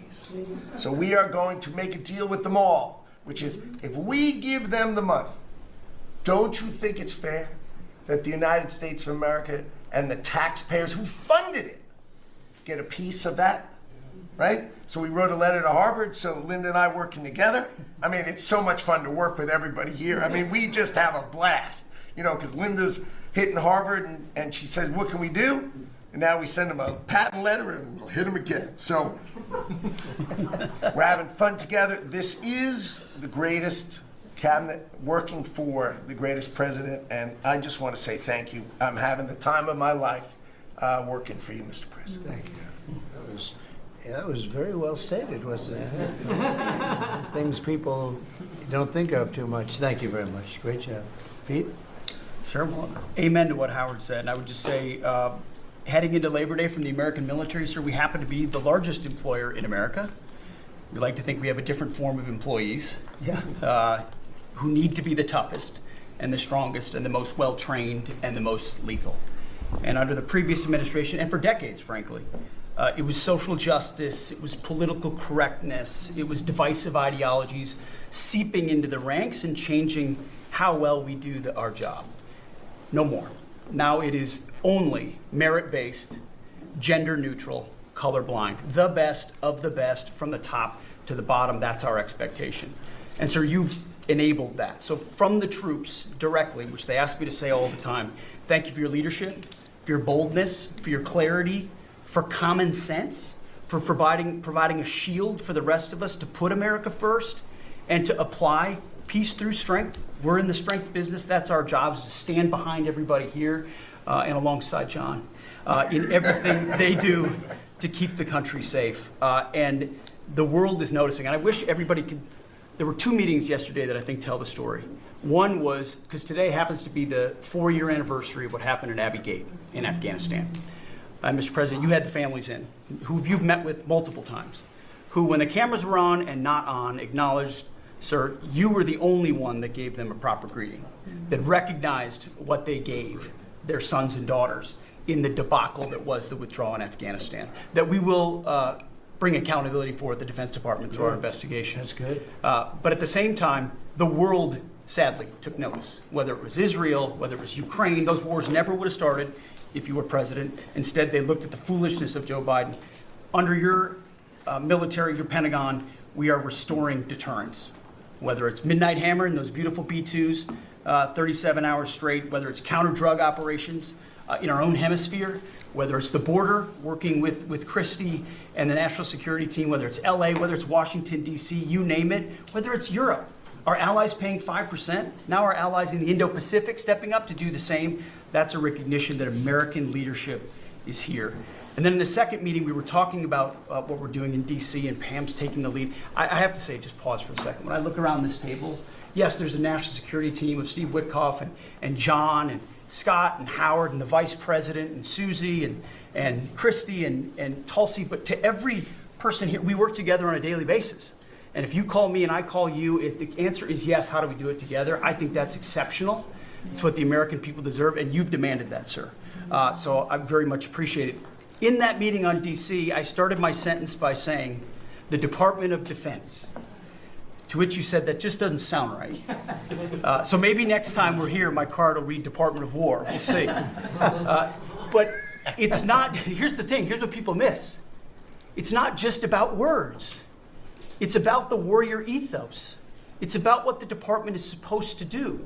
George Washington started the Department of War because he wanted us to win our wars.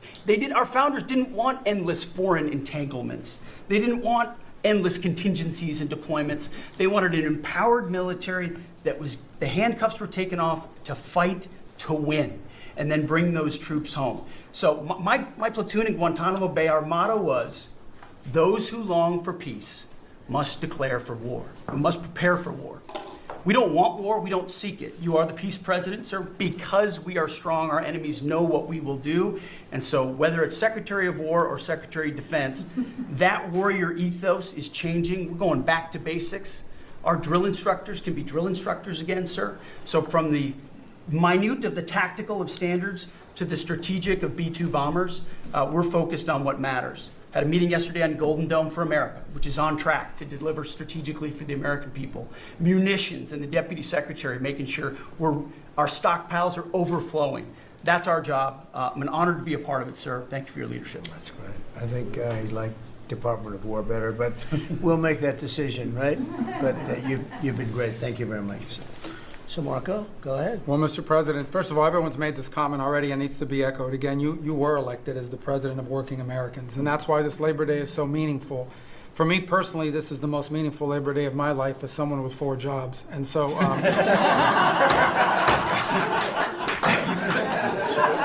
it's true. And but on the point of, you made it very clear from the outset, even in foreign policy, everything we did has to be pro-American. It has to make America stronger or safer or more prosperous. And there's just a few things I want to touch through because it involves your team under your leadership making it happen. The first is, for the first time in the modern era, we are truly on offense against organized cartels that are pumping poison, killer poison, into our cities. And that's a team effort. It's Christie's team, it's Pete's team, it's Pam's team, and obviously it's under your leadership. And by the way, we're getting incredible economic international cooperation. Countries just in the last week, Ecuador, Paraguay, Guyana, Trinidad, today Argentina, all joining us or trying to be helpful in advancing this. And this just, one thing is we're going to stop drugs from coming in and we're having record seizures, but another thing is to build an international coalition against the scourge on the international stage. The second is mass migration, illegal mass migration, which is dangerous for the country but harmful for American workers. What's happening on the border is essential, but it's not just what's happening on the border. And again, Christy and her team have been essential in this. We have countries all over the world that are actually helping us, whether it's through safe third country agreements, whether through it's stopping the migration flow from coming here in the first place. Incredible international cooperation. You've redefined our border. It's no longer just our physical border. We are doing things ahead of time to prevent this from happening and getting cooperations from countries that we've never seen before. And last, I would say, and Steve touched upon this, who, by the way, is doing a phenomenal job. Steve is both a great negotiator and he's also a nice guy, which are two tough things to pull off together. But it's incredible. But we both work for the peacemaker in chief. Think about it, how fortunate we are as Americans to have a president who's made peace a priority. And just since the last time we've met, there was a war going on in Cambodia and Thailand. Between Cambodia and Thailand. The president just picks up the phone and tells them to stop fighting, and within 72 hours, the fighting had stopped. You know, there's no other leader in the world that could have done it. And the fact that you were willing to spend time to do that and to make it happen is, of course, essential. And then the war that didn't happen because of Azerbaijan and Armenia coming here to sign that peace deal, which is historic in so many countries. You know how many countries said, oh, that's never going to happen, it isn't possible. And it occurred, Mr. President, because of your leadership. And then on a point of personal privilege, I wasn't even going to raise it. I haven't even talked to you about this. It's a little controversial, but I think I need to bring it up at this time of year. This thing about people getting married on Saturdays during college football season is a scourge, Mr. President. It's dividing families. And I don't know if we can have an executive order on this, just saying, but it's really difficult. There's 7 other months of the year that people could get married, so I just wanted to say that because it's very, very difficult. Thank you. Fantastic. Thank you very much. Doug, please. Well, Mr. President, you've heard from around the table how people are grateful to have an opportunity to be part of this team, have an opportunity to work for you, and have an opportunity to serve the American people. And I would say as we head into this Labor Day, the thing that really differentiates you and your leadership and everybody around this table is one word, and that's respect. Because this is a group of people that respect our farmers and ranchers. We respect the people that are in law enforcement. That's a huge change. Respecting the people that are in uniform, respecting our veterans, respecting our the shrimp fishermen. I mean, whoever it is in this country, people that are building our roads. This whole group embodies that sense of respect. And when we start with that, then who benefits? We come up with policies that help those people. And what have you done? You've led an opportunity for us to have the lower taxes, way lower deregulation, record amounts of investment that's coming into this country. We're going to be seeing lower interest rates. All of those things coming together is a gift to the working people. The policies are lifting everybody up. There's 140 million Americans that get up and go every day and drive to work. They commute. And one of the most obscene things of the prior administration was their energy policies was creating a hidden tax on those people. The poorer you were, usually the further you had to drive because you couldn't afford the housing if you were working at a hotel, if you're working in a service industry.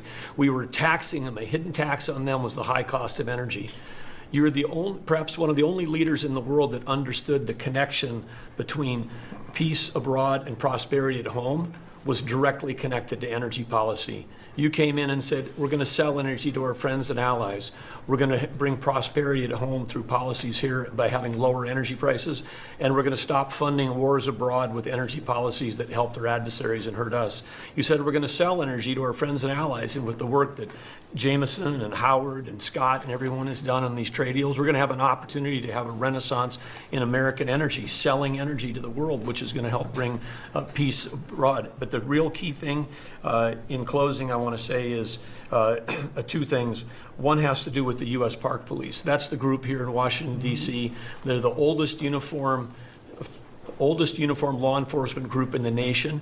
You coming out and visiting with them in person before they went out on the surge. Not only are carjackings down, muggings down, homicides down, everything down, morale is through the roof. Just like Pete saw, we've got record people signing up to want to be part of our military. You have breathed life back into the profession of law enforcement. Your respect for law enforcement is so incredible. It's making a difference. And then us giving them the tools. On a lighter note for everybody here, one of the rules that under President Trump we were able to change for the U.S. Park Police was they could do a pursuit. I was shocked to find out when we were talking to them, like, oh, you pull somebody over and they just drive away and you can't pursue them? I mean, and they said, no, we can't. They said, all rules. We got that rule changed in 24 hours because of President Trump's leadership. The next night, they had so much fun. They pulled people over. They started to take off. They chased them. They stopped them. And then the bad guys, some of these were in cars that had stolen plates. So they take the plate off. They steal them off somebody else's car. They know it. The plate doesn't match. They know they're doing this thing. The bad guys in the car said, what, you're not supposed to chase us. Like, you're breaking the rules. The bad guys are telling us to break. No, we're back in action. So it's like, and so the morale is high. They all wanted to say thank you to you. Yesterday, you announced increasing the number of U.S. Park Police that we're going to hire. This is the group that protects not only our sacred monuments of democracy here, but also the Statue of Liberty and the Golden Gate. This is a great group. But on behalf of all law enforcement, we say thank you. And as Chris Wright was talking about electricity, I want to close with that. We've solved amazing things in 7 months, but the big challenge we have against the remaining is, solving Iran's nuclear thing, that was an existential threat. China beating us in the AI arms race, that's an existential threat. We finally have a president who talks about it. You talked about it in your opening remarks. You've signed executive orders. You understand that essentially we used to say hundreds of years ago, people started saying that knowledge is power.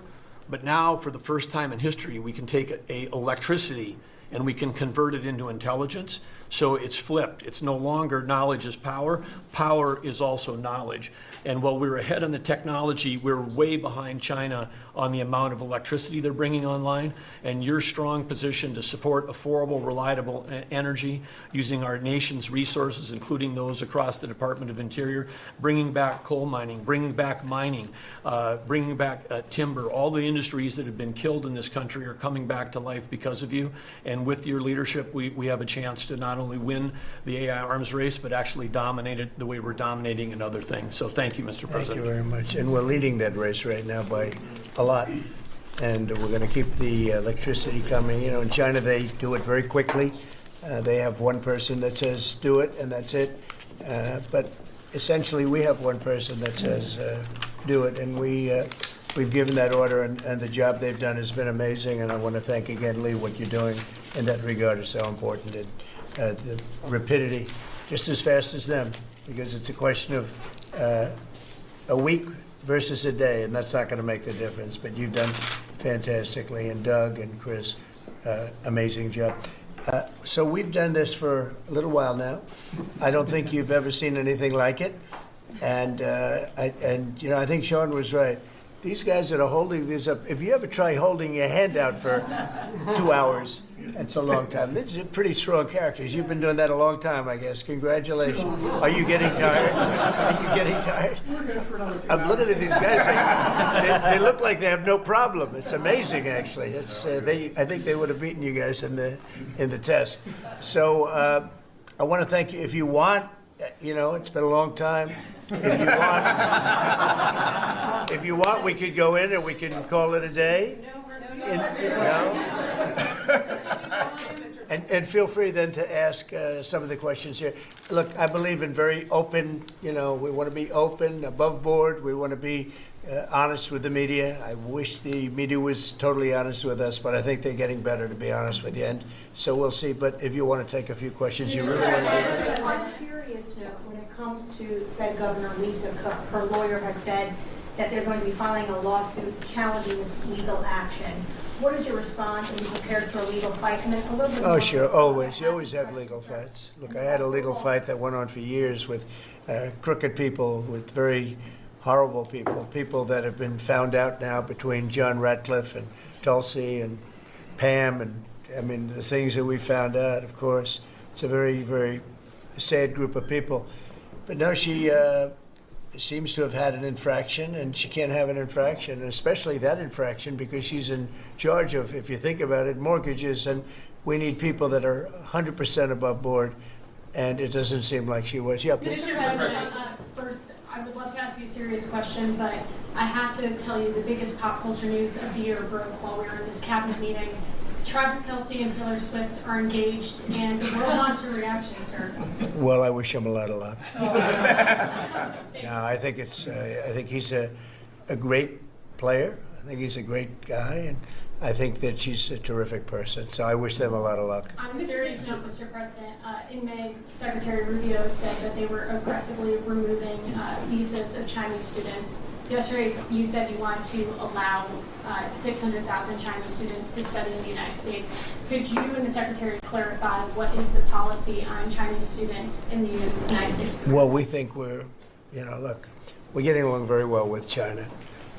And I'm getting along very well with President Xi. I think it's very insulting to say students can't come here, because they'll go out, they'll start building schools, and they'll be able to survive it. But I like that their students come here. I like that other countries' students come here. And you know what would happen if they didn't? Our college system would go to hell very quickly. You'd have, and it wouldn't be the top colleges. It would be colleges that struggle on the bottom. And you take out 300,000 or 600,000 students out of the system. I like having, and I told this to President Xi, that we're honored to have their students here. Now, with that, we check and we're careful and we see who's there, and Marco wants that. We're in the same position. But we have a tremendous college system, the best in the world, nobody even close. That's why China sends them here. And you can call it an industry if you want, but you're talking about millions of people. And I'm honored to have the students from China come here, and we're just getting along very well with China. And it's a different relationship than we had for years, where they took hundreds of billions of dollars, just sucked it right out of our country. They respect us again. I respect them. The relationship is very good. I think it's important that these are two very major powers, nuclear powers at that, but two very important powers. You know, when I get along with Putin, when I get along with President Xi, when I get along with these people, that's a good thing, not a bad thing. We're tough and we're smart and we're strong. We get along. It's a lot better than not getting along. You had somebody in here before. The war should have never started with Ukraine and Russia. It would have never started. And Putin said that himself. President Putin said that himself. So we want to see college students come in from countries. There are some countries that we can't necessarily say that. These are places that have ideologies that we can't live with. So there are some areas, some countries that we can't say that. But we're honored to have the students come here. Please. Yeah, please. Yesterday you said that within 2 to 3 weeks we would have a pretty good conclusive end to the war in Gaza. What did you mean by that? And could you tell us? On what? In the war in Gaza. Yeah, what about it? You said in 2 to 3 weeks we would have a conclusive end. There's no conclusive. It's been going on for a long time. You're talking about, I guess if you really add it up, Steve, you're talking about thousands of years, okay? It's been going on there's nothing conclusive, but hopefully we're going to have things solved very quickly with regard to Gaza and also with regard to Ukraine and Russia. Mr. President, who are you considering for the replacement to nominate for Lisa Cook, and what economic background or history are you? Well, we have some very good people for that position, and I think we have some very good people. We're down to, I think I maybe in my own mind have somebody that I like, but I deal with Scott and I deal with Howard, and we're dealing with a lot of people actually that are going to be involved in that decision ultimately. It's a very important decision. As we see, I got a bad recommendation when I went with Jerome Too Late. He's too late. His nickname is Too Late, costing us a lot of money, hurting the housing. Our housing industry is good, but it could be phenomenal. Most of this country, in economic terms, has been phenomenal. We've never seen anything like it. Because of him and his high interest rates, the housing is less than it could be. We're going to get that straightened out very quickly. He gets out very quickly, fortunately. He's been the wrong guy. Not a bad person, I don't think, but I do think he has motives, by the way, but I don't consider him. I've dealt with worse. But he hasn't done the job. The recommendation from a certain person was not a great recommendation. That person vouched for him, but we're doing a very careful study. We'll see what happens. Look, we just put a very good man in one position. We might switch him to the other. It's a longer term and pick somebody else, but we're very happy with the person we have in there. And we'll have a majority very shortly, so that'll be great. Once we have a majority, housing is going to swing and it's going to be great. People are paying too high an interest rate. That's the only problem with housing. We have to get the rates down a little bit. And when we do, it's going to be a tremendous difference. The country is doing so well. It sort of blows through the fact that we have a man who's too late and not doing a very good job. Please, in blue. Mr. President, regarding crime in D.C., something that might help, especially ladies, is being able to carry. I know you talked about reciprocal carry. Would you like for that to apply here in Washington, D.C.? When you say carry, I assume you're talking about carry what we're talking about, Conceal right? or- In other words, carry a gun. Is that right? Would you like to carry a gun? I would like to, yes, sir. You'd feel a hell of a lot better, right? I absolutely. I agree with you 100%, okay? Okay, great. But I'll tell you, within another couple of weeks, it's hard to believe what's been accomplished in 12 days, but within another couple of weeks, you won't have to carry. You're not going to have to carry. You're going to be safe.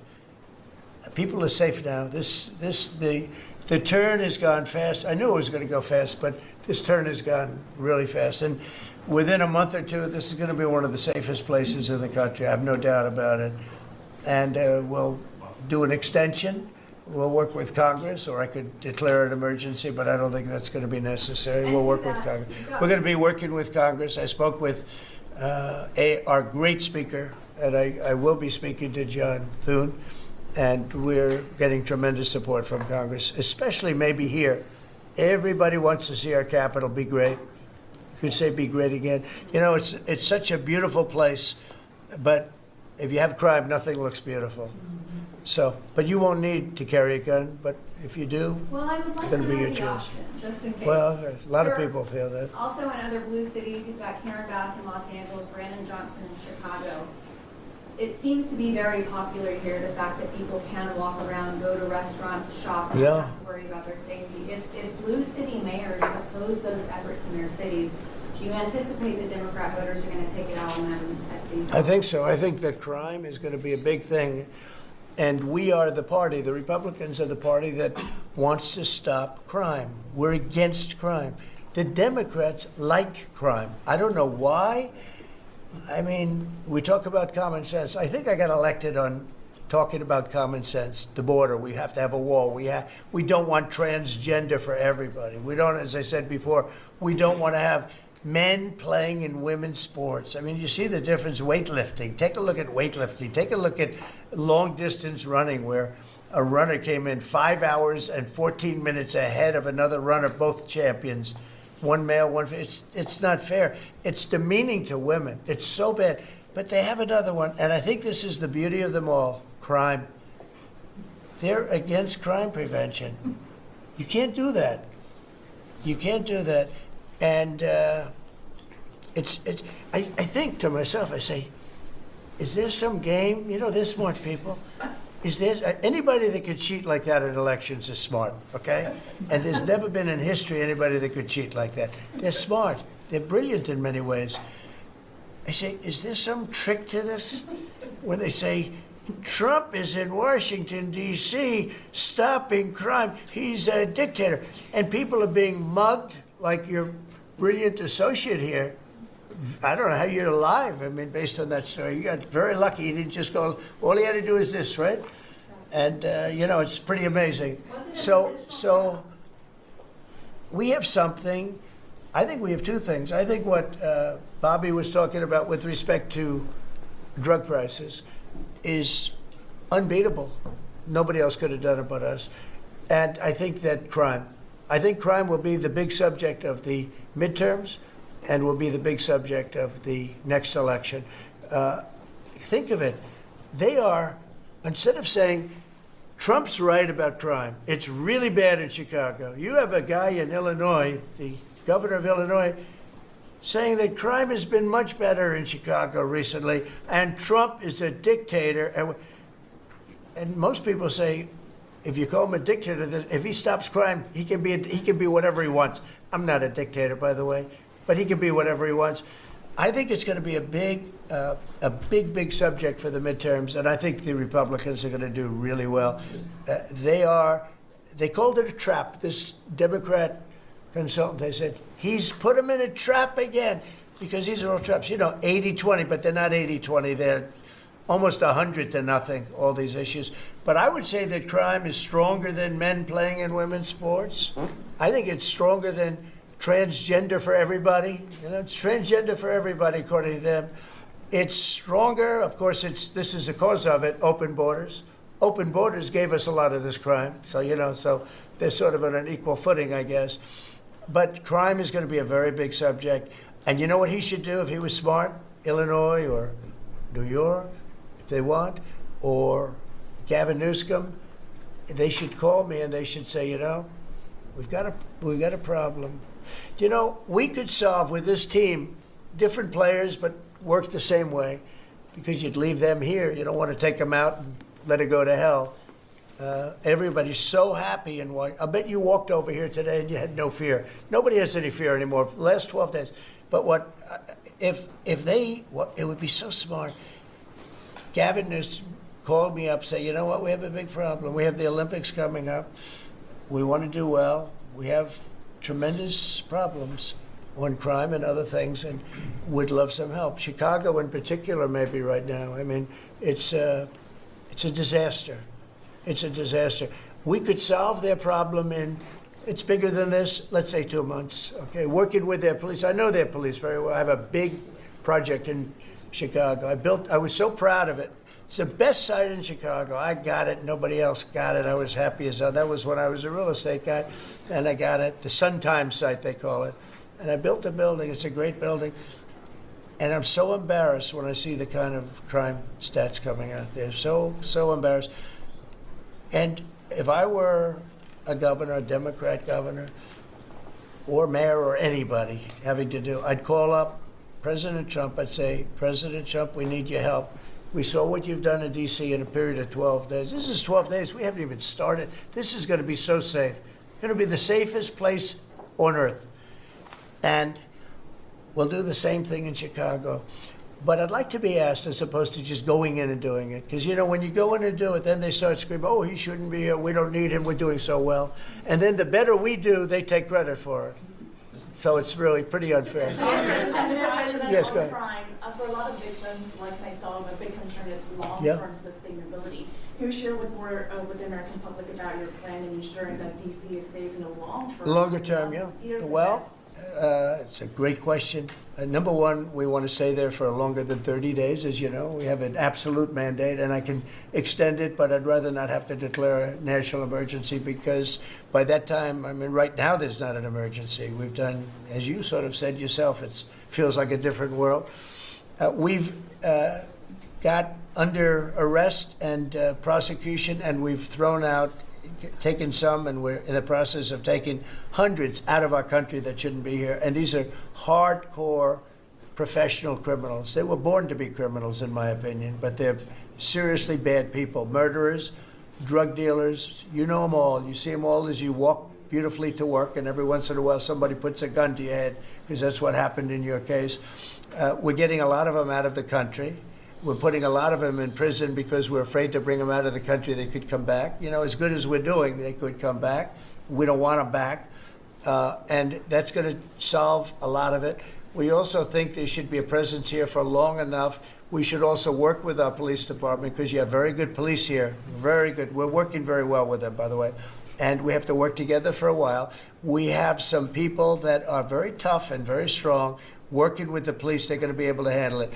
And you know what? If it gets a little bit bad, just a little bit, I'll bring them back in and we'll straighten it out and we'll make it perfect. You're going to be so safe in the city. And you're going to have the city beautified. We're going to be giving out, we're working with Clark, as you know, construction. They're the biggest. They're working with me also. We're building a beautiful ballroom for the White House. They've been after it for 150 years, employs a lot of people.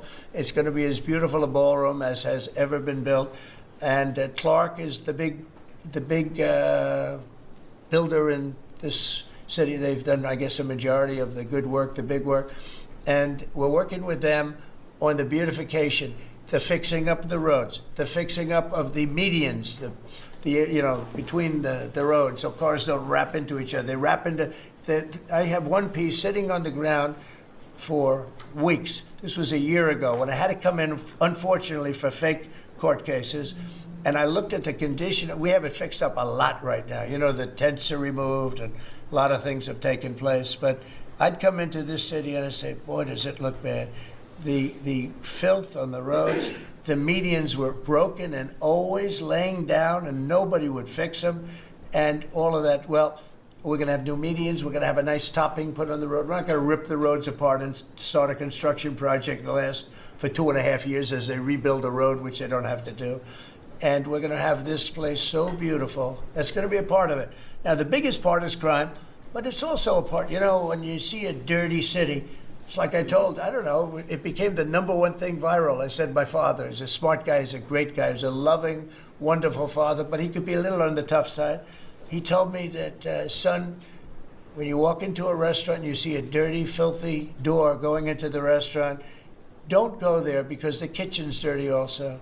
When they see a dirty Capitol, the rest of the world, they lose a lot of respect for our country. This Capitol is going to be so beautiful. We're going to have new poles, new lights, new fences. It's stuff that, when you add it up, it's money, but it's peanuts compared to what we're talking about.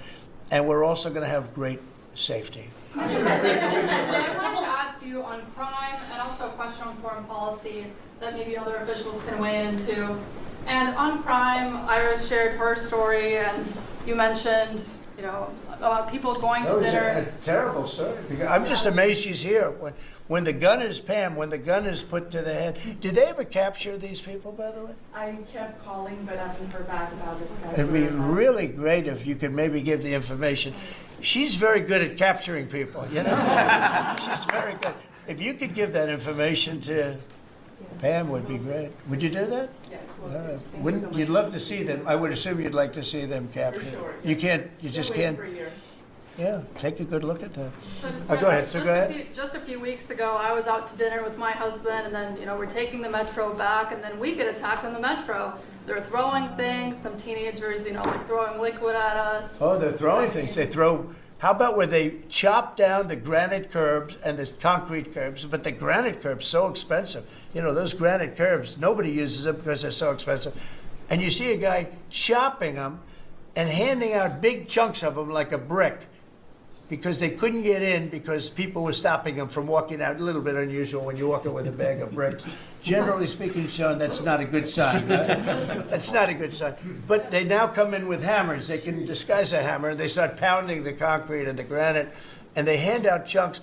And those people take those chunks and start throwing them at cops, or they stand on the top of bridges and they drop them down into the windshield of your car, and you get killed running into a light pole. It's those days are over. I wanted to ask you, Governor Hochul, Kathy Hochul, said that she spoke to you on the phone, and you said you might send National Guard troops to New York. You mentioned that. So will you? I'd love to do it. If she'd like, I get along with Kathy. If she'd like to do that, I would do it. See, look, New York has difficulty like other, and I don't want to make this I want to make this like friendly, but the places we're talking about happen to be virtually all Democrat run. Now, take a look at your 25 places that are most troubled. Everyone, except maybe one, and it's way back in number 24 or 25, but essentially 25 out of 25 are run by Democrats. And cashless bail was a disaster. When they did that, and I believe it was instituted first in New York, but when they did cashless bail, that was a tragedy for this, because that's when it really started getting bad. When somebody kills somebody, you don't say you can come out, you don't have to put up anything. You put that person in jail and you find out whether or not it's true, but you don't give cashless bail with a promise to come back in a couple of months, we'll start talking to you. Because they go out and they kill other people, and you can't do that. The cashless bail has been, you know, it's just a woke thing. It's got to stop. You see that, Christy, better than anybody. It's got to stop. It causes unbelievable, and we're doing that. We're stopping it in D.C. I would love to have the governor of Illinois call me and say, look, we have a problem in Chicago. We will stop that problem in Chicago in 2 months, maybe less, 2 months. We'll stop it. These are tough cookies we have working for us. These are tough cookies. These are not politically correct soldiers that I won't go into definitions of what that means, but these are not politically correct soldiers. These are rough guys. I watched it last night. I see it. I saw them the other day when we went down and we spent some time together with them. These are tough cookies. These are not people that you're going to laugh at and spit in their face and they're not going to do anything about it. And these people, they're afraid, these gang members who are bad people too, these are just bad people. Ours are bad, but they're bad in a good sense, right? You don't understand that, Scott? And we can solve Chicago in 2 months. Now, then, as per your statement before, we have to keep it going, and we'll be able to keep it going. The first thing you have to do is get it down. We are very close to being in that position in D.C., and within a month, we will be, within a month from when we started, which is quicker than I thought, you're going to feel very, very safe. I think you feel very safe right now. But I would love it to have these governors, mayors call me and say, we'd like to invite you into our community because we have a problem and you can handle the problem and we can't. One other thing, sanctuary cities, they should be terminated. They're sanctuary for criminals. They're safety and security for criminals. They are very, very bad. And all of these places have big sanctuary cities, and all they're doing is protecting criminals. Okay. About Lisa Cook. You have spoken out very strongly for a long time about what you see as the weaponization of government. Yeah. Is your administration weaponizing No. government by digging into the mortgage records of officials you don't like? No, they're public. I mean, you can find out those records. You can go check out the records yourself. And you should be doing that job, actually. You wouldn't do that because that's not the kind of reporter you are. But you should be doing that job. I shouldn't have to be doing it. If you did your job properly, we wouldn't have problems like Lisa Cook. Go ahead. You were going to say something. So would you be trying to fire Blue? Lisa Cook if she had voted to lower interest rates? On national Please. security. I think we have to have lower interest rates, yes. A follow-up question for you and Madam Attorney General on national security. We've heard from Stephen Miller yesterday in the Oval Office that there are street criminals here in D.C. who are actually found to be doing business with transnational criminal cartels overseas. And we know who they are, and we know who they're doing business with. And we're arresting the people, very strongly arresting, and we're keeping them there because, you know, your laws here make it very difficult. And one of the other laws we're trying to get done, because you have 14-year-old kids that are just as tough as a 25-year-old kid, just as dangerous, and they carry the same gun. And we have to make a provision where they're treated like older people, because these are seriously tough, bad, they're children, but they're criminals, and they're really bad criminals. And they're used by older people because they never get charged because you can't do anything to them. But we are getting that changed, Pam, I hope, because you have 14-year-old kids that are evil, they're sick, and they have to be put away. Something has to be done because you can't have a society where they're allowed to walk the street. You know that better than anybody. Mr. President, on your way to Alaska. I can't believe it. You're not tired holding that? Look I have at a this. few more questions. How strong are you? How strong are you? Look at him. He's been holding that thing for 3 hours. You're a good fisherman. Well, thank you. Go ahead. On the way to Alaska, you had mentioned that there would be severe consequences if Vladimir Putin did not agree to a ceasefire. Yeah. After that summit that was rolled back, given the negotiations, is he back on the clock now? I want to see that deal end. It's very, very serious what I have in mind if I have to do it, but I want to see it end. I think that in many ways he's there. Sometimes he'll be there and Zelensky won't be there. You know, it's like, who do we have today? I got to get them both at the same time. But I want to have it end. We have economic sanctions. I'm talking about economic, because we're not going to get into a world war. I'll tell you what, in my opinion, if I didn't win this race, Ukraine could have ended up in a world war. We're not going to end up in a world war anymore, but it would have ended up possibly in a world war. That would have been they were ready to trot. But just like India and Pakistan, we're going to end up in a nuclear war if I didn't stop them. You know, it's sort of strange. I saw they were fighting. Then I saw 7 jets were shot down. I said, that's not good. That's a lot of jets, you know. $150 million planes were shot down. A lot of them. 7, maybe more than that. They didn't even report the real number. And I'm talking to a very terrific man, Modi of India. And I say, what's going on with you in Pakistan? Then I'm talking to Pakistan on trade. I said, what's going on with you in India? And the hatred was tremendous. Now, this has been going on for a hell of a long time, like sometimes with different names for hundreds of years. But I said, what's going on? I said, I don't want to make a trade deal. No, we want to make a trade deal. I said, no, I don't want to make a trade deal with you. You're going to have a nuclear war. You guys are going to end up in a nuclear war. And that was very important to them. I said, call me back tomorrow, but we're not going to do any deals with you, or we're going to put tariffs on you that are so high. You were there, Howard, right? Yep. You're going to put tariffs on you that was so high, I don't give a damn. Your head's going to spin. You're not going to end up in a war. Within about 5 hours, it was done. It was done. Now, maybe it starts again. I don't know. I don't think so, but I'll stop it if it does. We can't let these things happen. The Russia-Ukraine situation, last week, 7,012 soldiers, 7,012 soldiers died. They were Russian, they were Ukrainian, they weren't American, so a lot of people would say, what do you care? They're not American. I care. They're 12,000, over the last couple of weeks, over 12,000 people died like in 2 weeks. You know, we're talking about crime where somebody's killed here or somebody. Think of it, you have your son leaving Russia, leaving Ukraine, their little house, wherever they live with their parents, they're waving goodbye, just like our parents would wave goodbye. And they're waving goodbye, son. And then a week later, his head's blown off in a stupid war by a drone, a whole new form of military problem. So, no, I'd like it to stop. I want to get it to stop.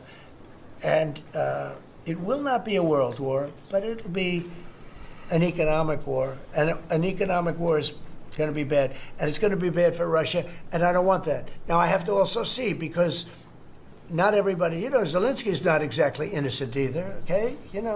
It takes two people to tango, and I say it all the time.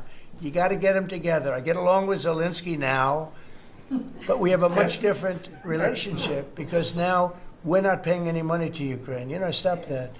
We're paying money to ourselves. What's happening is NATO is buying all of the equipment and paying in full. But even with that, forget about that.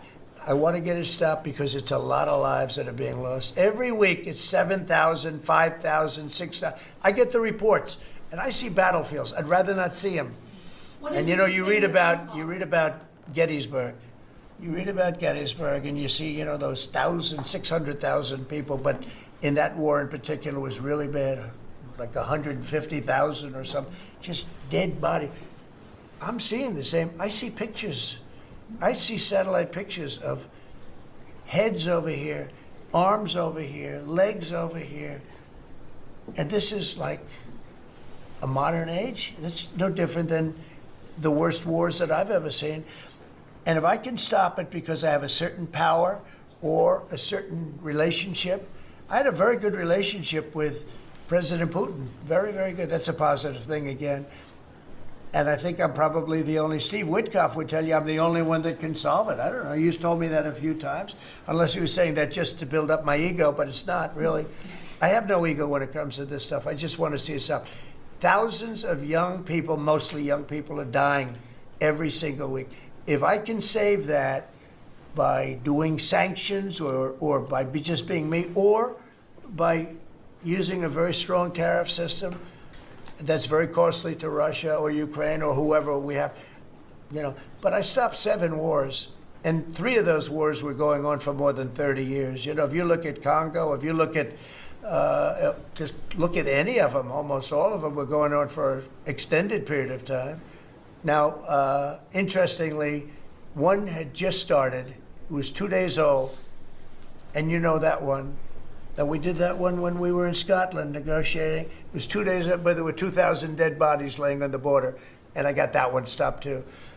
And I'm very honored by that, but the one that I thought would be the easiest is turning out to be the hardest. That's President Putin and President Zelensky, but I think I'll get it done. Why do you think that is? Why is it harder than you thought it would be? You never know. It's war. Can you stop the family? With war, you never know, right? War's very tricky, very horrible.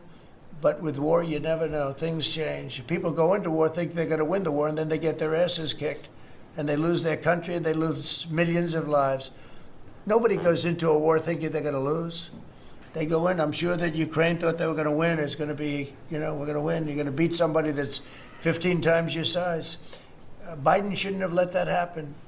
Biden shouldn't have. I mean, the man was grossly incompetent. He should have never been there. That would have never happened. But you don't go into a war that's 15 times your size. Do you think Say it. The Fed just put out a statement saying that Lisa Cook has indicated through her personal attorney that she'll promptly challenge this action in court, seek a judicial decision that would confirm her ability to continue. That's all right, whatever it It is. says the Fed will abide by any court decision. Thank you very much You for reading abide that. by a court decision. I abide by the court, yeah. I abide by the court. Yes, please. That's enough. That's enough. Mr. Go ahead. Vanity Fair, what other companies are you thinking about taking a stake in? Well, we didn't take a stake in the sense that it was reported. Everyone said, I bought a stake in Intel. No, I got it for free. I said I was with is that correct statement? Howard was there. Absolutely correct. Scott knew all about it. They came in, a man was charged with something by a very good person. Senator Cotton made some statements about the gentleman that was running Intel. When he came in, and I said some rough things about him, I said, I'm not happy with it, and they called, and he was very devastated at what I said. I said he should immediately resign. And he came to see me, and I was very impressed by him, actually. And he made a mistake, or factors happened where something like this could have taken place. And in the meantime, his board was staying by him. And I said to him, and it took about, I would say, less than 45 seconds. I said, you know what you should do if you're smart? Give the United States of America 10% of your company. And he looked at me and he said, I'll do that. I said, I just made $11 billion for the United States. And we made the deal. I didn't pay, we didn't write a check. Now, I guess Biden, with his stupid CHIPS Act, handed money to all these people that didn't need any money. It didn't do anything. They're giving billions of dollars to everybody. They all have so much money, and they have more money. But there's no commitment that you had to build. They just took all this money. It's the stupidest thing I've ever seen. See, with tariffs, they have to come in, because if they don't come in, they can't sell into our country. So it's power, and you don't have to give up any money. But I said to him very simply, I'm glad we're straightening this out, because everyone thinks I bought in. No. I said, it would be great, we'd be a great partner for you, and I want to see Intel do well. Intel was a great company, and it can be a great company again. But I said, I think it would be good if we own 10% of your company. He said, I'll make that deal. And it happens to be worth $11 billion. So we made $11 billion for the country, and then I was criticized by some of the fake news media. That's not the American way. Actually, it is the American way. Now, if I can help other countries or do those deals with others, I would do that. I think it's great. It's good. Builds up our balance sheet. Let me tell you, our country is becoming very rich again. You don't see it. When the CBO came out on Friday and said, we just found $4 trillion, and that goes to reduce our deficit, $4 trillion, and it was from the tariffs. Our country is becoming very, very rich again. I hope you get used to it. You're going to have to get used to it. In addition to reducing the deficit, any update on your previous talking about potentially giving Americans a tariff rebate check? Well, we have a lot of money coming in, rebate check for the Americans, and it's coming in at tremendous numbers. Don't forget, I would say, Scott, we probably are talking about right now 50%, maybe even less than that. With all the money you're hearing is coming in, you're talking about, a lot of it hasn't kicked in yet. And when it really kicks in is in 2 years when these plants are built and opened and the money starts pouring in, right? But, there's a concept of making you could call it a dividend, as we would say, making a dividend to the people in this country who have had to suffer through stupid leadership. And they paid a lot of taxes, and they got nothing for it. Or they got attacked like you were, okay, for it. No, there's a possibility. primarily we want to pay down debt, but there's a possibility that we take a piece of it and pay some, make a dividend to the people. Mr. President, I have a question for Steve Witkoff, if I may. Yeah. This past weekend, Sergei Lavrov was saying that Putin will not sign a peace deal with Zelensky because Russia views him as illegitimate. I'm just wondering if the Russians had been relaying this to your team, if they view Zelensky, as a leader worth signing a peace deal with, if they will go to the Doesn't matter table. what they say. Steve can answer, but I can answer too. Doesn't matter what they say. Everybody's posturing. It's all bullshit, okay? Everybody's posturing. Steve, do you have a different answer? I agree with you, sir.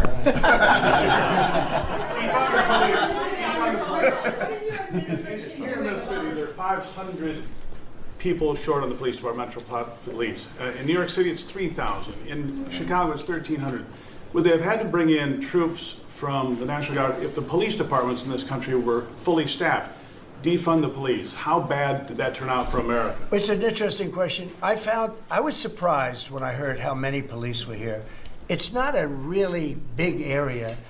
And I think they said they're down to 3,200 police or something like that. I said, that's a lot of police. And I was a little bit surprised because to me that's a big force. And it's not a big area, but it is what it is. There's a lot of crime. You have a lot of, don't forget, you have a lot of police that weren't allowed to do their job. When I came in, as you remember, we made tremendous strides in a little conflict that we had going at the time because I allowed our military to make the decision. I said, you can make any decision you want. I gave it to the colonels in the field. I gave it to the captains in the field. You remember that where everything went through Biden, meaning one of the people, and everything went through Obama before him. Everything went through. They had to make the decision as to whether or not to attack the Taliban.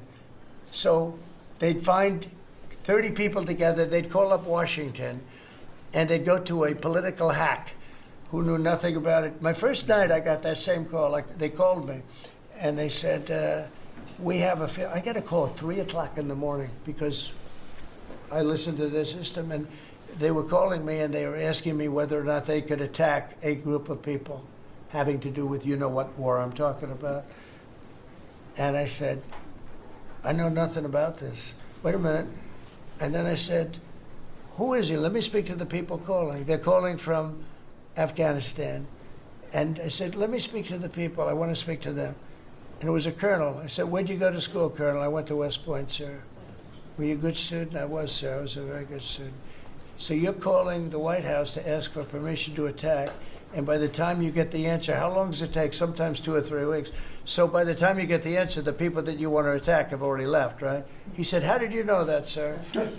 I said, let me ask you, so you're a good student, you went to West Point, and you love the military, right? You make the decision. And I gave all those guys that went to all these great schools, and they're all military people, I gave them the right to make their own decision, and we kicked ISIS's ass. Don't forget, ISIS was supposed to be, was supposed to take 5 years to terminate him, and we had a man named Raisin Kane, who happens to have done the whole thing in Iran. He's a great general, and he's a wonderful guy too, believe it or not, but he's a great soldier. We let them do their work, and we defeated ISIS. We defeated everybody. Every fight that we had militarily that I had, I won. And I let these great soldiers do some make a mistake, I guess. But like this colonel, I'll never forget it. Where did you go to school? I went to West Point, sir. I did ask him a question. I like good students as opposed to bad students. He said, I was a good student, sir. And I said, you do what's necessary. And, I don't want to sound overly vicious, but he wiped out the entire group of very bad people that want to kill us. So you have to let them do their job. In Washington, they're not allowed to do their job, okay? They're not allowed. You have great police. You have great police, but they're not allowed. Hello. Go ahead. On Congress, Mr. President, would you be open to a year-long continuing resolution?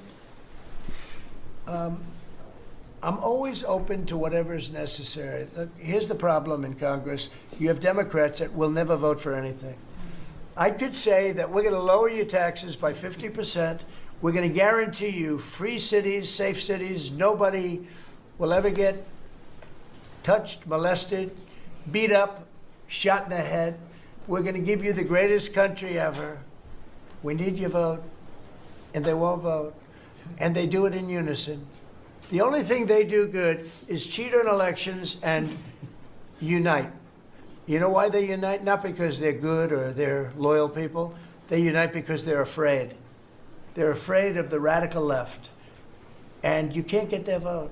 So we have a vote coming up at the end of September. And I think we're going to pass it because we have the majority.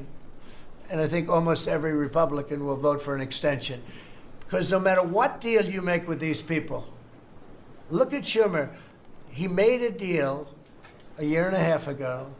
And after making the deal, he's been almost run out of the party. He's not the same man. He's not the same man. He's finished. He aged 20 years. He's become a Palestinian, by the way. We call him our great Palestinian senator. But Chuck Schumer, and I wrote him a letter. I said, Chuck, that was really great. Thank you very much. And somebody gave the letter to the press, not me.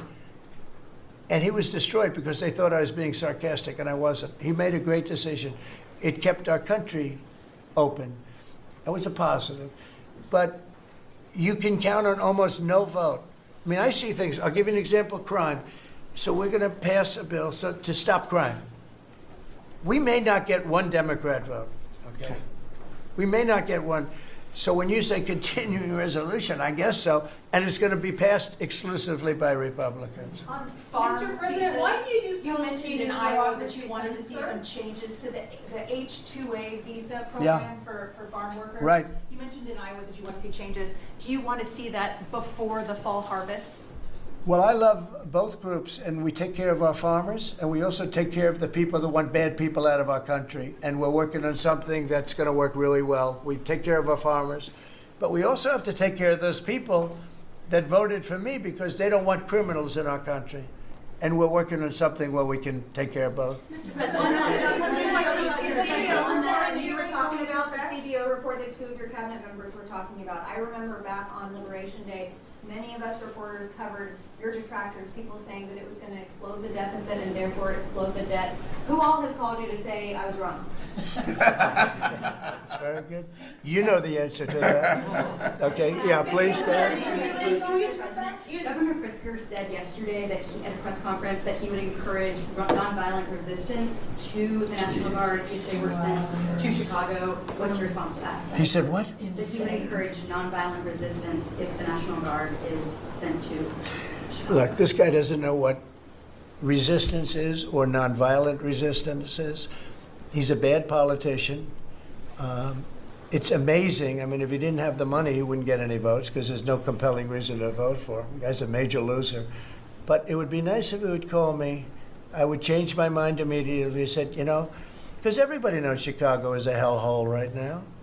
Everybody knows it. It's not like he's saying, Chicago has much better numbers, right? Well, what's much better? You mean 100 people are going to be murdered? It's going to be much more than that.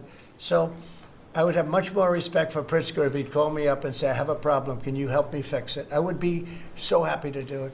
I don't love, not that I don't have the right to do anything I want to do. I'm the President of the United States. If I think our country's in danger, and it is in danger in these cities, I can do it.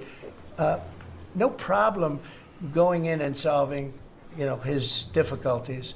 But it would be nice if they'd call and they'd say, would you do it? And we do it in conjunction. Now, we work very well with the police because we naturally get along with the police. So the police and us work really well together, whether the mayor is opposed or whether, I mean, you have a really rotten mayor there too. He's got a 6% approval rating in Chicago. And I see black women wearing a red MAGA hat last night on television. Please let the president come in. My son was attacked. You have a force of black women. They're like only Trump. They want Trump to come in. And you see them, they're all over the place in Chicago because they're afraid to go out and they don't want their son or their daughter killed, just like your parents didn't want you killed. And we have a tremendous, look, it's not about winning elections because we want to have nice, fair elections. It's not politics. we want to see a safe country. You have people that want to see a safe country, and they're great people. You have great people in Chicago. The mayor is at 6% approval. He's an incompetent man. He should have never been put in a position like that. He can't handle it. You have an incompetent governor there. You have an incompetent governor in California, Gavin. I know him very well. He's incompetent. He's a nice guy, looks good. Hi, everybody. How you doing? He's got some strange hand action going. I don't know what the hell his problem is. It's a little weird, to be honest. There's a little something shaky going on there. But, you know, all he has to do is call me and say, we have the Olympics coming up. We want to make it really good and safe. And I'll put some really good, great American patriots in there, and you won't have any problems. Don't forget, it's loaded up with some stone-cold killers, some really bad people, some people that were just born to be bad. They're criminals, bad criminals, dangerous. And we can solve the problem for them very quickly. Very quickly. Okay, you know what I think? I think this. You have not had this happen for 4 years. You sat and you'd ask one question to Biden, and it was always the ice cream question, right? What flavor ice cream do you like best? I like vanilla. And that was the end of the conference. I think now we've done enough. These people are very busy. I want to just thank, this is the greatest, this has never been done before. First of all, a cabinet meeting was sacred. You'd never let the fake news media in. But the fake news media isn't all fake. It's, a lot of it is, but it's not all. I think it's a great thing. I think maybe it's going to be done in the future. I hope it's going to be done. But you really get the word out. I mean, we had, each one of these people spoke. I think each one, if I thought one of them did badly, I would call that person out. I would say, Christy, what the heck are you doing? No, but no, seriously, you have a very talented group of people. They get along, they work along together. And there's something really nice about just, you know, the openness of what we're doing. It's government. It's an open government. That's what we are.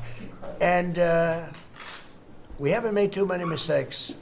Maybe we'll, but we haven't made too many mistakes. We've called it right.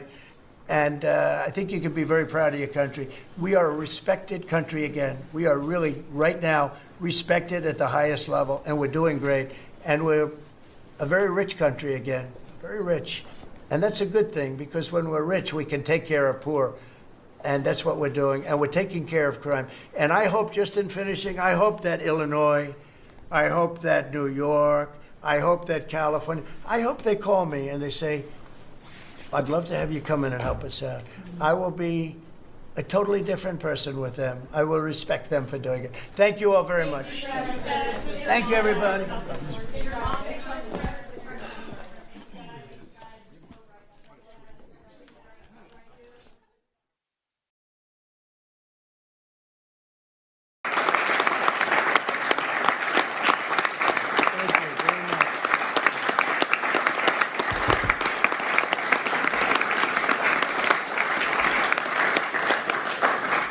Well, thank you very much, everyone. Great honor to have you.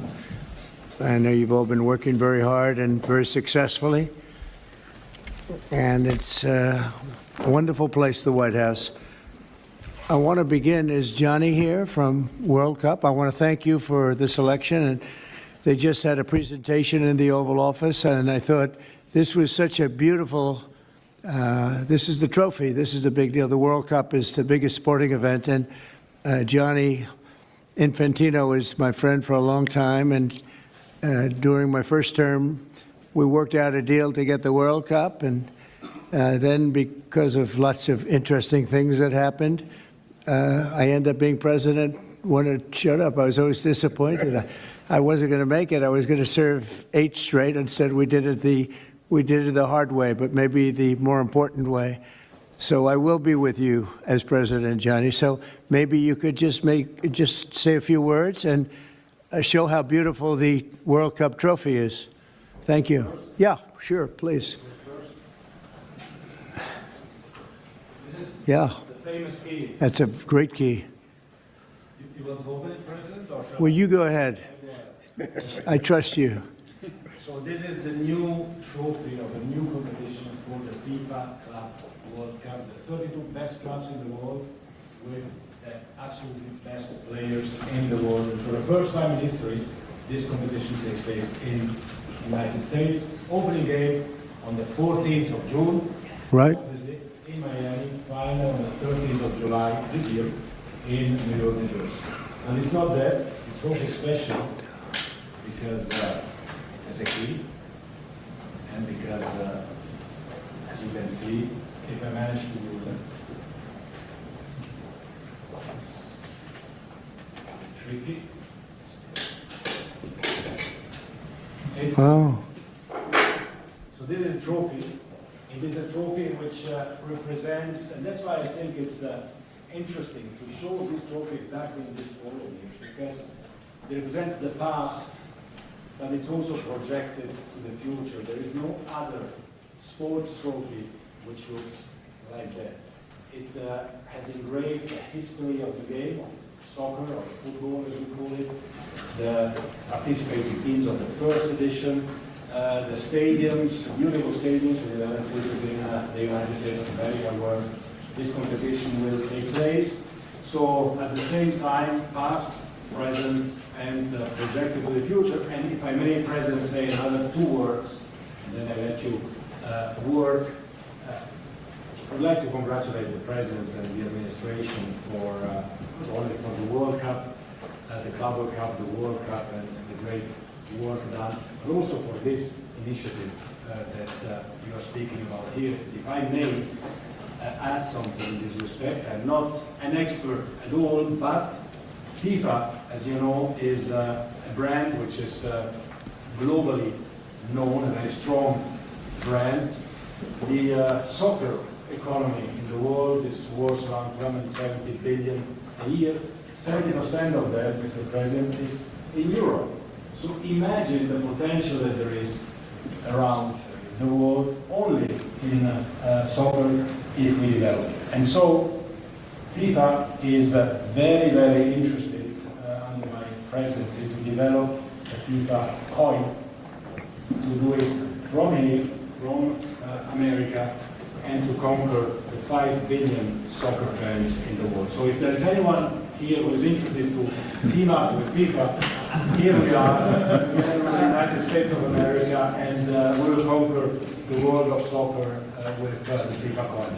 Thank you. Thank you. That coin, that's right. That coin may be worth more than FIFA in the end. It could be quite a coin, actually. Huh? Anyway, thank you, Johnny. Great job. I just thought you should see this trophy because it's really, it's the biggest sporting event in the world, and we have it here. And we appreciate being selected. Thank you very much, Johnny. You do a fantastic job. And welcome to the first ever White House Digital Assets Summit. I know that many of you have been fighting for years for this, and it's an honor to be with you at the White House.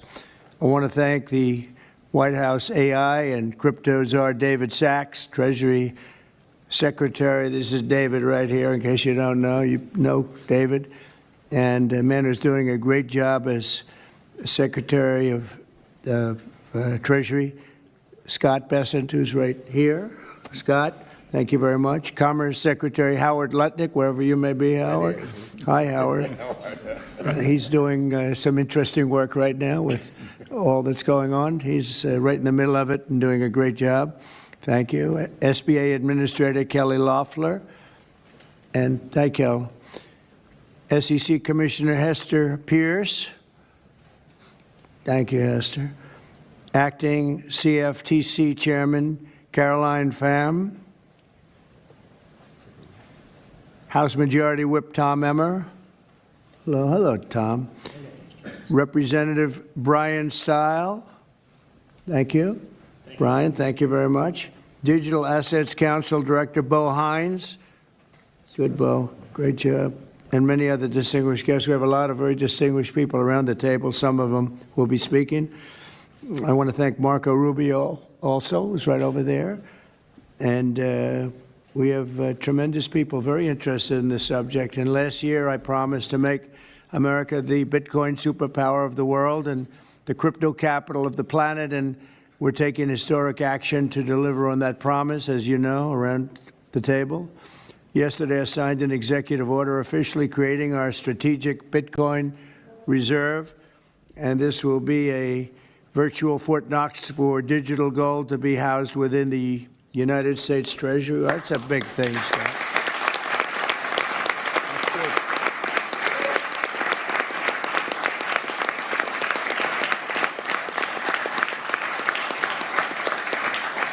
The federal government is already among the largest holders of Bitcoin, as you know, really one of the largest holders in the world, with as many as 200,000 Bitcoin obtained via civil law and various other forms of law, and including enforcement actions.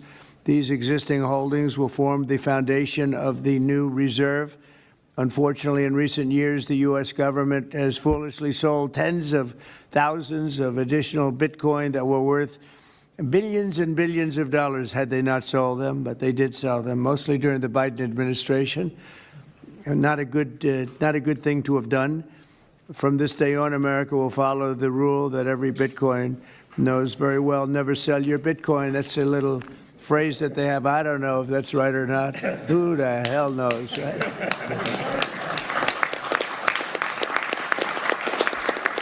Who knows? Who knows? But so far, it's been right. And well, let's keep it that way.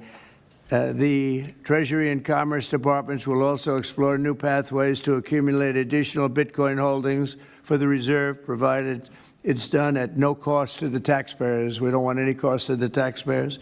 In addition, my order directs federal agencies to conduct an inventory of all crypto assets currently held by the U.S. government and determine how they can be transferred easily to the Treasury. Non-Bitcoin digital assets will be held in a new U.S. digital asset stockpile where they will be managed properly. My administration also is working to end the federal bureaucracy's war on crypto, which was really going on pretty wildly during Biden until the election came about. About 5 months before the election, he became a big fan because he heard how many people were in favor of it and how many people love it and respect it. But I guess it didn't work out too well for him. People understood what was going on and paved the way for groundbreaking innovations in institutional finance. Under the Bitcoin administration, regulators strong-armed banks. I mean, they really did. They strong-armed banks into closing the accounts of crypto businesses and entrepreneurs, effectively blocking some money transfers to and from exchanges, and they weaponized government against the entire industry. But I know that feeling also. Maybe better than you do. All of that will soon be over, and we are ending Operation Choke Point 2.0.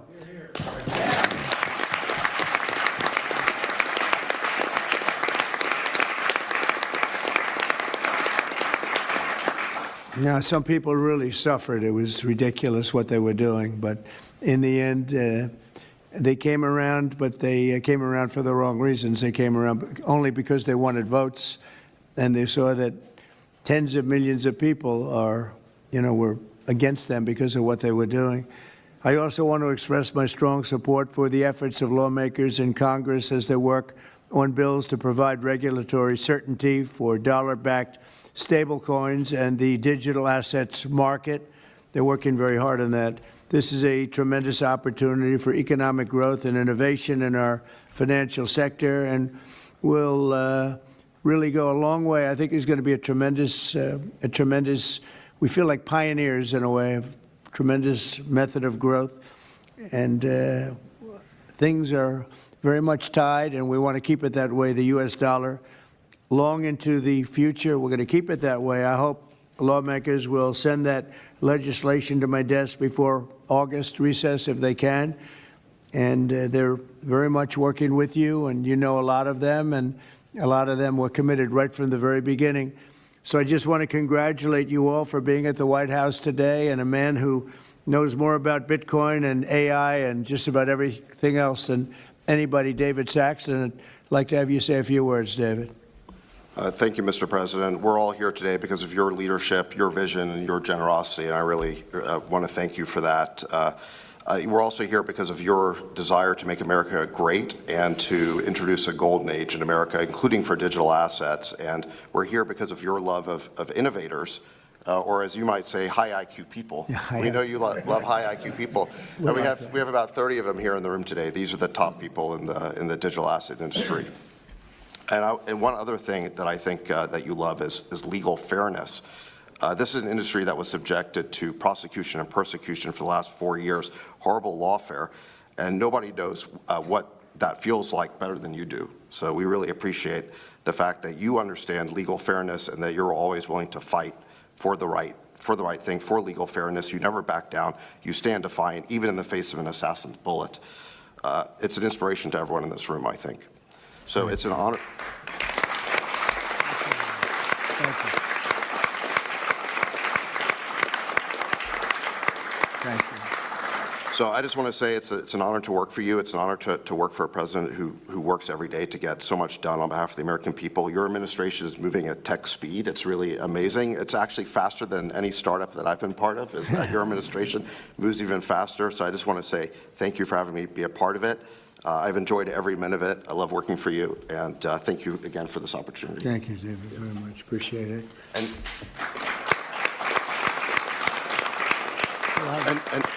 now I just want to pass the ball to Secretary Besson. Scott? Good. David, so today, when President Trump has signed the executive order to establish the strategic Bitcoin reserve and stockpile, we're going to position the United States as a leader among nations in the digital asset strategy. It's important for the United States to recognize this fact and get ahead of the other nations in the digital age. We applaud the President's direction to use the digital assets already in possession of the nation, and we are going to establish this Bitcoin reserve. We will use this authority to augment the asset side of the United States balance sheet.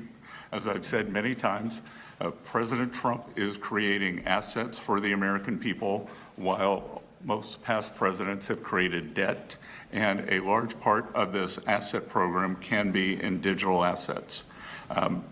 We are going to end the regulatory weaponization against digital assets. The Biden administration's actions did nothing other than punish innovators, and that all of you have made it here today is really a testament to your fortitude. Much of Treasury's responsibility in this order relates to the tax code and determinations around risk weightings, and I'm here to assure you that we are going to work with the Controller of the Currency, the IRS, and we're going to rescind and amend all applicable previous guidance. And we are going to put a lot of thought into the stablecoin regime, and as President Trump has directed, we are going to keep the U.S. the dominant reserve currency in the world, and we will use stablecoins to do that. Thank you.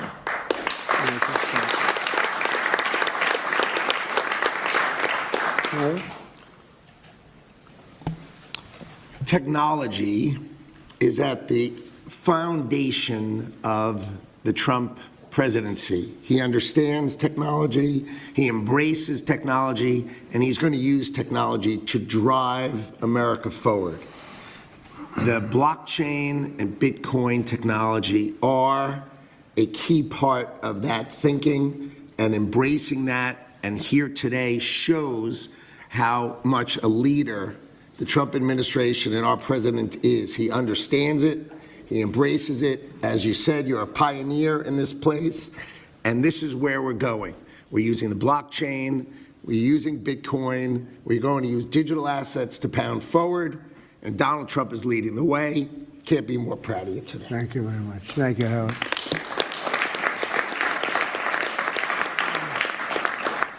Kelly, go ahead, please. Thank you, Mr. President. This is truly a historic day, and as a crypto founder, I couldn't be more proud to be part of your administration. You're moving at the speed of tech for sure, and I will just say it's a great day to have the war on not just crypto, but the war on innovation done. And under your administration, we are truly going to enter into the golden age. And I'll just say, as the administrator of the SBA, small business is a tremendous network that crypto can be deployed against. And so the SBA is open to crypto. So I look forward to working with all of the leaders in this room to advance your efforts here. Thank you. Thank you, Kelly. Thank you very much. Tom, please. Well, Mr. President, I want to say thank you. I want to thank you for the amazing team that you put together. I want to thank you for David. I mean, this kind of a meeting, no one in this room could have envisioned this just a couple years ago. You are the one that has the vision. You're the one that said, we are going to do 21st century finance right here in the United States of America. I've been doing this for 9 years. It is amazing how far we've come, and that's a credit to you, Mr. President, and your leadership, and God bless you for doing this, because it's going to make a huge difference with everything else you're doing. And by the way, Americans love it. They're going crazy. Thank you, sir. Thank you, Tom. Thank you very much. Thank you. Thank you very much. Everybody else? Go ahead, please. Does anyone want to say a couple of words?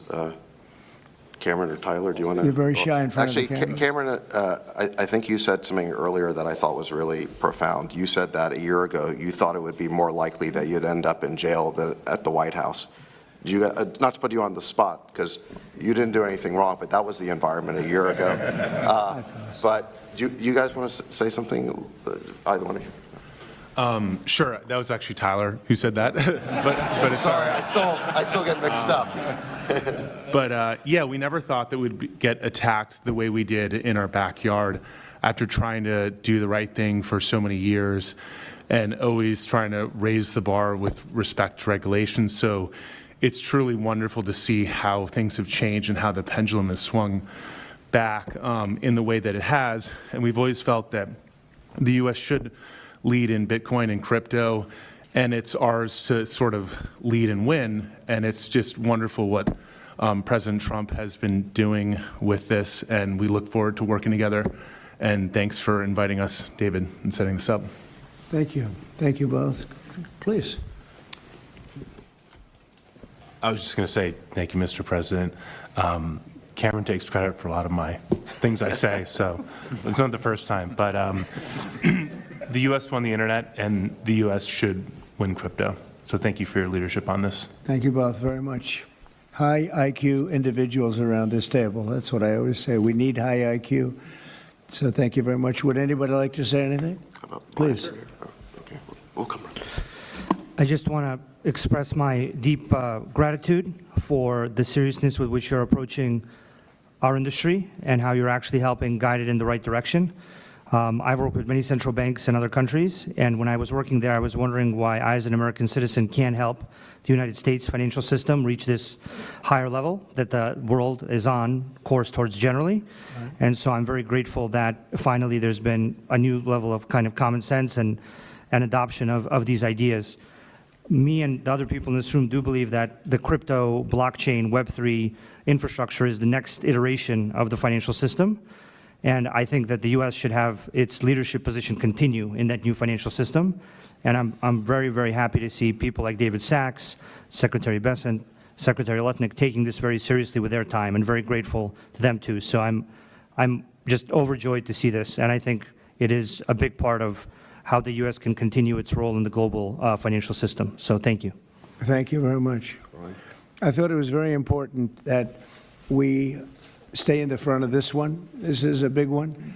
And as you know, China is pushing forward and very strongly as usual. But we're way in the lead, as we are in AI and other things, and we want to stay there. So I thought this was very important, and we have some brilliant people sitting around this table. And it's an honor to have you involved, but we want to stay at the forefront of everything.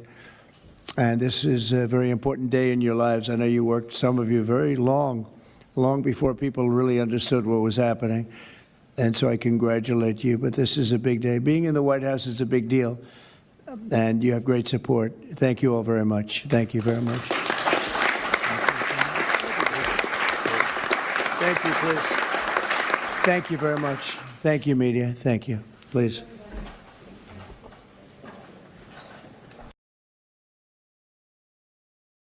Hello, everybody. How you doing, Mr. President? How are you? Bumpy weather up in the plane. We're way up in the air. We're a little bit bumpy.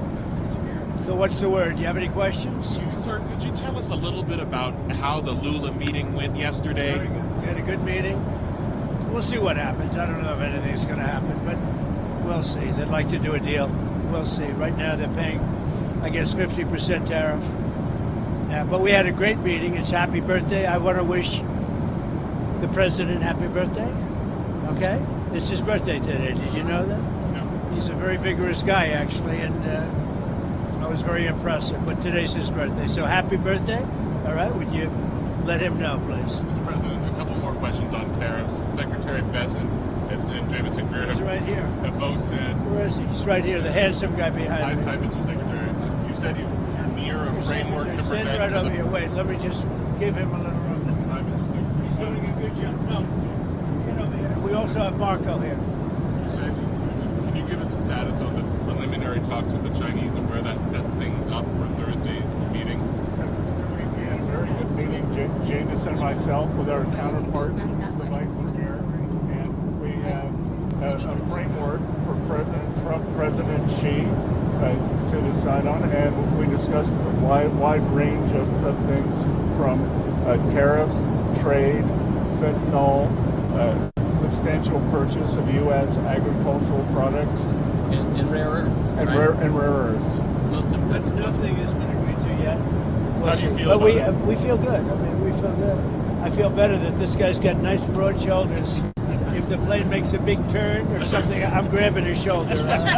Please do. You know what? I'm going to stay over here. Marco, where are you? Come on up here. You want to move over here? I think you have more room.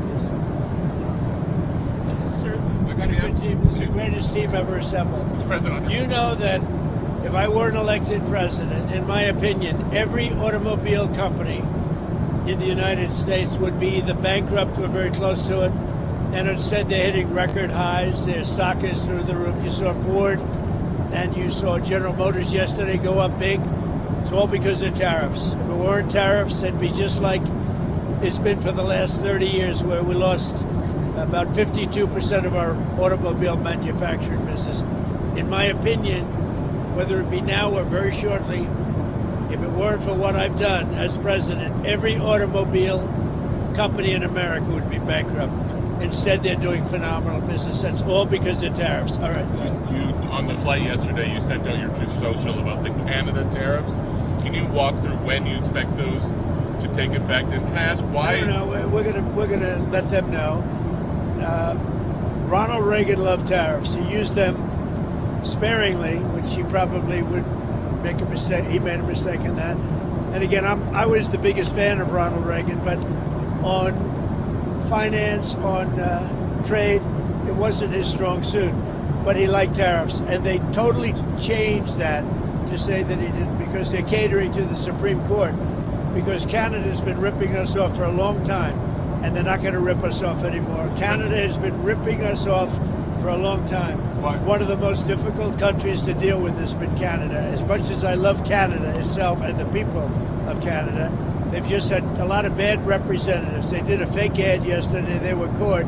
The Ronald Reagan Foundation was the one that caught them, and it was totally the opposite of what they said. So I don't like that. That's dirty pool, and you can't do that. And let me just tell you, they shouldn't have done it. They've apologized, and they said, we're going to take the ad down. Well, they did it, but they did it very late. They let it play for another 2 nights, and now they took that ad down. So I don't know when it's going to kick in.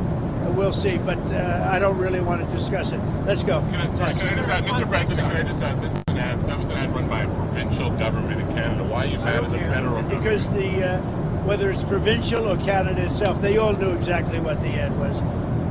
The Prime Minister knew, everybody knew. The Prime Minister knew what the ad was before it went. Will you see him at APEC? Do you want to meet with him?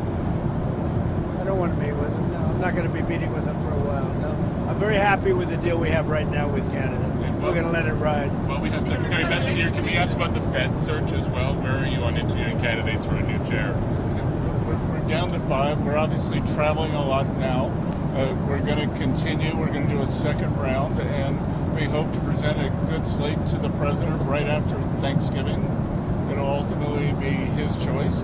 I think he's got some very strong I'm thinking about ideas. him for a fact. What do you think? Thinking about Secretary Bessent. I'm thinking about Marco, thinking about Jameson. Would you like him? Thinking about a lot of people. I think Stephen Miller. We do have a lot of Stephen Miller. How about Stephen Miller? We have a lot of candidates that want the job. When do you think you'll make a decision? I think it's the world's easiest job, but to get it right, you have to be very smart. And we have a person that's not at all smart right now, unfortunately. He should have been much slower, much sooner. That's why we call him Jerome Too Late Powell. Let's go. Russia said this week that they've tested a new missile that can go more than 8,000 miles. Is that saber rattling for you? What is that? They know we have a nuclear submarine, the greatest in the world, right off their shores. So, I mean, it doesn't have to go 8,000 miles. And they're not playing games with us. We're not playing games with them either. We test missiles all the time, but, you know, we do have a submarine, a nuclear submarine.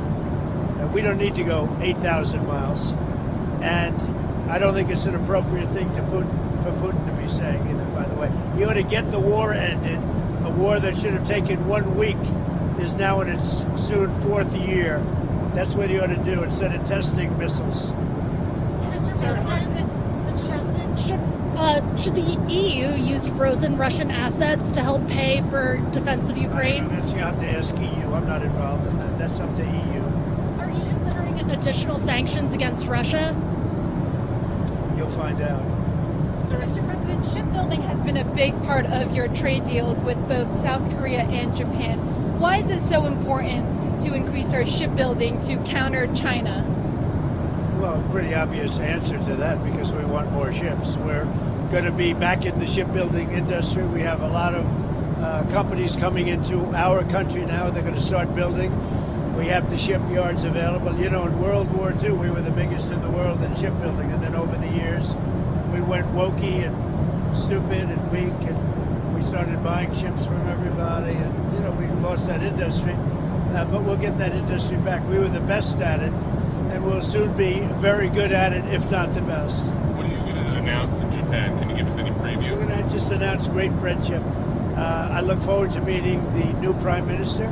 I hear phenomenal things. She was a great ally and friend of Shinzo Abe, who was my friend, the former prime minister, and he was great. He was one of my best. He was one of the best. And the group, he was one of the best, really best.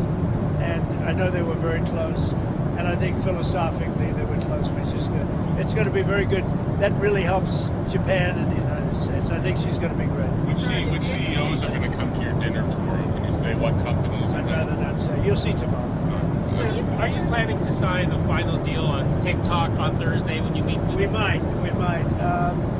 That'll be one of the things we're discussing. Somebody reported it's been approved recently. I mean, we got an original approval from President Xi. I expect we'll have an approval, but I'd rather wait till a couple of days to let you know. Is it part of the grand deal coming No, together but for Thursday? it's something we're going to talk about. Current 55% tariffs on China, is the understanding from both countries that will remain regardless of what No, I don't want to tell you what the understanding is, because what we understood yesterday or 2 days ago or even today is not going to be necessarily what it's going to be in 2 days. I mean, we're going to have a great talk.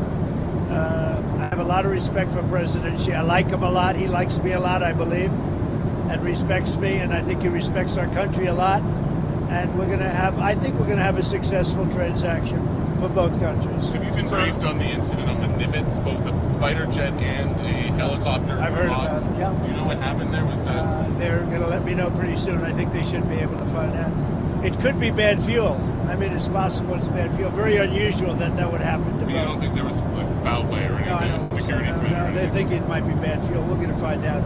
Nothing to hide. We'll find out. Sir, has there been a snag in terms of the South Korea trade talks? How is that No, going? I don't think so, Scott. Has there? No, there are just a lot of details to work out. A very complicated deal, and I think we're very close. Do you expect to finalize that on Wednesday, or will it maybe not quite be done? I think not quite, but I think the overall framework is done. We're just getting crossing the T's, dotting the I's. That's what Ambassador Greer's team does, and nobody's better at it than they are. Mr. Mr. President. You want to say something? Sure. So with the Korea deal, there are a few parts to this. There's some, national security related issues, which are really, not in my wheelhouse. Then we have some pure trade issues where they've had some non-tariff barriers to us for a long time, and we've resolved a lot of those, so that's great. And then there's another piece which is really about investment going forward. The Koreans have a great plan to invest in U.S. shipbuilding, even more than they've already done it. And so they're talking right now, frankly, about how to implement Korean investment in the United States in the best way to make sure that we're... And especially towards shipbuilding. We're very much involved in getting the shipbuilding going again, which really we should have never lost. Years ago, they lost that. Many decades ago. But we were number one. We'll be either number one or right up around them. China's making a lot of ships. I take my hat off to them. Now, they wouldn't if we had that situation where we charged essentially a fee, but we're not looking to hurt their shipbuilding industry. Have the Koreans asked for any visa guarantees after that immigration raid in Georgia? I feel I was very much opposed. Look, when they come in and they're making very complex machinery, equipment, things, they're going to have to bring some people in, at least at the initial phase. In that case, it was batteries. Batteries are very complex, and they're actually very dangerous to make. You can't just pick people off an unemployment line and say, we just, opened up a $2 billion battery factory. So we've got an understanding. And this is with the world. By the way, this is not just with South America. This is when they come into our country. We have a lot of factories being built by foreign interests. When they come in, some of these factories make very, very complex, very highly sophisticated equipment. They've got to bring people in with them for a period of time. They'll teach our people how to do it, but even for a fairly long period of time, they're going to need expertise to be successful. And we're going to let people know, I'm letting them know right now, that when they come into our country, we can expect to see them bring in with them some very talented people that have been doing it for many years. They'll teach our people how to do it. Our people will be just as good as they are within a period of time, and it'll be a phase out. But we want them to bring in experts, and that's the way it is. Mr. President, what visa would they come under? And how long would those... That's it. We're doing a whole new plan for that. But what you can't expect, let's say they come in, for instance, we have massive number of chip companies, in particular one, the biggest by far, the biggest in the world, coming in. You can't expect them to make unbelievably complex chips and computers and other things and pick people off the unemployment line that haven't worked in 5 years. But we're going to, so I want them to come in with talented people, and they're going to, it'll be a phase out, a slow phase out. Did I hear you right that you said you were opposed to the way that raid in Georgia was handled? I was opposed to getting them out. And in fact, before they got out, they were pretty well set. But before they got out, I said they could say they went, they left, and they're going to be coming back. Right. Did you see the results from the Argentina election? It looks like Milei's party has done well. What a great question that is. I love that question because that was a big win in Argentina. I want to congratulate the victor, and he was a big victor, and he had a lot of help from us. He had a lot of help. I gave him an endorsement, very strong endorsement, and it was really unexpected to have a victory of that. People thought it would be hard to win, and not only did he won by a lot. So Argentina, that was a great thing, and I give Scott and I give Jameson, everybody, Marco, a lot of credit for that because, we are sticking with a lot of the countries in South America. We're focused very much on South America, and we're getting a real strong handle in South America in a lot of ways, including the fact that we don't want their drugs. We don't want drugs coming into our country, and you're seeing that. You had suggested that you might not proceed maybe with the swaps plan or with the changes to beef purchases, depending on the result of that election. We'll see. We're going to take care of, we're going to take care of our ranchers one way, though. We have two situations. The ranchers for 35 years have done very poorly, the cattle people. They've done very, very poorly, and now they're doing well, but the price is up. So what I can see happening is we're going to take some beef because I have to get the price down. I want to get, most prices are down. If you look at energy and all the, I have things down, but beef is high, and the cattle ranchers are doing good. They backed me from day one. What we're going to do is we're going to make sure that they don't get hurt, but we have to also make sure that I get the prices down. I want to get the prices down like I did with eggs, like I did with lots of others. We had a couple of them where, when I first took over, eggs were double and quadruple what they were. That was Biden's fault. A lot of this is Biden's fault, too. And we're going to get the price of beef down, and I'm going to make sure the cattle ranchers don't get hurt. Mr. President, you talked about North Korea on your way here. Have you heard anything back from I Kim haven't Jong-un? mentioned it. I haven't said anything, but I'd love to meet with him if he'd like to meet.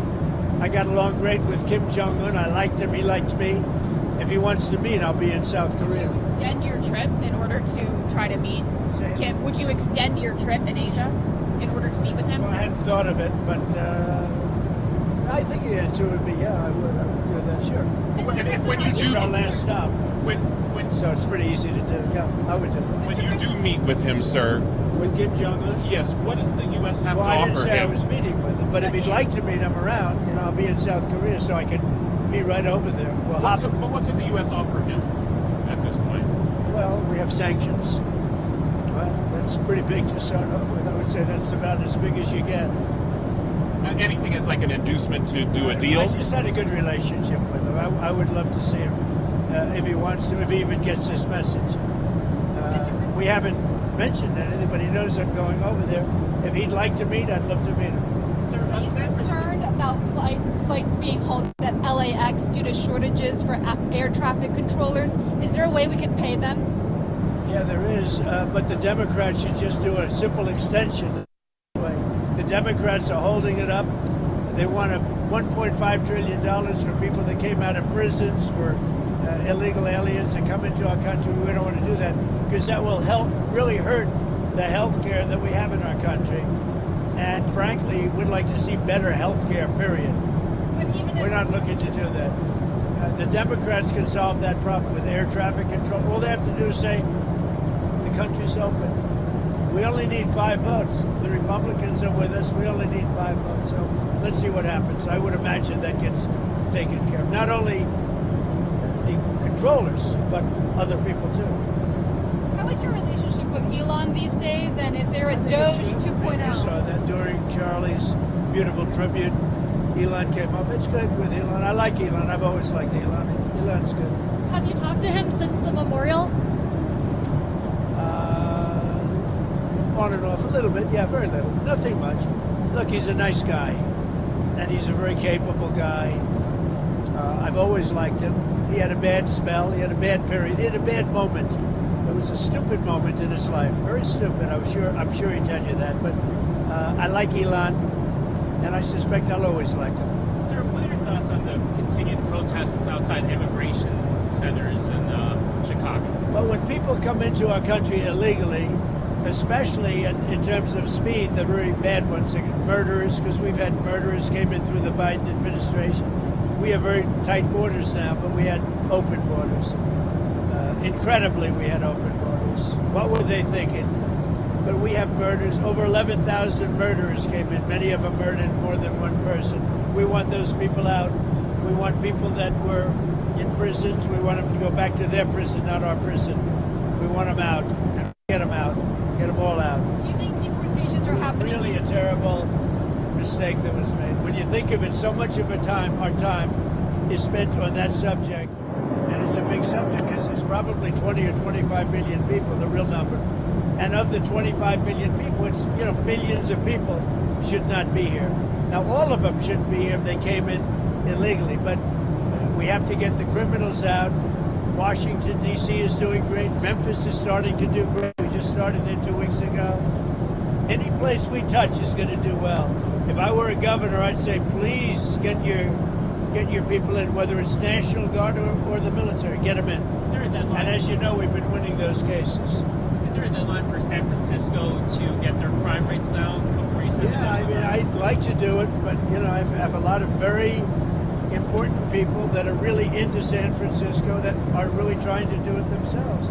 I said, we can do it better because we have a strong group, a tough group, a group that has powers that other people don't have. Locally, you don't have the powers that the federal government has, and we can do a better job of it faster.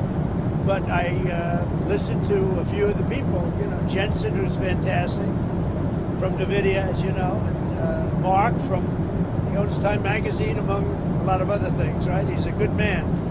And they would love to give it a shot. And I say, go ahead, do it. And I would have done that with Chicago, but Chicago is very far along the way. We have to do something with that. If I have a lot of friends influential in Chicago. If they call me, maybe I do the same thing, but we have to save Chicago immediately. We can do that pretty easily, but we have to get in quickly. Can I go back to Argentina quickly? Yeah.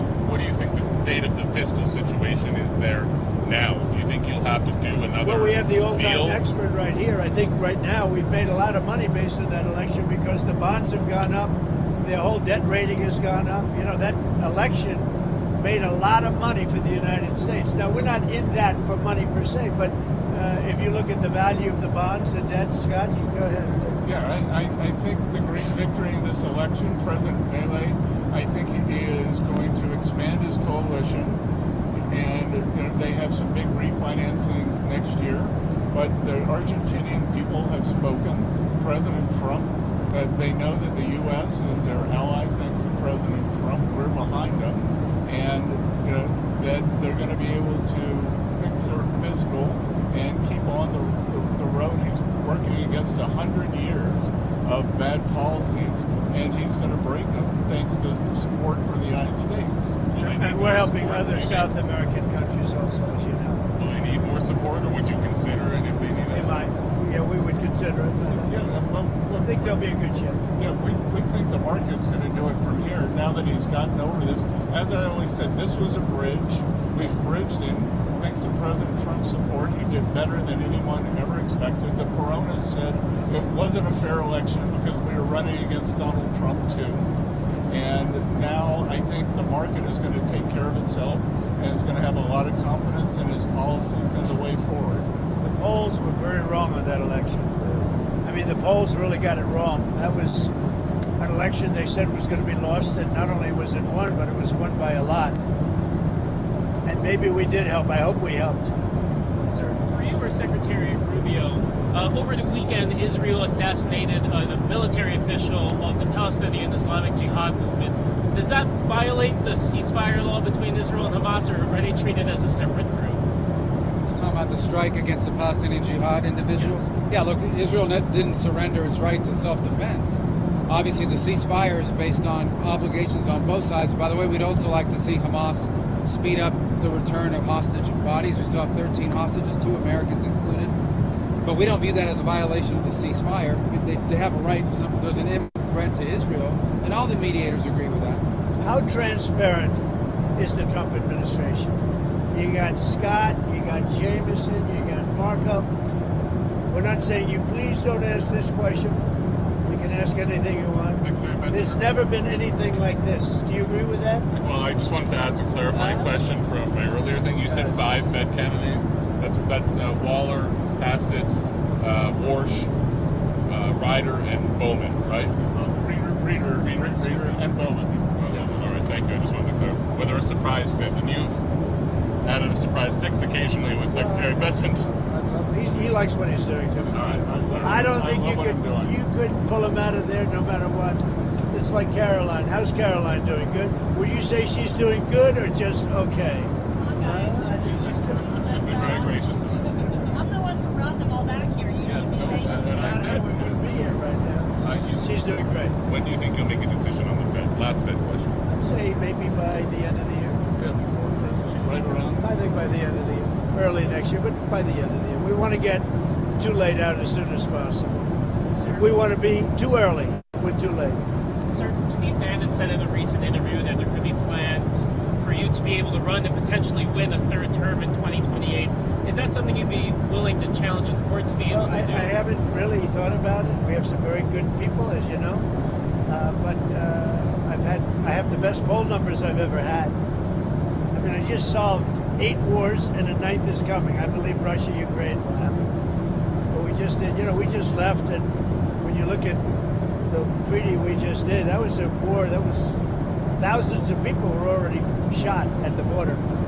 And when you look at what we just did, it was pretty amazing. Pretty amazing. We got a lot of good credit. And I really have to thank Malaysia for that because the Prime Minister and everybody really helped get the two countries together. But it was quite a great peace treaty. But that was one of 8, and makes me feel good. I mean, it's millions of people that we saved. I saved the lives of millions of people. That's what's important. Yeah. Who are the very good people? They are good people. You said that for 2028, there are very good people who you have in mind. Oh, we have great people. I don't have to get into that, but we have one of them standing right here. We have JD, obviously. The vice president is great. I think Marco's great. I think, I'm not sure if anybody would run against us. I think if they ever formed a group, it would be unstoppable. I really do. I believe that. I would love to do it. I have my best numbers ever. It's very terrible. I have my best numbers. So you're not ruling out a third term? Am I not ruling it out? I mean, you'll have to tell me. All I can tell you is that we have a great group of people, which they don't. They have Jasmine Crockett, a low IQ person. They have AOC's low IQ. You give her an IQ test, have her pass like the exams that I decided to take when I was at Walter Reed. Those are very hard, they're really aptitude tests, I guess, in a certain way, but they're cognitive tests. Let AOC go against Trump. Let Jasmine go against Trump. I don't think Jasmine, the first couple of questions are easy. A tiger, an elephant, a giraffe, When you get up to about 5 or 6, and then when you get up to 10 and 20 and 25, they couldn't come close to answering any of those questions. The readout from Walter Reed mentioned advanced medical imaging. Did you get an MRI? Can you tell us what that was? I did. I got an MRI. It was perfect. Yeah. Can you tell us I gave you the full results. We had an MRI, and in the machine, the whole thing. Yeah. And it was perfect. Yeah. Can you say what in particular they were looking for? You could ask the doctors. In fact, we have doctors traveling with us, but I think they gave you a very conclusive. Nobody has ever given you reports like I gave you. And if I didn't think it was going to be good, either I would let you know negatively, I wouldn't run, I'd do something. But the doctor said some of the best reports for the age, some of the best reports they've ever seen. One theory on how you might try to serve a third term is that you could run as the vice president. Yeah, I'd be allowed to do that. Is it the White House's or the White House counsel's or his legal position, I guess? You'd be allowed to do that, but I wouldn't do that. I think it's too cute. Yeah, I would rule that out because it's too cute. I think the people wouldn't like that. It's too cute. It's not. It wouldn't be right. Sir, a golf-related question. Do you mind? Personally, the most difficult shot for you in golf. Right now? Well, yeah. How were you playing? The most difficult shot. It used to be chipping, but I've become a very good chipper. I hit them all pretty good. I'm a pretty good golfer. I won 38 club championships. That's pretty good. Pretty much I hit. I'm very solid, very consistent, pretty long. I mean, I hit the ball pretty long. I play with Gary Player. Gary's 90, and he shot 70 with me the last time we played, which is pretty amazing. From 68. Putting is pretty good for you. Putting used to be. I'd say putting used to be the best, but I'd say putting is pretty good. Sir, can I ask you just one more trade question? There were some tweaks to the Vietnam deal where they're going to have some zero tariff items that can come into the United States. Yeah. Why was that change made? I don't know. That's just there's a handful of things like coffee, etc. The type of stuff we don't make in the United States or grow, like climatologically we can't. So it makes sense if people are going to do a deal with us, we'll give them a good deal there. But overall, 20% on Vietnam. And we want to get coffee down a little bit. So just to clarify, technically, that was stuff that was at 20 and now will be brought to 0. Is that? Well, it's just brought to whatever congressional level of tariff there is, right? I mean, this is, we have a huge deficit with Vietnam, and so they've taken down all their tariffs to 0 on everything. All gone. All the non-tariff barriers gone. They're going to accept all our autos, all our standards, all of that. We have 20%. Which, by the way, people said impossible to get. They did say impossible. They're all gone. Yeah. And so we just have a few items like that we can't grow or extract from the ground in the United States. Certain spices, right, that we don't grow in America, that kind of thing. How worried are you still about the risk of transshipment through Vietnam from China? So part of the deal, they've agreed to a duty evasion agreement with us, and if we catch them doing it, we can charge an additional 40%, right? On top of the 20? That's right, yeah. And that's an executive order that's already in place. You guys have a very interesting couple of days. We have Japan, and then we have South Korea, but we have China coming, and it's going to be very interesting. I have a lot of respect for President Xi, and we are going to, I think we're going to come away with a deal, but I really feel good. Our country's doing so well economically. It's doing so incredibly well. The Democrats should let it open. I guess they don't do that because it's doing so well. It's too bad, but on the macro scale, it's not having that kind of an effect. We just want people to get paid. We think it's very unfair. And how about the man that put up $130 million to make sure our military got paid? This, you won't tell him who I won't tell you. I won't tell you. But this is a person that called me that said, "Sir, I'd like to make a contribution of any difference needed for the United States military." I said, "I don't know. That could be a big number." And we worked it out. It was about $130 million. And he wrote a check for $130 million because he's an unbelievable patriot. And that's what it's all about. So we're going to have a good time over the next 2 days. Get a little rest. One quick one, sir. I haven't been watching it too much, the World Series. No, I'm disappointed. They didn't put Pete Rose in. I said, put Pete Rose in before he dies. He had over 4,000 hits. They didn't do it. And with all the gambling you see now, I mean, give me a break. They didn't put Pete Rose in. I asked the commissioner, put Pete Rose in, commissioner, long before he died. Like a year before he died, they didn't get it done. Should have gotten it done. Pete Rose was a great baseball player. So one quick one. Just you said yesterday that you might invite China to Mar-a-Lago. Yeah. When would that be?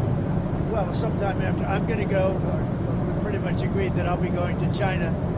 When is that? In the earlier part of the year. Okay.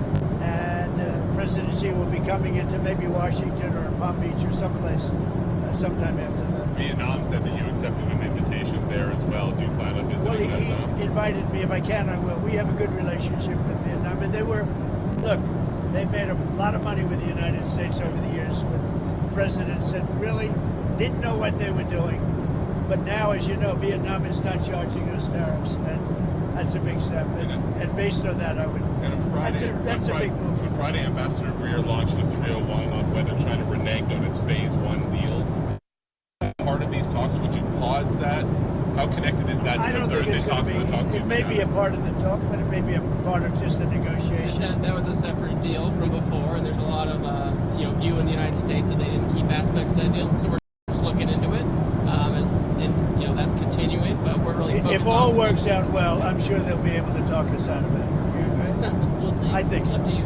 I have a feeling they'll talk us out of it. You've long said that you have a great relationship with Xi Jinping. You really get along. Yeah. Could you just elaborate on that? What about your relationship is so great, and what about him are you really drawn We were to? obviously that was hurt pretty badly by COVID when COVID came in through Wuhan. Everybody knows that. I always said it. I said it right from the beginning.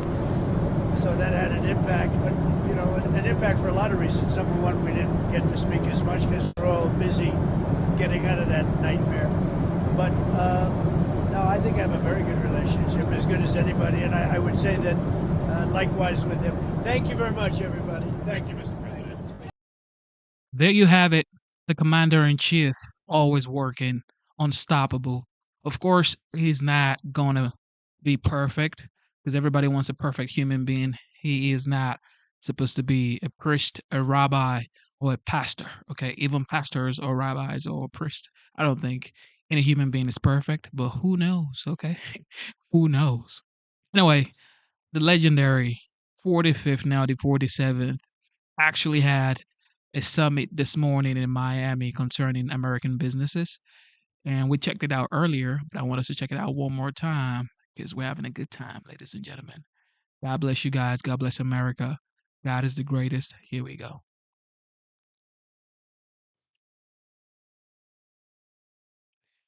Let me see. Please welcome the 45th and the 47th. And I love Miami. I love to be with the people. Many of you are not from Miami, but that's okay too. And I'm thrilled to be back in magnificent Florida, Miami, Florida, with thousands of incredible business leaders and true American patriots. That's what you are. We're gathered today on the one-year anniversary of the single most consequential election victory, they say. This is them, this isn't me. I'm a very modest person, I would never say this.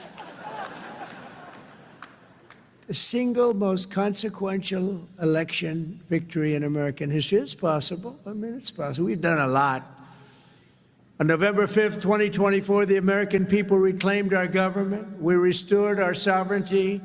We lost a little bit of sovereignty last night in New York, but we'll take care of it. Don't worry about it. We rescued our economy, regained our liberty, and together we saved our country. On that magnificent night, 365 days ago, you know, I was with a group of very important people, and they say, think of it, last week, just last week, 6 days ago, 7 days ago, they said, you were campaigning 1 year ago. I said, no, it felt like I've been in this position for so long. And it's right. At that point, 1 year ago, I was actually campaigning. We did the McDonald's shot. Remember the McDonald's shot? We did the garbage truck shot. And actually, the McDonald's one was the biggest hit in the history of Google. Can you believe that? Number one, the garbage truck did well, but not as well. I guess there's something about McDonald's, right? But it worked. And we won a tremendous election. We won all 7 swing states. We won the great state of Florida, by the way, by 1.4 million votes, which is unprecedented. Biggest victory ever in Florida, including an 11-point victory right here in a place called Miami-Dade County. We won the popular vote for the first time of any Republican in many decades. We won the Electoral College 312 to 226. And we won 86% of the counties in America. That's a big one. 2,700 to 525. I'd say that's called a landslide, right? We got more votes from African Americans than any Republican candidate in history. We also won a record share of votes from the incredible Hispanic American community. There might be a couple of us. Biggest vote in history. And above all, we won a resounding mandate to make America great again, which is what we're doing. And every day since, I've been fighting to turn the promise made into the ultimate promise kept. We're going to do our job. We have a big job to do. We've done really well. I think it's the best 9 months, they say, of any president. And I really believe that if we can have a few more 9 months like this, you'd be very happy. You'd be very satisfied. But it's been pretty incredible, with trillions and trillions of dollars being poured back into our country by other countries and other places and people. 1 year ago, we were a dead country. Now we're a country that's considered the hottest country anywhere in the world. It's the hottest country. We are now in the hottest country anywhere in the world. And I'm pleased to report that today the United States has the strongest economy, the strongest borders, the strongest military, the strongest friendships, and the strongest spirit of any nation anywhere. We have the greatest economy right now. A lot of people don't see that. But if you look at what's happening with all the factories, AI, auto plants all over the country being built, that if you would have thought about that 2 or 3 years ago, you would have said it was the opposite. They were all leaving. Now they're all coming in. They're all coming back and then some. And I think that we can honestly say, and I think you're going to see it even more so over the next 12 months, that this is the golden age of America. This is the golden age. In the prior 4 years, crooked Joe Biden oversaw less than $1 trillion of new investment in the United States. So in 4 years, less than, think of it, less than 1 trillion. That was not doing too good. In 9 months, I've secured commitments of over $18 trillion, and we're going to have 21 trillion within the first year. So Sleepy Joe did, think of that. In 4 years, he did less than $1 trillion. We're going to have 21 trillion in 1 year. I would say it's slightly better. Slightly, just a little bit better. The stock market is set 40-time all-time record highs, and just recently, record high, record high, record high. All of them, all of the different exchanges. GDP growth in the second quarter was an amazing, almost 4%. And as you know, they said, oh, it'll be 2% or 1%. And it's been really helped a lot by the tariffs. It's been really helped incredibly because this is really a transition period. We went from a horrible, failed country to a tremendous success. It's a transition, and yet we did almost 4%, triple and even quadruple. Almost every other country anywhere in the world. Think of that. In the third quarter, we're on track to achieve an estimated 4.2, maybe more. Who knows? I think if you go a couple of years out, you're going to see numbers like you've never seen because all of these places that are now under construction, they're being built, they're going to be open, and thousands of jobs, hundreds of thousands of jobs are coming in, even building them. But when they open, that's when you're really going to see the numbers. We're building some of the biggest buildings ever built anywhere in the world. The AI buildings, you know, they can cover, they show displays of them. They can cover the island of Manhattan. They're so big. They literally can cover the island of Manhattan. In 9 months, we've lifted over 600,000 Americans off of food stamps, which is a record. 1.9 million more American-born workers are employed today. Think of that. Almost 2 million American-born workers are employed today, more than when I took office. That's 9 months ago. Can you imagine that? And I tell Republicans, if you want to win elections, you got to talk about these facts, you know. It's really easy to win elections when you talk about the facts. And we have more people working now than at any time in the history of our country. Right now, we have more people working. These are things you have to talk about. It doesn't just happen. You got to tell them. It's wonderful to do them, but if people don't talk about them, then you can do not so well in elections. Wages for workers are rising at the fastest pace in over 60 years. Those are workers, and that's what we love. We love the workers. Since I took office, wages for the typical factory worker are up $1,300. Construction workers' pay is up $2,200, and miners are up nearly $5,000 this year alone. And that's good because it's not, you know, such an extra cost to the company. It really isn't. Somebody would say, oh, well, it's going to cost more. The fact is that they're doing such business like they've never done. You're going to start seeing numbers coming out very soon that are going to blow your mind. Under Biden, we had the worst inflation in modern history. We had inflation that was so bad, costing the typical family about $33,000 over a period of time. Their policies send food prices up 23. They come in, you know, when I first came in, I was in for 3 days, and one of the fake news members, they're all back there. That's a lot of press. Fake news. They said, egg prices are through the roof. I was there for 3 days, and this maniac, this lunatic person, happened to be a woman. Sir, what are you going to do about egg prices? And they'd gone up like 4 or 5 times. I said, well, you just told me it has a problem.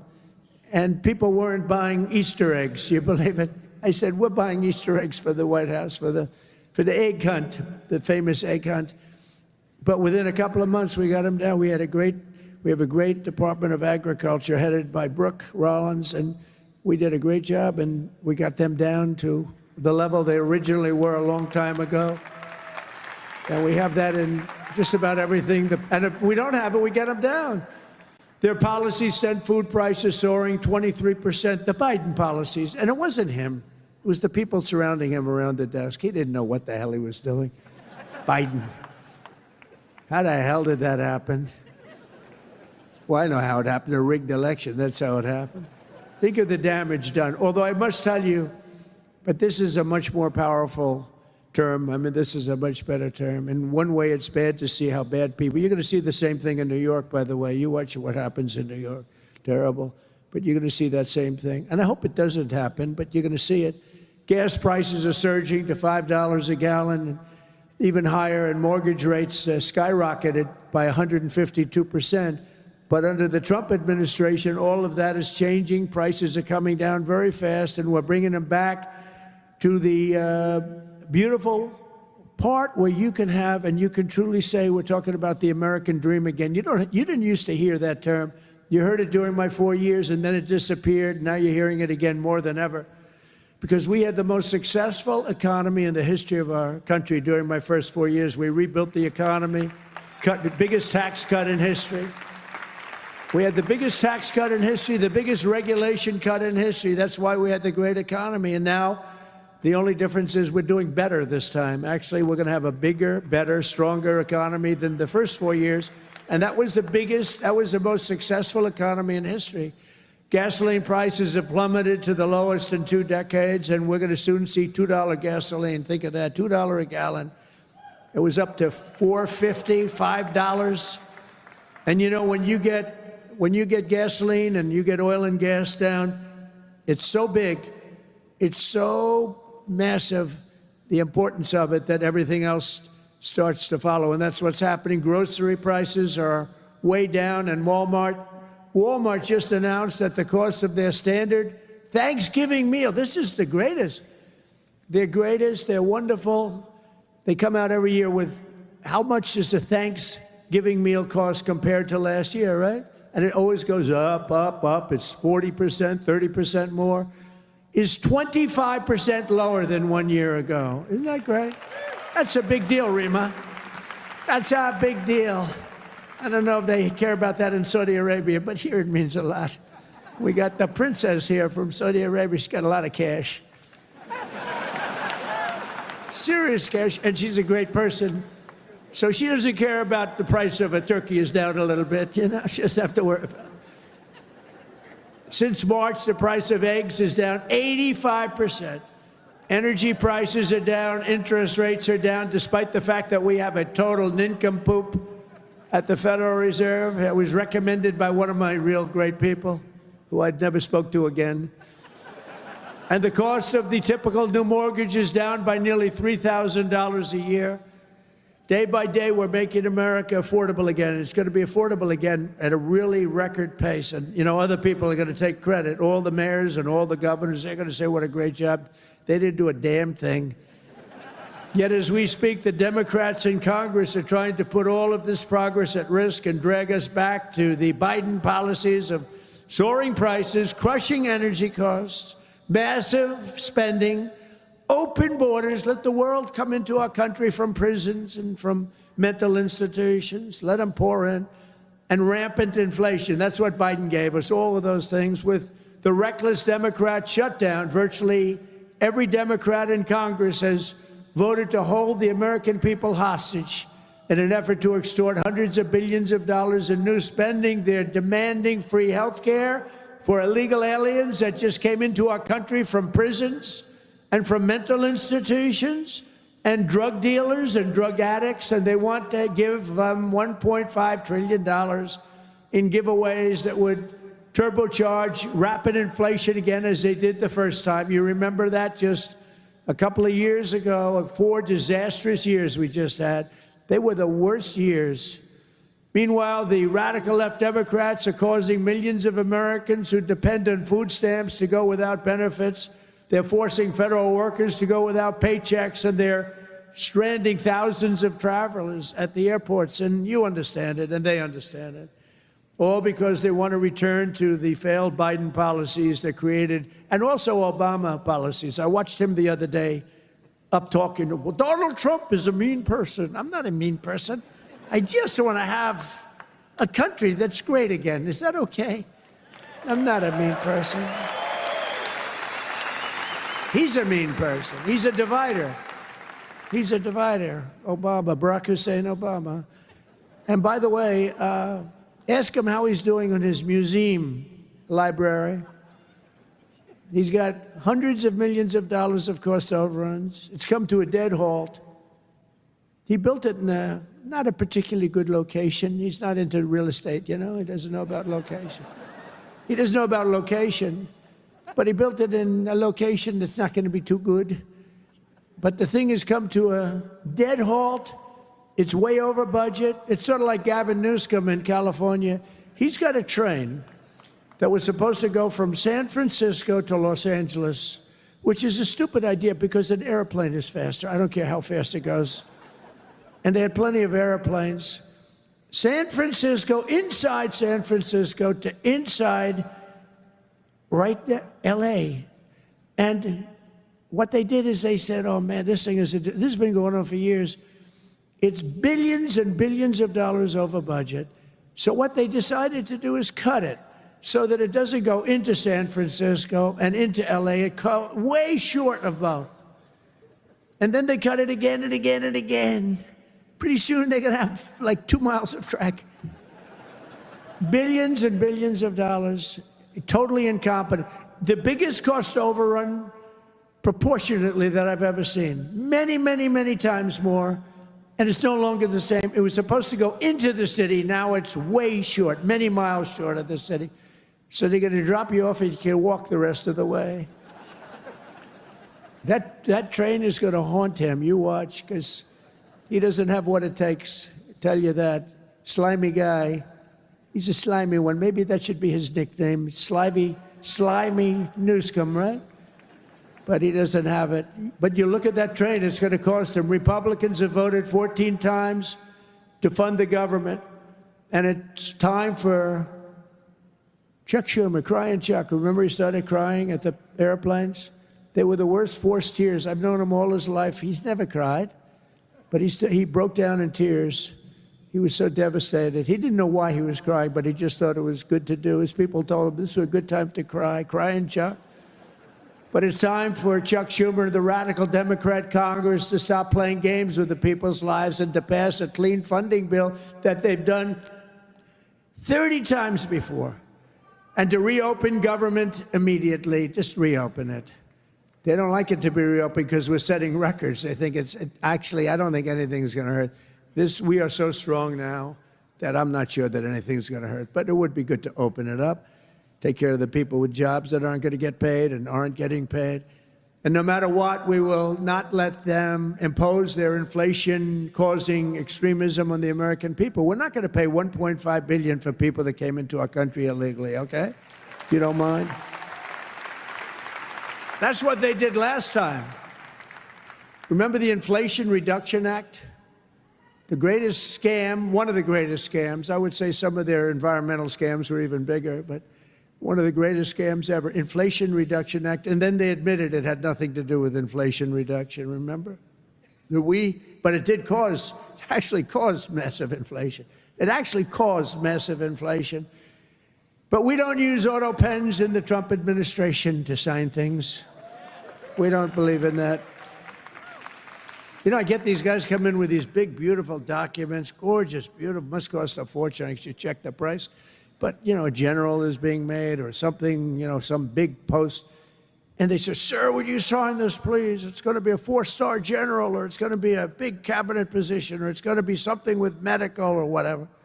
I take my pen and I sign it. In his case, they walk it into a room and they give it to somebody who's no idea who Biden is. But Biden doesn't have any idea who he is either. And they have a machine sign it, the auto pen. And all of the pardons, he gave thousands of pardons to people. He had no idea about it. He didn't know about it. And therefore, all those pardons are void. You know, you have to have, it's a very complicated thing if you're going to use the machine. You have to do it properly. And he didn't have any idea what was happening. And this is what we had as a president. We don't want that. You have the opposite right now. I don't want to be braggadocious, but you have the exact, I know exactly what's happened. If you want to see what congressional Democrats wish to do to America, just look at the result of yesterday's election in New York, where their party installed a communist as the mayor of the largest city in the nation.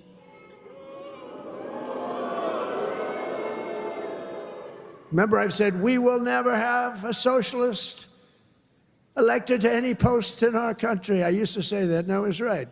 We skipped socialist and we put in a communist instead. That didn't work out too well. But as I've warned for many years, our opponents are hell-bent on turning America into a communist Cuba or socialist Venezuela, and you see what happened to those places. For generations, Miami has been a haven for those fleeing communist tyranny in South Africa. I mean, if you take a look at what's going on in parts of South Africa, look at South Africa, what's going on. Look at South America, what's going on. You know, I'm not going to, we have a G20 meeting in South Africa. South Africa shouldn't even be in the Gs anymore because what's happened there is bad. I'm not going. I told them I'm not going. I'm not going to represent our country there. It shouldn't be there. Take a look at what's happening in different parts of South America. Take a look at what's happening in different parts of the world. But now the Democrats are so extreme that Miami will soon be the refuge for those fleeing communism in New York City. They flee. They flee. Where do you live? New York City, but I'm trying to leave because I don't want to live in a communist regime. I hope it works out for New York. I love New York. I love New York. When I left New York for the White House, it was good, except we had, you know, the telltale signs of trouble because we had a guy named de Blasio. Do you ever hear of him as mayor? He goes down as probably the worst mayor in history. Then he went to Harvard to teach government. Do you believe it?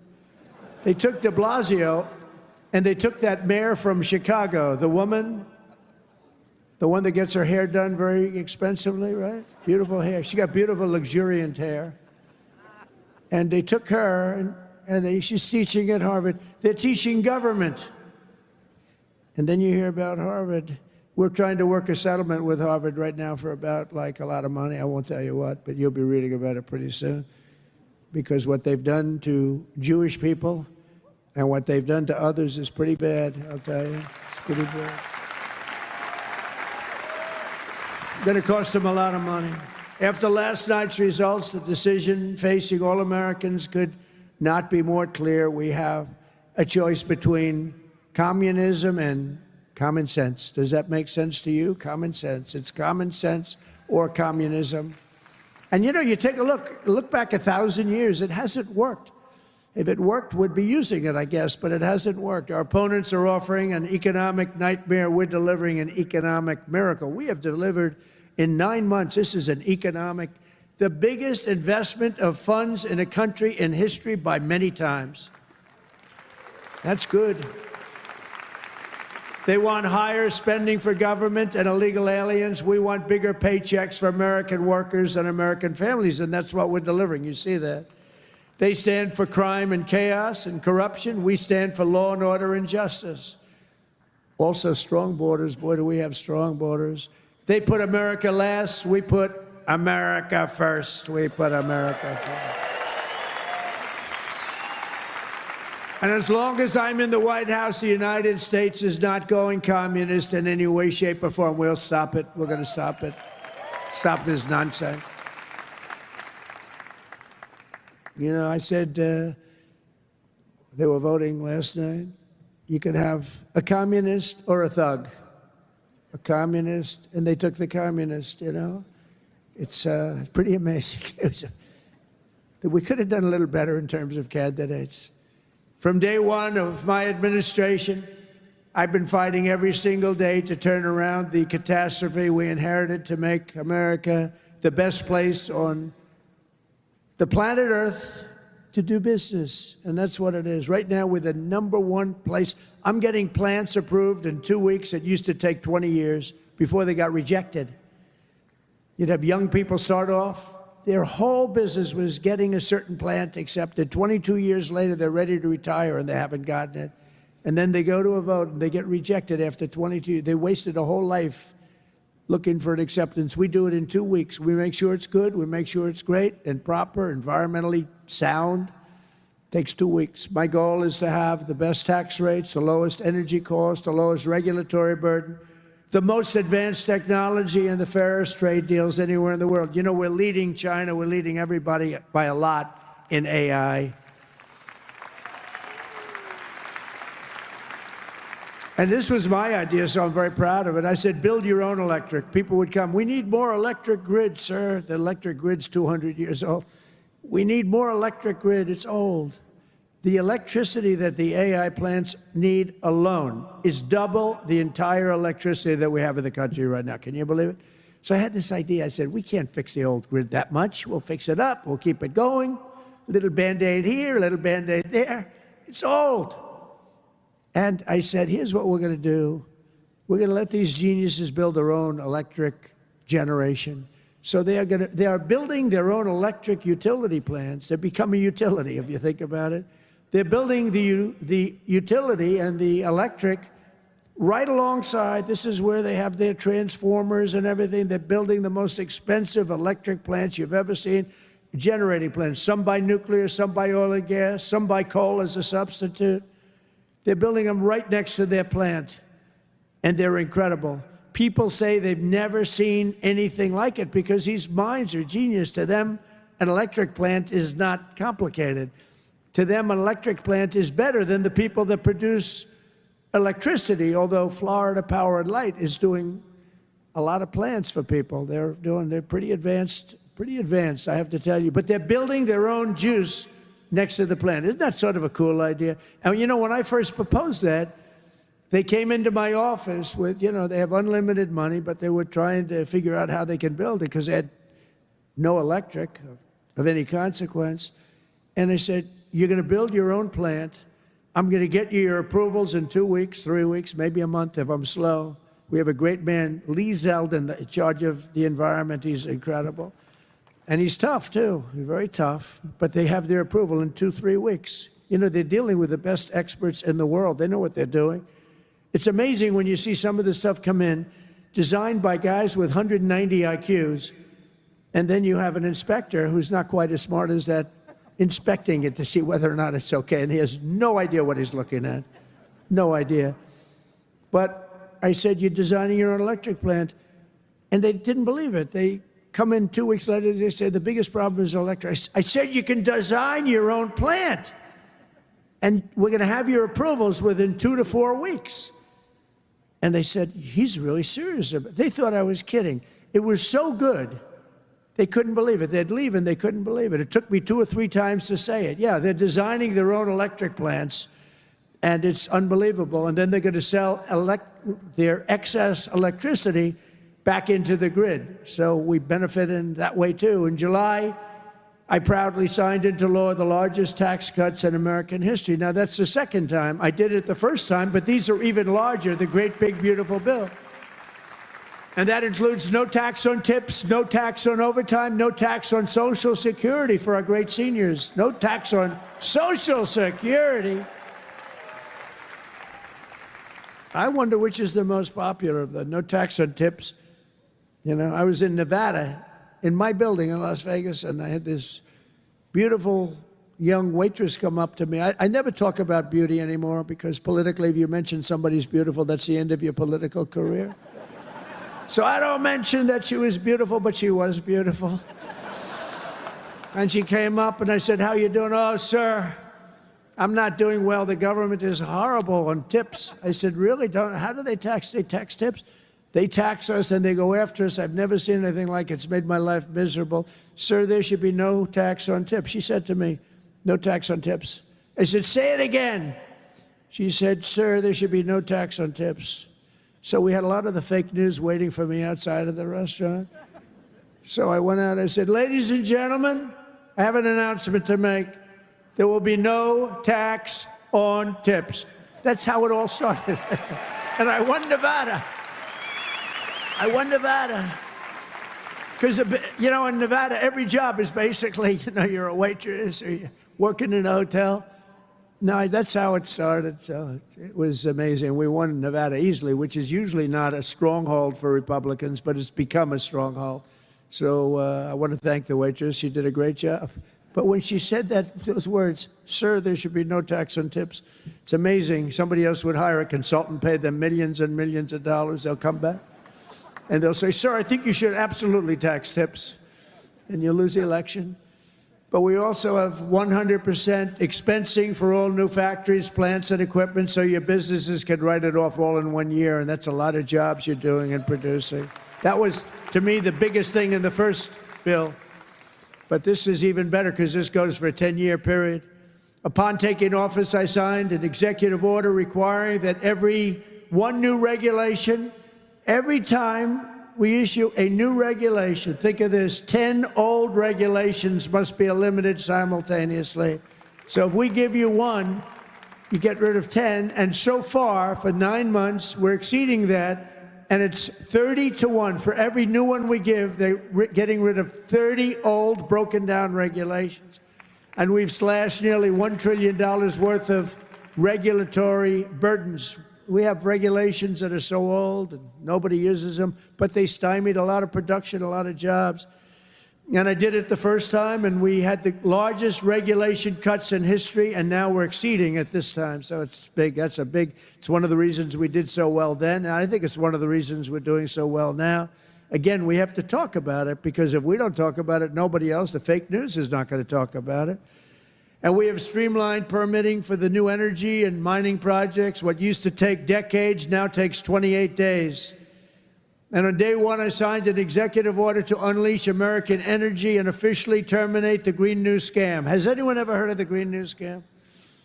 Remember the old thing, global warming, and then it would be too cool? And then they said global cool. They didn't know what the hell to say. So they came up with the greatest: climate change. No matter what, if it goes up, if it goes down, climate change. They're very, very smart people, but not smart for us. They're smart for them. But my policy was very simple. Drill, baby, drill. We're drilling like crazy right now. And to curb inflation, we've slashed the size of government for the first time in years, and we're waging total war on waste, fraud, and abuse like we've never done before. Since January, 100,000 bureaucrats have left the federal payroll.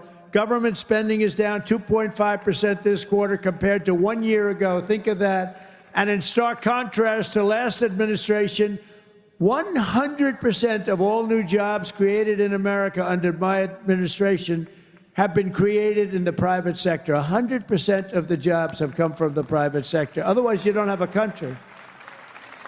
I mean, I love government workers, but if you have all government workers, you don't have a country, do you? At the same time, my tariffs are bringing in hundreds of billions of dollars and are helping slash the deficit this year by more than 50%. Did you see the numbers? We're going to be down 50%, anywhere from 25 to 50, but closer to 50%. Who would think that one? Those are big numbers. Now, take that out 2 or 3 years.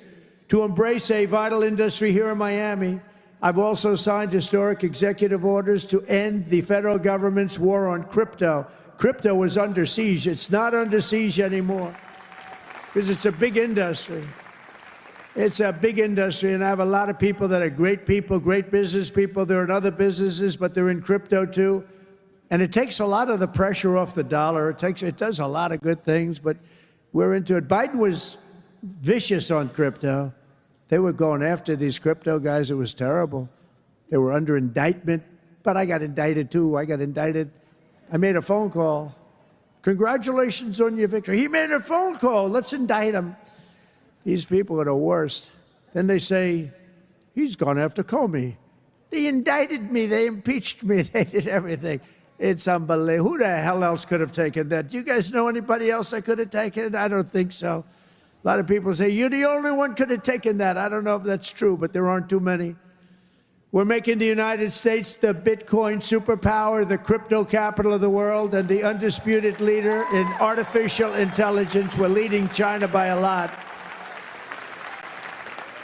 And don't forget, if we don't do the crypto properly, China wants to do it. They're starting it, but they want to do it. Other countries want to do it. If we don't do it, it's a big industry.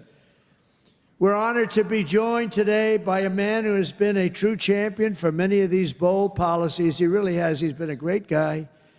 He was a little late in his endorsement of me, I'll be honest with you. He endorsed me. You know, these guys that endorsed me after I won, I don't know. Sir, I'd like to endorse you. No, I won the election. Nah, he's a good man, actually. I've known him a long time. He's helped turn the area into one of the hottest markets in the country and one of the greatest cities in the world. Miami Mayor Francis Suarez. Please, Francis, come up, please.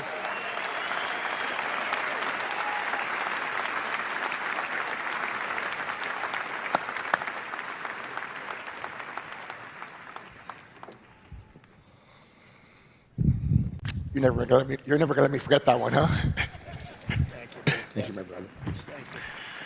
Thank you, Mr. President. Just a little shorter than you were. Oh, it's truly a great honor to be here with you this afternoon and to have you here once again in the great city of Miami. Your leadership and your vision have shaped not only our nation, but also the future of our city. Miami's success today is rooted in the values that are deeply American: opportunity, freedom, safety, and innovation. These are values that you have championed with conviction, and they are the same values that have made Miami a symbol of what's possible.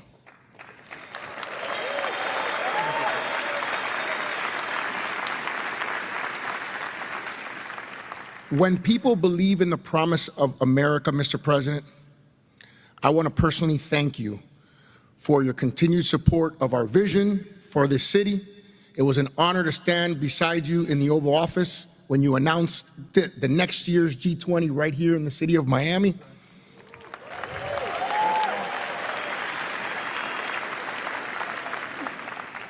Thank you for choosing our city to host what is perhaps the most important and consequential gathering of leaders from around the world. Miami has come a long way, and we will rise to the occasion, Mr. President. On behalf of the people of Miami, it is my privilege and honor here, on behalf of my wife, the America Business Forum, Nacho, Sergio, and everyone, to give you like real estate, right? I do. Yeah. This is a key that opens some really nice presidential library real estate.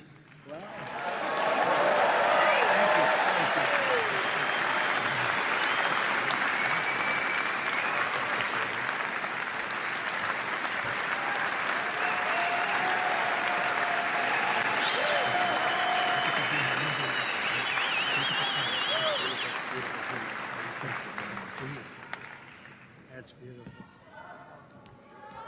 Thank you. Thank you very much, Francis. I appreciate it. And you know, he's really a special guy. I'm going to take this, I'm going to put it in the White House, and then I'm going to move it to Doral in about 3.5 years. We put it right in Doral, right? In the lobby of Doral. A lot of people from Doral. Well, thank you. That's a great honor. I also want to thank a man who's been unbelievable in terms of Israel and so many other things. He was a great real estate developer, but he had a great personality.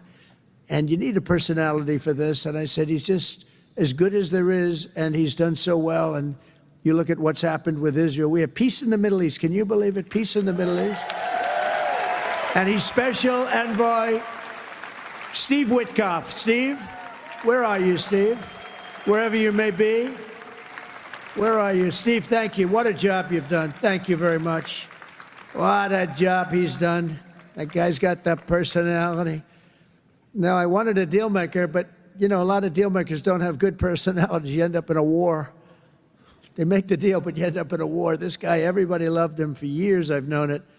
And he was the right guy for the job. Peace in the Middle East. 3,000 years. They've never had peace in the Middle East. We're going to have it, too. We're doing well. Just keeps going along, and we just had a meeting. It's even more and more so, and so many people in this room are very much into Israel and the Middle East, and it's been amazing what we've been able to do, and you've done such a big part of it, along with a very special young genius named Jared Kushner, who helped you so much. Stand up, Jared.